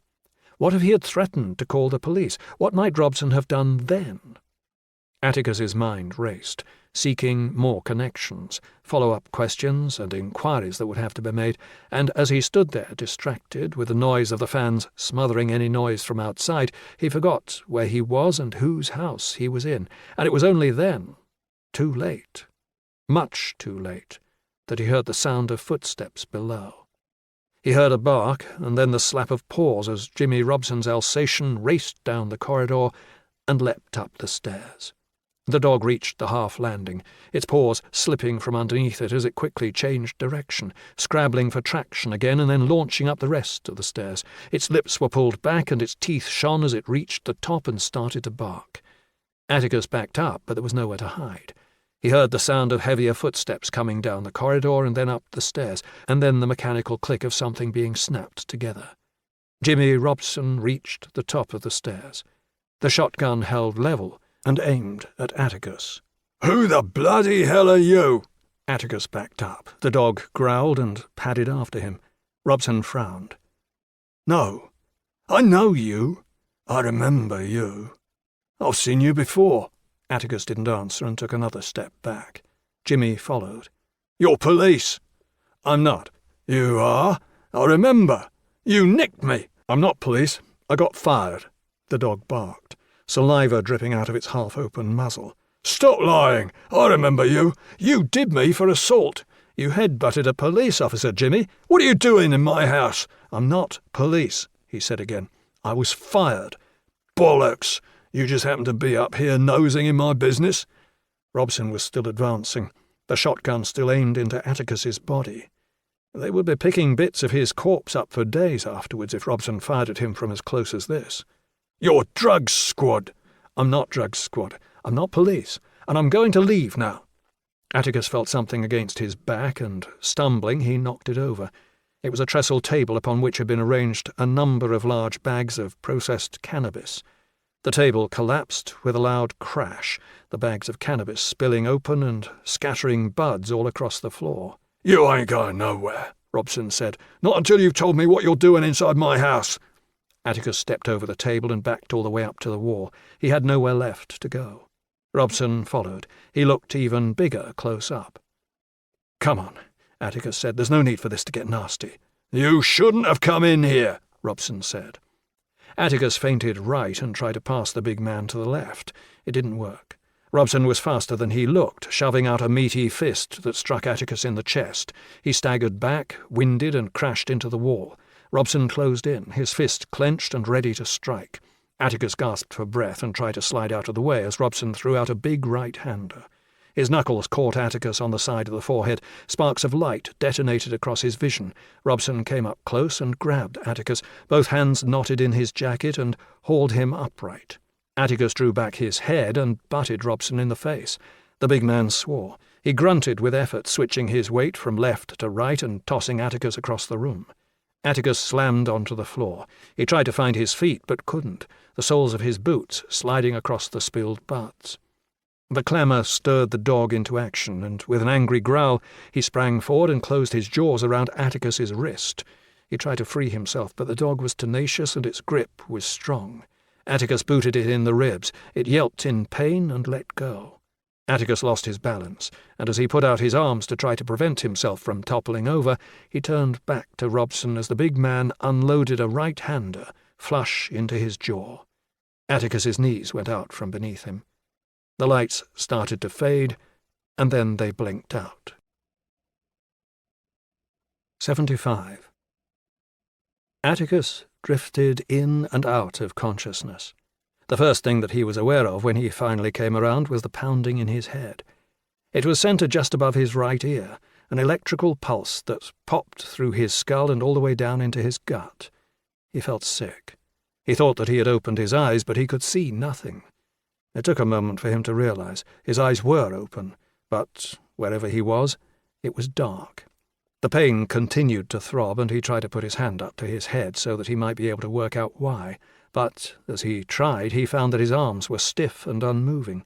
He tried again, jerking from his shoulders, and felt something coarse abrading the skin on the insides of his wrists. He had been tied up. He remembered. Jimmy Robson. He had tied him up and dumped him somewhere. He blinked and waited for his eyes to adjust. The dark wasn't complete. He could see a line of grey down low as though it were coming from under a door. He waited a little longer until he thought that he could make out the dim shape of a paint pot, and next to it, what looked like a bucket. He remembered the storeroom that he had poked his head into as he had searched the house. Robson had put him inside there. "Hey!" he called out. "Hey!" He heard the sound of footsteps overhead, the heavy tread of a person and the scampering patter of a dog. But no one came to attend to his cry. 76.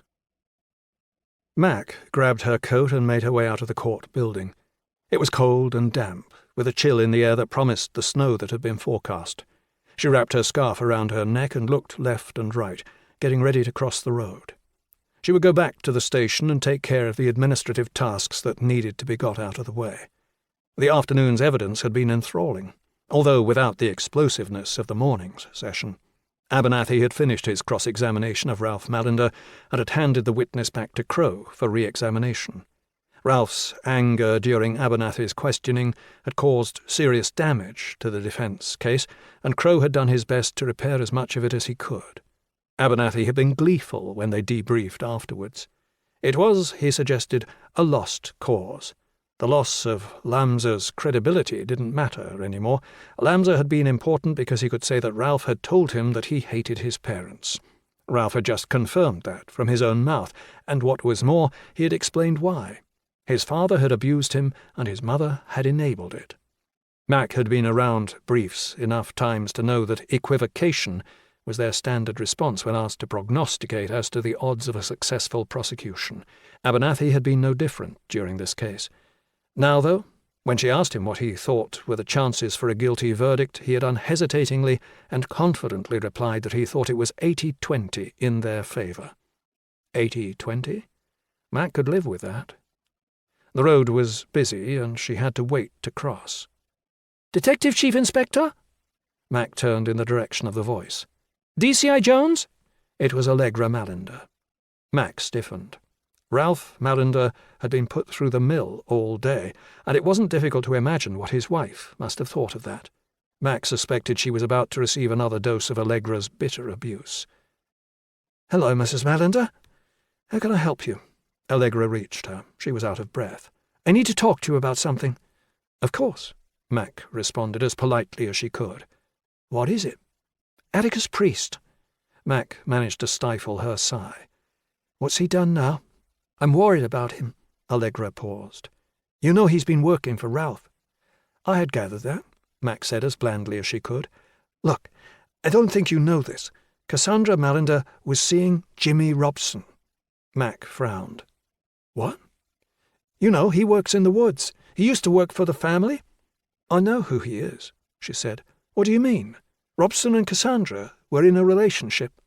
She nodded. Atticus found an old friend of Cassandra's, from when she started at university, and he said that she was seeing Robson. Cassandra used to be wild. The friend thinks that Robson was the reason she started doing drugs. He says he was supplying them. One of the friends died after taking ecstasy, and Cassandra changed. She started going to church, ignored all her old friends, stopped seeing Robson. Did your husband know about this? No, Allegra said. I mean, yes, he knew that she was a little wild, but that was just student stuff. I don't think he knew that she was seeing Robson. He's never mentioned it to me anyway. But it's important. He was there that night. He said so himself. Mac felt the case shifting again. Robson might have had a reason to want to hurt them, Allegra said. Maybe, she said. If it's true, why are you worried about Atticus? He said he was going to go and speak to Robson. When? In the lunchtime adjournment. He would have been there by 2 at the latest. Mac looked at her watch.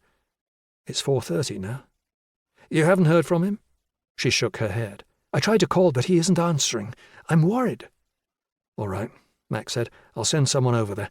Thanks for letting me know. She unlatched her handbag, took out her phone, and then walked around the corner of the building for a little privacy. She stared at the screen for a moment. Lennox had interviewed Jimmy Robson in the aftermath of the murders, and then he had been interviewed at greater length as they prepared for the trial. Mac recalled the detail of his file. It was a nasty piece of work, with 3 convictions for assault. The last one had seen him butt the officer who had tried to restrain him after a scuffle outside the chapel at the end of a drunken Friday night out. Robson had been rewarded with 6 weeks inside for that. His evidence at the trial had been solely for the purpose of establishing a timeline. Save the murderer, Robson was likely to have been the last person to see Hugo Mallender alive. He had no alibi for the evening of Christmas Eve, but even with his record, they had seen nothing that gave them reason to consider that he might be a suspect. They had not discovered that he and Cassandra Mallender had been in a relationship. Robson would have been accorded much more interest if they had known that. Mac knew Atticus all too well. If he had discovered that there was a reason to investigate him, what would he have done? He would have gone over there to speak to him. Jesus.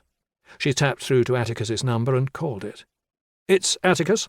Whatever unfortunate chain of events has led you to call my number, please leave your story here and I'll call you back if I find you sufficiently interesting. If you don't hear from me, what can I say? Mac hit cancel. She called Lennox. Afternoon, boss. What's up? Where are you? At the Nick. What's up? Atticus thinks Jimmy Robson might be involved in the murders. The gamekeeper? Yes, he's gone to check him out, but he's not answering his phone. Seriously? Look, Tristan, I'm worried and my car's broken down. We need to get over there. Can you come and get me? Give me 10 minutes. 77.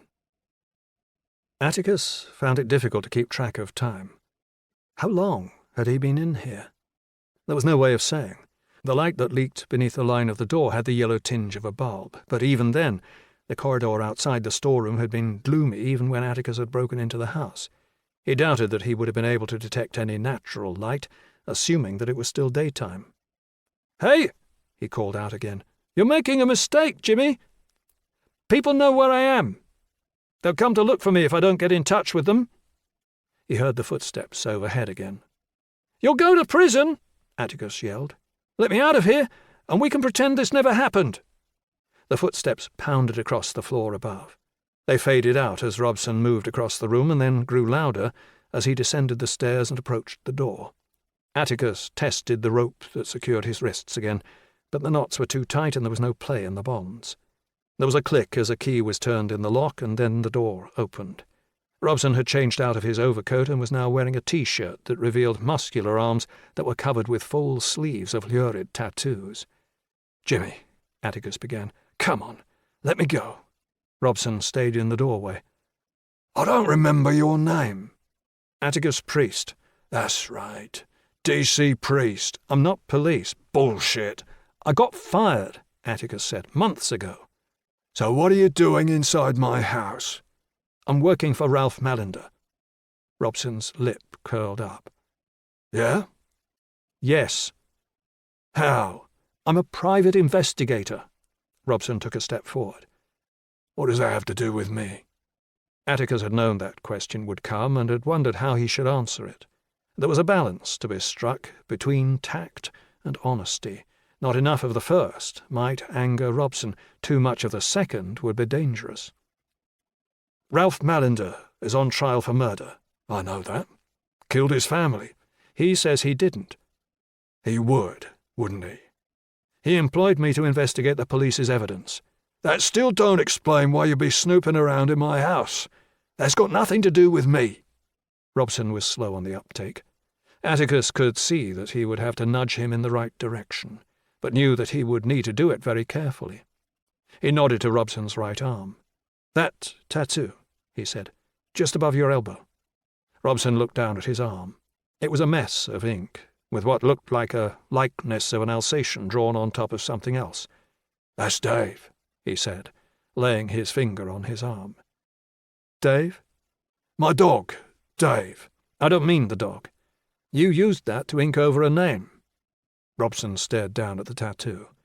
There was no name visible beneath it. "Cassandra," Atticus said.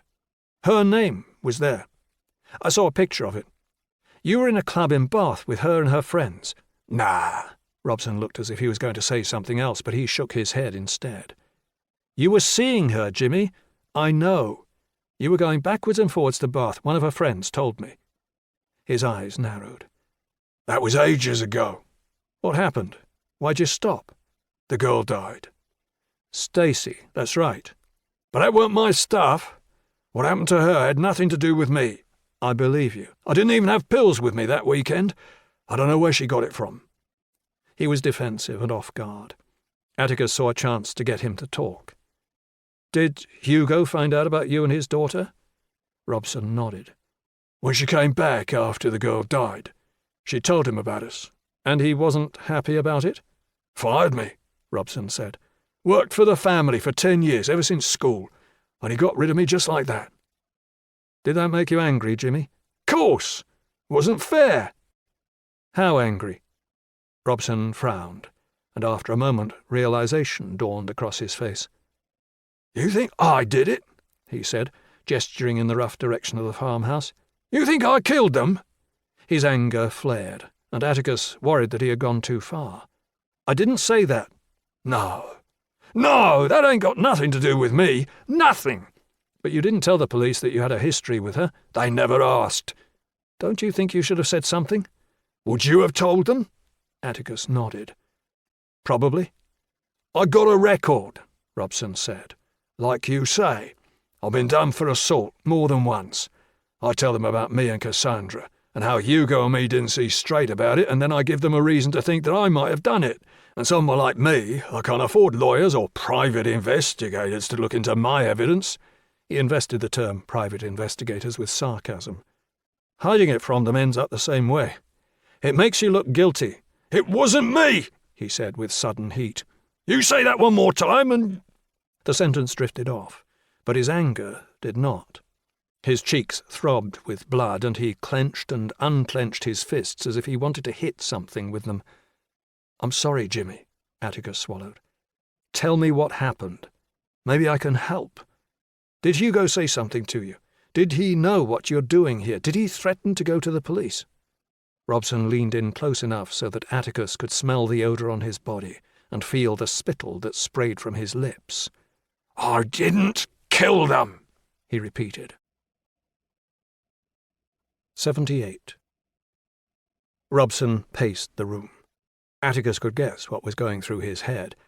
He was wondering what to do. "I'm not police," Atticus said again, "and I don't care about what you're doing upstairs. I'm sorry for breaking into the house, but you gave me a pretty hefty whack by way of punishment. Can I make a suggestion?" Robson kept pacing. "Untie me and let me get out of here. This doesn't have to get any worse for either of us." He shook his head. "Can't do that." "So what are you going to do?"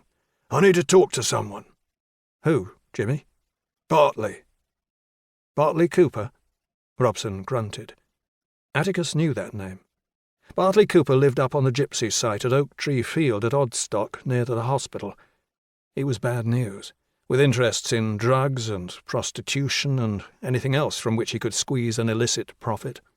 Salisbury, like every other city, had an underworld. Cooper sat atop it, ruthless, cruel, and protected by the fear with which everyone, police included, regarded him.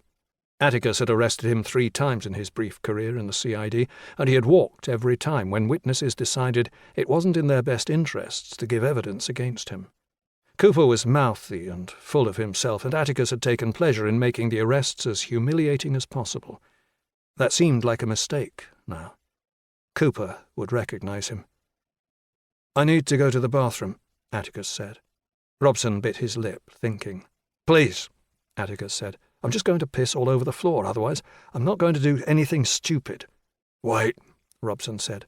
"I'm hardly going to go anywhere, Jimmy." Robson reversed out of the room, leaving the door open, and returned a moment later with his shotgun. "I'll untie you," he said. "But if you mess me around, I swear to God I'll put both barrels in you. Understand?" "I do." Robson went around behind the chair, and Atticus felt strong fingers working against the knots. The rope loosened, and Atticus was able to pull his hands free. "Toilet's down there," Robson said. "I'll be right behind you." Atticus got up and stepped out of the storeroom. The light in the corridor was harsh, and it stung Atticus's eyes after being in the gloom for so long. He turned right and walked along the corridor to the bathroom. "Leave the door open," Robson said. Atticus didn't protest. He held up his hands and looked at his wrists. The skin was abraded from where the rope had rubbed up against it, and the dog's teeth had punctured it in 3 places. There was a dusty mirror on the wall, and Atticus turned his head to look at his reflection. The side of his face, from the corner of his right eye and up into his scalp, was discoloured with a livid purple bruise. "Get on with it," Robson said. "You really hit me, Jimmy," Atticus observed. "Shouldn't have broken into my house." "There's something we can agree on." Atticus patted his pockets for his phone. It wasn't there. "I got it," Robson said. "You can forget about calling for help. Now have your piss or don't have it, whatever, but make it quick." Atticus unzipped his trousers and relieved himself. "I was here that night," Robson said from the corridor. "What night?" "Christmas Eve. I saw Hugo when I was doing my late rounds, and then I came back here. I had things to do." "With what I saw upstairs?" Atticus suggested. "Kind of thing I can't mention to the pigs," Robson said. "All that matters is that I was here, not at the house. What happened to them has nothing to do with me." "You must have been upset," Atticus said, "about what happened to Cassandra." "I wouldn't have wanted anything to happen to her, but it wasn't like we were serious or anything." Atticus zipped up and washed his hands in the grimy sink. "And look at what she did to me. Her daddy tells her she can't see me no more. It's like I didn't even exist." There was bitterness in his words. "She didn't care about me. I'm sorry about what happened to them, but it didn't have anything to do with me." "So Hugo didn't know about the dope farm?" Robson shook his head. "Why would he? I'll keep it on the quiet." Atticus was wiping his hands on the back of his trousers when he heard the sound of knocking on the front door. Robson heard it too and turned away. A voice called out. "Mr. Robson!" Robson froze. "Help!" Atticus yelled. Robson swung around. "Shut up!" "Help!" Robson surged into the narrow space, filling it, and clamped a big hand over Atticus's mouth. The shotgun clattered as he dropped it onto the floor. Robson pressed down, muffling Atticus as he tried to call again. "Mr. Robson! It's the police! Open the door, please!" The dog barked. The sound muffled. It must have been shut in another room. Atticus jerked his head up so that Robson's index finger was between his lips and bit down on it hard. Robson bellowed in sudden pain and yanked his hand away. Atticus yelled as loudly as he could. "Help!" Robson drew back his fist, but Atticus was quicker. He raised his knee, driving it deep into Robson's groin. The big man crumpled forward, but his bulk still blocked the way ahead. Atticus heard the sound of something crashing against the front door. Robson stumbled ahead, wrapped his arms around Atticus's waist and hoisted him aloft. He ragdolled him, yanking him left and right, and then cracking his head against the mirror. The glass shattered, and Atticus felt a sharp scrape against his scalp. Robson turned them around, and Atticus managed to get his feet up against the wall, shoving as hard as he could and sending them both staggering out into the corridor. The crashing against the door came again. The effort of bearing all of Atticus's weight had unbalanced Robson, and despite his strength he staggered back into the kitchen. Atticus felt warmth on his face and tried to blink the blood out of his eye. Robson still had his arms wrapped around his waist, and he drove him into the wall again. Atticus felt the edge of the stove bump against his hip and, recalling his investigation from earlier, reached down with his right hand. His fingers traced across the dirty surface of the stove, tracking through the crumbs and the grease until they brushed up against the cold cast iron of the skillet that he had seen there. He reached for the handle, found it, gripped it, and before Robson could stop him, he used all of the strength that he had left to swing it up and behind him. The skillet cracked against Robson's skull. Atticus felt his grip loosen. He hit him again. Robson released Atticus and collapsed to the floor with a heavy thump. Atticus fell to his knees and scrambled out of the kitchen into the corridor. He turned back, the skillet heavy in his hand. Robson was face down and unmoving. The front door burst open, and Tristan Lennox stumbled inside. "Christ!" he said. Mac was behind Lennox. "It's all right," Atticus gasped as he tried to catch his breath. "I've got it covered." 79. Atticus had knocked Robson out cold, and because of that, Mac decided to put him in the first ambulance that arrived. Bob Carver and Vernon Edwards had appeared just before the ambulance, and Mac sent Carver to the hospital with Robson, the latter cuffed to the trolley. Atticus was sitting in the back of Lennox's car. Mac went over to him. "Let's have a look," she said, indicating the cut on his head that he was trying to staunch with a scarf that she had found in her handbag. He took the scarf away. There were 3 distinct cuts, each starting up beneath his hairline and reaching down onto his cheek. "How is it?" She winced. "Is it going to ruin my looks?" Women like a man to be scarred up a little. "That's so?" She rolled her eyes as he winked at her. Lennox came out of the house and walked over to her.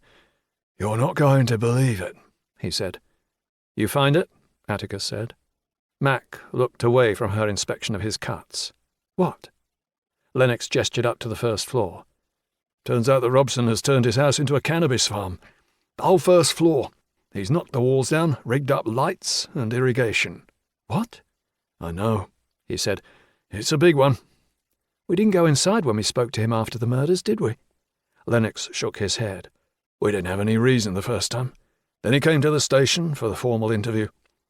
"You think he could have had anything to do with the murders?" Lennox shrugged. "Don't know." "It's worth looking at," Atticus said. "Maybe Hugo found out." "I'd rather we'd known about it a lot sooner than this," Lennox said. Mac said, "It gets worse. Atticus thinks Robson and Cassandra had a thing." "What? Seriously?" "It's true," Atticus said. Mac sighed as Atticus ran through what he had found for Lennox's benefit. She had been confident of the case against Ralph Mallender. She was still confident, but there were shades of grey now that had the potential to complicate things. Robson had no alibi for Christmas Eve, and now he had 2 possible reasons for wanting harm to come to the Mallanders: revenge and greed. Both seemed credible. She felt the insidious touch of doubt and dismissed it with a shake of her head. She knew exactly what they had to do: investigate Robson, remove any suggestion that he might have had something to do with the deaths, move on. Or conclude that he had a case to answer, and adjust accordingly. Atticus pulled the scarf away again. The blood was still weeping out of the cuts. "You're going to need stitches," she said to him. "Later," he said. "I want to have a look in there." "No, hospital, now. I'll take you. Wait there." She walked away from the car, and at her gesture Lennox came too. "I'll take him," she said. "You don't have to. I've got another ambulance coming." "It's okay. I want to talk to him. You can handle it here." "What about the house?" "The cannabis farm is grounds for it to be searched," she said. "Call the drugs boys in Melksham. Get them down here as soon as you can." "Yes, boss." "Who else is on shift tonight?" "Patterson and Scarlett." "Tell them to get over here too. Wait until drugs arrive and then have a poke around. See what you can find." "Will do." Lennox angled a glance back at Atticus. "You know I think he's a dick, don't you?" "You've always made that very clear," Mac said with a weary smile. Cancel the ambulance. This'll give me a chance to find out what he's been doing. Call me if you find anything. 80. Mac drove Carver's squad car out of the woods, turned right on Great Wishford Road and headed towards Wilton. Atticus was in the passenger seat. "I'm sorry." About what? "This," he said, indicating the scarf. "I'm going to ruin it." I hope it wasn't expensive. "You tell me." "What?" Don't you remember? "Should I?" You bought it for me. Atticus removed the scarf so that he could look at it more carefully and remembered. It was from Hermes, and had been a Christmas present the year before last. "You're right," he said. "I'll buy you another one." "Don't do that," she said. "Not sure how I'd explain it to Andy." Atticus chuckled. "Fair point." They passed through Wilton, following the main road towards Salisbury. "Why were you there?" he asked her. "I mean, I'm not ungrateful. I'm just curious." "How did I know you were doing something stupid? Allegra Mallender told me. She said you'd gone there and that you weren't answering your phone." "She told you about Robson and Cassandra?" "She mentioned it." "I'm annoyed with myself. We didn't go back far enough." "It's not your fault," he said. "You have to draw the line somewhere. There was nothing to suggest what happened had anything to do with her, and definitely nothing to suggest it had anything to do with him. It still might not," she said. "All we have is the suggestion that they were seeing each other." "It's more than a suggestion. He admitted it to me. He has her name on his arm." "Do we know that Hugo told them they had to stop?" "Hugo fired Robson right after she came home. What other reason would there be?" "I doubt Robson took that particularly well." Atticus shrugged. "He's got a temper," he said, tapping the side of his head. "And a criminal record," Mac added. "He did time last year." "I know," he said. "I nicked him." "You did," she said. "Forgot." They drove on. She glanced across the cabin at him. "Did you break into the house?" "No comment, Detective Chief Inspector." "Jesus, Atticus." "Are you asking me officially?" "Does it matter?" "Officially, I had an argument with Robson outside his property. He attacked me, and when I woke up I was inside." "Unofficially?" "I may have gone inside for a look around." She sighed. "Just like Lamsa." He made a gesture to suggest that he was zipping his lips. "Nothing is ever easy with you, is it?" "Does it matter?" he said. "I got you away to look around, didn't I? You heard someone calling for help from inside. You decided that you had grounds to effect an entry under Section 17, and whereupon, forcing entry to said property, you found me being assaulted by Jimmy Robson. Now, if you happened to find anything else of interest while you were there, the cannabis farm, for example, I'm sure that would be evidence that could be used against him." Mac shook her head and chuckled wryly. "And people wonder why you were fired," she said, glancing over at him with a smile. "I get results," he said. "I can't help it if that intimidates others." She shook her head and smiled. The bump on the head hadn't done him any lasting damage. "Did you find anything that might be helpful on the murders?" "No," he said. "I had a quick look. Then I went upstairs. Of course, that's the other possible motive. Let's say Hugo found out about the drugs. Maybe he threatened to report Jimmy, and Jimmy decided that he couldn't let that happen." Atticus let the thought run away a little. "Or, if it wasn't Jimmy, maybe it was Bartley Cooper." "What's this got to do with him?" "Jimmy's been working for him. He's not smart enough to know how to sell the amount of product that he's been growing, but it's right up Cooper's alley. And we know he's got form for violence." "But murder?" "I'll be looking into him," Atticus suggested. "Leave the policing to us," she said. Then, regretting her tone, she added, "Sorry, didn't mean it like that." "It's all right," he said. "My work here is done." "Allegra Mallender is going to be so pleased," Mac said with a bitter laugh. "We're not going to be able to proceed against Ralph now. There was already reasonable doubt, and now this. You single-handedly destroyed my case, haven't you?" He spread his hands. "Sorry." "Forget it." They turned onto the Oddstock Road and the run down to the hospital. "What do you think will happen?" "On this evidence?" Mac sighed wearily. "Abernathy will have to throw his hand in. The judge will direct the jury to enter a not guilty verdict. And that's all I need." 81. Accident and emergency was busy. Atticus looked around at the others who were waiting to be seen. A teenager looked as if he was the worse for drink, a young man looked like he might have broken his arm, and a worried mother and father cradled a young child with a temperature. The TV hung from the wall was tuned to EastEnders, the volume turned down and subtitles scrolling along the bottom of the screen. The lights were harsh and a woman was moaning in pain in one of the treatment rooms out of sight around the corner. There was a lingering atmosphere of surly depression. Atticus took a seat while Mac showed her warrant card and spoke to the nurse. "There's going to be a wait," she said. "I've got no plans," he said. "Guess what? Jimmy Robson's in the back. Likely concussion." "How hard did you hit him?" "Hard enough. You do know how big he is, don't you?" "I do. Built like the proverbial." "So call the police next time," she said. "Yes, boss," Atticus said. "I'm serious, Atticus. You could have been killed." Atticus was ready with a pithy response, but he bit his tongue. "You don't have to wait with me." "It's okay," she said. "I don't mind." Mac picked up a tatty copy of Woman's Own, flicked through the pages without really looking at them, then dropped it back on the table. "You haven't told me how the kids are," he said. "They're good," she said. "School?" "Both doing well," she said. She stretched out her legs. "Daisy's really into writing. She loves it. We bought her a diary for Christmas and she's filled it already. It's funny, some of the things that she says." She stretched out her arms. "Sebastian is still into football, just like he always was. We're lucky, I know. He's good at school too, always does his homework before we let him out in the park to play." "He's a good kid," Atticus said. "They both are." "How's your family?" she asked him. "Dreadful. My old man's talking about selling the business. You can imagine how excited that's made my brothers and sisters. It's like tossing blooded meat into a tank with 4 piranhas. It is extremely unedifying." "You still haven't worked it out with them?" "I don't think that's going to happen," Atticus said. "I'm the black sheep. I never fitted in, and I don't think there'll ever be a time when I can be bothered to do what they want me to do so that I could. And I'm happy with that." "Are you sure?" "What do you mean?" "You don't look happy," she said. "I'm not sure you've ever been happy since I've known you." "There have been times," he said, holding her gaze, and as she realized what he was talking about, she looked away. "I was happy too," she said, unexpectedly. "But it can't happen again. You know why. We talked about it." "The kids, I know." "I'm not going to change my mind. I'm sorry. I don't want to hurt you, and I know that I have, but, well, it's just how it has to be." She reached and rested her left hand on his elbow.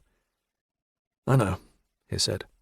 Atticus laid his hand atop hers, and, to his surprise, she didn't put it away. Her phone buzzed. She gently removed her hand, got up and put the phone to her ear. "Who is it?" he said.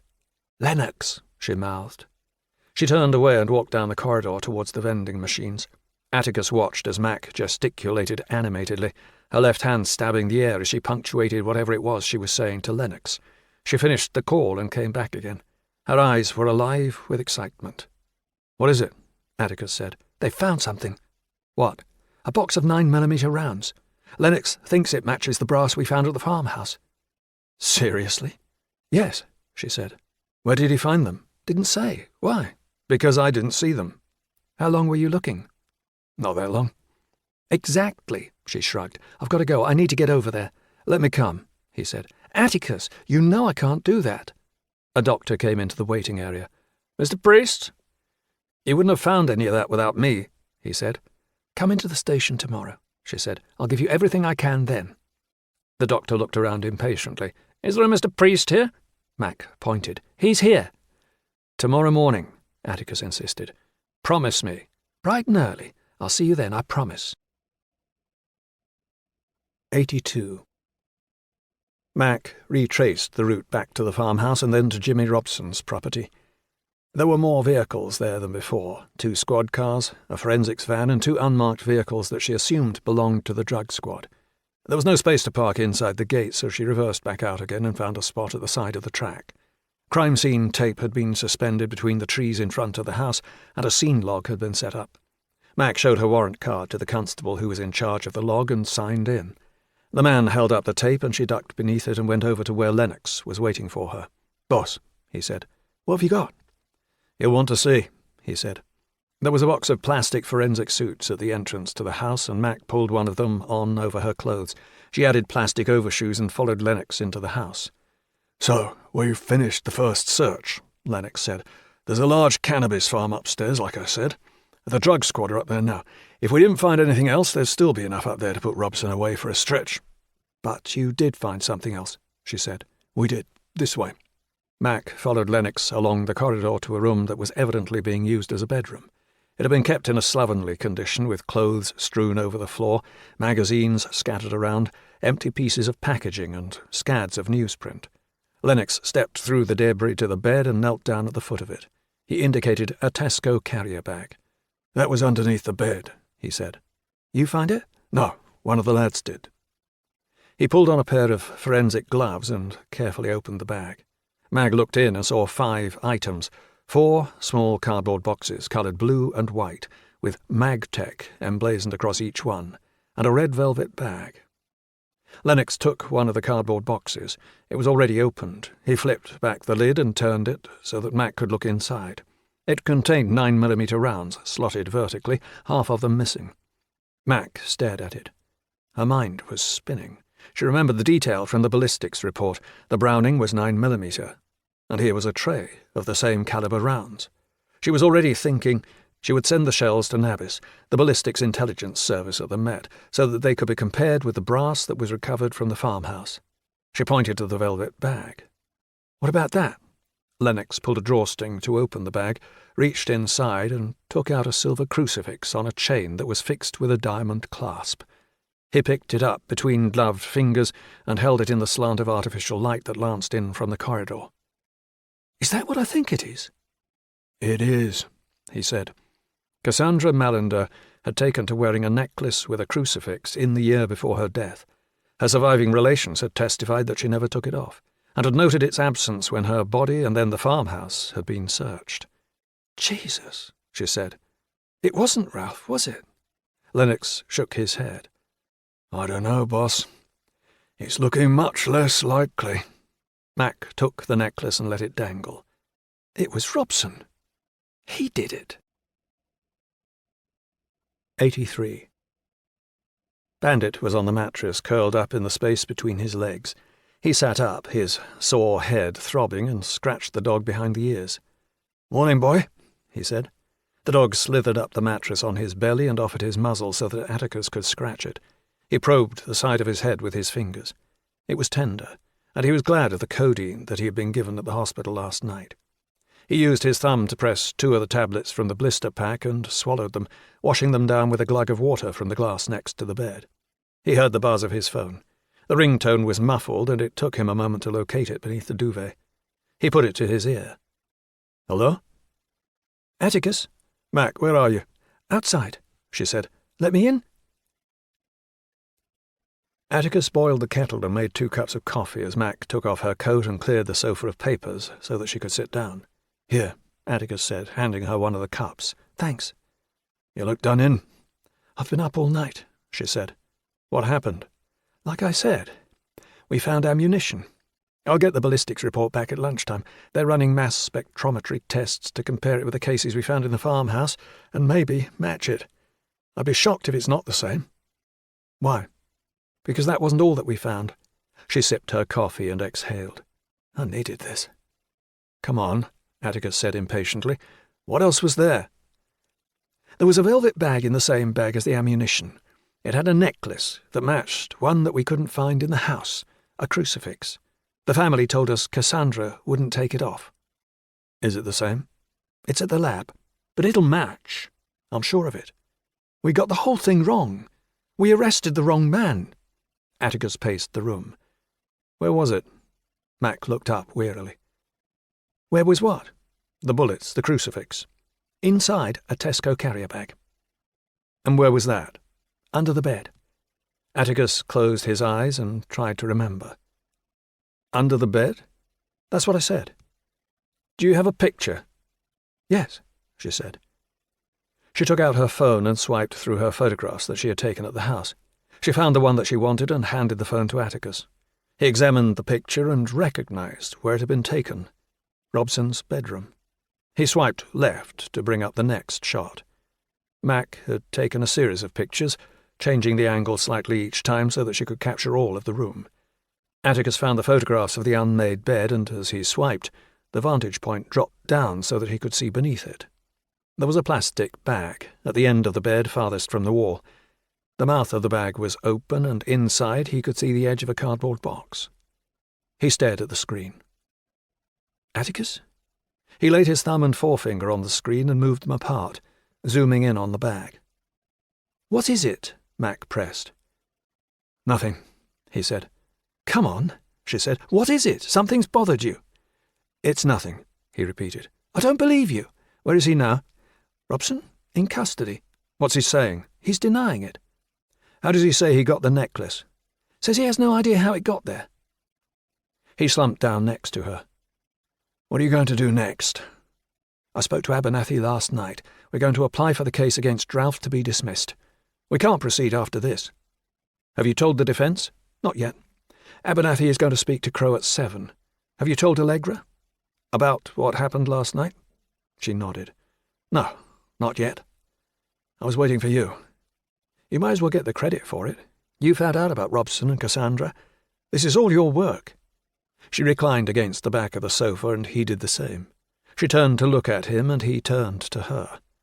He spoke first. "Are you okay?" "Just tired," she said. "I interviewed Robson for 3 hours last night." He could see that she was blaming herself for the way things had played out. "Don't beat yourself up. There was no way that you could have known about Robson and Cassandra." "You found out," she said. "I got lucky." She smiled. "I could say a lot of things about the way you work. Not all of them complimentary, but I wouldn't call it luck." "Have you told Beckton?" "No," she said, getting up and smoothing down her trousers. "I'm saving that particular pleasure for when I get back to the station. He's not going to be happy. I wouldn't say that I know Allegra and Ralph particularly well, but they strike me as the vindictive types." I think so too. They'll go straight to the press, then they'll get Cadogan to come after us. I can see an inquiry into how this investigation was run in my not-too-distant future, and that is all I need right now. Things between me and Andy aren't the best." She stopped, looking away. "Mac?" "Forget it, I shouldn't have said." She straightened up. "Right, back to it." Atticus got up too. "Thanks for coming over," he said. "I appreciate being kept in the loop. I'll do the same for you." "Something is bothering you, isn't it?" she said. "I just want to think about it a little," he said. "Is that okay?" "Don't keep me in the dark again, please." "I won't," he said.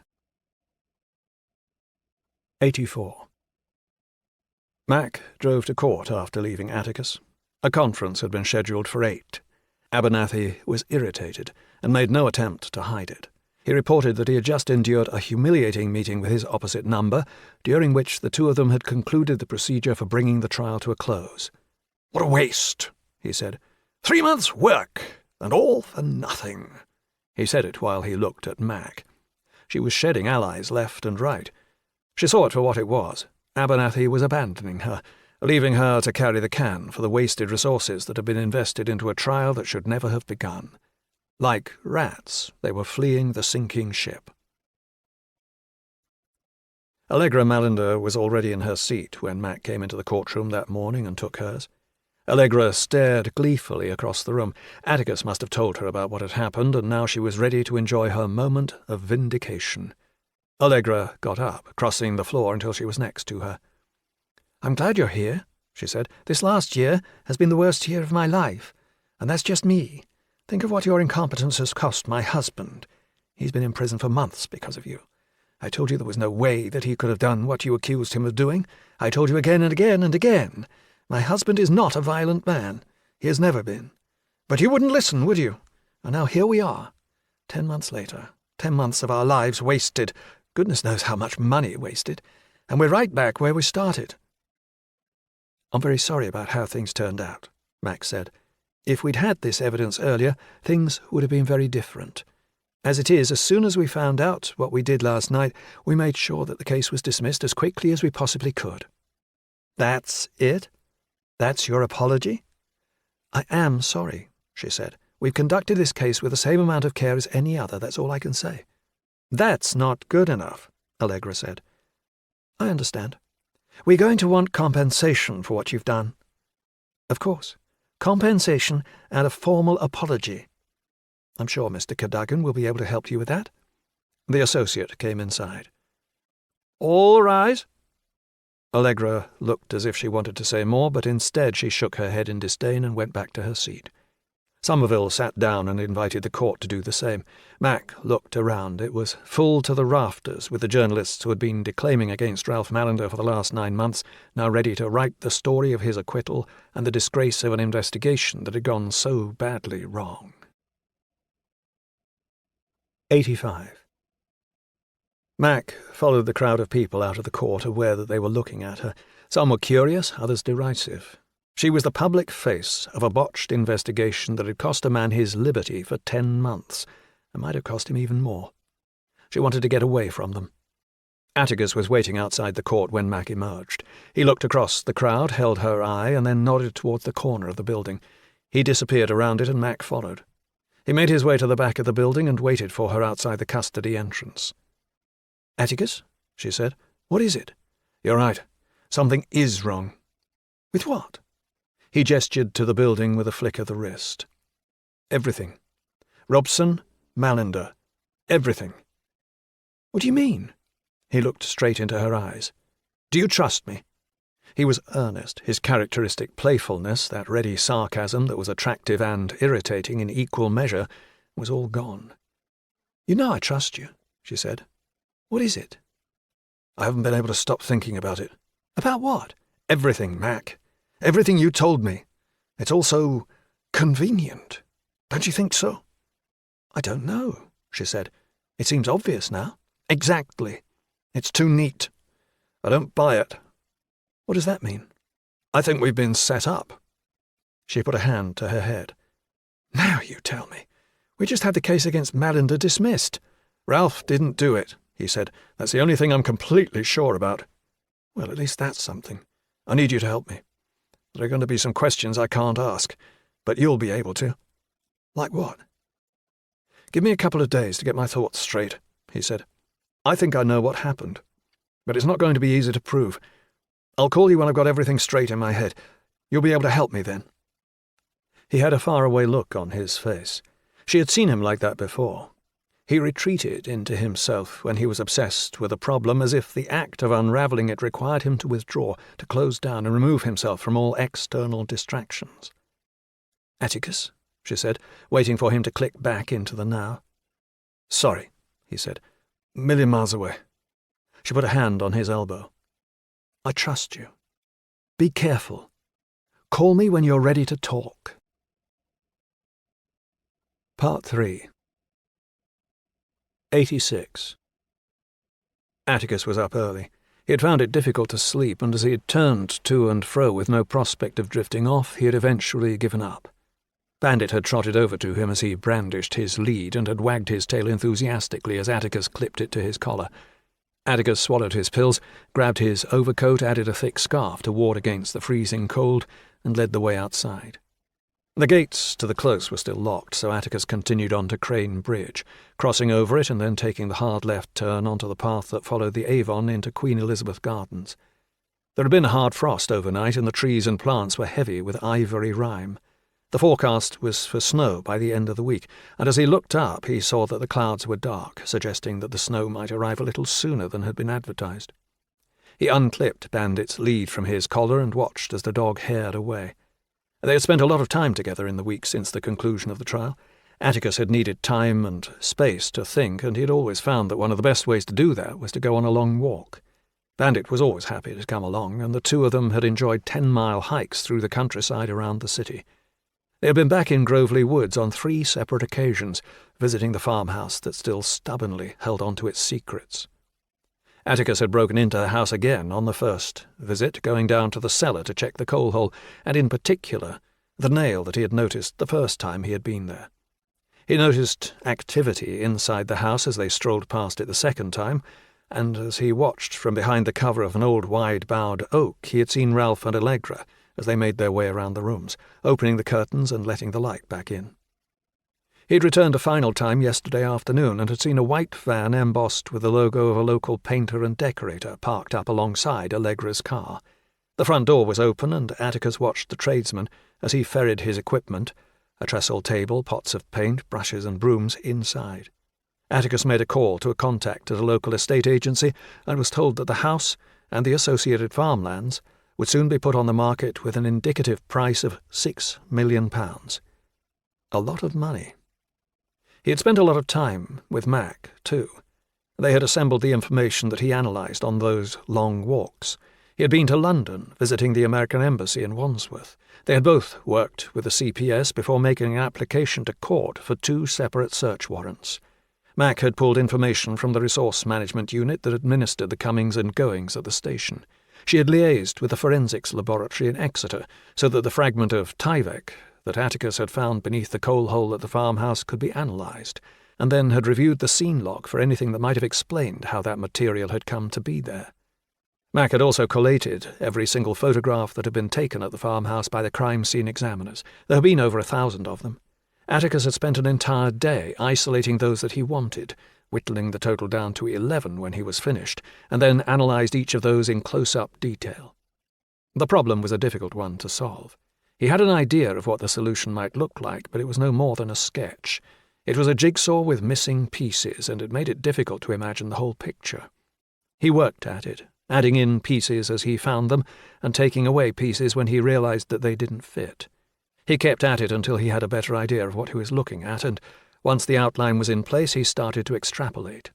Disparate pieces of data, dates and times, relationships, possible motivations, records pulled from various administrative databases, not all of them in the UK, post-mortem and autopsy reports, were gathered, assessed, tested again, and once he was confident that they were relevant, slotted into place. It had taken him 10 days to find certainty, but he was there now. The picture was complete. He knew what had happened that night, and he was ready to bring the whole sorry charade to a close. There had been extensive preparation for what would happen later today. Mac had made an urgent request to the Chief Constable under the Regulation of Investigatory Powers Act, and following his ascent, a tech support unit had been deployed to gather the evidence that Atticus expected to find when his trap was laid. All that was required now was to bait the trap. He was lost in contemplation again and snapped back as Bandit launched himself into the river in pursuit of a duck who had had the temerity to cross his path. Atticus put his fingers to his mouth and whistled, then waited as the dog changed course and paddled back to the bank. He clambered out, shook himself dry and trotted over. Atticus knelt down to rub his damp fur. "Let's get back, boy," he said. "Busy day today. I've got things to do." 87. Mac went downstairs and bummed a cigarette from Cathy, the civilian who worked the front desk. She didn't really smoke anymore, except for moments like this when she was particularly nervous. Trials didn't do it to her anymore, nor interviews that she knew would be important. She had a modicum of control over those through careful planning and preparation, and she could find solace in that. This, though, was different. She wasn't in control here and never really had been. She had allowed herself to be swept along with events, tricked and fooled every step of the way, and now the only possible way to find resolution was to invest all of her trust into a man she had promised her husband she would have nothing to do with ever again. She felt guilty and vulnerable, her career and her personal life at stake, without any ability to influence how things might play out. So, yes, she was nervous, very, and she needed a moment to think. She went outside into the cold, wrapped her coat more tightly around her in a futile attempt to stay warm, put the cigarette to her lips and lit it. She set off, headed into the Greencroft, and walked in the direction of the children's playground. The days following the collapse of the trial had been difficult. Abernathy had abrogated himself of all liability for what had happened, with his rejection quickly mirrored by the CPS. Both blamed the quality of the evidence that had been assembled by the police, and as the senior investigating officer, responsibility for that attached to Mac. Chief Superintendent Beckton had been bollocked by his boss, and now there was talk that Mr. Justice Somerville was going to order an inquiry into the conduct of Wiltshire police. Mac knew it. Shit rolled downhill, and she was going to get all of it. She sucked on the cigarette, held the smoke in her lungs, and then exhaled it, coughing a little as she did. Work was bleak, and she found no solace at home either. The work with Atticus had necessitated late nights, and Andy hadn't even protested when she had told him that the long hours would have to continue for another week or two. He was still resentful, and the atmosphere between them remained chilly. They put on a brave face for the sake of the children, but she knew that they were going to have to work at it if they were going to put things back the way they had been. She had looked online for couples therapy, but had decided against suggesting it. She would have given it a try, but Andy had never had much interest in things like that. Instead, she had tried to leave her worries about work at the Nick, to minimise the late nights as much as she could, and to concentrate on being present when she was at home. She reached the playground, watched a single kid swinging back and forth under the jaded supervision of her mother, and then turned back. Mac had tried to distract herself from her troubles by wrapping up the file for the CPS on an assault that she had been overseeing, but the exercise had been only partially successful. The Mallender case loomed large, always just a moment away from occupying her thoughts, and as today had approached, it had been difficult to ignore. She had spoken with Atticus the night before, taking the call on her mobile away from the office, and knew that what was likely to happen this afternoon had the potential to be difficult. Their planning had been thorough. She had second-guessed herself over and over about the good sense of taking his advice, vacillating between confidence that the course of action that they had chosen was the right one, and the fear, despite everything that they had put together, that they were wrong. She reached the station, dropped the cigarette, and ground it underfoot. It all came down to trust. She had to trust in her own assessment of Atticus's talent, in her ability to separate the professional and the personal, and in her judgment that what they were proposing to do would bring the case to a close, rather than just make it worse. She looked at her watch. 10 minutes to 11. She had already waited too long. She had to do it now. Mac took the stairs to the CID room and made her way across to Lennox's desk. "Boss," he said. "What's up?" "What are you doing this afternoon?" "Nothing that can't wait. Do you need me?" "I think so." "What's up?" "It's about the Mallenders. Well, Allegra specifically." "Right. What about her?" "There's something that's never really sat right with me." He frowned. "Like what?" "Like—" She paused. "Look, this has to stay between me and you, okay?"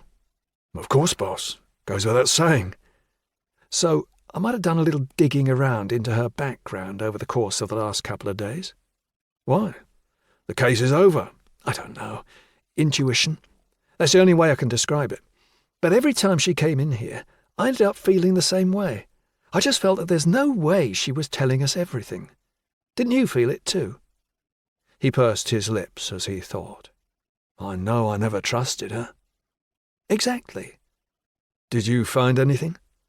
"I did," she said. "I don't think she's who she says she is. The wedding register has her maiden name down as Allegra Cook, early 30s, originally from the United States. I started looking for her in the databases." Lennox nodded for her to go on. "So the only Allegra Cook I could find, who would have been her age today, died aged 6 in 1990. I can't say for sure, but I'm about 95% confident she stole the dead girl's birth certificate and then built her new identity from there. If I'm right, we'll be able to charge her for possessing documents, birth certificate, passport, driving licence, for use in connection with fraud, and that's at the very least." He leaned back and shook his head in disbelief. "Bloody hell, boss." "Tell me about it." And it got me thinking, why would she do something like that? What does she have to hide? That's what I want to talk to her about. "If she's been lying about who she is," Lennox said, "what else could she be lying about?" "Exactly. We have to bring it up with her. But not here, at least not to start with. You know she and Ralph have already moved into the farmhouse, right?" "I did," he said. "Doing it up before they put it on the market." She nodded. "I'd rather speak to them there. You know what it's like. I'll be able to be a bit more liberal with what I say and how I say it if I do it away from the Nick." Lennox winked his understanding. "And you'd like me to come?" "I really would. I was thinking of going over there this afternoon." "No problem, boss. I'll drive us over." 88. Lennox drove them out to Wilton and then beneath the railway bridge and out into the countryside beyond. Mac was nervous, and her mood had seemingly spread to infect her sergeant too. Lennox had asked her how she was intending to play the conversation, but once Mac had explained, the two of them had settled into a pensive silence that wasn't really alleviated by the bonhomie of the Spire FM DJ as he linked songs by Katy Perry and Miley Cyrus.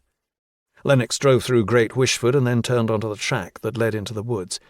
It was 4 o'clock now, and the gloom of dusk was deepening into darkness.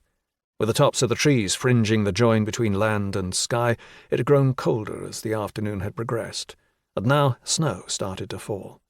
They were thick, fat flakes, and with the ground already icy hard, they started to settle. The snow gathered on the windscreen to be swept off by the wipers. "Going to be a white Christmas," Mac observed. "As long as it's better than last year, I don't care. Working on Christmas Day, they don't pay us enough." "Tell me about it," she said. Lennox passed the car park and continued into the wood, following the track to the farmhouse. He pulled up behind the gate to the property, and they both got out. The temperature had plummeted during their drive, and Mac clapped her arms about her in a vain attempt to generate some warmth. The branches overhead, even denuded of their leaves, were enough to shelter them from the snow, but little flurries of it fell through gaps where the sky was open. Mac looked beyond the gate to the house and saw that the rooms on the ground floor were lit. The curtains had not yet been drawn, and warm light shone out, casting golden oblongs on the white. She saw a silhouette pass through the kitchen, reappearing in the sitting room a moment later. "Ready?" she asked Lennox. He nodded. "How do you want to play it?" "I'll ask the questions. Just look ominous." "I can do that."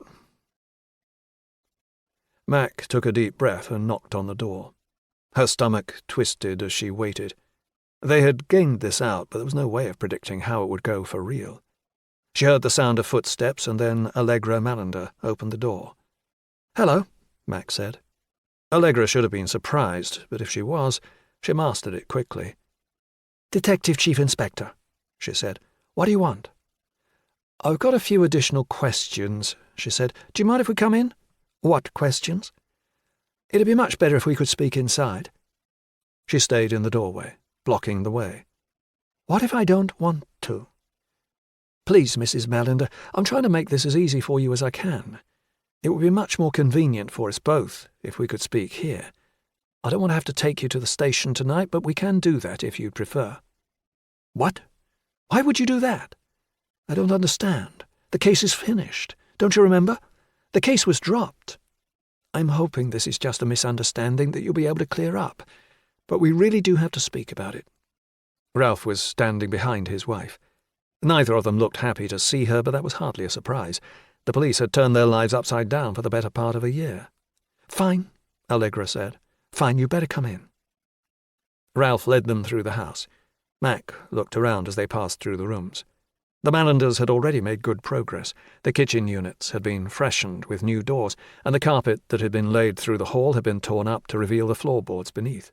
These were in the process of being polished. Half of the boards had been sanded, and a buffing machine had been pushed up against the front door in anticipation of finishing the job. "Excuse the mess," Ralph said. "We're in the process of getting the place ready to be sold." Allegra glared at her husband as if annoyed that he had been civil with their tormentors. She was evidently not interested in small talk. She opened the door to the sitting room and indicated that they should go inside. The room was very different from how Mac remembered it. It had been gloomy before, even when the curtains had been pulled back, with tired furniture, walls that were in need of redecoration, and dirty glass in the windows. More vivid in her memory, of course, had been the 3 bodies that they had found there: Juliet, Cassandra, and Cameron. She remembered the blood that had soaked into the fabric of the armchairs, and the insides of Cameron's head sprayed out across the walls. She had been back after the bodies had been removed and recalled the swaths of carpet that had been removed and the tincture of red that had stained the boards beneath. Today, all of that was gone. The room was clean and modern, with a polished oak floor and brand-new furniture. A flat-screen TV had been hung from the wall. There was a sleek dining table and chairs, and a Scandinavian sofa and armchair collection. A Christmas tree stood in the bay window, half-dressed. There was a tray of mince pies on the table, and Bing Crosby was singing White Christmas on the stereo. It appeared that their visit had interrupted the festivities. "Sit down," Allegra said, waving her hand in the direction of the table and chairs. Mac thanked her. Allegra went over to switch off the music when there came a knocking at the door. "Who's that?" Allegra sighed. She glared at Mac. "You don't have anyone else coming, do you?" Mac shrugged. "I'll get it," Ralph said. 89. Atticus was waiting on the track that led to Jimmy Robson's house. He was standing behind the same ancient oak as before, close enough to watch the farmhouse, yet shielded from observation by anyone on the track. He saw Mac and Lennox going inside and collected the leather satchel that he had hooked on the branch of the adjacent tree, dusting the snow off it. He made his way back up the track, passed through the gate and walked up to the front door. He knocked and waited. The door opened. Ralph Mallender was there. "Hello, Ralph," Atticus said. "What are you doing here?" "I need to come in." Ralph frowned. "What?" "May I?" Ralph was about to protest, but Atticus forestalled him by stepping inside and closing the door. "This isn't a good time," Ralph said. "It's the perfect time." He took off his jacket and handed it over before Ralph could demur. "Where are they?" "The sitting room." He didn't wait for a response, making his way along the hallway to the room that he remembered from his last visit. Ralph followed in his wake. "This really isn't a good time," he said. "The police are here." "I know," Atticus said. "I told them to come." He stepped into the room. Mac and Lennox were sitting down at a new dining table, and Allegra was standing by the fireplace. Mac looked over at Atticus and gave a shallow nod. Lennox's face crumpled in confusion, and Allegra stiffened. Her eyes widened. "Atticus," she said, surprised. "Hello, Allegra. What are you doing here?" "I thought I should come." "I'm sorry. I don't understand. Why? What for?" "The conversation we're about to have." "No, you've lost me." "I've been digging into what happened here a little more." "There's no need for that. It's over. They dropped the case. You've already done more than enough." "I don't know about that. There were a few things about what happened that I couldn't stop thinking about. I tried, I really did, but I couldn't get them out of my head. Ask the detective chief inspector. It's one of my weaknesses. Once I see a problem, I can't stop thinking about it until it's been solved." Atticus pulled out the chair at the head of the table and sat down. Lennox's face was blank, almost studiously so.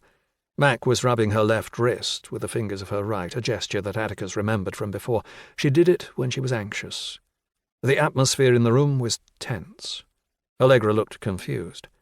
"I still don't understand. What things?" "That's what we're here to talk about," Mac said. "What?"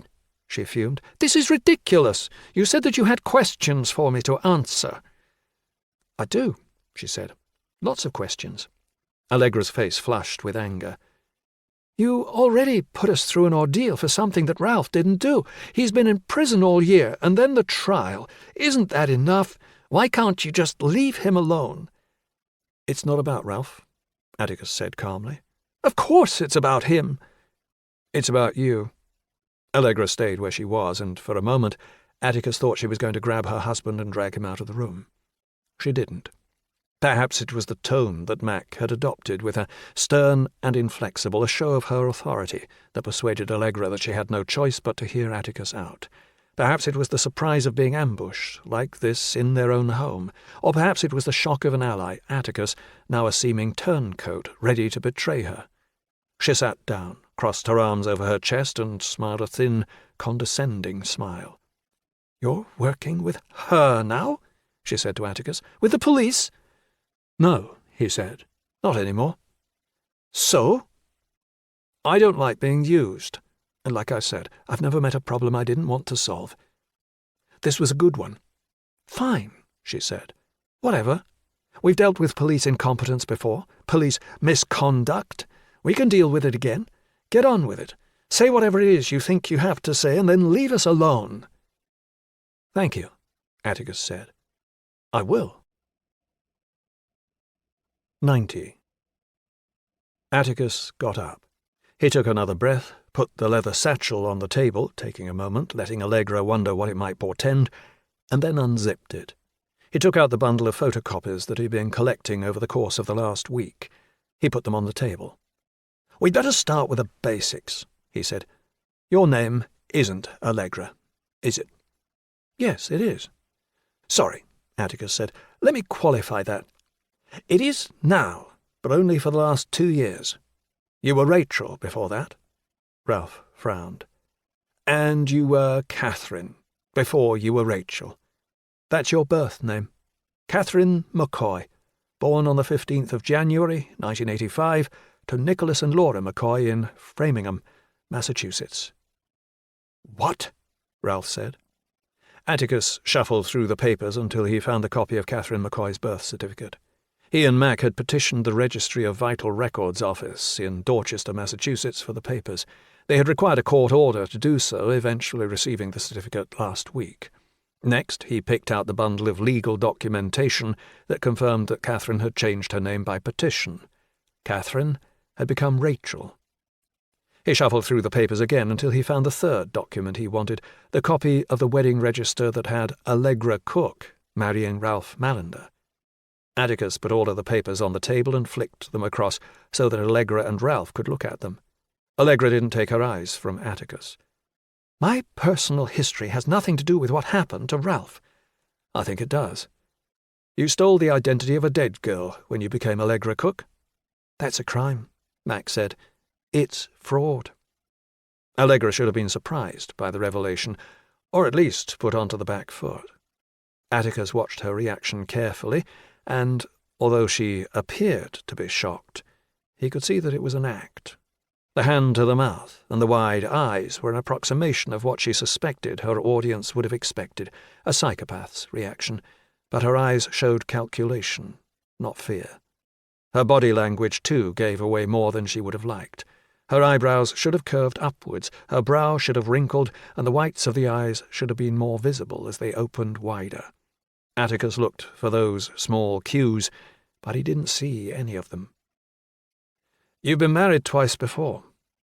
Atticus glanced over at Ralph. His shock wasn't manufactured. "And?" Allegra said. "And both of those marriages ended in unfortunate circumstances. Your first husband was a man called Richard Wilson. You were 19 when you met him, I believe. A ceremony in Las Vegas.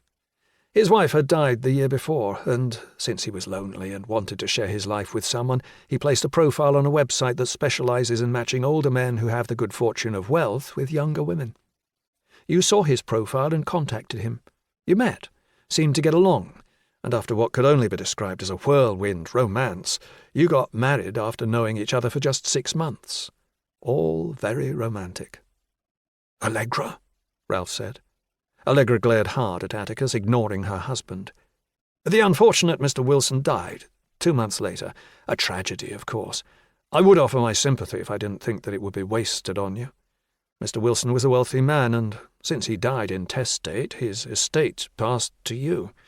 Several $100,000. "That must have helped take the sting away," Mac suggested. Allegra glared from Atticus to Mac and back again, but she held her tongue. Atticus went on. "You changed your name to Rachel McCoy, and then you moved to London.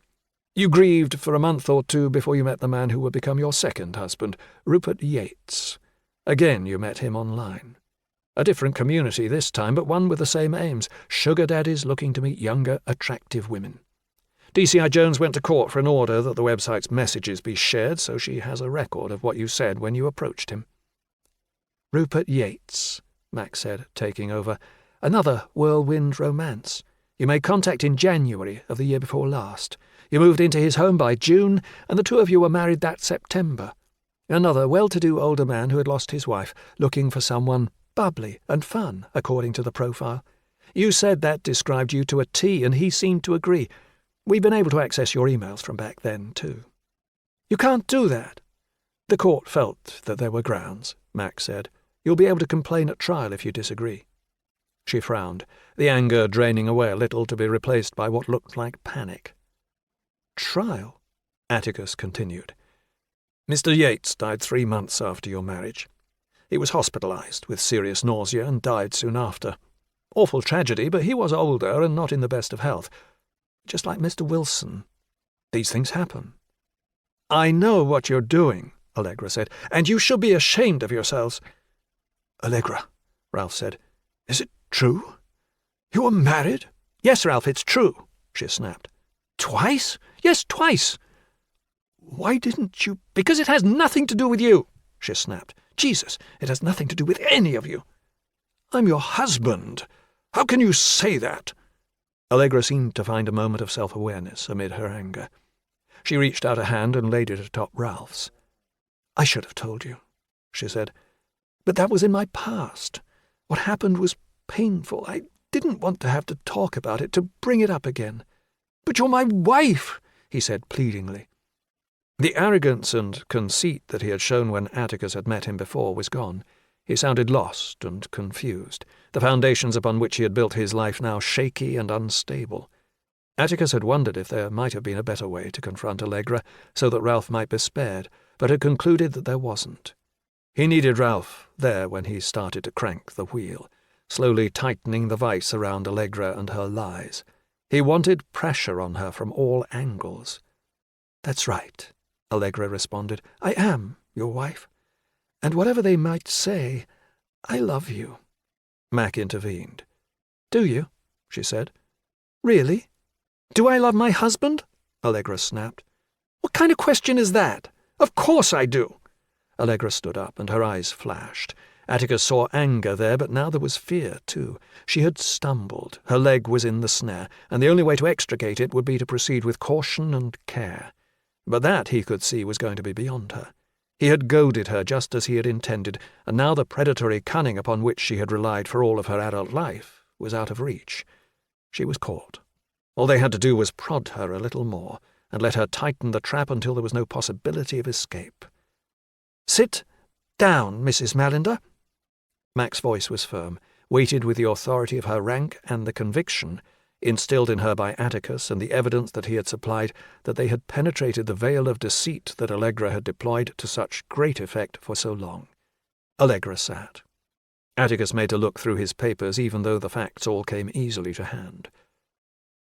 "Ralph," he said, glancing up at him. He was red-faced. "You met Allegra on a similar website, I believe?" "Yes," he said.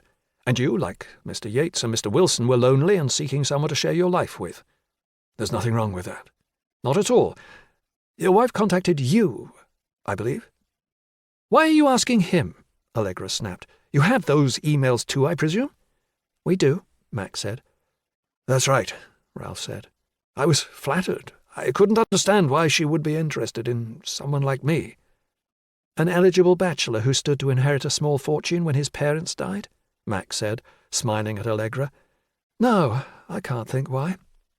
"Don't listen to them," Allegra said. "They're trying to make us doubt one another. I stood by you through all of this. I did that because I love you, Ralph. I always have loved you. I always will." "You would have been next," Atticus said. "What are you talking about?" Mac took out a sealed evidence bag. She rested it on the table. The bag was clear, and inside there was a second clear bag that held a greyish-white powder. "What's that?" Ralph said. Mac pushed it towards Allegra. "Tell him." "I don't know what it is." "Really?" "We found it in your car." "No, you didn't. I've never seen it before." "What is it?" Ralph said. "Thallium," Mac said. "Used mostly in manufacturing electronic devices. It's a poison, too, made especially effective because it's odourless and tasteless. It's also very difficult to trace in the system. Graham Young used it. The teacup poisoner. He killed at least 2 colleagues by lacing their tea with it. An unpleasant way to go." "Good God," Allegra said. "Thallium. Teacup poisoner. That's enough. I'm not standing for another moment of this." She got to her feet. "I want you to leave." Mac and Atticus stayed where they were. "Ralph," she said, "tell them to go." Ralph stayed where he was, too. He didn't speak. Allegra turned to Lennox as if in hope that he might say something, but seeing that he was studiously looking the other way, she slumped down again. "You were careful before," Atticus said. "Wilson and Yates were old and in poor health. It's not beyond the bounds of credibility that they might have died of natural causes. Of course, it would have aroused suspicion if both of them had died so soon after marrying the same woman, but those new identities helped, as did moving to a different country. Making the connection between the 2 deaths would have been almost impossible. But then you got greedy. I think you thought Ralph had more money than he said. You used up all of his savings, and then you looked at what you might be able to get your hands on in the event that his family died. You took on something a little more challenging. A project. Ralph looked as if he was in physical pain. Fantasy, she said. Honestly, absolute fantasy. Is it? Atticus said. I don't think so. It's the most ridiculous thing I've ever heard. The bodies of your 2 previous husbands have been exhumed, Mac said. What? Trace amounts of thallium have been found in their systems, Atticus said. That's right, isn't it, Detective Chief Inspector? That's what the labs are saying, Mac said. It's not easy to spot, especially if it's been administered by someone who knows what they're doing and there's no reason to look for it. But if there is a reason to look, she shrugged, you'd be surprised what you can find. You can't prove a word of any of this. I got it wrong last time, Mac said. I won't make the same mistake twice. She stood up. Allegra Marinder, I'm arresting you for the murder of Rupert Yates. You do not have to say anything, but anything you do say may be used against you in court. Do you understand? Lawyer, she said, staring coldly at Mac. I want my lawyer. 91. Ralph looked as if his world had fallen in upon itself. I don't understand, he said. What's happening? Allegra, what are they saying? She didn't look at her husband. Instead, she shared her scorn between Mac and Atticus. Ralph's parents saw through you, didn't they? Atticus said. What did they say? That you were a gold digger? We've never made a secret of what his parents thought of me, Allegra said. No, you didn't, Atticus said. But you couldn't really deny it, either. Other people knew about it. Ralph's family and the cleaner. They didn't know how deep it went, but they knew you were bad. I imagine that must have been frustrating for you. You're used to taking whatever you want, and they were in the way. How dare they? Did it make you angry? Lawyer. You couldn't murder Ralph's parents the same way, Atticus said. There were 2 of them for a start. You had to think of another way to get rid of them. And you decided that you'd need help. Didn't you hear me? Lawyer. Atticus looked over at Mac. She nodded. He reached down into his bag, took out an envelope and laid it on the table. He slid his finger inside and withdrew the contents. A selection of photographs that he had taken to be printed at Snappy Snaps on Catherine Street 2 days before. He flicked through them, making a show of it before he dealt them out, spinning them the way a croupier would dispense cards. They came to a stop on the opposite side of the dining table, close enough for Ralph to look down at them. He frowned, his expression becoming even more confused as his gaze slid from one to the other, left to right, and then right to left. What is this? That's your wife, Atticus said. I can see that, he snapped, but then the anger drained away as quickly as it had arrived. But what am I looking at? He knew. You don't recognize that house? He shook his head. No. There's no reason why you would. Atticus turned to Lennox. Detective Sergeant, do you recognize it? Lennox was frozen, his face pale and bloodless, and his hands clutching at one another on the tabletop before him. He was clenching his jaw, and a muscle in his cheek twitched and pulsed, in and out, in and out. Lennox? Mac said. Come on, Lennox said, his voice thin and reedy. What's going on? Ralph pleaded, his tone suggesting that he knew very well where this was headed, hoping against hope that he had jumped to the wrong conclusion, but knowing that he had not. Atticus dealt the photographs that he had been holding back. He had relied upon his telephoto lens, zooming in close enough to show Lennox and Allegra embracing at the door, the golden light from inside framing their clinch. Ralph looked distraught. He held onto Allegra's hand and nodded across the table at Lennox. You and him? Allegra turned back to her husband, and, as if at the flick of a switch, the cold stare was replaced by damp-eyed penitence. I'm sorry, darling. It was a terrible mistake. I was lonely. You were locked up. It meant nothing to me. I promise. I love you, and I always will. It was an impressive show. She was an emotional chameleon, able to morph from sour anger to tearful regret, seemingly at will, another symptom of her personality disorder. Atticus had been fooled, but that had been before. He knew better now. Ralph, though, was still trapped within the ambit of her malign influence. "What does this have to do with my parents?" he said. "I'm going to tell you what happened here on Christmas Eve," Atticus said. "The whole story, not the lies that you heard before. I've already established that your wife had a motive for wishing your family dead. Money. Your mother and father had joint wills. If one died, the other inherited the share of the deceased. When that surviving parent died, the property would be shared between the children. Of course, if you were the sole surviving child, you'd inherit all of the estate. A very significant amount of money." "No," he protested. "That says nothing at all." Atticus ignored him. "You and your family argued about your relationship with Allegra. They were unhappy. They didn't trust her and warned you that she was manipulating you. You disagreed. The argument became heated, and you left. This was all established at court, as is what follows. But I like to be thorough. I find it helps to have everything laid out before you." 92. Atticus glanced over at Mac, and then continued. "So, Ralph, you came back here, where you saw your father's body in the kitchen. You called 999, and Detective Sergeant Lennox was the first officer at the scene. I always found that odd.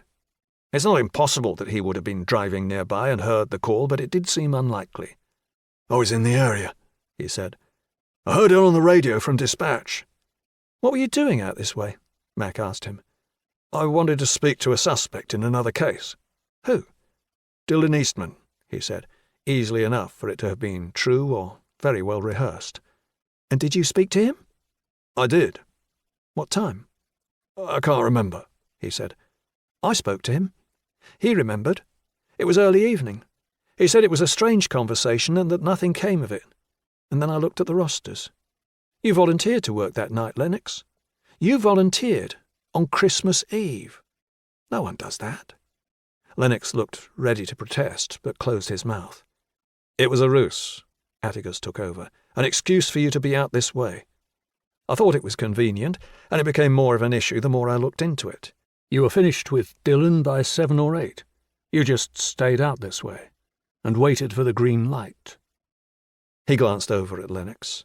The DS just stared back at him, hate radiating from his eyes, yet unable to move, a fly caught in a web as the threads of silk were wound about its body. Atticus continued. "So, the truth. You were first at the scene because you had never really left. You'd been here all evening. I don't know exactly when you arrived, but my guess would be after Ralph called Allegra to tell her about the argument. I suspect that she told you that Ralph had left the house and that you should make your way there to put your plan into effect. And you did. I'm not sure how you got inside.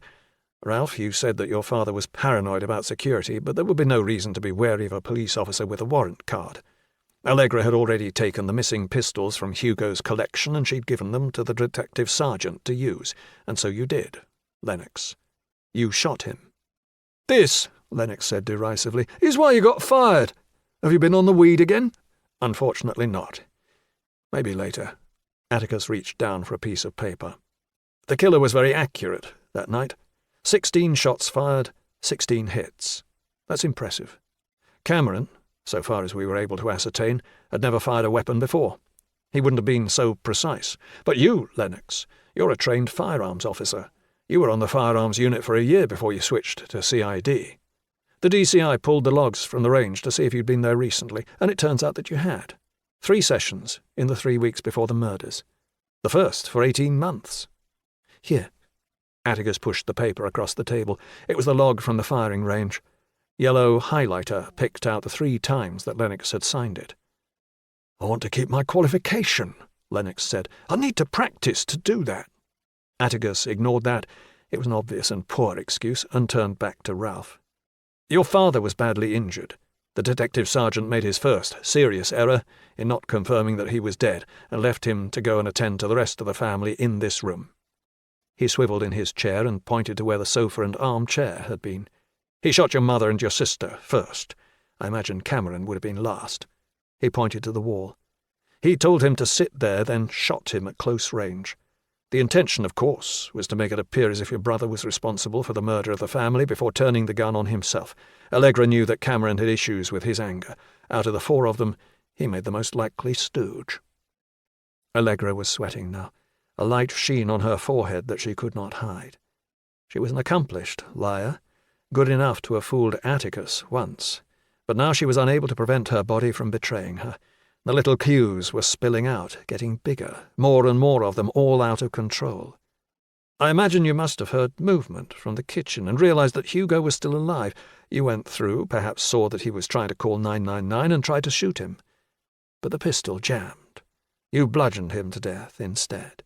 You were in the process of ensuring that everything appeared just as you wanted it when you were disturbed by Ralph's knock at the door. That, Ralph, was the problem that your wife and the detective sergeant did not anticipate. You weren't supposed to be here. You should have been on your way home, miles away by then, but instead you showed up just after the murders. Lennox cleared his throat but didn't speak. You panicked, Lennox. Perhaps the person at the door has a key. You have to leave before you can be discovered. Of course, Allegra told you about the way out through the coal hole. Ralph, you told your wife about that, and she told me that she knew one of the very few slips that she made during this whole complicated scheme. Very impressive. But those mistakes are instructive to someone who has the eye to see them. The detective sergeant was always going to go out that way so that it looked like the killer was still inside. He hurries to the cellar and lets himself out, taking care not to alert whoever it is he has heard outside. In his haste, however, he catches his shoulder against a nail that has worked free of the boards that secured the entrance. Mac, I saw it, she said. You said that you caught it when you were fixing the fence at home. Probably the best excuse that he could come up with on short notice. But he was unlucky. Lennox, you're in several of the crime scene photos. I examined them very carefully and saw the tear. I'd seen the nail when I looked around the cellar before, so I went back and checked. It's at just the right level for a man of your height to snag the right shoulder of a jacket.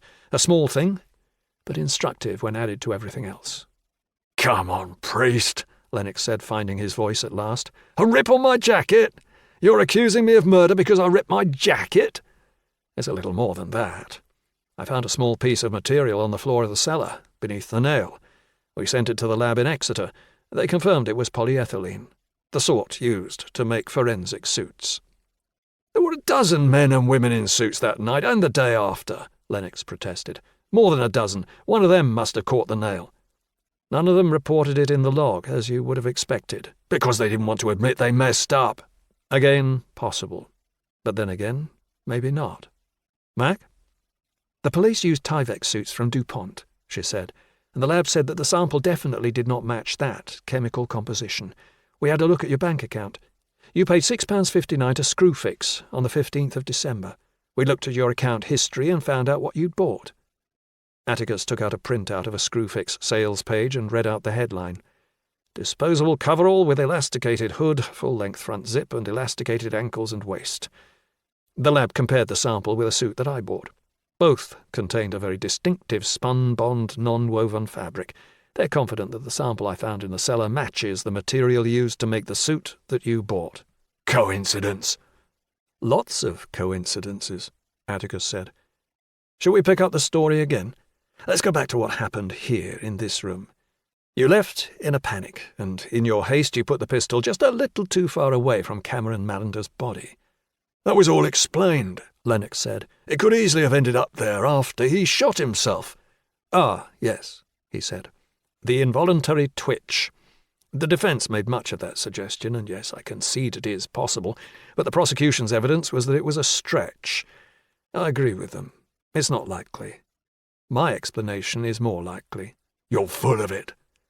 "I imagine you took off the oversuit when you were outside. You went back through the woods to the car park where you'd left your car, muddying your shoes in the process. You stowed the suit and left enough time so as not to appear too quickly, but nevertheless you ensured that you were first on the scene. You met Ralph outside the house and then went to the door where you observed Hugo Mallander's body. You pulled back and waited for support. The two constables arrived and spoke to Ralph. This is where you diverged from the plan. You realized that it was entirely possible that the finger of blame might point at him. Perhaps you remembered that the gun has been left a little too far away from Cameron's body. Perhaps you worried about the rip on your jacket or the mud on your shoes. I can't say. I've never murdered 4 people before.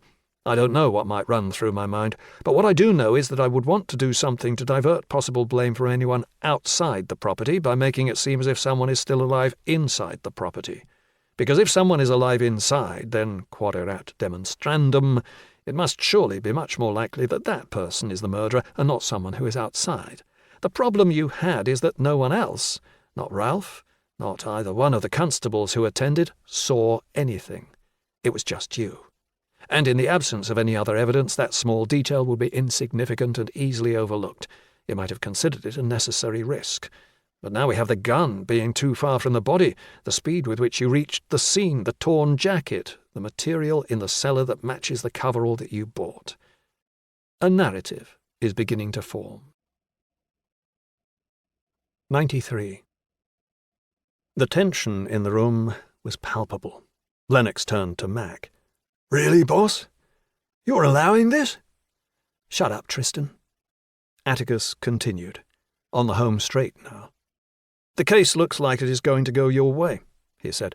Cameron seems like a credible suspect. There isn't anyone else, in any event. But then the family get involved. They demand that Ralph be investigated. They say that he didn't get on with his parents. The argument that afternoon comes to light. Mrs. Grant says how vicious it was. The evidence against Cameron starts to look tenuous. The gun falling where it did is problematic. There's no gunshot residue on Cameron's hands. No blood other than Cameron's own on his body. Odd, given that Hugo clearly tried to put up a fight.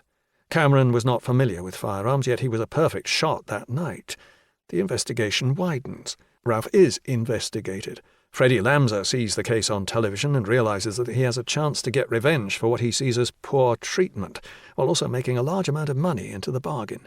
The case against Ralph looks more and more serious. He's arrested, interviewed, and charged. Atticus got up, reached across the table, and collected the photographs. But this just won't do, he said. This is the worst possible outcome. If Ralph is convicted of murdering his parents, he can't inherit. He forfeits what he would otherwise have received. He looked down at Allegra. I can only imagine what you must have been thinking. He must have been desperate. The police had built a credible case against him. Good enough. You couldn't risk it, so you hired me. A last throw of the dice. And it very nearly worked.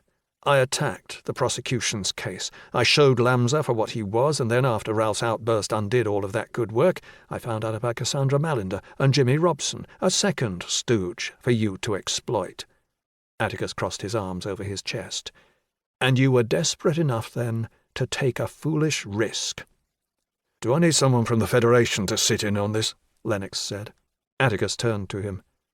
Are you guilty, Detective Sergeant? Of course I'm not bloody guilty. We can get a rep if you want, Mac said, or you can hear Atticus out. He shook his head. Whatever. I don't care. Get it over with. Atticus turned and paced to the window. The snow was still falling, a shifting curtain that was suffused with a golden glow from an exterior light. I told Allegra about Jimmy and Cassandra. He was perfect. The idiot who could take the fall for Ralph. He had already testified to the fact that he had no alibi for Christmas Eve. He had a record for violent crime as long as your arm, and now we had evidence of a relationship with Cassandra, and the possibility that it might have been the bad influence that caused her mother and father so much grief. We know he was dismissed from the farm around the time that Cassandra had her religious conversion. Isn't it possible that Hugo might have warned him off and told Cassandra she was forbidden from seeing him? And if he had done that, isn't it possible that a man like Jimmy might bear a grudge? You hoped that the suggestion that there was a better suspect might have been enough to cast enough doubt on the prosecution's case. But then I got into trouble while I was investigating Robson, and you decided to go for broke. You took Cassandra's necklace from her body for specifically this purpose, a last-ditch strategy when everything else had failed. Fit up someone else. Robson was perfect, and I had given you the ideal opportunity to roll the dice. Allegra, you told DCI Jones that you thought I was in trouble. Then DCI Jones saw DS Lennox, who was conveniently at court that afternoon and able to get there with her. Robson holding me inside was justification to break in, and in the confusion that followed, you, he pointed at Lennox, planted the necklace and the 9mm rounds that were from the same box as the ones you had used to murder the family. Really, Lennox said. You can't prove any of it. I'd already searched the property, Atticus said. I know that the necklace and the rounds weren't there before. I have video on my phone that shows that they weren't under the bed where they were found. It's possible that Robson could have deposited them after he had locked me up, but why would he do that then? It's more likely that someone who entered the property between then and the start of the full search did it. You could have done it, Lennox. The ripped jacket, the target practice, being at the farmhouse first, being at Robson's house first. So many little coincidences. When you add them up and look at them, they don't look like coincidences anymore. They look like a pattern. Add in the relationship with Allegra, a woman who has already killed 2 men, and they look like motive, means, and opportunity. Bullshit, he exclaimed. None of that proves anything. There's one other thing, Max said. She reached into her pocket and took out a digital recorder. She put it on the table, stared at Lennox, and pressed play. Lennox's voice played back. Allegra. What is it? Allegra replied. We're in trouble. I just spoke to my boss. They've been investigating you. Why? She says that she can prove you stole someone's identity. Is that true? There was a pause. Allegra, is that true? Yes, when I got here. So what? That's fraud, and it's made her suspicious. She's going to come over this afternoon and question you. Shit. You should have told me. Shit. It'll be fine. It's just this, as far as I know. She doesn't know anything else. That's easy for you to say. You were supposed to stop this from happening. Relax. I'll find out if she knows anything else. I don't think she does. There's more, Max said.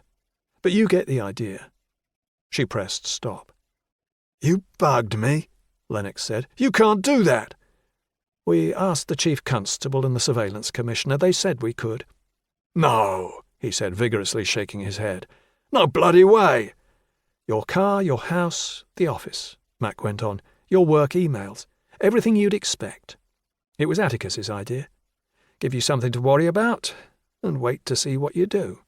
You went down to your car this morning and called from there, 15 minutes after we'd spoken, and on speakerphone. That was helpful. She reached over and collected the recorder just as there came a heavy knocking on the front door. What now? Ralph said. Let me guess, Lennox said. Some of the lads from the Nick? Bob Carver and a couple of others, Max said. Ralph, could you go and let them in, please? Lawyer, Allegra said a little pointlessly. You're under arrest, Lennox. What happened next took Atticus completely by surprise. Lennox sprang out of his seat, reached around his body, and pulled out a pistol. Atticus recognized it, the Smith & Wesson that had been stolen from Hugo Malander's gun safe at the same time as the Browning. The one that they had never found.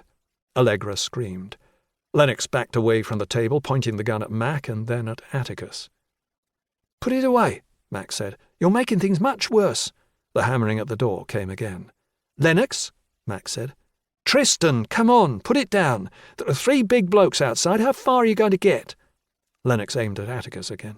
His finger was around the trigger. Atticus could see the tension in his body, the clenching of his jaw, the knotted cords in his neck, the tremor in his outstretched arm.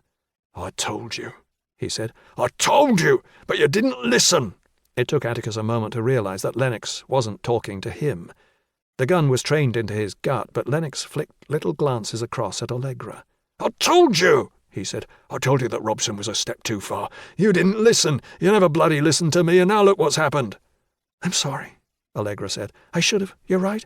I'm sorry." "Yes, you should have listened. You should have left it as it was, taking your chances with the trial. Ralph was going to get off. We didn't need to make sure. It was already done."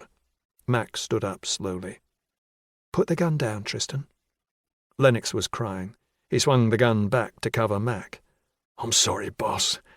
I got caught up in it all, and now I'm lost." He backed away from them, covering the room with the pistol. "Don't," Max said. "It's over. Put it down." He backed out of the room, and they heard running footsteps. "Shit," Max said. Atticus got up. "He's going to run," he said. "Carver doesn't know he's got a gun. He'll get shot." He ran to the door. 94. Atticus remembered the layout of the house and guessed that Lennox did too. There were 2 main entrances, the front door and the door to the kitchen, and a third, used less often, that opened from the study into the garden. Carver had knocked on the front door, and Lennox would have expected him to have put a man on the kitchen door too. Perhaps not the study door, though. Lennox had a head start, and he was armed. Atticus followed carefully. He heard the sound of a key turning in a lock and then the squeak of unoiled hinges, and knew that he was right. "Atticus!" Mac called out from somewhere behind him. Atticus ignored her. He reached the door to the study and pushed himself against the wall, edging to the opening and then risking a glance around the frame and into the room beyond. The study door was open, the wind rustling the curtain that had shielded it from the rest of the room. Atticus gulped a breath, and without thinking too much about the fact that Lennox might still be inside, he stepped into the room. It was empty. He crossed it at a trot, and ignoring a second warning from Mac, he parted the curtain and stepped outside. His feet crunched into the thin layer of snow that had fallen while he had been inside the house. It was dark, with the only light coming from the exterior lamp that he had seen from the sitting-room window. The light did not extend far, quickly swallowed up by the gloom and the snow that was falling heavier and heavier. There was enough, though, for Atticus to see the footprints that extended from the doorway and into the vegetable patch at the side of the house. Atticus heard another vigorous rapping on the front door. "Carver!" Atticus called out. "He's made a run for it!" He didn't wait for the uniform to respond. Lennox was running, and unless someone went after him quickly, they would lose him in the woods. He followed the tracks, clambering over the uneven ground of the vegetable patch and sprinting hard into the inky black that was thick between the trees. His feet slipped on the ice beneath the powdery snow. The footprints reached the track, and then, with no light, they disappeared. The snow had fallen heavily here, and Atticus almost tripped as his feet ploughed through it. He kept on, just able to make out the boundaries of the track, hemmed in on both sides by the darker shapes of the trees. His thighs started to burn from the effort, and the cold air stung his lungs as he gasped it in. He staggered to a stop and turned. He couldn't see the house any more. There was no light. The trees crowded in, shades of black and the darkest grey absorbing him. He closed his eyes, listening.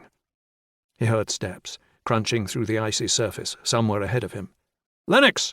The footsteps stopped. "Lennox! There's no point in running!" He heard the crunch of footsteps. He thought he saw movement. A grey shape sliding through the black. The shape stopped. Atticus stumbled and fell, tripping over a frozen rut in the track and crashing down onto the snow. There was a flash. Something sliced through the air just above his head. The crack of the gunshot was accompanied by an impact behind him, the bullet blasting into a tree, perhaps, and the panicked shriek of an animal nearby. "You should have kept your nose out of my business," Lennox said. Atticus tried to move to his left, to get into the bushes that he knew were at the side of the track, but his feet and hands scrunched through the hard snow, much too loud, and he froze. "You never knew when to stop, did you?" Atticus bit his lip. The footsteps started again, coming down the track toward him. 1. "Always putting your nose where it didn't belong." 2. "You didn't know when to stop then, and you still don't know now." 3. Atticus was frozen to the spot. "You're going to regret you ever—" He was interrupted by a solid thwack, the sound of something striking against something solid, and then a crunch as a heavy weight collapsed onto the snow. "Atticus?" It was Mac. "Atticus? Shit, Atticus, where are you?" He spat snow. "Over here." Light shone out as Mac activated the flashlight on her phone. The light shone downwards onto Lennox's motionless body, and then reached down the track to where Atticus was sitting. He blinked his eyes against the light until he could make out more. Mac had a thick branch in her right hand. It ended in a knuckle of gnarled wood. "Are you all right?" "He missed," Atticus said. "I'm fine. What about him?" Mac knelt down and pressed her fingers against Lennox's neck. "Still with us," she said. "It was just a love tap." "Just a love tap?" He got up and brushed away the compacted snow that had adhered to his clothes. "Remind me never to get on your bad side." "Bit late for that," she said, although he could hear the smile in her voice. She searched Lennox for additional weapons, running her hands up and down his torso and over his pockets. "Anything?" "Nothing," she said. "Where's the gun?" "He's dropped it." She shone the flashlight over the snowy ground until she located the weapon. "Here," Atticus exhaled. "What a mess. I can't believe Lennox would be so stupid as to have done something like this." "Money," Atticus said. "You think?" "I had a little look in his account." "Should I ask how?" "Probably best not to." "But?" "He had gambling debts, quite big ones. I imagine Allegra promised that she'd pay them all off." "She's quite a piece of work," she said. "She is." "Boss?" Atticus recognized Carver's shout. He looked back down the track and saw 3 more torches bouncing toward them. "We're over here," Mac called back. She reached out and took Atticus by the arm. "You sure you're okay?" "Just annoyed." "Apart from your pride?" "I'm fine, thanks to you. He would have shot me." She squeezed his bicep. "Don't get mushy. I was just doing my job." Carver reached them. He was breathing hard, out of breath. "You okay, boss?" "All good, Bob." "Priest?" "Didn't know you cared," he said. "I'm fine. What about Diaz Lennox?" Mac gestured into the darkness. "He's over there," Mac said. "Better call an ambulance. He's out cold. Took a bit of a bang to the head." "Right you are." "He had a weapon," she said, shining her light to where the gun had fallen. "Take a picture of it in situ and make sure it gets packaged properly." Mac dropped the branch to the ground. Carver and one of the other uniforms stayed with Lennox while Mac and Atticus followed their tracks back to the house. Mac delivered instructions as they walked.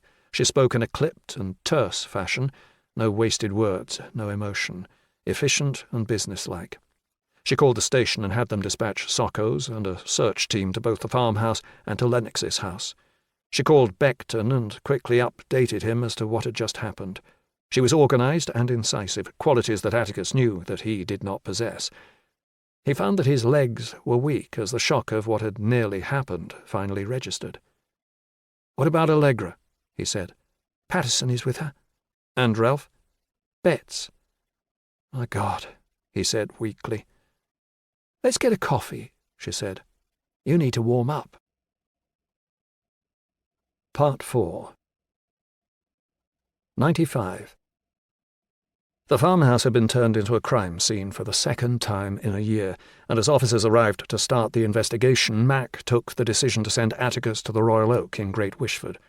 Francine Patterson went with him to the car park and drove them both down the road to the village.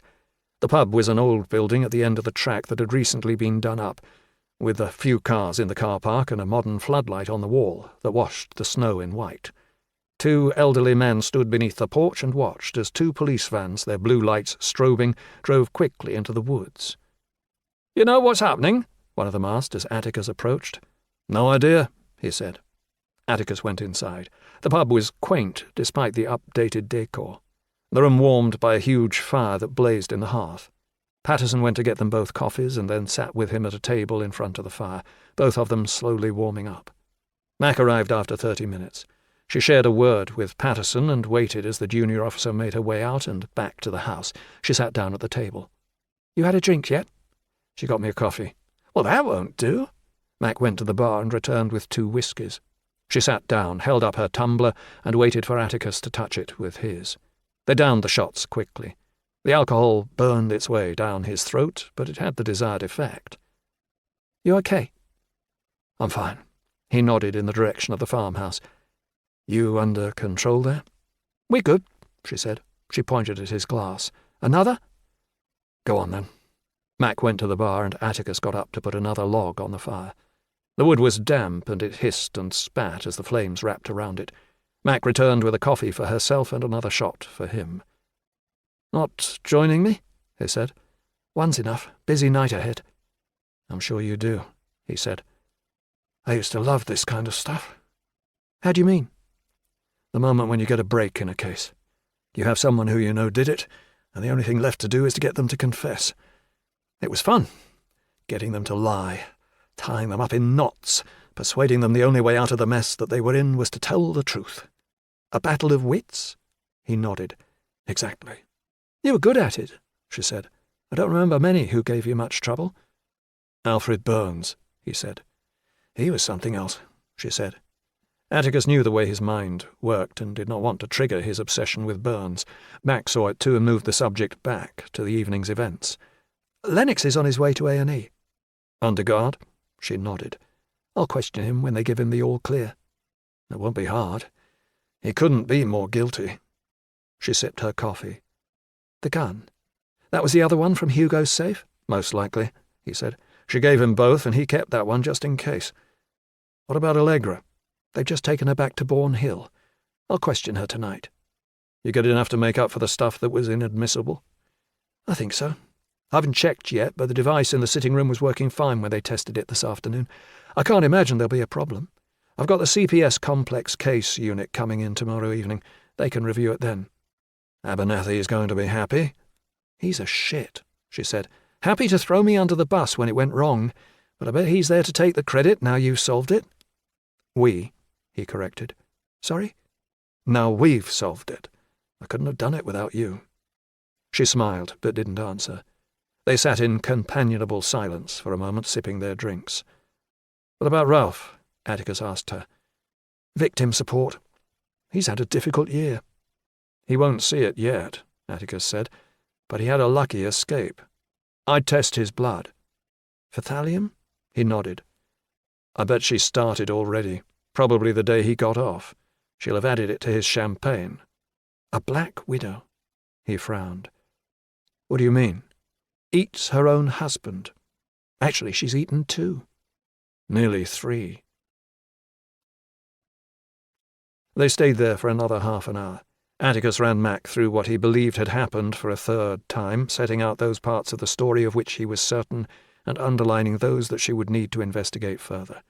He had no doubt that a full investigation into Allegra and her past would furnish more than enough additional evidence to make the case against her certain beyond any prospect of doubt. Not that that was going to be relevant after what had happened.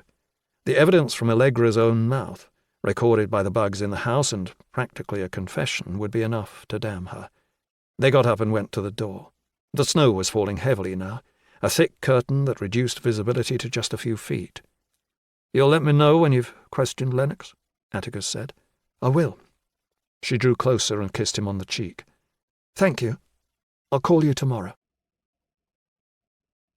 96. Atticus parked the car in Central and walked back. The snow was falling steadily now, covering everything in a white mantle that smoothed away the edges and hid imperfections. His feet crunched through it, his toes quickly frozen in boots that weren't intended for weather like this. The late hour and the weather conspired so that the roads were almost empty, with a solitary gritter spraying salt behind it as it made its way through the city. He reached the office and reached icy fingers into his pocket for his keys. He fumbled them into the lock and went inside. The temperature as he climbed the stairs was not much warmer than the street, and he was glad of the warmth from the storage heaters inside the office. He switched on the 2 cheap, oil-filled radiators that he had purchased from Tesco to keep the worst of the chill away, and knelt down so that Bandit could come forward for an embrace. "It's cold out there," he said. The dog pressed his wet muzzle into the cleft between Atticus's chin and shoulder, and Atticus rewarded him with a vigorous rub. "What a day," he said as he stood and made his way into the bedroom. "You're sleeping on the bed with me tonight. We can help each other keep warm." Bandit didn't need to be asked twice. Atticus took him out into the garden to relieve himself and then led the way back up the stairs to the bedroom. The dog trotted behind him obediently and curled up on the bed. Mac tried to ring Andy's mobile, but the call went to voicemail. She stared at the display as his familiar message played out, but pressed end before the beep. She knew that she should have called earlier, but she had been distracted by what had happened. That was reasonable, she thought, given the circumstances. She wondered whether Andy would feel the same way. She had been working too hard and coming home too late for weeks now. Months. And she knew that his patience was wearing thin. That made her angry. What was she supposed to do? This was her job.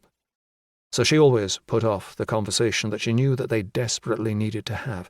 She put it off, too, because she knew what he would say.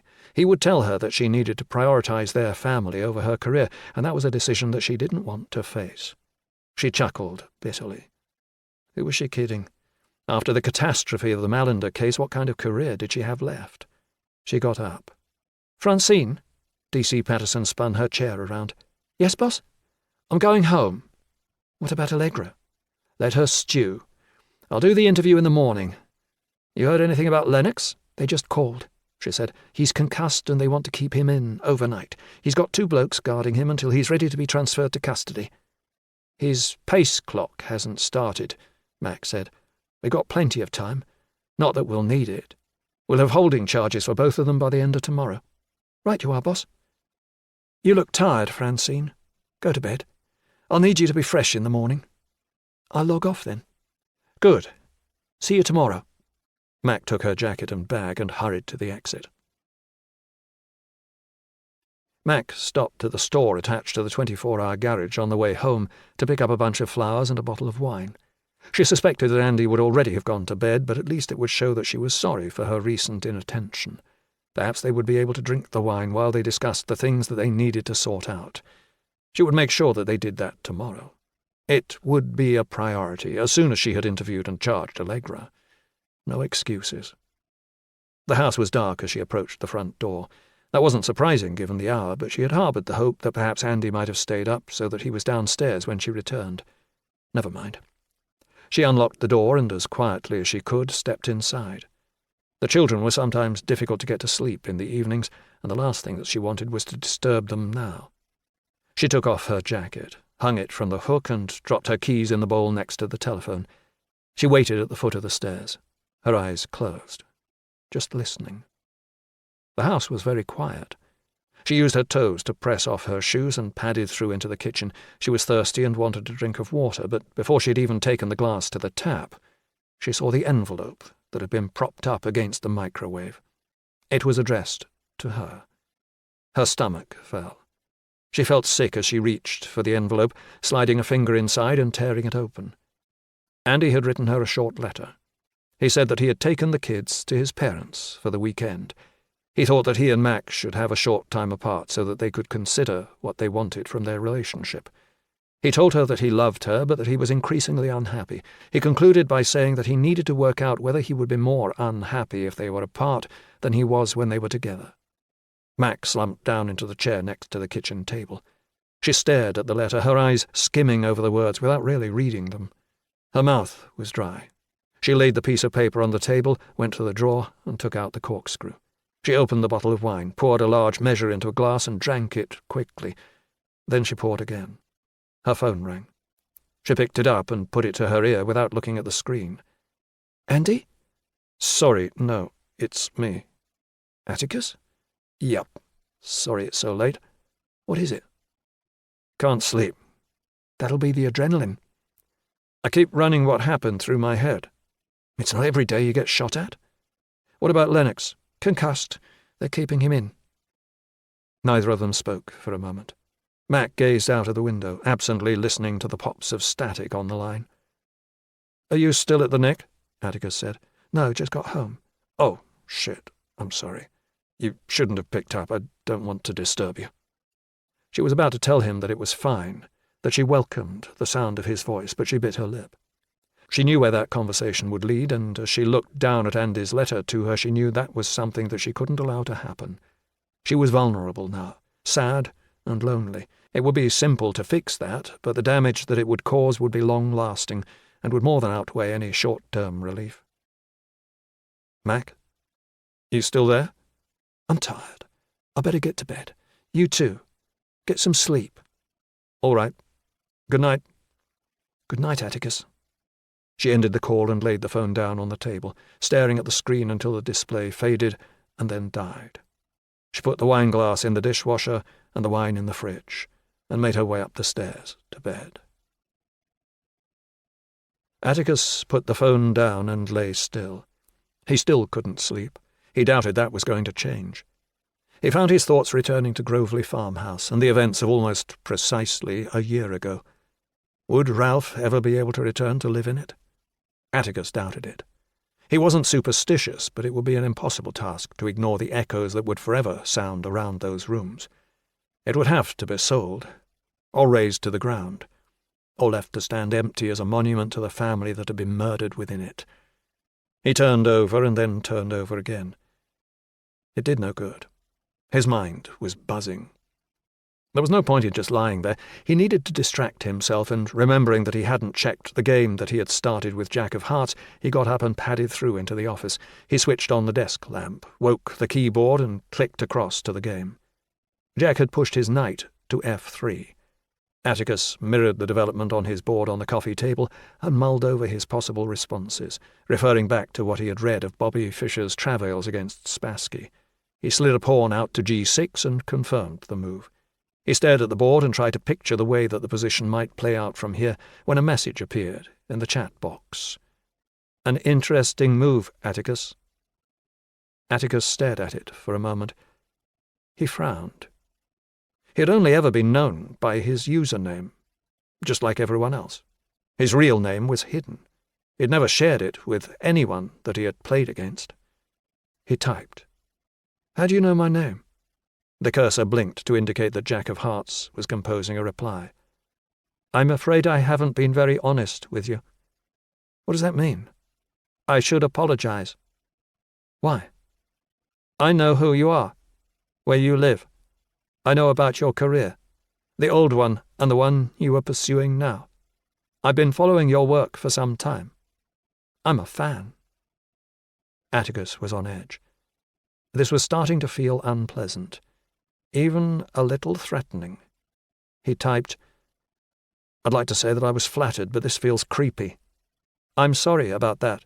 That's the last thing I want." Atticus reached for the keyboard to reply, started to type, then stopped. He didn't know what to say. Another message appeared. "I wanted to congratulate you. I was concerned that you might believe that Robson was guilty. It was always obvious that he was a stooge. The wife and the detective sergeant were shrewd, but they panicked. Wouldn't you agree?" The cursor flashed. Atticus's mouth was dry. He reached for a plastic bottle of fizzy water that he had left next to the keyboard and drank down the tepid half-inch that was left in the bottom. He typed, "Who are you?" "It's best that you don't know that." "Best for who?" "For both of us." Atticus stood and went to the window. He looked out into the street below. It was deserted. The snow had been falling all night, and now even the road was smooth. There were no tire tracks or footprints to disturb the white. He had the uncomfortable feeling that he was being watched, yet could see no evidence to suggest that it was more than just a premonition. He went back to the desk and saw another message was waiting for him. "I just wanted to say hello, properly. I'd like to be able to be honest with you." "How can you be honest if I don't know who you are?" Another message flashed up at the bottom of the chat box. "Jack of Hearts has left the conversation." Epilogue. Atticus waited in the same cafe where he had taken Allegra Mallender on the first day of her husband's trial. He had stopped at court first of all, but as he had expected, there was a scrum of activity both inside and outside the building. Television outside broadcast vans had parked along the side of Wilton Road, and reporters were filming to camera pieces as bemused members of the public made their way around them. There was a queue of interested parties waiting to pass through security, and the usher, a man Atticus knew from his days in the police, had told him over a cigarette that the public gallery and the space reserved for the press were both full, and that no one else would be admitted. The Crown's case against Allegra Mallender and Tristan Lennox started today. Both stood accused of murder, and the magistrates were sitting in order to send the case straight to the Crown Court. Even though the hearing was purely procedural, this was still the biggest show in town. Ralph's trial had been a cause célèbre, but this, adding his murderous wife and her illicit lover to the existing tragedy of the Mallenders, had given proceedings a salacious edge that went beyond what had gone before. Atticus had 2 polystyrene cups of coffee on the table.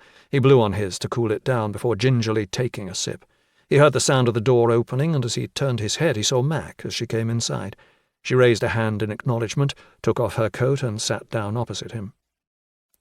"Morning," she said. He pushed the other coffee across the table. "For you." "Thanks." She put the cup to her lips and sipped the coffee. "I need it." "Long morning?" She smiled wanly. "Long few days." Atticus didn't doubt it for a moment. The law allowed Mac 24 hours to interview Allegra and Lennox, but she had secured an extension for 36 hours before making the decision to charge them both. He remembered what it would have been like during that initial period, a concentrated burst of questioning, investigation, and more questioning. The case might have appeared straightforward, but there were questions of the admissibility of the evidence that had been gathered at the farmhouse that needed to be discussed with the CPS. That, together with the inevitable media attention that the case would attract, would have been enough to give Mac a full plate. "Did they give you an idea what they might plea?" he asked her.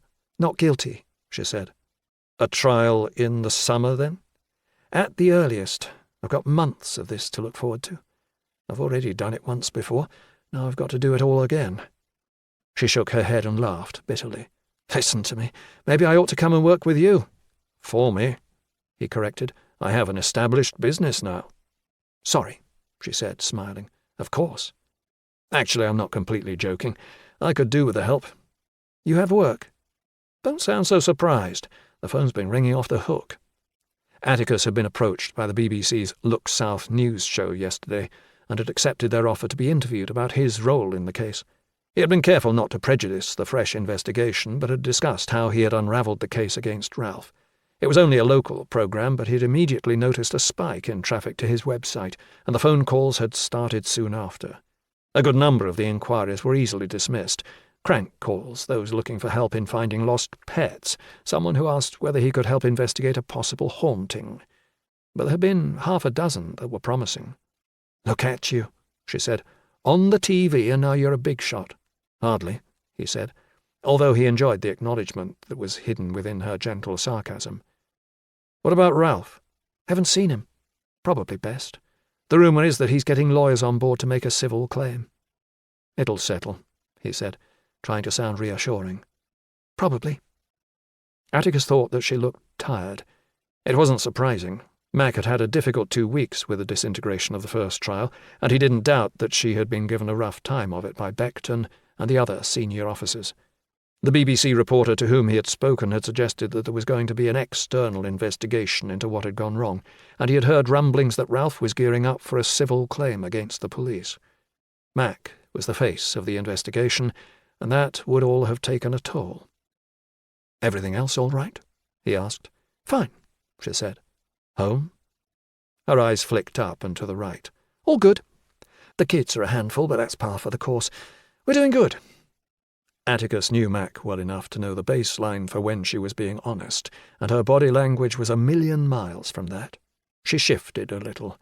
There was a slight crack in her voice, almost imperceptible, but not to him, and there was the shirked eye contact.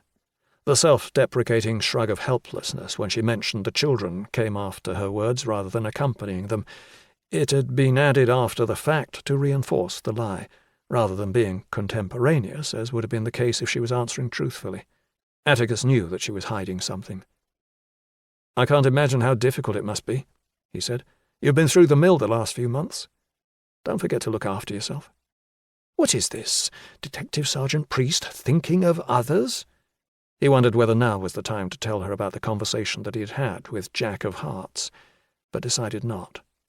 Mac was up against it, and there was no sense in burdening her with something else now, especially since it was probably just a crank. Atticus had given the online exchange a lot of thought, and had come to the conclusion that it was someone who was messing around with him.